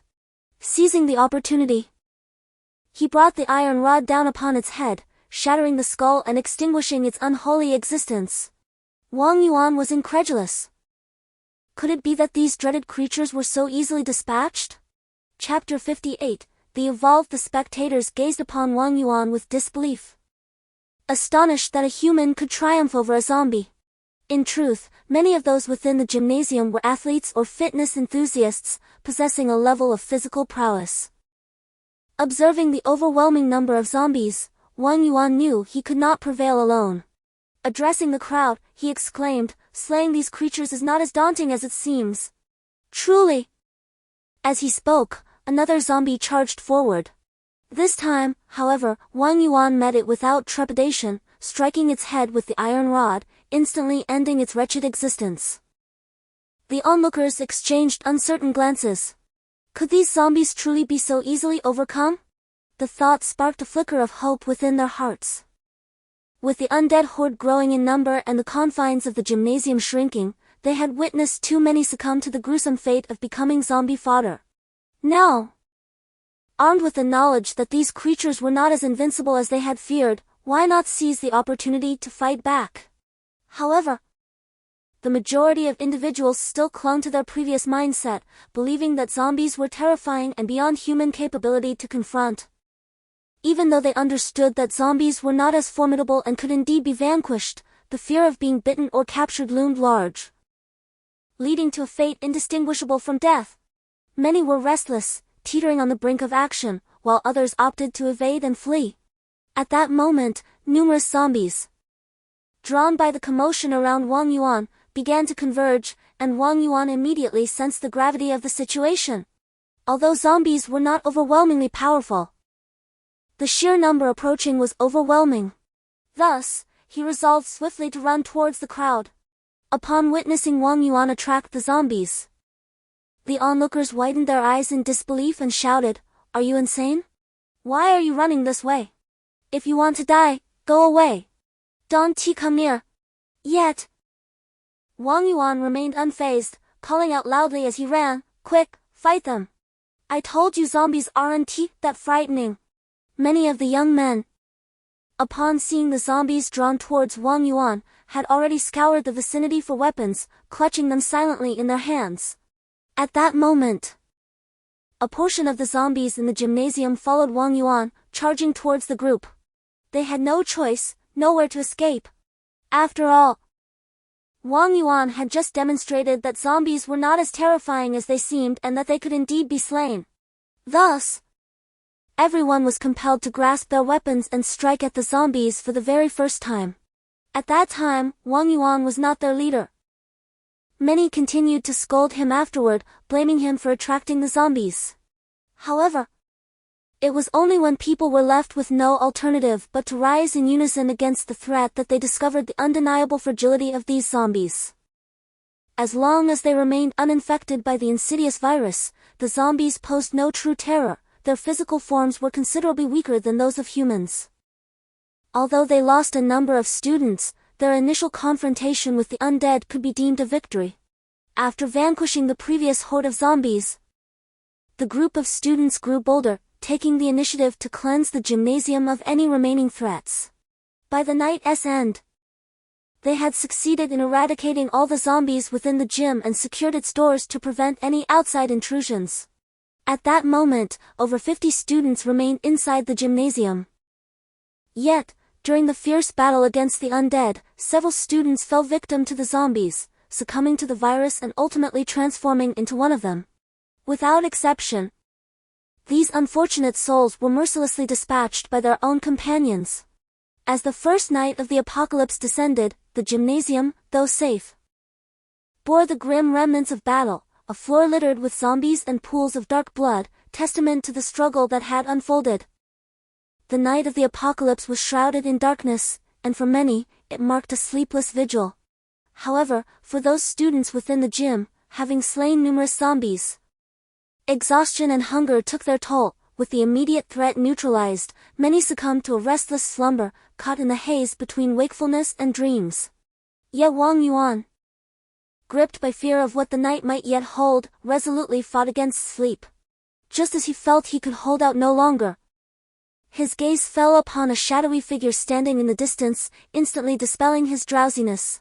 His heart raced and his breath quickened. It was then that Wang Yuan transformed into an evolved being. He uncovered the secrets of the traitors.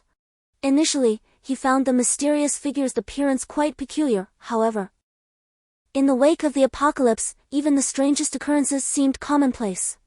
The apocalypse, apart from the zombies and this enigmatic individual, what else existed? Ah, yes!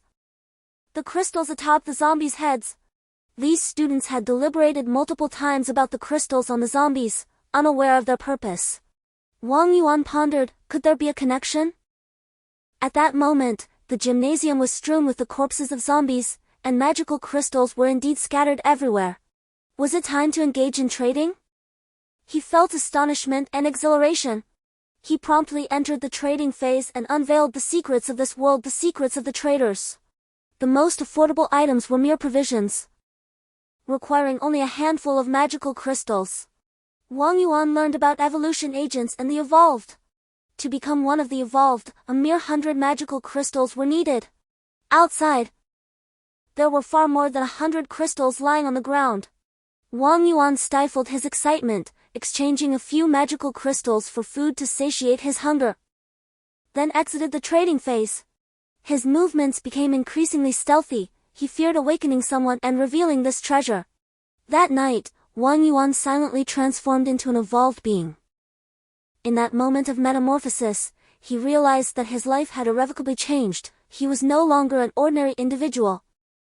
The ceaseless surge of power within him signified that the apocalypse heralded not only zombies and despair, but also evolution and a new world.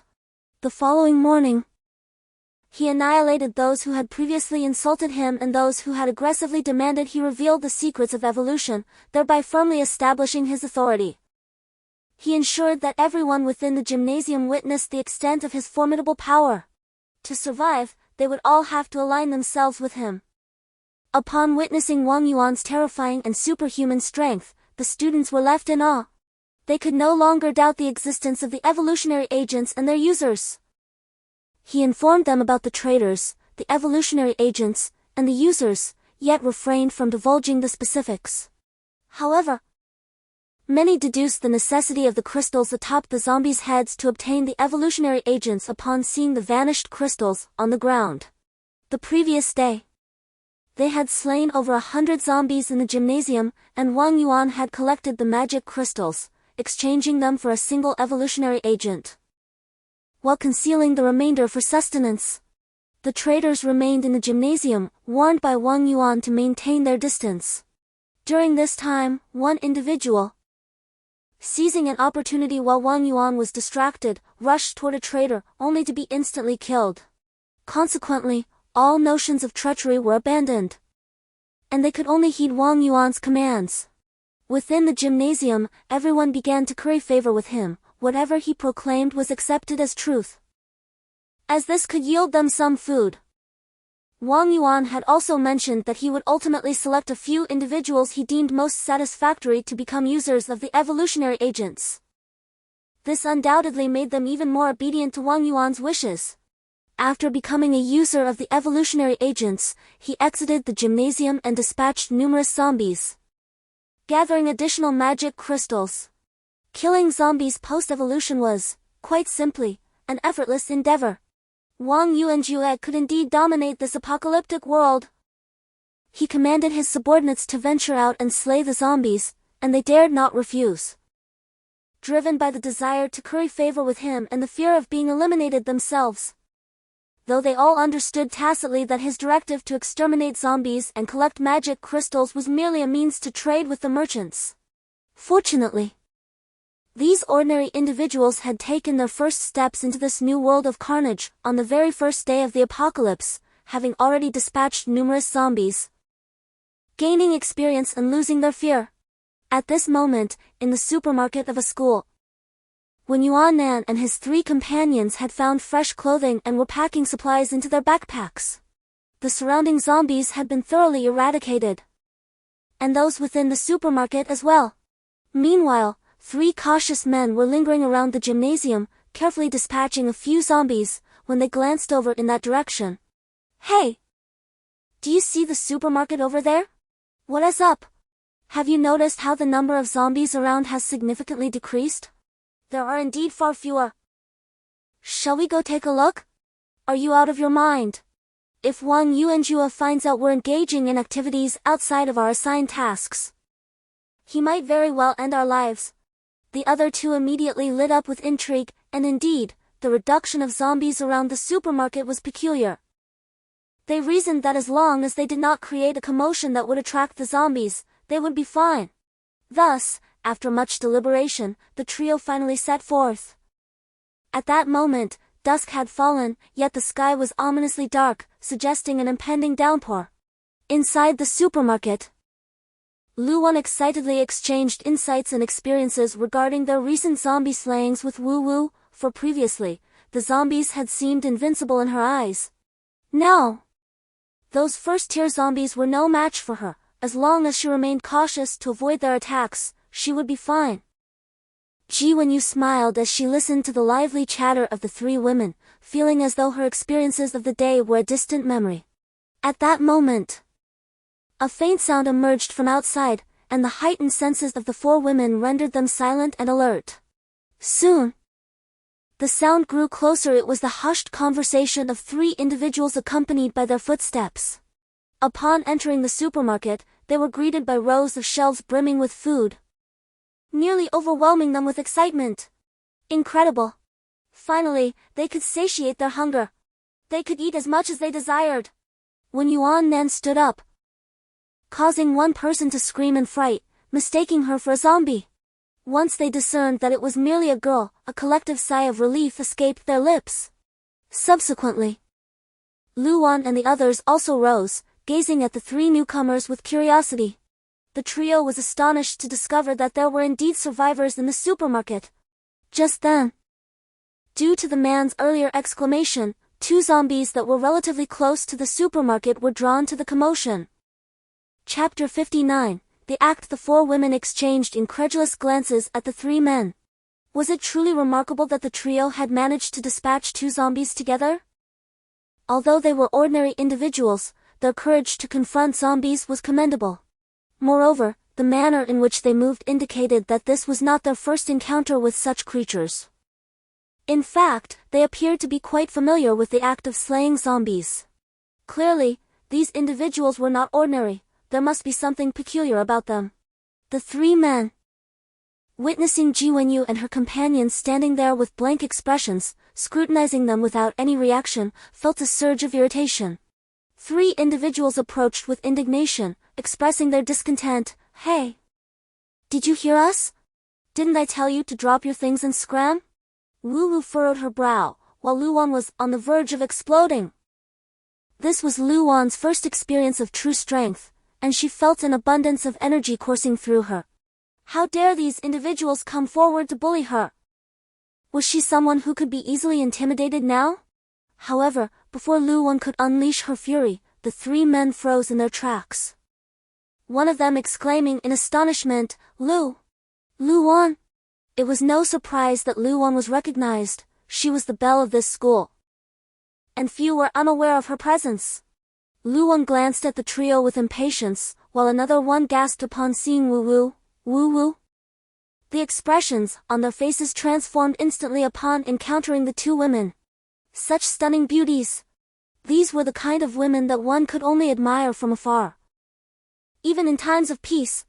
As for the other unnamed girl standing beside them, though she may not possess the same level of renown as Luan and Wu Wu, she was nonetheless a petite beauty with a fresh and delicate appearance, bound to attract admirers in everyday life.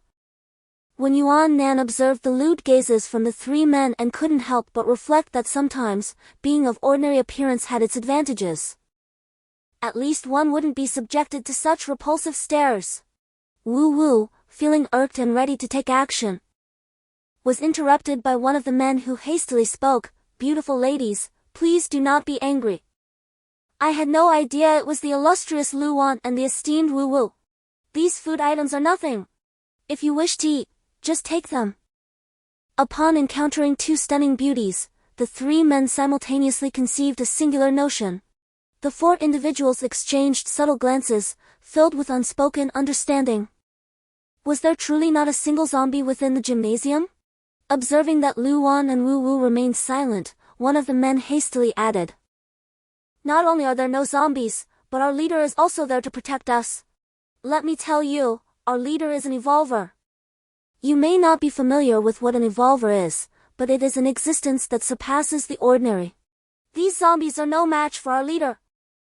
If you choose to join us, you need not worry about being devoured by the undead ever again. The man reveled in his thoughts, convinced that he had piqued their interest. In this perilous world rife with zombies, who would not relish the prospect of being free from such threats? When Yuan Nan and his companions had not been strangers to the malevolent and grotesque reality of this apocalyptic era, observing the glint in the eyes of the three men, they discerned their intentions. What astonished them even further was the revelation that an evolver existed within their school, apart from themselves. The man, noticing the continued silence from the group, grew increasingly impatient. In his eyes, they were individuals who had faced zombies. Although not evolvers, they were far from being ordinary. Among the four, three were women. Would they truly fear a confrontation? He thought it would be an easy task to simply abduct the three women if necessary. "Hey! I've said so much, could you at least express some opinion? What does your silence imply?" When Yuan Nan chuckled disdainfully, poised to respond, when a voice resonated from the doorway, "Evolver? What on earth is that?" Upon hearing the familiar voice of Yen, when Yuan Nan and his companions turned in surprise, their hearts leaping with joy. Although they had only parted from Yen for less than an hour, his absence left them feeling adrift, as if they lacked a guiding force. After completing the tasks Yen had assigned, they found themselves at a loss for what to do next.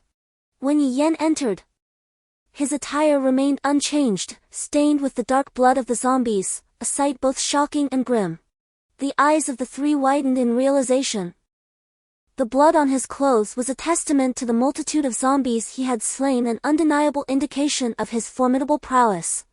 The moment Yen appeared, an aura of chilling intensity enveloped him, replete with the essence of slaughter. Yet, this sensation swiftly dissipated, as if it had merely been a figment of their collective imagination. The trio regarded Yen with a mix of trepidation and awe, sensing an inscrutable depth to this man, evidenced by the blood that marked his clothing. It was evident that Luan and her companions were allied with him, complicating matters significantly. This man, who dared to dispatch so many zombies and emerged unscathed, was undoubtedly a force to be reckoned with. Wang Yuan, filled with enthusiasm, suggested that they should evolve, after all. Regardless of how many zombies this man had vanquished or how formidable he appeared, they would not be intimidated. The chasm between ordinary individuals and evolved beings was not something to be underestimated. Yen approached with measured strides. When Yuan Nan handed him a new outfit selected from the supermarket, urging, "You should change, it must be quite uncomfortable to wear that." Yi Yan accepted the clothing and then turned to the trio, who appeared somewhat bewildered. What is this evolved being you mentioned? When Yuan then silently critiqued, what a performance! Truly convincing. A man quickly regained his composure, feigning an air of superiority. Humph, you are unaware of this. Our leader, Wang Yuan, is an evolver. An evolver is a being that transcends ordinary humans, capable of effortlessly taking lives without fear of these zombies. Following our leader, you will undoubtedly receive protection. Yi Yan smiled. Is an evolver truly that formidable? The three silently mused, pondering. Indeed, we previously perceived this individual as quite powerful and terrifying. It must have been an illusion. Their hearts swelled with delight. Meanwhile, Ji Wenyu and the others behind Yi Yan exchanged wry smiles, utterly perplexed by their leader's thoughts. The gymnasium was conveniently located not far from where Yi Yan and the others had arranged to meet. Thus, upon hearing the words of the three, Yi Yan resolved to play along and investigate the location. Who knows, it might be a traitor or something else entirely. In any case, Yi Yan was determined to seize every resource available to bolster his strength and expand his team. The three did not forget to instruct Yi Yan and his companions. The food in your backpacks will be offered to the leader. As his followers, these provisions naturally belong to him. Yi Yan and his companions remained silent, but before departing, Yi Yan remarked to the trio, I shall change into a fresh outfit before we set off. The three were rather displeased. How could he think of changing into clean clothes at such a moment? Yet, strangely, all three acquiesced. Perhaps it was due to the overwhelming impression Yi Yan had left upon their first encounter, making them hesitant to challenge him, even if they now believed it to have been a mere illusion. Thus, the three men were quite pleased to carry nothing, and after satisfying their hunger, they escorted the five who bore provisions towards the gymnasium. Unbeknownst to them, in the eyes of Yi Yan and his companions, the food they had consumed was theirs alone, not to be relinquished to others. They were also oblivious to the fact that each of the five individuals trailing behind them was, in their perception, a rare and extraordinary evolved being, akin to superheroes. Upon nearing the vicinity of the gymnasium, the five indeed noticed that the density of zombies in the area was rather sparse. As they approached closer, they observed several small teams, comprising 3 to 6 individuals, cautiously eliminating the scattered zombies nearby. Are you all insane? Are you dissatisfied with the abundance of food? Why bring these idlers along? They wondered. Did these newcomers possess the courage to confront the undead? In the eyes of these individuals, Yi Yan and his companions, impeccably attired and bearing no injuries or signs of combat with zombies, appeared utterly incapable, mere consumers of resources. The larger the group, the lesser the share of food available for those who had actually labored, and their competition for the opportunity to evolve increased. Consequently, every encounter with Yi Yan's group was met with disdainful glances. One of the three, brimming with arrogance, exclaimed, You understand nothing. Do you see the backpacks on their backs? They are filled with provisions. The others gasped in astonishment, their gazes fixated on the bags. One man cast a glance at Luan and Wu Wu, exclaiming with fervor, No more idle chatter. We are heading in to claim our rewards. Chapter 60. The gymnasium. The sky had nearly darkened completely, and a torrential downpour was imminent. This is the unpredictable weather of the apocalyptic world. Under ordinary circumstances, it would merely be around 7 o'clock, and the sky would not appear in such a manner. Three men led Yi Yan and his companions into the gymnasium, which was enveloped in complete darkness, devoid of any light source. However, as evolved beings, Yi Yan and his companions could barely discern their surroundings in such obscurity.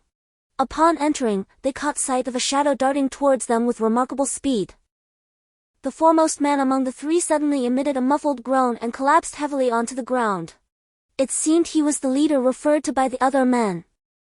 Judging by his speed, he was undoubtedly an evolved being. Yi Yan possessed formidable strength. Typically, evolved beings cannot detect one another's abilities unless they are of a significantly higher level or much stronger.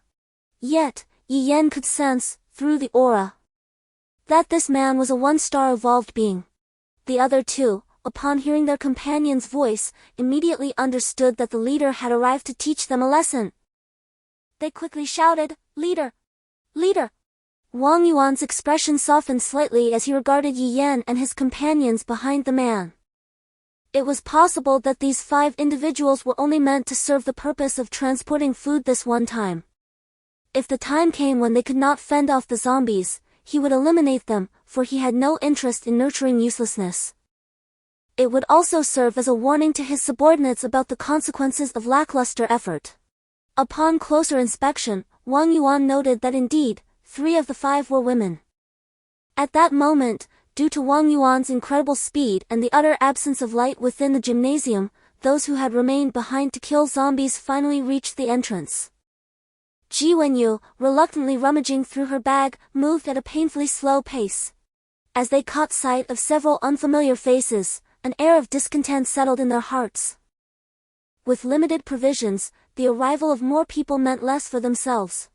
Consequently, a number of them began to vocally express their grievances. "Hey, could you move a bit faster? I see you are newcomers, unaware of the local customs, aren't you?" Such sluggishness could lead to dire consequences.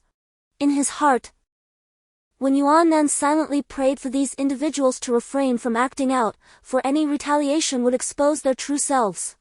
Wang Yuan, on the other hand, struggled to maintain his composure as he observed Ji Wenyu's languid movements. In his mind, he had already sentenced this unhurried man to a fate of fear, eagerly awaiting the chance to make him experience trepidation.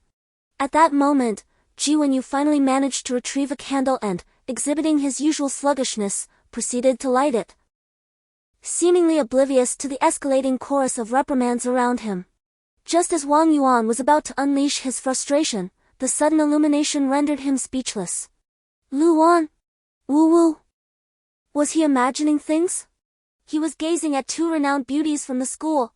All his pent-up anger towards Ji Wenyu dissipated, and he momentarily forgot about the abundant provisions, fixating solely on the 2 women. As the lights brightened, when Yuan Nan and his companions noticed that the man who had been struck by Wang Yuan was now lifeless on the ground.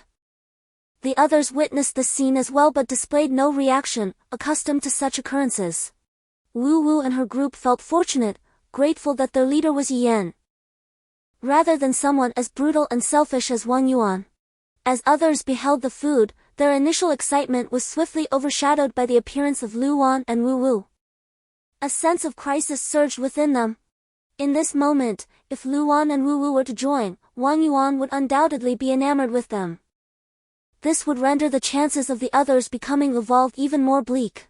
Meanwhile, the few women who had previously enjoyed Wang Yuan's favor, having shared his bed numerous times, now sat on the ground, their faces ashen. They dared not venture out to slay zombies. For Wang Yuan, their sole purpose was to provide amusement in bed. This was their means of sustenance, their way of ensuring safety in this precarious existence, with the hope of eventually becoming evolved themselves. However, the sudden emergence of Lu Wan and Wu Wu shattered their aspirations. Wang Yuan no longer had any need for them. The 2 surviving men, upon witnessing Wang Yuan's expression, were filled with elation, knowing that they had achieved something significant. Ji Wenyu furrowed his brows in discontent. How could Wang Yuan gaze at his sister with such brazen intent? Were it not for Yi Yan's plans, he would have already taken action to gouge out this man's eyes. Wang Yuan stared blankly at the 2 women, a laugh bubbling within him. This was the apocalypse. A paradise-like apocalypse. He had become an exceptional evolved being among humanity. All ordinary individuals were beneath him, compelled to heed his commands. Their lives and deaths hinged upon his whims. He could pursue whichever woman he desired, and none would dare to defy him.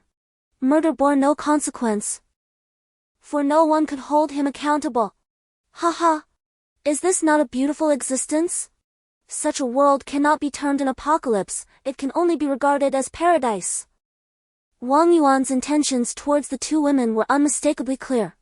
However, he noticed that the 2 women displayed no expression, and suddenly realized, you need not fear. Here, neither zombies nor humans can harm you in the slightest. Upon hearing Wang Yuan's words, the women felt an even deeper sense of despair, sitting on the ground, uncertain of what their future would hold. The other men, although feeling somewhat disheartened by the dimming prospects of becoming evolved beings, found solace in the presence of the two beautiful women. When you struggled to suppress the urge to gouge out the eyes of these individuals. Observing the two women still unresponsive, as if they had not heard him, Wang Yuan began to doubt, could it be that they had encountered something terrifying outside? With this thought, he quickly reassured them, do not be afraid. I am an evolved being, those minor zombies outside are utterly feeble to me.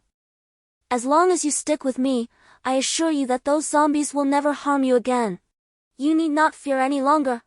Yet, the two women remained unresponsive. Wang Yuan felt a tinge of frustration. However, individuals of such divine caliber were, after all, unlike ordinary women. Had any other woman reacted so coldly to his words, he would have erupted in anger. It must be noted that this group was indeed remarkable, with 3 out of 5 being women, among them, 2 were stunning beauties. And while the third may not have been as striking as Lu Wanwu, she was nonetheless a captivating woman, exuding a unique charm.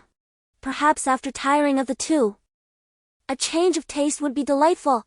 Wang Yuan realized that these individuals must have been relentlessly pursued by zombies, living in constant fear for their lives, which explained their current demeanor. Thus, he continued, I do not fault you for your ignorance regarding what an evolver is. An evolver possesses extraordinary powers, far surpassing those of an ordinary person. The capabilities of an evolver are beyond the realm of imagination for the average individual. He paused momentarily, then gestured towards the lifeless body on the ground. Do you see him? He has already breathed his last. I merely delivered a light punch, without exerting my full strength, and he perished. This exemplifies the chasm that exists between an evolver and an ordinary person. Do you grasp this now? Therefore, if you remain by my side, you shall have nothing to fear in the future. There will be ample food and drink. You will never again experience hunger. Upon entering the gymnasium, Yi Yan immediately spotted the traders along one side.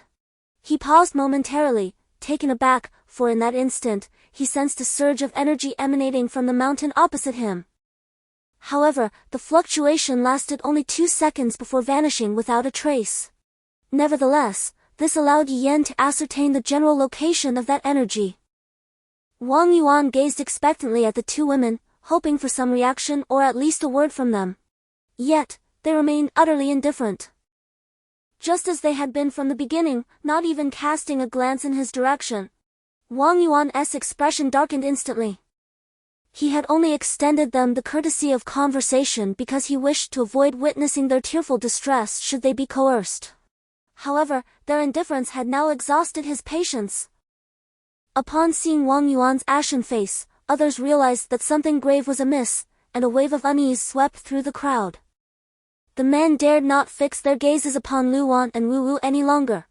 Meanwhile, when Yuan Nan had been observing Yi Yan intently, then shifting his focus to where Yi Yan was looking the traitor, a cold smirk curled at the corners of Wang Yuan's mouth as he warned, do not mistake my civility for weakness. You should be grateful that I am speaking to you with restraint.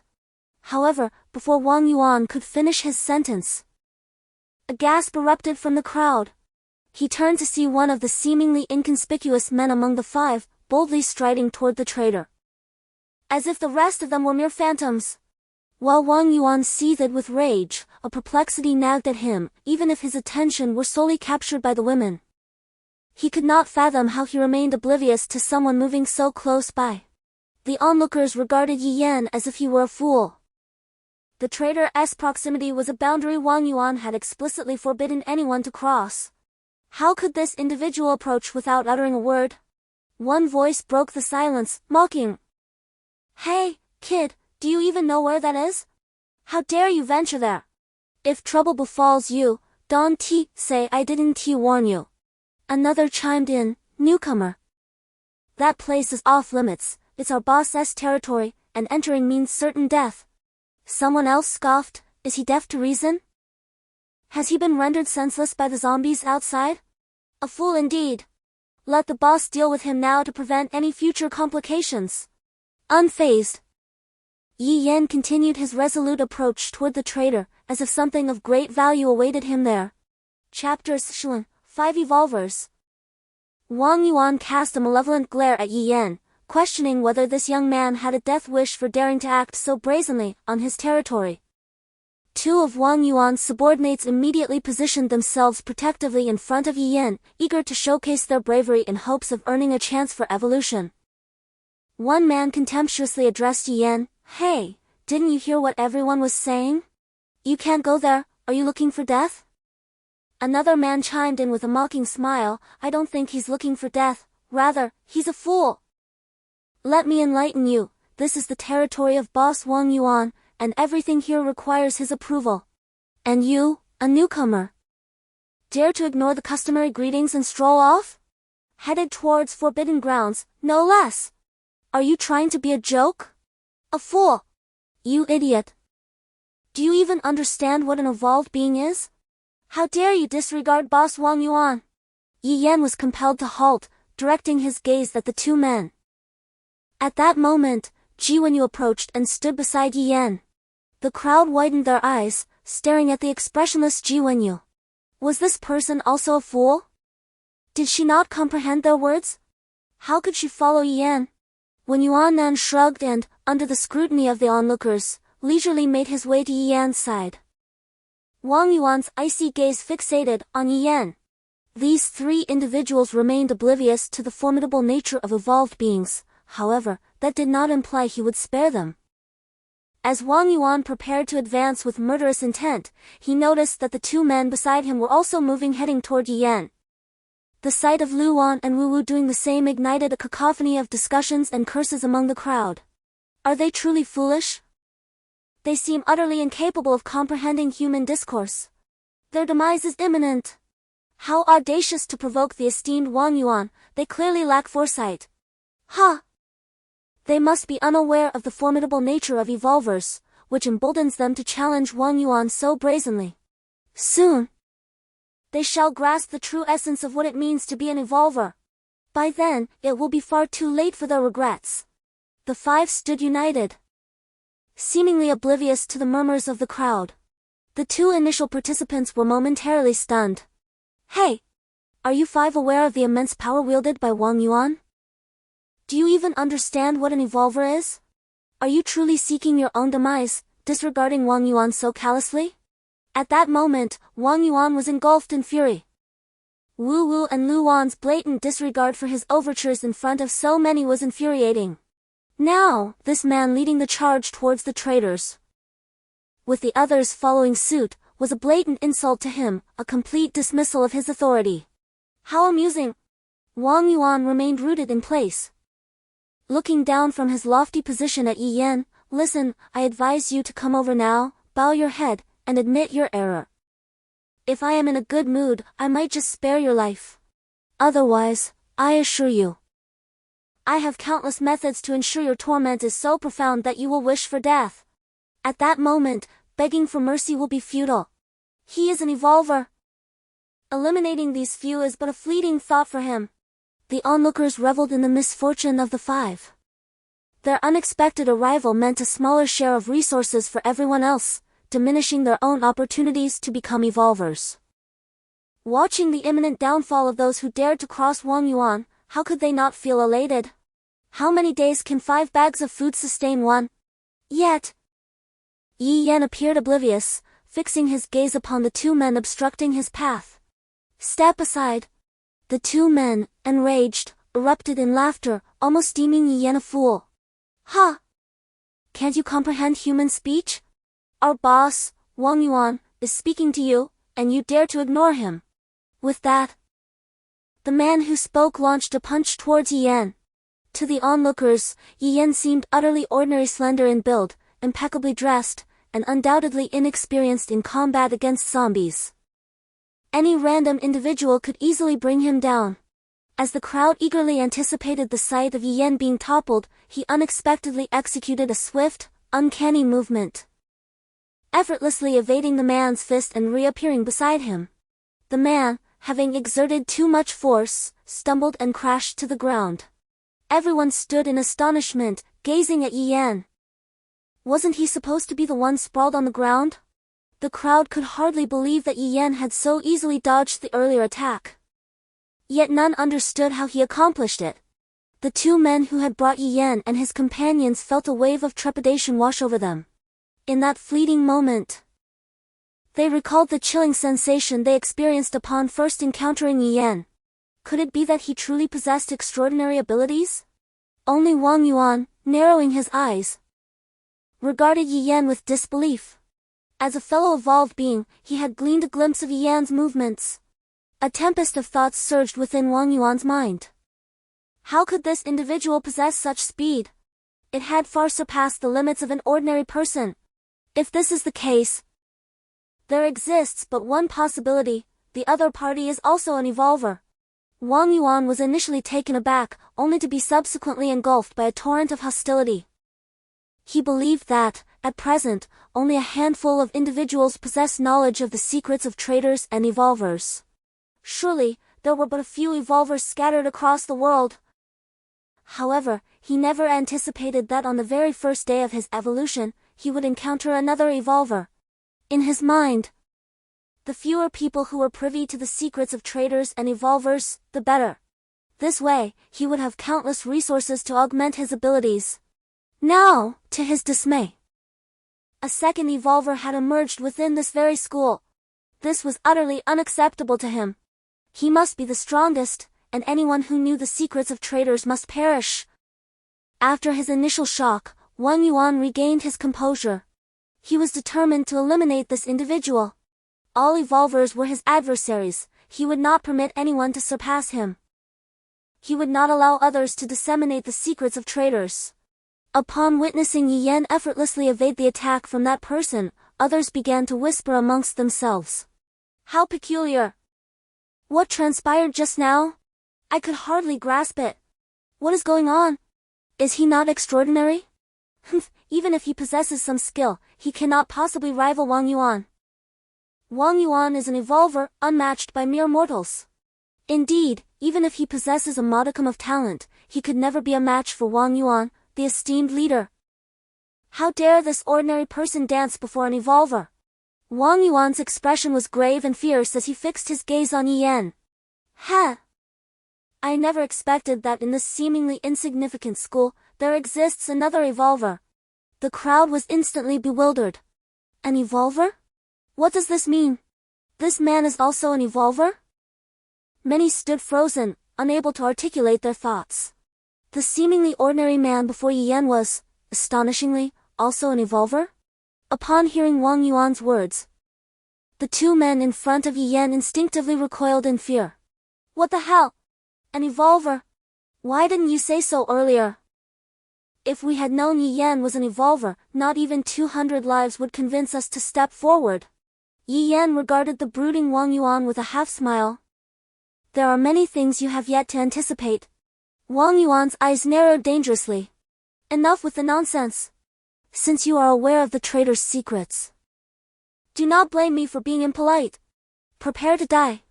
With that, Wang Yuan unleashed the speed of a one-star evolver, propelling himself towards Yi Yan with great force. The onlookers, accustomed to being intimidated by Wang Yuan, trembled at the display of his power. Indeed, what if Yi Yan was an evolver? Wang Yuan was from the athletics department, a robust and imposing figure. In contrast, Yi Yan, despite being a one-star evolver, appeared far from formidable, his physique frail. How could he possibly rival Wang Yuan? Moreover, Wang Yuan was known for his ruthless nature, having already claimed numerous lives in just a single day. It was evident that this man was no match for Wang Yuan. As Wang Yuan approached Yi Yan, an inexplicable halt occurred in his movement, stopping abruptly 2 meters away. His expression transformed into one of disbelief. He gradually turned his head to glance at Ji Wenyu beside him, who greeted him with a warm, spring-like smile, saying, "Who said only our leader Yi Yan is an evolved one?" In the next moment, Wang Yuan collapsed with a thunderous thud, blood gradually spreading around him.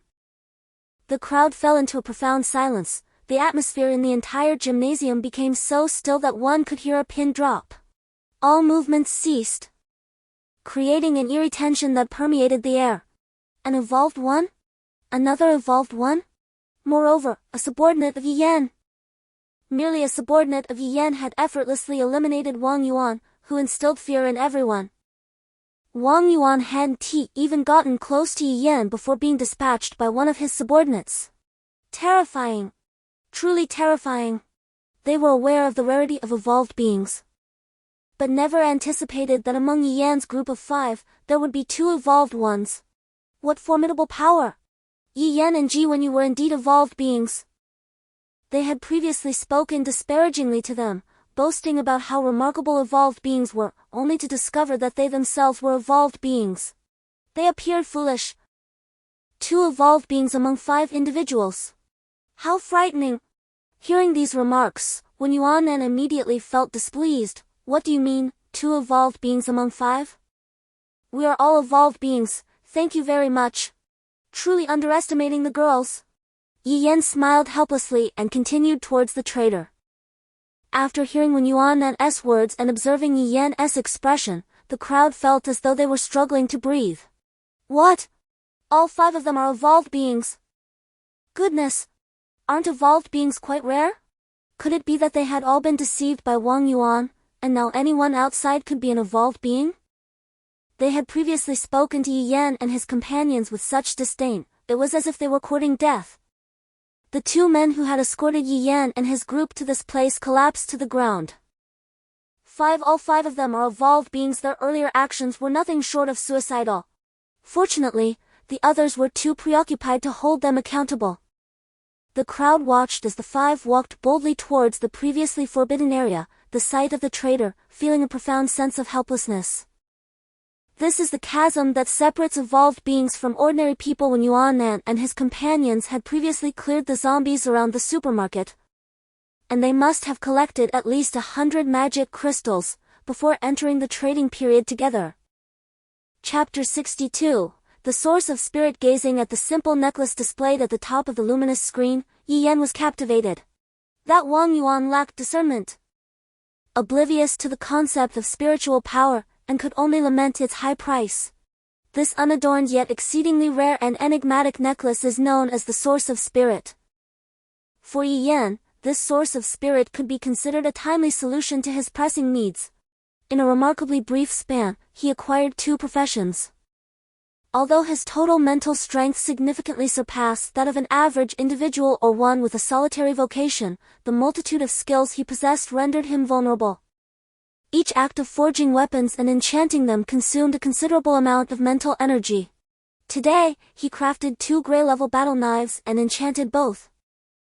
In addition to employing the thunder strike several times, he yearned to enchant his white battle knife immediately, yet the exertion of the day had nearly depleted his mental capacity. Should he continue to utilize his professional skills, it could lead to a severe drain on his mental energy, causing him to faint and placing a heavy burden on his body. Though Yi Yan's purple hook jade expedited mental recovery, its efficacy was primarily evident during the cultivation of mental strength. The true merit of the mental spring manifested when his mental energy was not at full capacity, as it accelerated the natural recovery rate.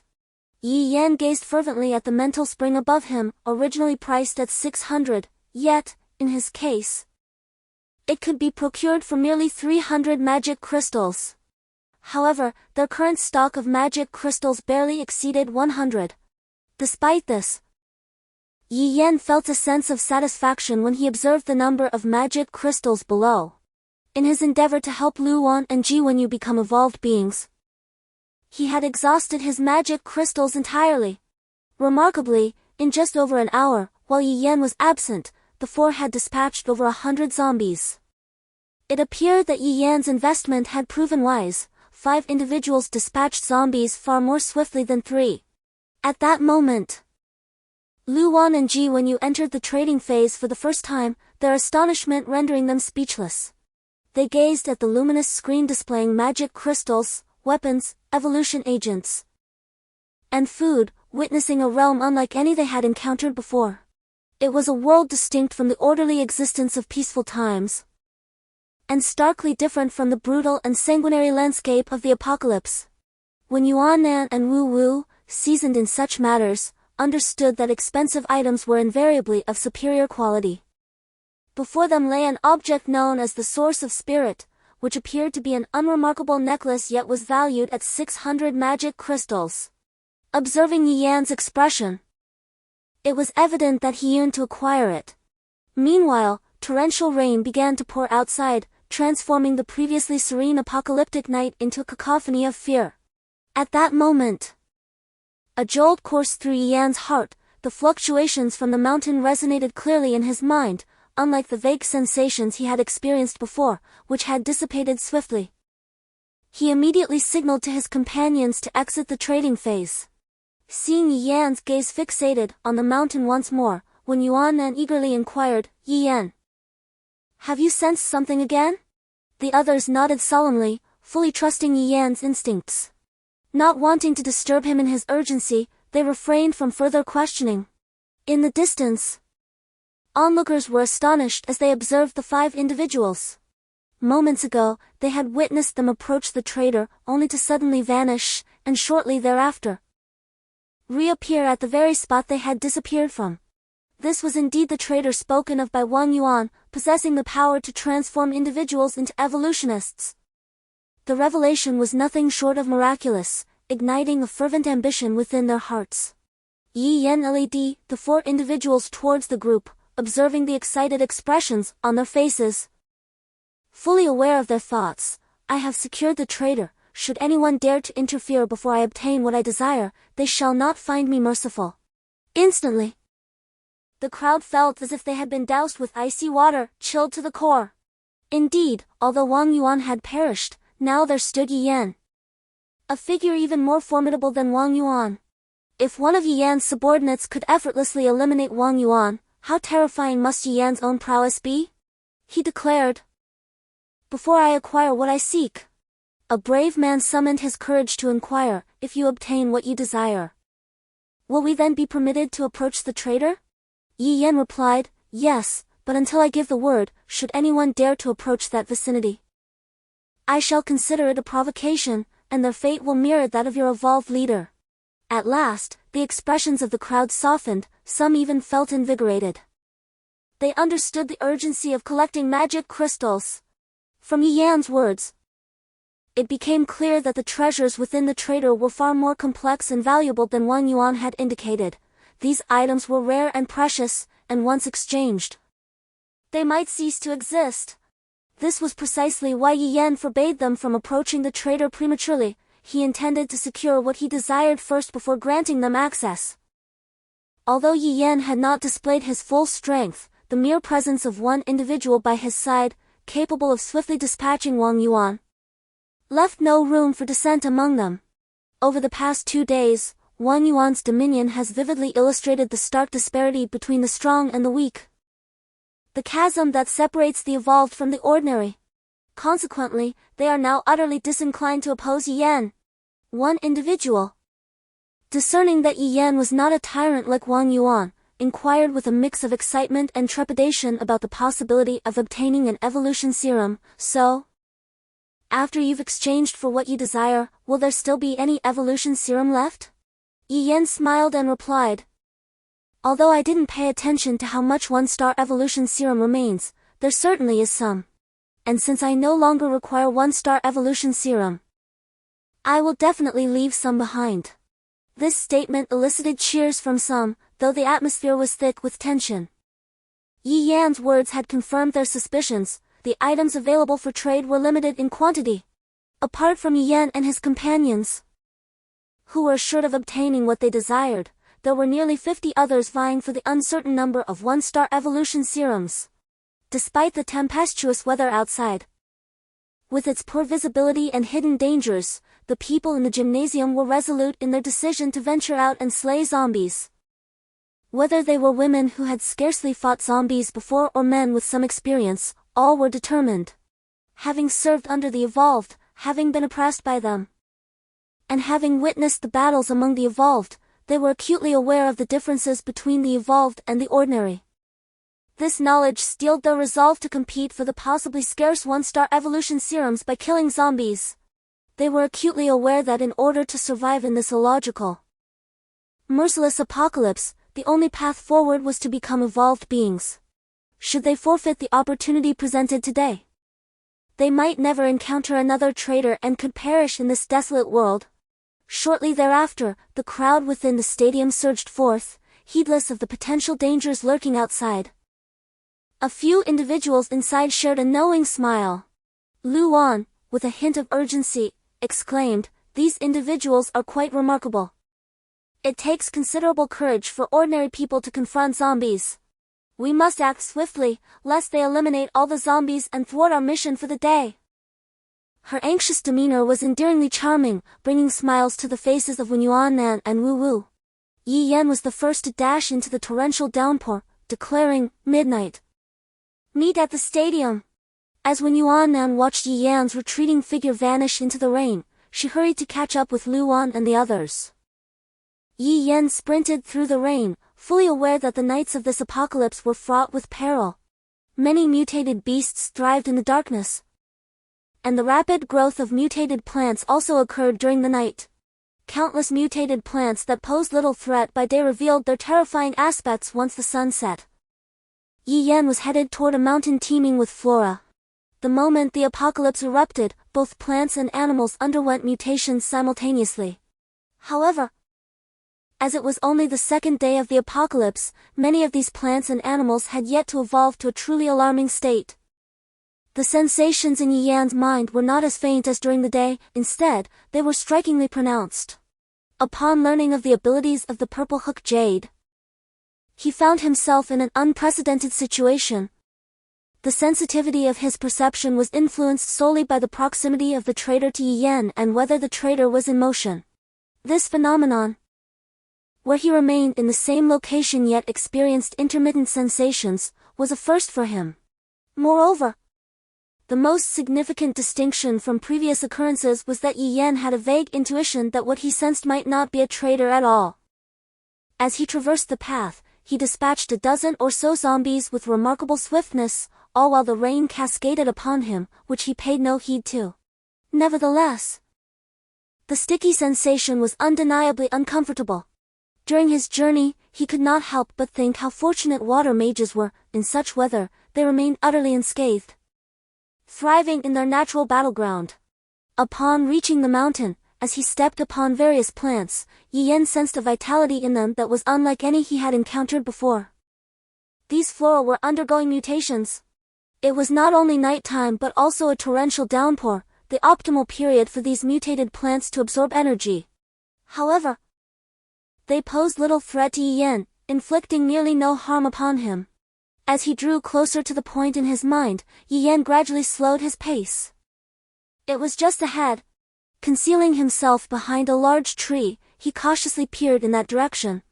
Before him, an extraordinary beast was locked in a fierce struggle with a snake of considerable size, akin to a bull. The beast, roughly human-sized, was encased in a hard shell, while the gray mutated snake, having numerous gashes upon its body, was oozing blood from within. However, the mutated serpent has gained the upper hand, ensnaring the exotic beast in its coils, rendering it nearly immobile. As Yi Yan observed the unfolding scene before him, he finally comprehended what it was that he had sensed. In his previous life, he had heard tales of a particular exotic beast known as the guardian beast of treasures. These creatures vigilantly protected treasures of unknown origin, possessing a singular extraordinary ability, the power to conceal both themselves and their treasures, making them exceedingly difficult for ordinary individuals to detect. Their formidable, impenetrable armor was not merely for show, it served a vital purpose in enhancing their ability to obscure their presence and that of the treasure they guarded. The treasures safeguarded by these guardian beasts were typically far rarer than those found in the marketplace. What Yi Yan had vaguely perceived during the day was indeed the treasure guarded by the guardian beast. It was precisely due to the beast's extraordinary ability that Yi Yan had been unable to discern its presence with clarity. At this moment, had it not been for the fortuitous encounter between the mutated serpent and the guardian beast during the serpent's predatory pursuit, resulting in a fierce struggle that distracted the guardian beast from concealing its essence and that of the treasure. Yi Yan would not have been able to locate this spot with such precision, despite the mutated serpent being battered and bruised in its efforts to ensnare the exotic beast. It had successfully tightened its grip, indicating that the outcome of this conflict was becoming increasingly evident. Yi Yan watched as the armor of the guardian beast cracked ominously, while the serpent exerted even greater force, eliciting an enraged roar from the guardian beast. In that moment, Yi Yan unleashed his full speed, dashing forward. Neither the guardian beast nor the mutated serpent had anticipated the presence of a hidden human in their midst. The mutated serpent let out a fierce hiss, unable to release its grip on the exotic beast, for should it break free, with its battered body, it would undoubtedly meet its demise. Yet, the approaching human, merely a one-star evolver, instilled within it an overwhelming sense of dread. This was the oppressive force of a true warrior. Yi Yan brandished his white battle blade and struck decisively at the hesitating mutated serpent. The serpent's scales had evolved into a remarkably resilient armor, yet it had already sustained grievous injuries during its confrontation with the guardian beast, leaving its defenses significantly diminished, its body a ghastly mess of flesh and blood. Yi Yan's strike fell upon the serpent's most severely wounded area, cleaving the weakened creature in twain. The binding hold on the guardian beast vanished, and it collapsed to the ground, emitting a furious roar. Without a moment's hesitation, Yi Yan followed through, delivering a swift slash to the serpent's head, ensuring its demise. Yet, he did not pause. Instead, he surged forward, his white blade flashing as it mercilessly descended upon the guardian beast's skull. The beast, already drained by its battle with the serpent and showing cracks in its armor, was caught off guard by Yi Yan's strike aimed squarely at its most vulnerable point, forcing it to retreat. Yi Yan remained relentless. Despite the depletion of his mental energy, utilizing his professional skills would impose a significant toll on his body. Nevertheless, he could harness the power of thunder. After becoming a thunder mage, he had acquired a formidable and terrifying force of lightning within him, a capability that required no mental energy and would not diminish with use. Consequently, the employment of his own unique abilities merely depletes Yi Yan's stamina. The tempestuous weather, however, serves to amplify his powers. Channeling the thunderous energy coursing within him, a perilous white lightning began to cascade across the surface of his white blade. With a ferocious strike, Yi Yan cleaved the guardian beast's head, bisecting its most vulnerable layer of armor. The guardian beast, now hemorrhaging profusely, succumbed to Yi Yan's subsequent blow. Yi Yan was profoundly relieved. Had the two mutated beasts not engaged in a protracted and debilitating conflict prior to his arrival, he would have been unable to capitalize on their weakened state. The guardian beast's armor was notoriously resilient, and without resorting to his professional skills, Yi Yan would have been incapable of subduing the creature. Overwhelmed with elation, Yi Yan approached the guardian beast's lair, where the sensation of its presence was now palpable. Parting the overgrown foliage that had sprouted within the past 2 days, he unearthed a waterlogged scroll. An expression of astonishment washed over Yi Yan's face as he grasped the scroll. It was, in fact, a professional prefix. And, as fortune would have it, it was the prefix for the Thunder Mage profession. The Thunder Mage prefix, Surge. Upon acquiring this prefix, the potency of all thunder-based abilities would be elevated to unprecedented levels, surpassing that of ordinary Thunder Mages. Henceforth, each skill acquired, whether a fixed skill obtained upon leveling up or a specialized skill bartered from a trader, would bear the Surge prefix, augmenting the skill's power exponentially.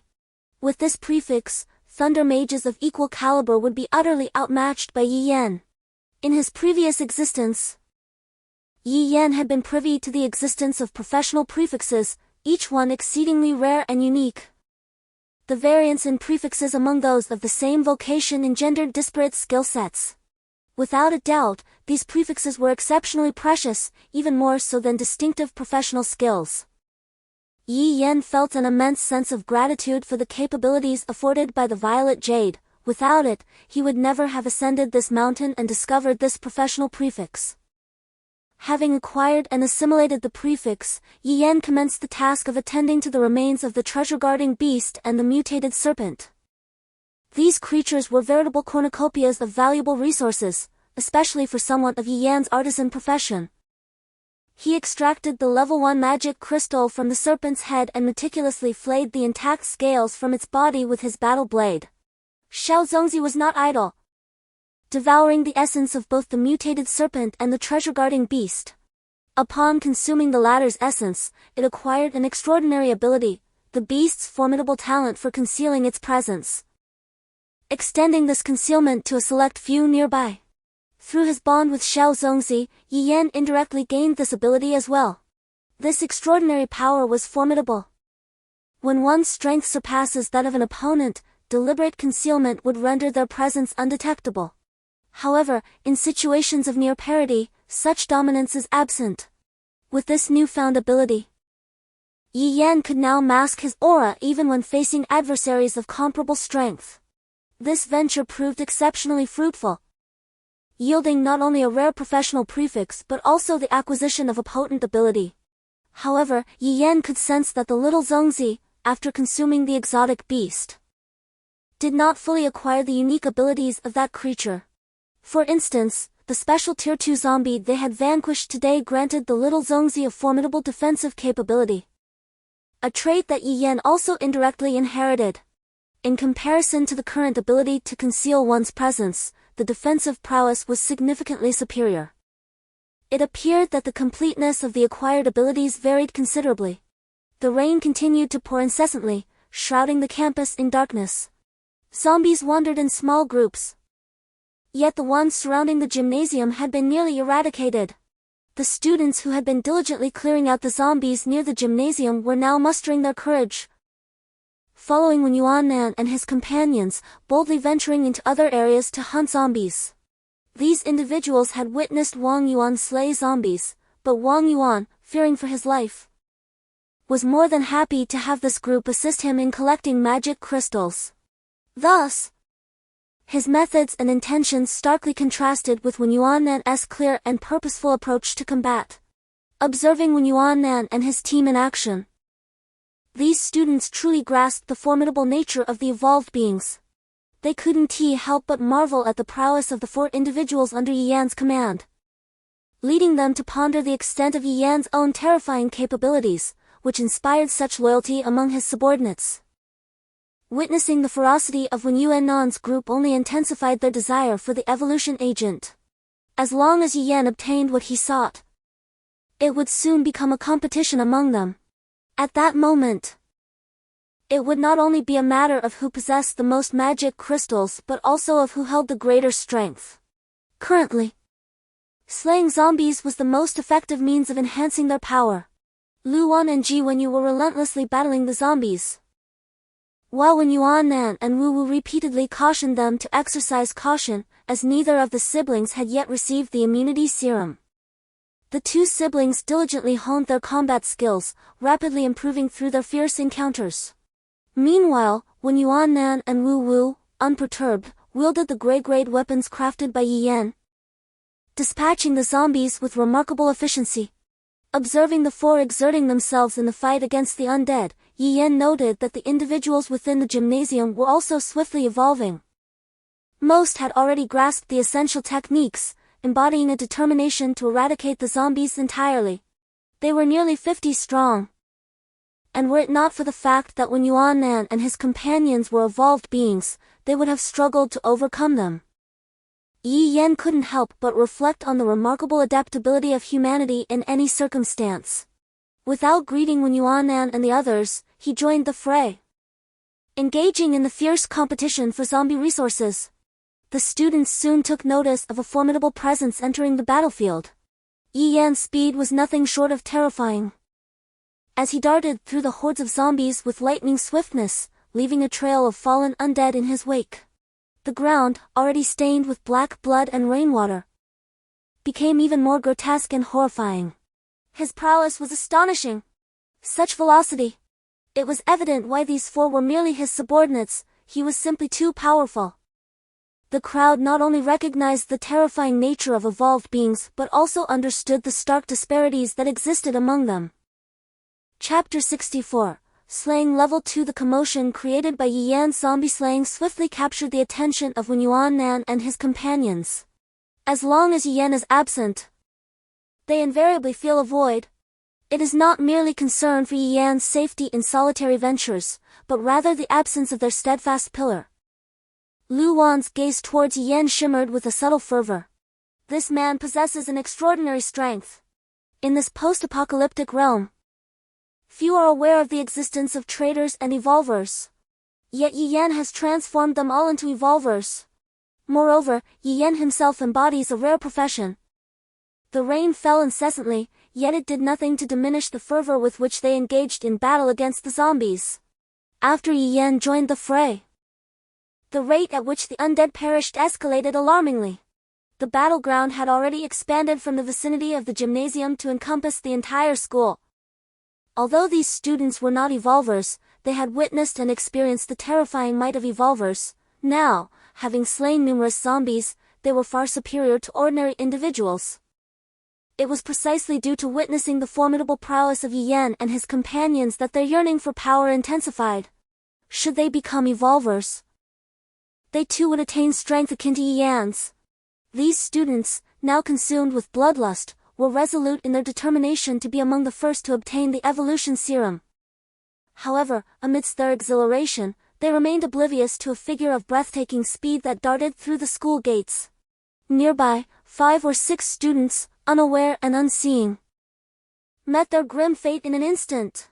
In their final moments, their hearts still surged with fervor, thinking of the evolution serum they yearned to claim.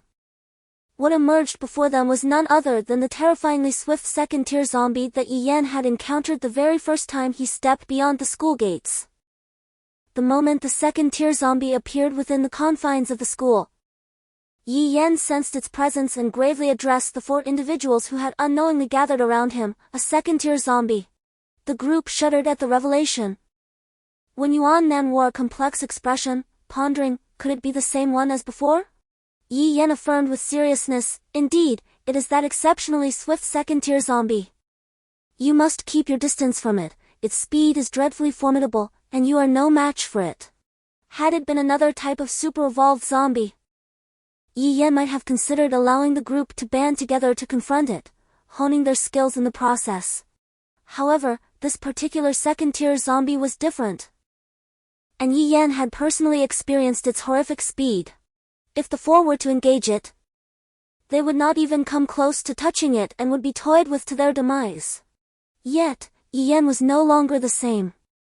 He had indirectly acquired the extraordinary abilities of the small dumpling, significantly enhancing his speed, rendering him utterly uncatchable by ordinary first-tier evolvers.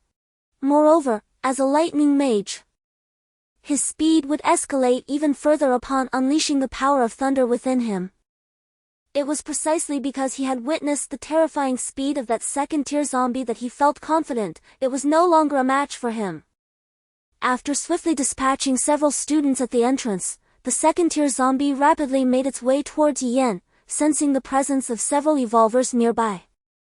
Devouring them would be far more gratifying than feasting upon hundreds of ordinary humans. This secondary zombie, although possessing a modicum of intelligence, pales in comparison to the extraordinary secondary zombie from another realm that Yi Yan encountered today. This terrifyingly swift secondary zombie, aware of the presence of several formidable humans whose consumption would expedite its evolution, remains oblivious to the fact that one among them is exceptionally powerful. Even if it were aware of this strength, it would charge towards Yi Yan without hesitation, for in its mind, the crucial factor is not whether it can prevail, but rather that by devouring these individuals, it could rapidly evolve. Yi Yan sensed the secondary zombie barreling towards him and, with a disdainful smile, also surged forward to confront it. Wen Yuan and the others were preoccupied with their own zombies, paying Yi Yan no mind. The secondary zombie, clearly detecting Yi Yan, was taken aback and profoundly displeased. This human had previously fled from it in terror, yet now he dared to approach with intent.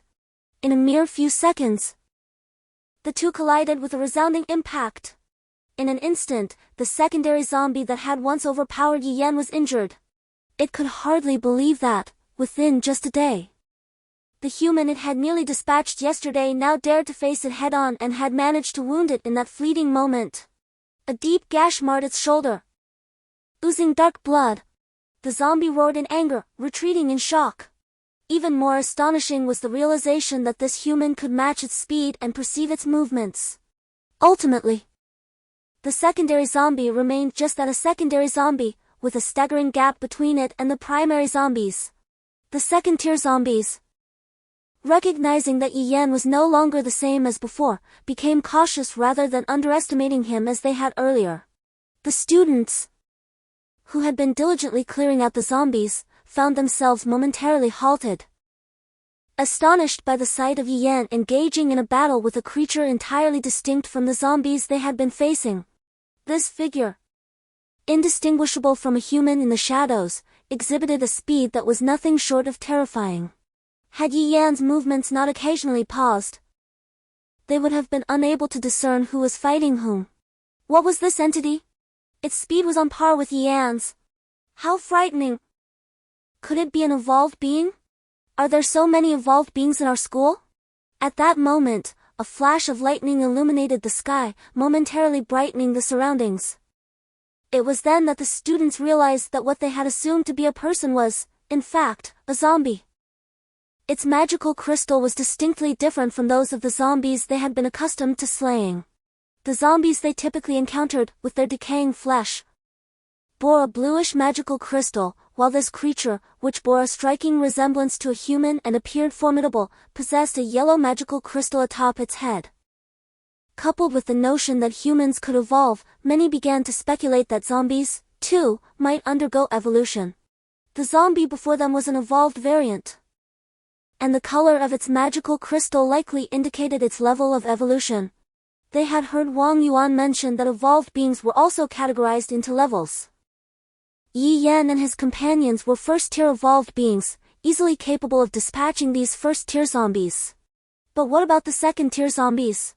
The level had already shifted. Moreover, this second-tier zombie possesses a terrifying speed, almost rivaling that of Yi Yan.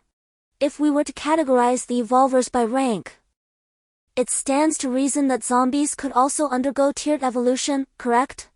Observe this particular zombie. The magic crystal atop its head differs in hue from that of the others. Indeed, its appearance is also distinct. Lacking decayed flesh, it appears far more robust than a first-tier zombie. Most importantly, the swiftness of this zombie is alarming. Ordinary zombies can scarcely muster a run, moving at a sluggish pace. Could it be that Yi Yan might falter against this zombie? This creature is a second-tier zombie, whereas Yi Yan is merely a first-star evolver. I fear he may not prevail. Indeed, the speed of this zombie is dreadfully formidable.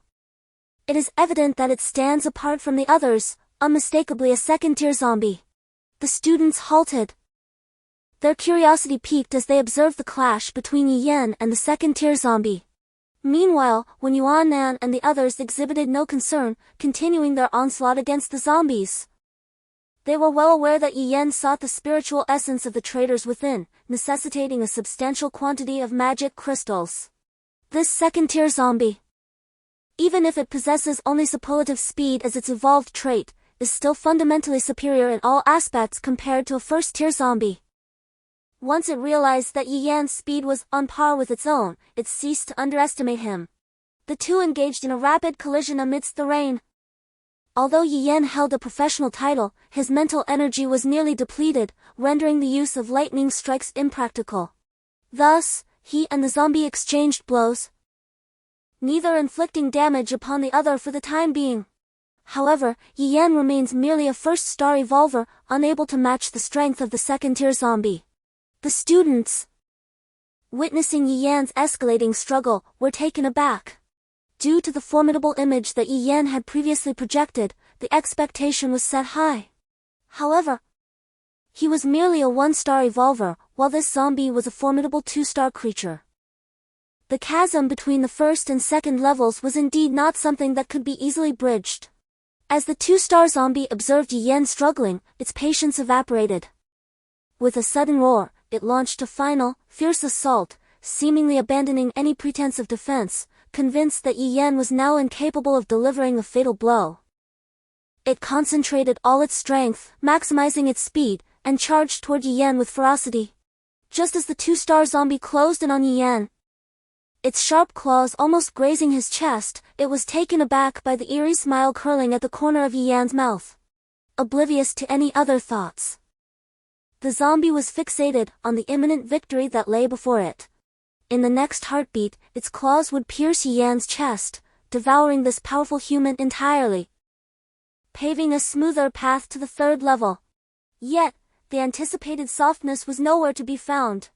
Its hand met Yi Yan's chest, but it felt as though it had struck an impenetrable iron block, yielding nothing but the sound of metal colliding. The two-star zombie abruptly raised its head, a profound sense of crisis washing over it. In a flash of white light, the seemingly predetermined outcome was abruptly reversed, and the head of the two-star zombie plummeted to the ground. It was only today that Yi Yan had acquired the extraordinary abilities bestowed by the special two-star zombie through a small dumpling, which now finally came into play. As a one-star evolver, he was unable to employ professional skills, and in a direct confrontation with the two-star zombie, he would have faced considerable peril.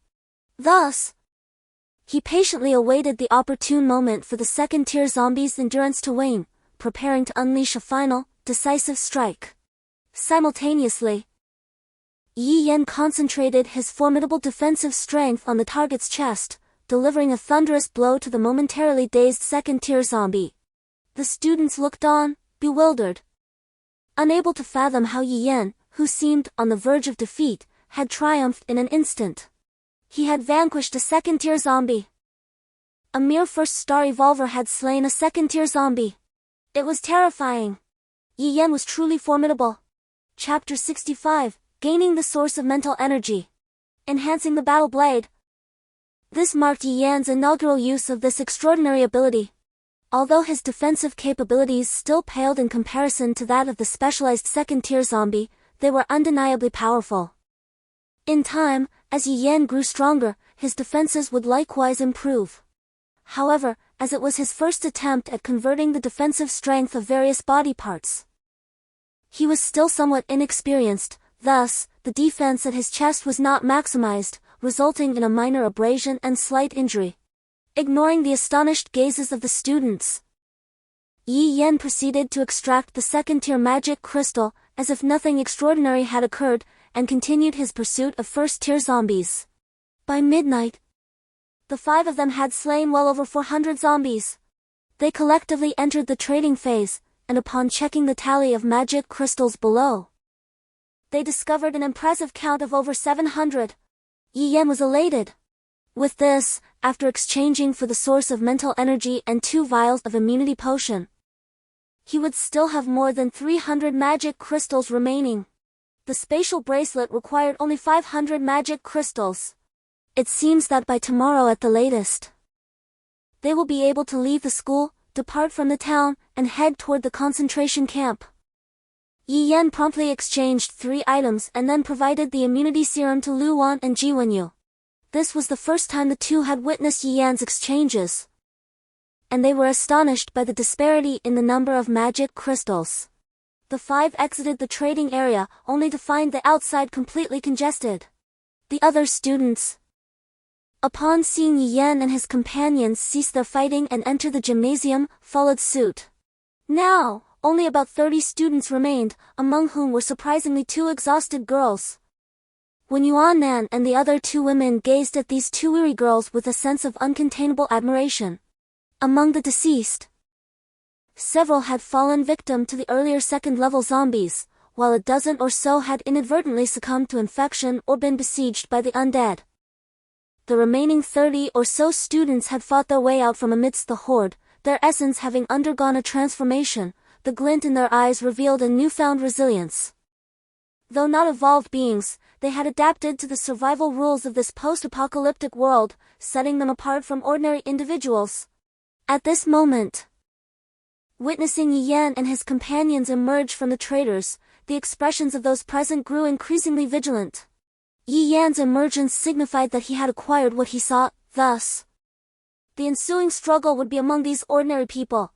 Observing these individuals, Yi Yan could not help but lament how humanity had been inexorably transformed by the pressures of the apocalypse. Yet, humans had no other recourse but to adapt in such a manner, otherwise, how could they endure? Yi Yan, with an impassive expression, remarked. There are still 5 bottles of 1-star evolution serum inside, with each serum priced at 100 magic crystals. A reminder, if, during a conflict, an unfortunate touch occurs with a traitor, the traitor will instantly eliminate the offender. This statement, though unspoken by Yi Yan, was well understood by all present, for they had witnessed firsthand how one individual met their demise at the hands of a traitor. However, the cost of exchanging 100 magic crystals for a vial of evolution agent was exorbitant. Among the 30 individuals currently present, none possessed even 100 magic crystals. The individual with the most crystals merely had 40, having scavenged them from a companion devoured by a zombie after the creatures dispersed. They were merely ordinary people, their strength vastly inferior to that of Yi Yan and his companions, necessitating extreme caution to avoid injury from zombies, lest their efforts be rendered futile. After a night of slaying zombies, fatigue had set in, and upon hearing Yi Yan's words, anxiety surged once more. With no one possessing 100 magic crystals, desperation led to the inevitable conclusion that they would turn against one another. The atmosphere grew palpably tense, as all became increasingly vigilant of one another. Following his remarks, Yi Yan, accompanied by Ji Wenyu and others, collected provisions and exited the gymnasium. He had no time to concern himself with the conflicts among these students, nor did he harbor any interest in who would become an evolutionary. Having acquired a source of mental energy, he sought only a tranquil space to meditate and restore his mental fortitude. Lu Wan and Ji Wenyu had injected themselves with the immunity serum, allowing them greater freedom in their pursuit of zombies. After slaying the undead through the night, it was now early morning, and the food requirements of evolutionaries exceeded those of ordinary individuals. Their stomachs were already rumbling after a night of exertion. Hastily consuming his meal, Yi Yan remarked, "Rest early. Tomorrow we shall continue our battle against the zombies. Once we have exchanged for the spatial wristbands from the traders in the market, we can depart from this place. Let us seize the moment to recuperate." Lu Wan and Ji Wenyu, hearing of the spatial wristbands for the first time, were taken aback. However, they refrained from inquiries, heeding Yi Yan's words and drifting into a cautious slumber. Yi Yan chose a spot somewhat distant from the others and settled into a meditative position. At this moment, he possessed the purple hook jade, which enabled him to swiftly cultivate his mental energy, along with a mental spring that accelerated his recovery. He promptly entered a state of mental cultivation. The following day, the torrential rain had ceased, and the sky gradually brightened. By this time, Yi Yan had recovered half of his mental energy. While in the state of mental cultivation, the rate of recovery naturally increased, especially with the aid of the purple hook jade and the mental spring. Yi Yan, feeling invigorated, emerged from his meditation and retrieved his white battle knife.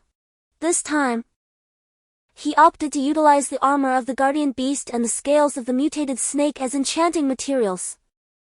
Yi Yan was cautious not to exhaust too much mental energy, as danger could arise at any moment. He needed to retain some reserves for unforeseen circumstances. The armor of the guardian beast consisted of 2 large pieces, which would be cumbersome to carry on the journey, so Yi Yan enchanted both pieces. The resilience of the white battle knife surged instantly, emanating an oppressive aura. It appeared that even weapons produced by traders could be upgraded and modified by a skilled craftsman. Yi Yan then selected 2 scales from the mutated snake and enchanted them onto the battle knife. At that moment, the knife underwent a remarkable transformation. The white flash of the battle blade faded, revealing a faint glimmer of silver.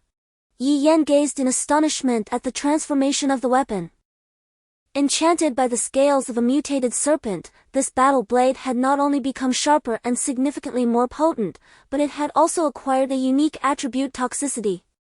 It appeared that the mutated serpent was indeed a venomous creature. However, being injured and unable to release its guardian beast, Yi Yan had swiftly dispatched it. The white battle blade, now infused with serpent scales, had undergone a remarkable metamorphosis, stepping boldly towards the realm of grade weapons. Yi Yan swung the blade experimentally, and indeed, it proved far more formidable than before. At that moment, Luan, stirred by the commotion, awakened. Upon noticing the new blade in Yi Yan's grasp, she expressed her surprise. Approaching him, her eyes fixated on the shimmering weapon, she inquired, "Yi Yan, when did you acquire a new battle blade?" In high spirits, Yi Yan replied cheerfully, "This is the one from yesterday. I merely applied my professional skill to make a slight enhancement." Luan's eyes lit up with understanding. "Oh, now I see. Wu Wu mentioned yesterday that both her and Yuan Nan's blades were crafted by you. You possess some sort of artisan profession." Yi Yan smiled and nodded, his gaze still appraising the newly transformed blade. Luan observed Yi Yan, momentarily lost in thought. She could scarcely fathom what her life would be like had it not been for him. All of this felt like a dream being rescued by Yi Yan. Becoming an evolved being, seeking vengeance. Yi Yan, noticing Luan's flushed cheeks, couldn't help but marvel at her beauty, even cloaked in the grime of battle. She radiated an exquisite charm. He said with a smile, "Don't fret, once my mental fortitude is somewhat replenished tonight, I shall craft them for you and Jiwen tomorrow." Luan, upon hearing the unfamiliar term mental fortitude, inquired with a puzzled expression, "And what, pray tell, is mental fortitude?" Seeing that the others were still slumbering, Yi Yan patiently elucidated the matters of professions and mental fortitude to Luan. In this cataclysmic era, specialized professions are exceedingly rare. Even in these nascent stages of the apocalypse, the three major professions are quite uncommon. Luan exclaimed with a touch of fervor, "Might I, too, develop a profession in due course?" Yi Yan, gazing into the distance, harbored an ambition rarely glimpsed in his eyes. "Assuredly. My cohort, under my guidance, shall undoubtedly become the most elite and formidable force in this ravaged world." Luan, observing Yi Yan, sensed that she had perhaps overlooked something of significance. When the others had roused themselves, the group made a perfunctory attempt to cleanse themselves with the bottled water scavenged from the supermarket. As they were unable to transport it all, after partaking in sustenance, they emerged from the supermarket. They now possessed over 300 magic crystals, merely 200 shy of acquiring the spatial wristbands. This trifling amount seemed a simple task for the quintet. Upon exiting, they commenced a spree of extermination. They observed that the individuals from the gymnasium had, at some point, initiated the clearing of zombies. Wu Wu, upon cursory inspection, noted that there were approximately 24 individuals. Having witnessed the depravity of the post-apocalyptic world in recent days, she had anticipated that only the final 5 who had evolved would remain. Although it appeared that some were missing, it was not as grim as she had envisioned. Among those individuals, there were indeed 5 first-tier evolvers. After ascending to the rank of first-tier evolvers, they became acutely aware of Yi Yan's formidable strength. Despite their own evolution, they found it impossible to reach Yi Yan's level. In their hearts, they held a profound respect for Yi Yan, recognizing that his prowess could easily overwhelm them. Yet he refrained from monopolizing their first-tier evolution agents. Upon seeing Yi Yan and his companions emerge, these individuals greeted them with warm smiles and nods. Meanwhile, when Yuan Nan, uncertain if he was jesting or genuinely envious, remarked, "Boss Yi Yan, those few beauties over there are casting flirtatious glances your way." Yi Yan merely nodded slightly in their direction before leading his group to clear out the zombies, gradually advancing toward the outskirts of the school. Chapter 66, Greedy Yan and his companions possessed over 300 magic crystals, just 200 short of acquiring the spatial rings. Each member carried a substantial amount of supplies on their backs. Once they exchanged them for the spatial rings, their burdens would lighten considerably, alleviating the troubles that came from being seen by others. The group found it exceedingly easy to dispatch the zombies. as the newly joined Luan and Ji Wenyu had also injected the immunity serum, allowing them to slay zombies without any lingering concerns, thus accelerating their own growth and strength. Before they realized it, the group arrived at the entrance of the market. To the astonishment of Yi Yan, Wen Yuan Nan, and Wu Wu, the once densely populated area swarming with zombies had now diminished to a level comparable to the streets outside. The contrast was strikingly stark. The market, now sparsely populated with zombies, revealed the charred ground beneath. The nearby shops lay in ruins. This place had once witnessed a great fire that incinerated the zombies to the point of leaving no bones behind, and not a single magic crystal remained. Regarding the inferno here, the reason for their prior unawareness likely lies in the fact that it transpired while they were enveloped in slumber. And Yi Yan was wholeheartedly engrossed in cultivating his mental prowess. Although one becomes acutely aware of their immediate surroundings during such practice, their sensitivity to distant events diminishes considerably. The emergence of other evolved beings in the school, on the third day of this apocalyptic world, is not inconceivable in such a sizable town.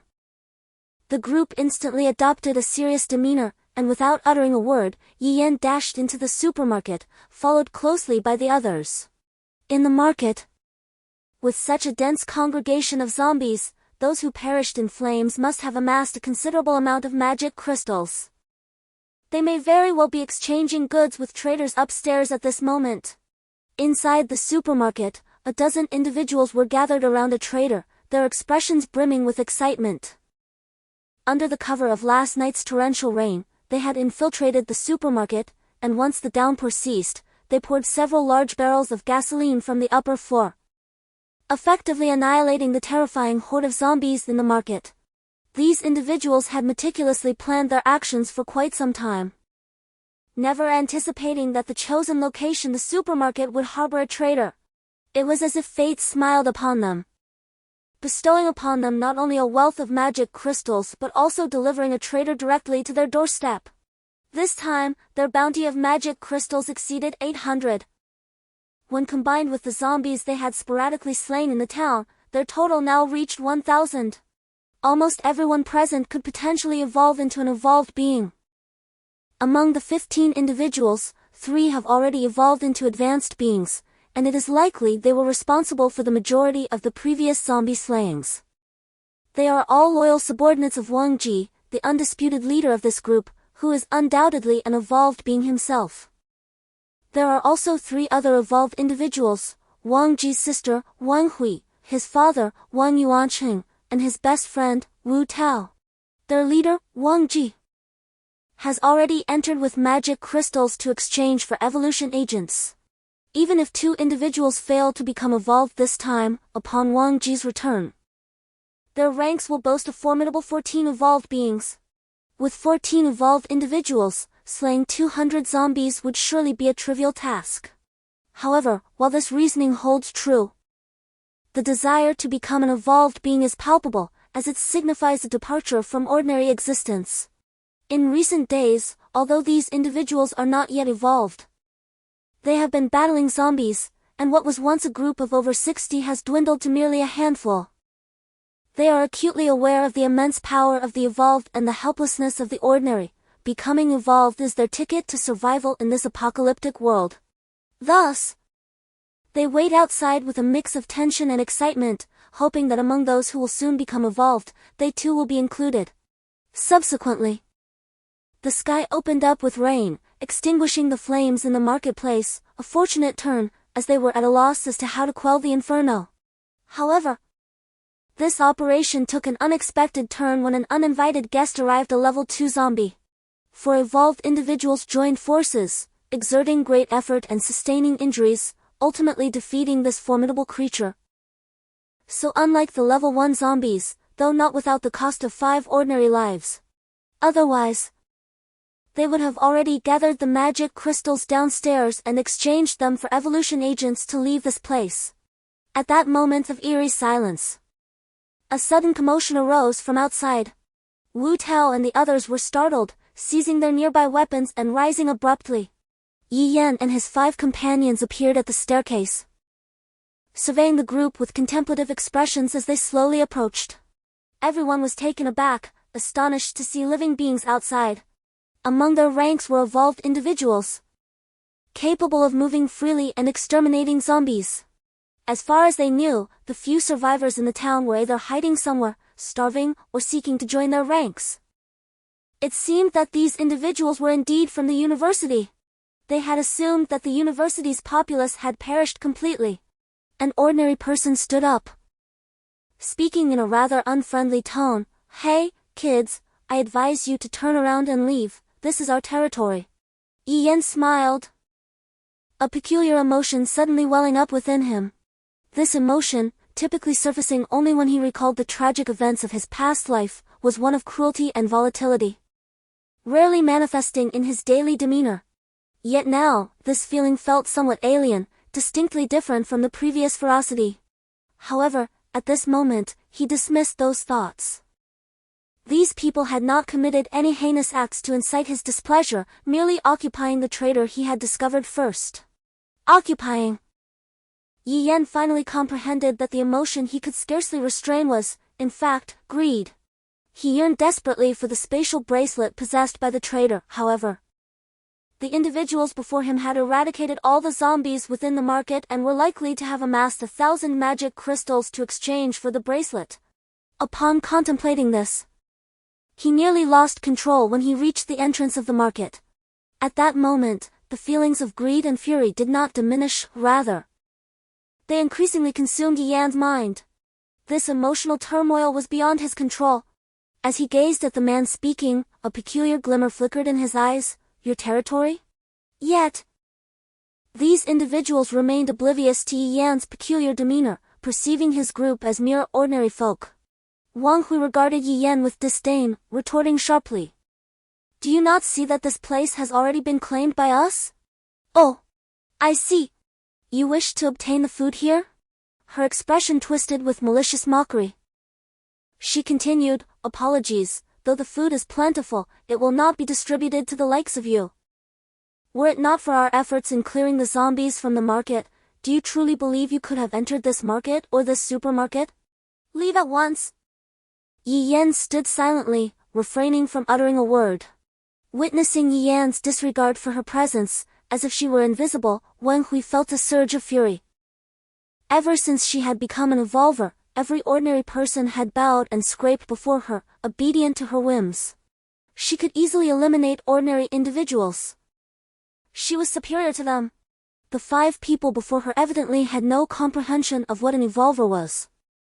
She had no qualms about demonstrating the terror of an evolver to them, ensuring they understood that she was untouchable. Before Wang Hui had the chance to express her anger, the onlookers, who had been keenly observing the situation, began to speak. After all, by ingratiating themselves with Wang Hui, their chances of becoming evolvers would significantly increase. "Hey! Do you not comprehend what Sister Wang is saying? She has instructed you to leave, yet you dare to linger here? Are you beggars? Alas! These ordinary folks are simply ignorant and unaware of who Sister Wang truly is. Ha ha ha! Are you familiar with evolvers? What a foolish question, just look at their clueless expressions. It is evident they know nothing. An evolver is someone whose body has been developed to its utmost limits. They are not individuals you can provoke. With just a single finger, an evolver could annihilate all of you. Our Sister Wang, along with Brother Wu Tao and Uncle Wang, are all evolvers. Ha ha ha! Are you frightened now? We have 4 evolvers among us. Our most formidable leader is currently procuring evolution agents for us. Soon, our number of evolvers will swell to 14. Take advantage of our good mood and leave now. Do you really believe you can withstand the wrath of evolvers? 14 evolvers. Do you grasp the magnitude of that? Do you understand how insignificant and powerless you are before evolvers? Regardless of their taunts, Yi Yan remained silent.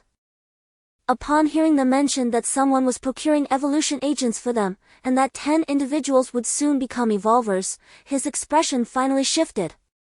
Ordinary individuals would need 1,000 magic crystals to exchange for 10 bottles of evolution agents from the traders. Does this mean they possess 1,000 magic crystals? Are there truly individuals trading with the trader now? Yi Yan inquired, his voice unwavering and devoid of inflection. Ha! Are you frightened? We have eradicated every undead in the market. 1,000 magic crystals. 10 vials of 1-star evolution agents. Alas, speaking to you people is futile.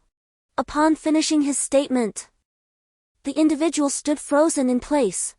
Meanwhile, Wang Hui, along with the previously indifferent Wang Yuanqing and Wu Tao, stood up in shock and horror, fixated on Yi Yan. The traitor! The revelation of the traitor's name escaped this person's lips. The others, slow to react, finally recognized the gravity of the situation. This individual possessed knowledge of the traitor. Seeing their exaggerated reactions, when Yuan Nan chuckled disdainfully before addressing Yi Yan, "Let us wait here for him to emerge. Should he switch his spatial wristband, we shall seize it." Yi Yan nodded in agreement. Even without Wen Yuannan's suggestion, he would have acted similarly. For this was the harsh and self-serving apocalypse, where everyone vied for the traitor's resources. Seizing them was entirely commonplace. Killing over such skirmishes was equally expected. Not to mention, Yi Yan, having endured 2 years of the apocalypse, was acutely aware of its brutal realities. At that moment, the intense greed within him showed no signs of abating. Moreover, this avarice was not without reason. It seemed as if the deepest desires of Yi Yan's heart, along with the catalyzing memories of his past life, erupted in full force under these circumstances. His companions were present. He would surely withdraw from the trading time, for he could not fathom that someone awaited him outside. Wu Wu said with a smile. This time, the expressions of Wu Tao and his companions transformed into sheer astonishment. They were, astonishingly, aware of the option to withdraw from the transaction time.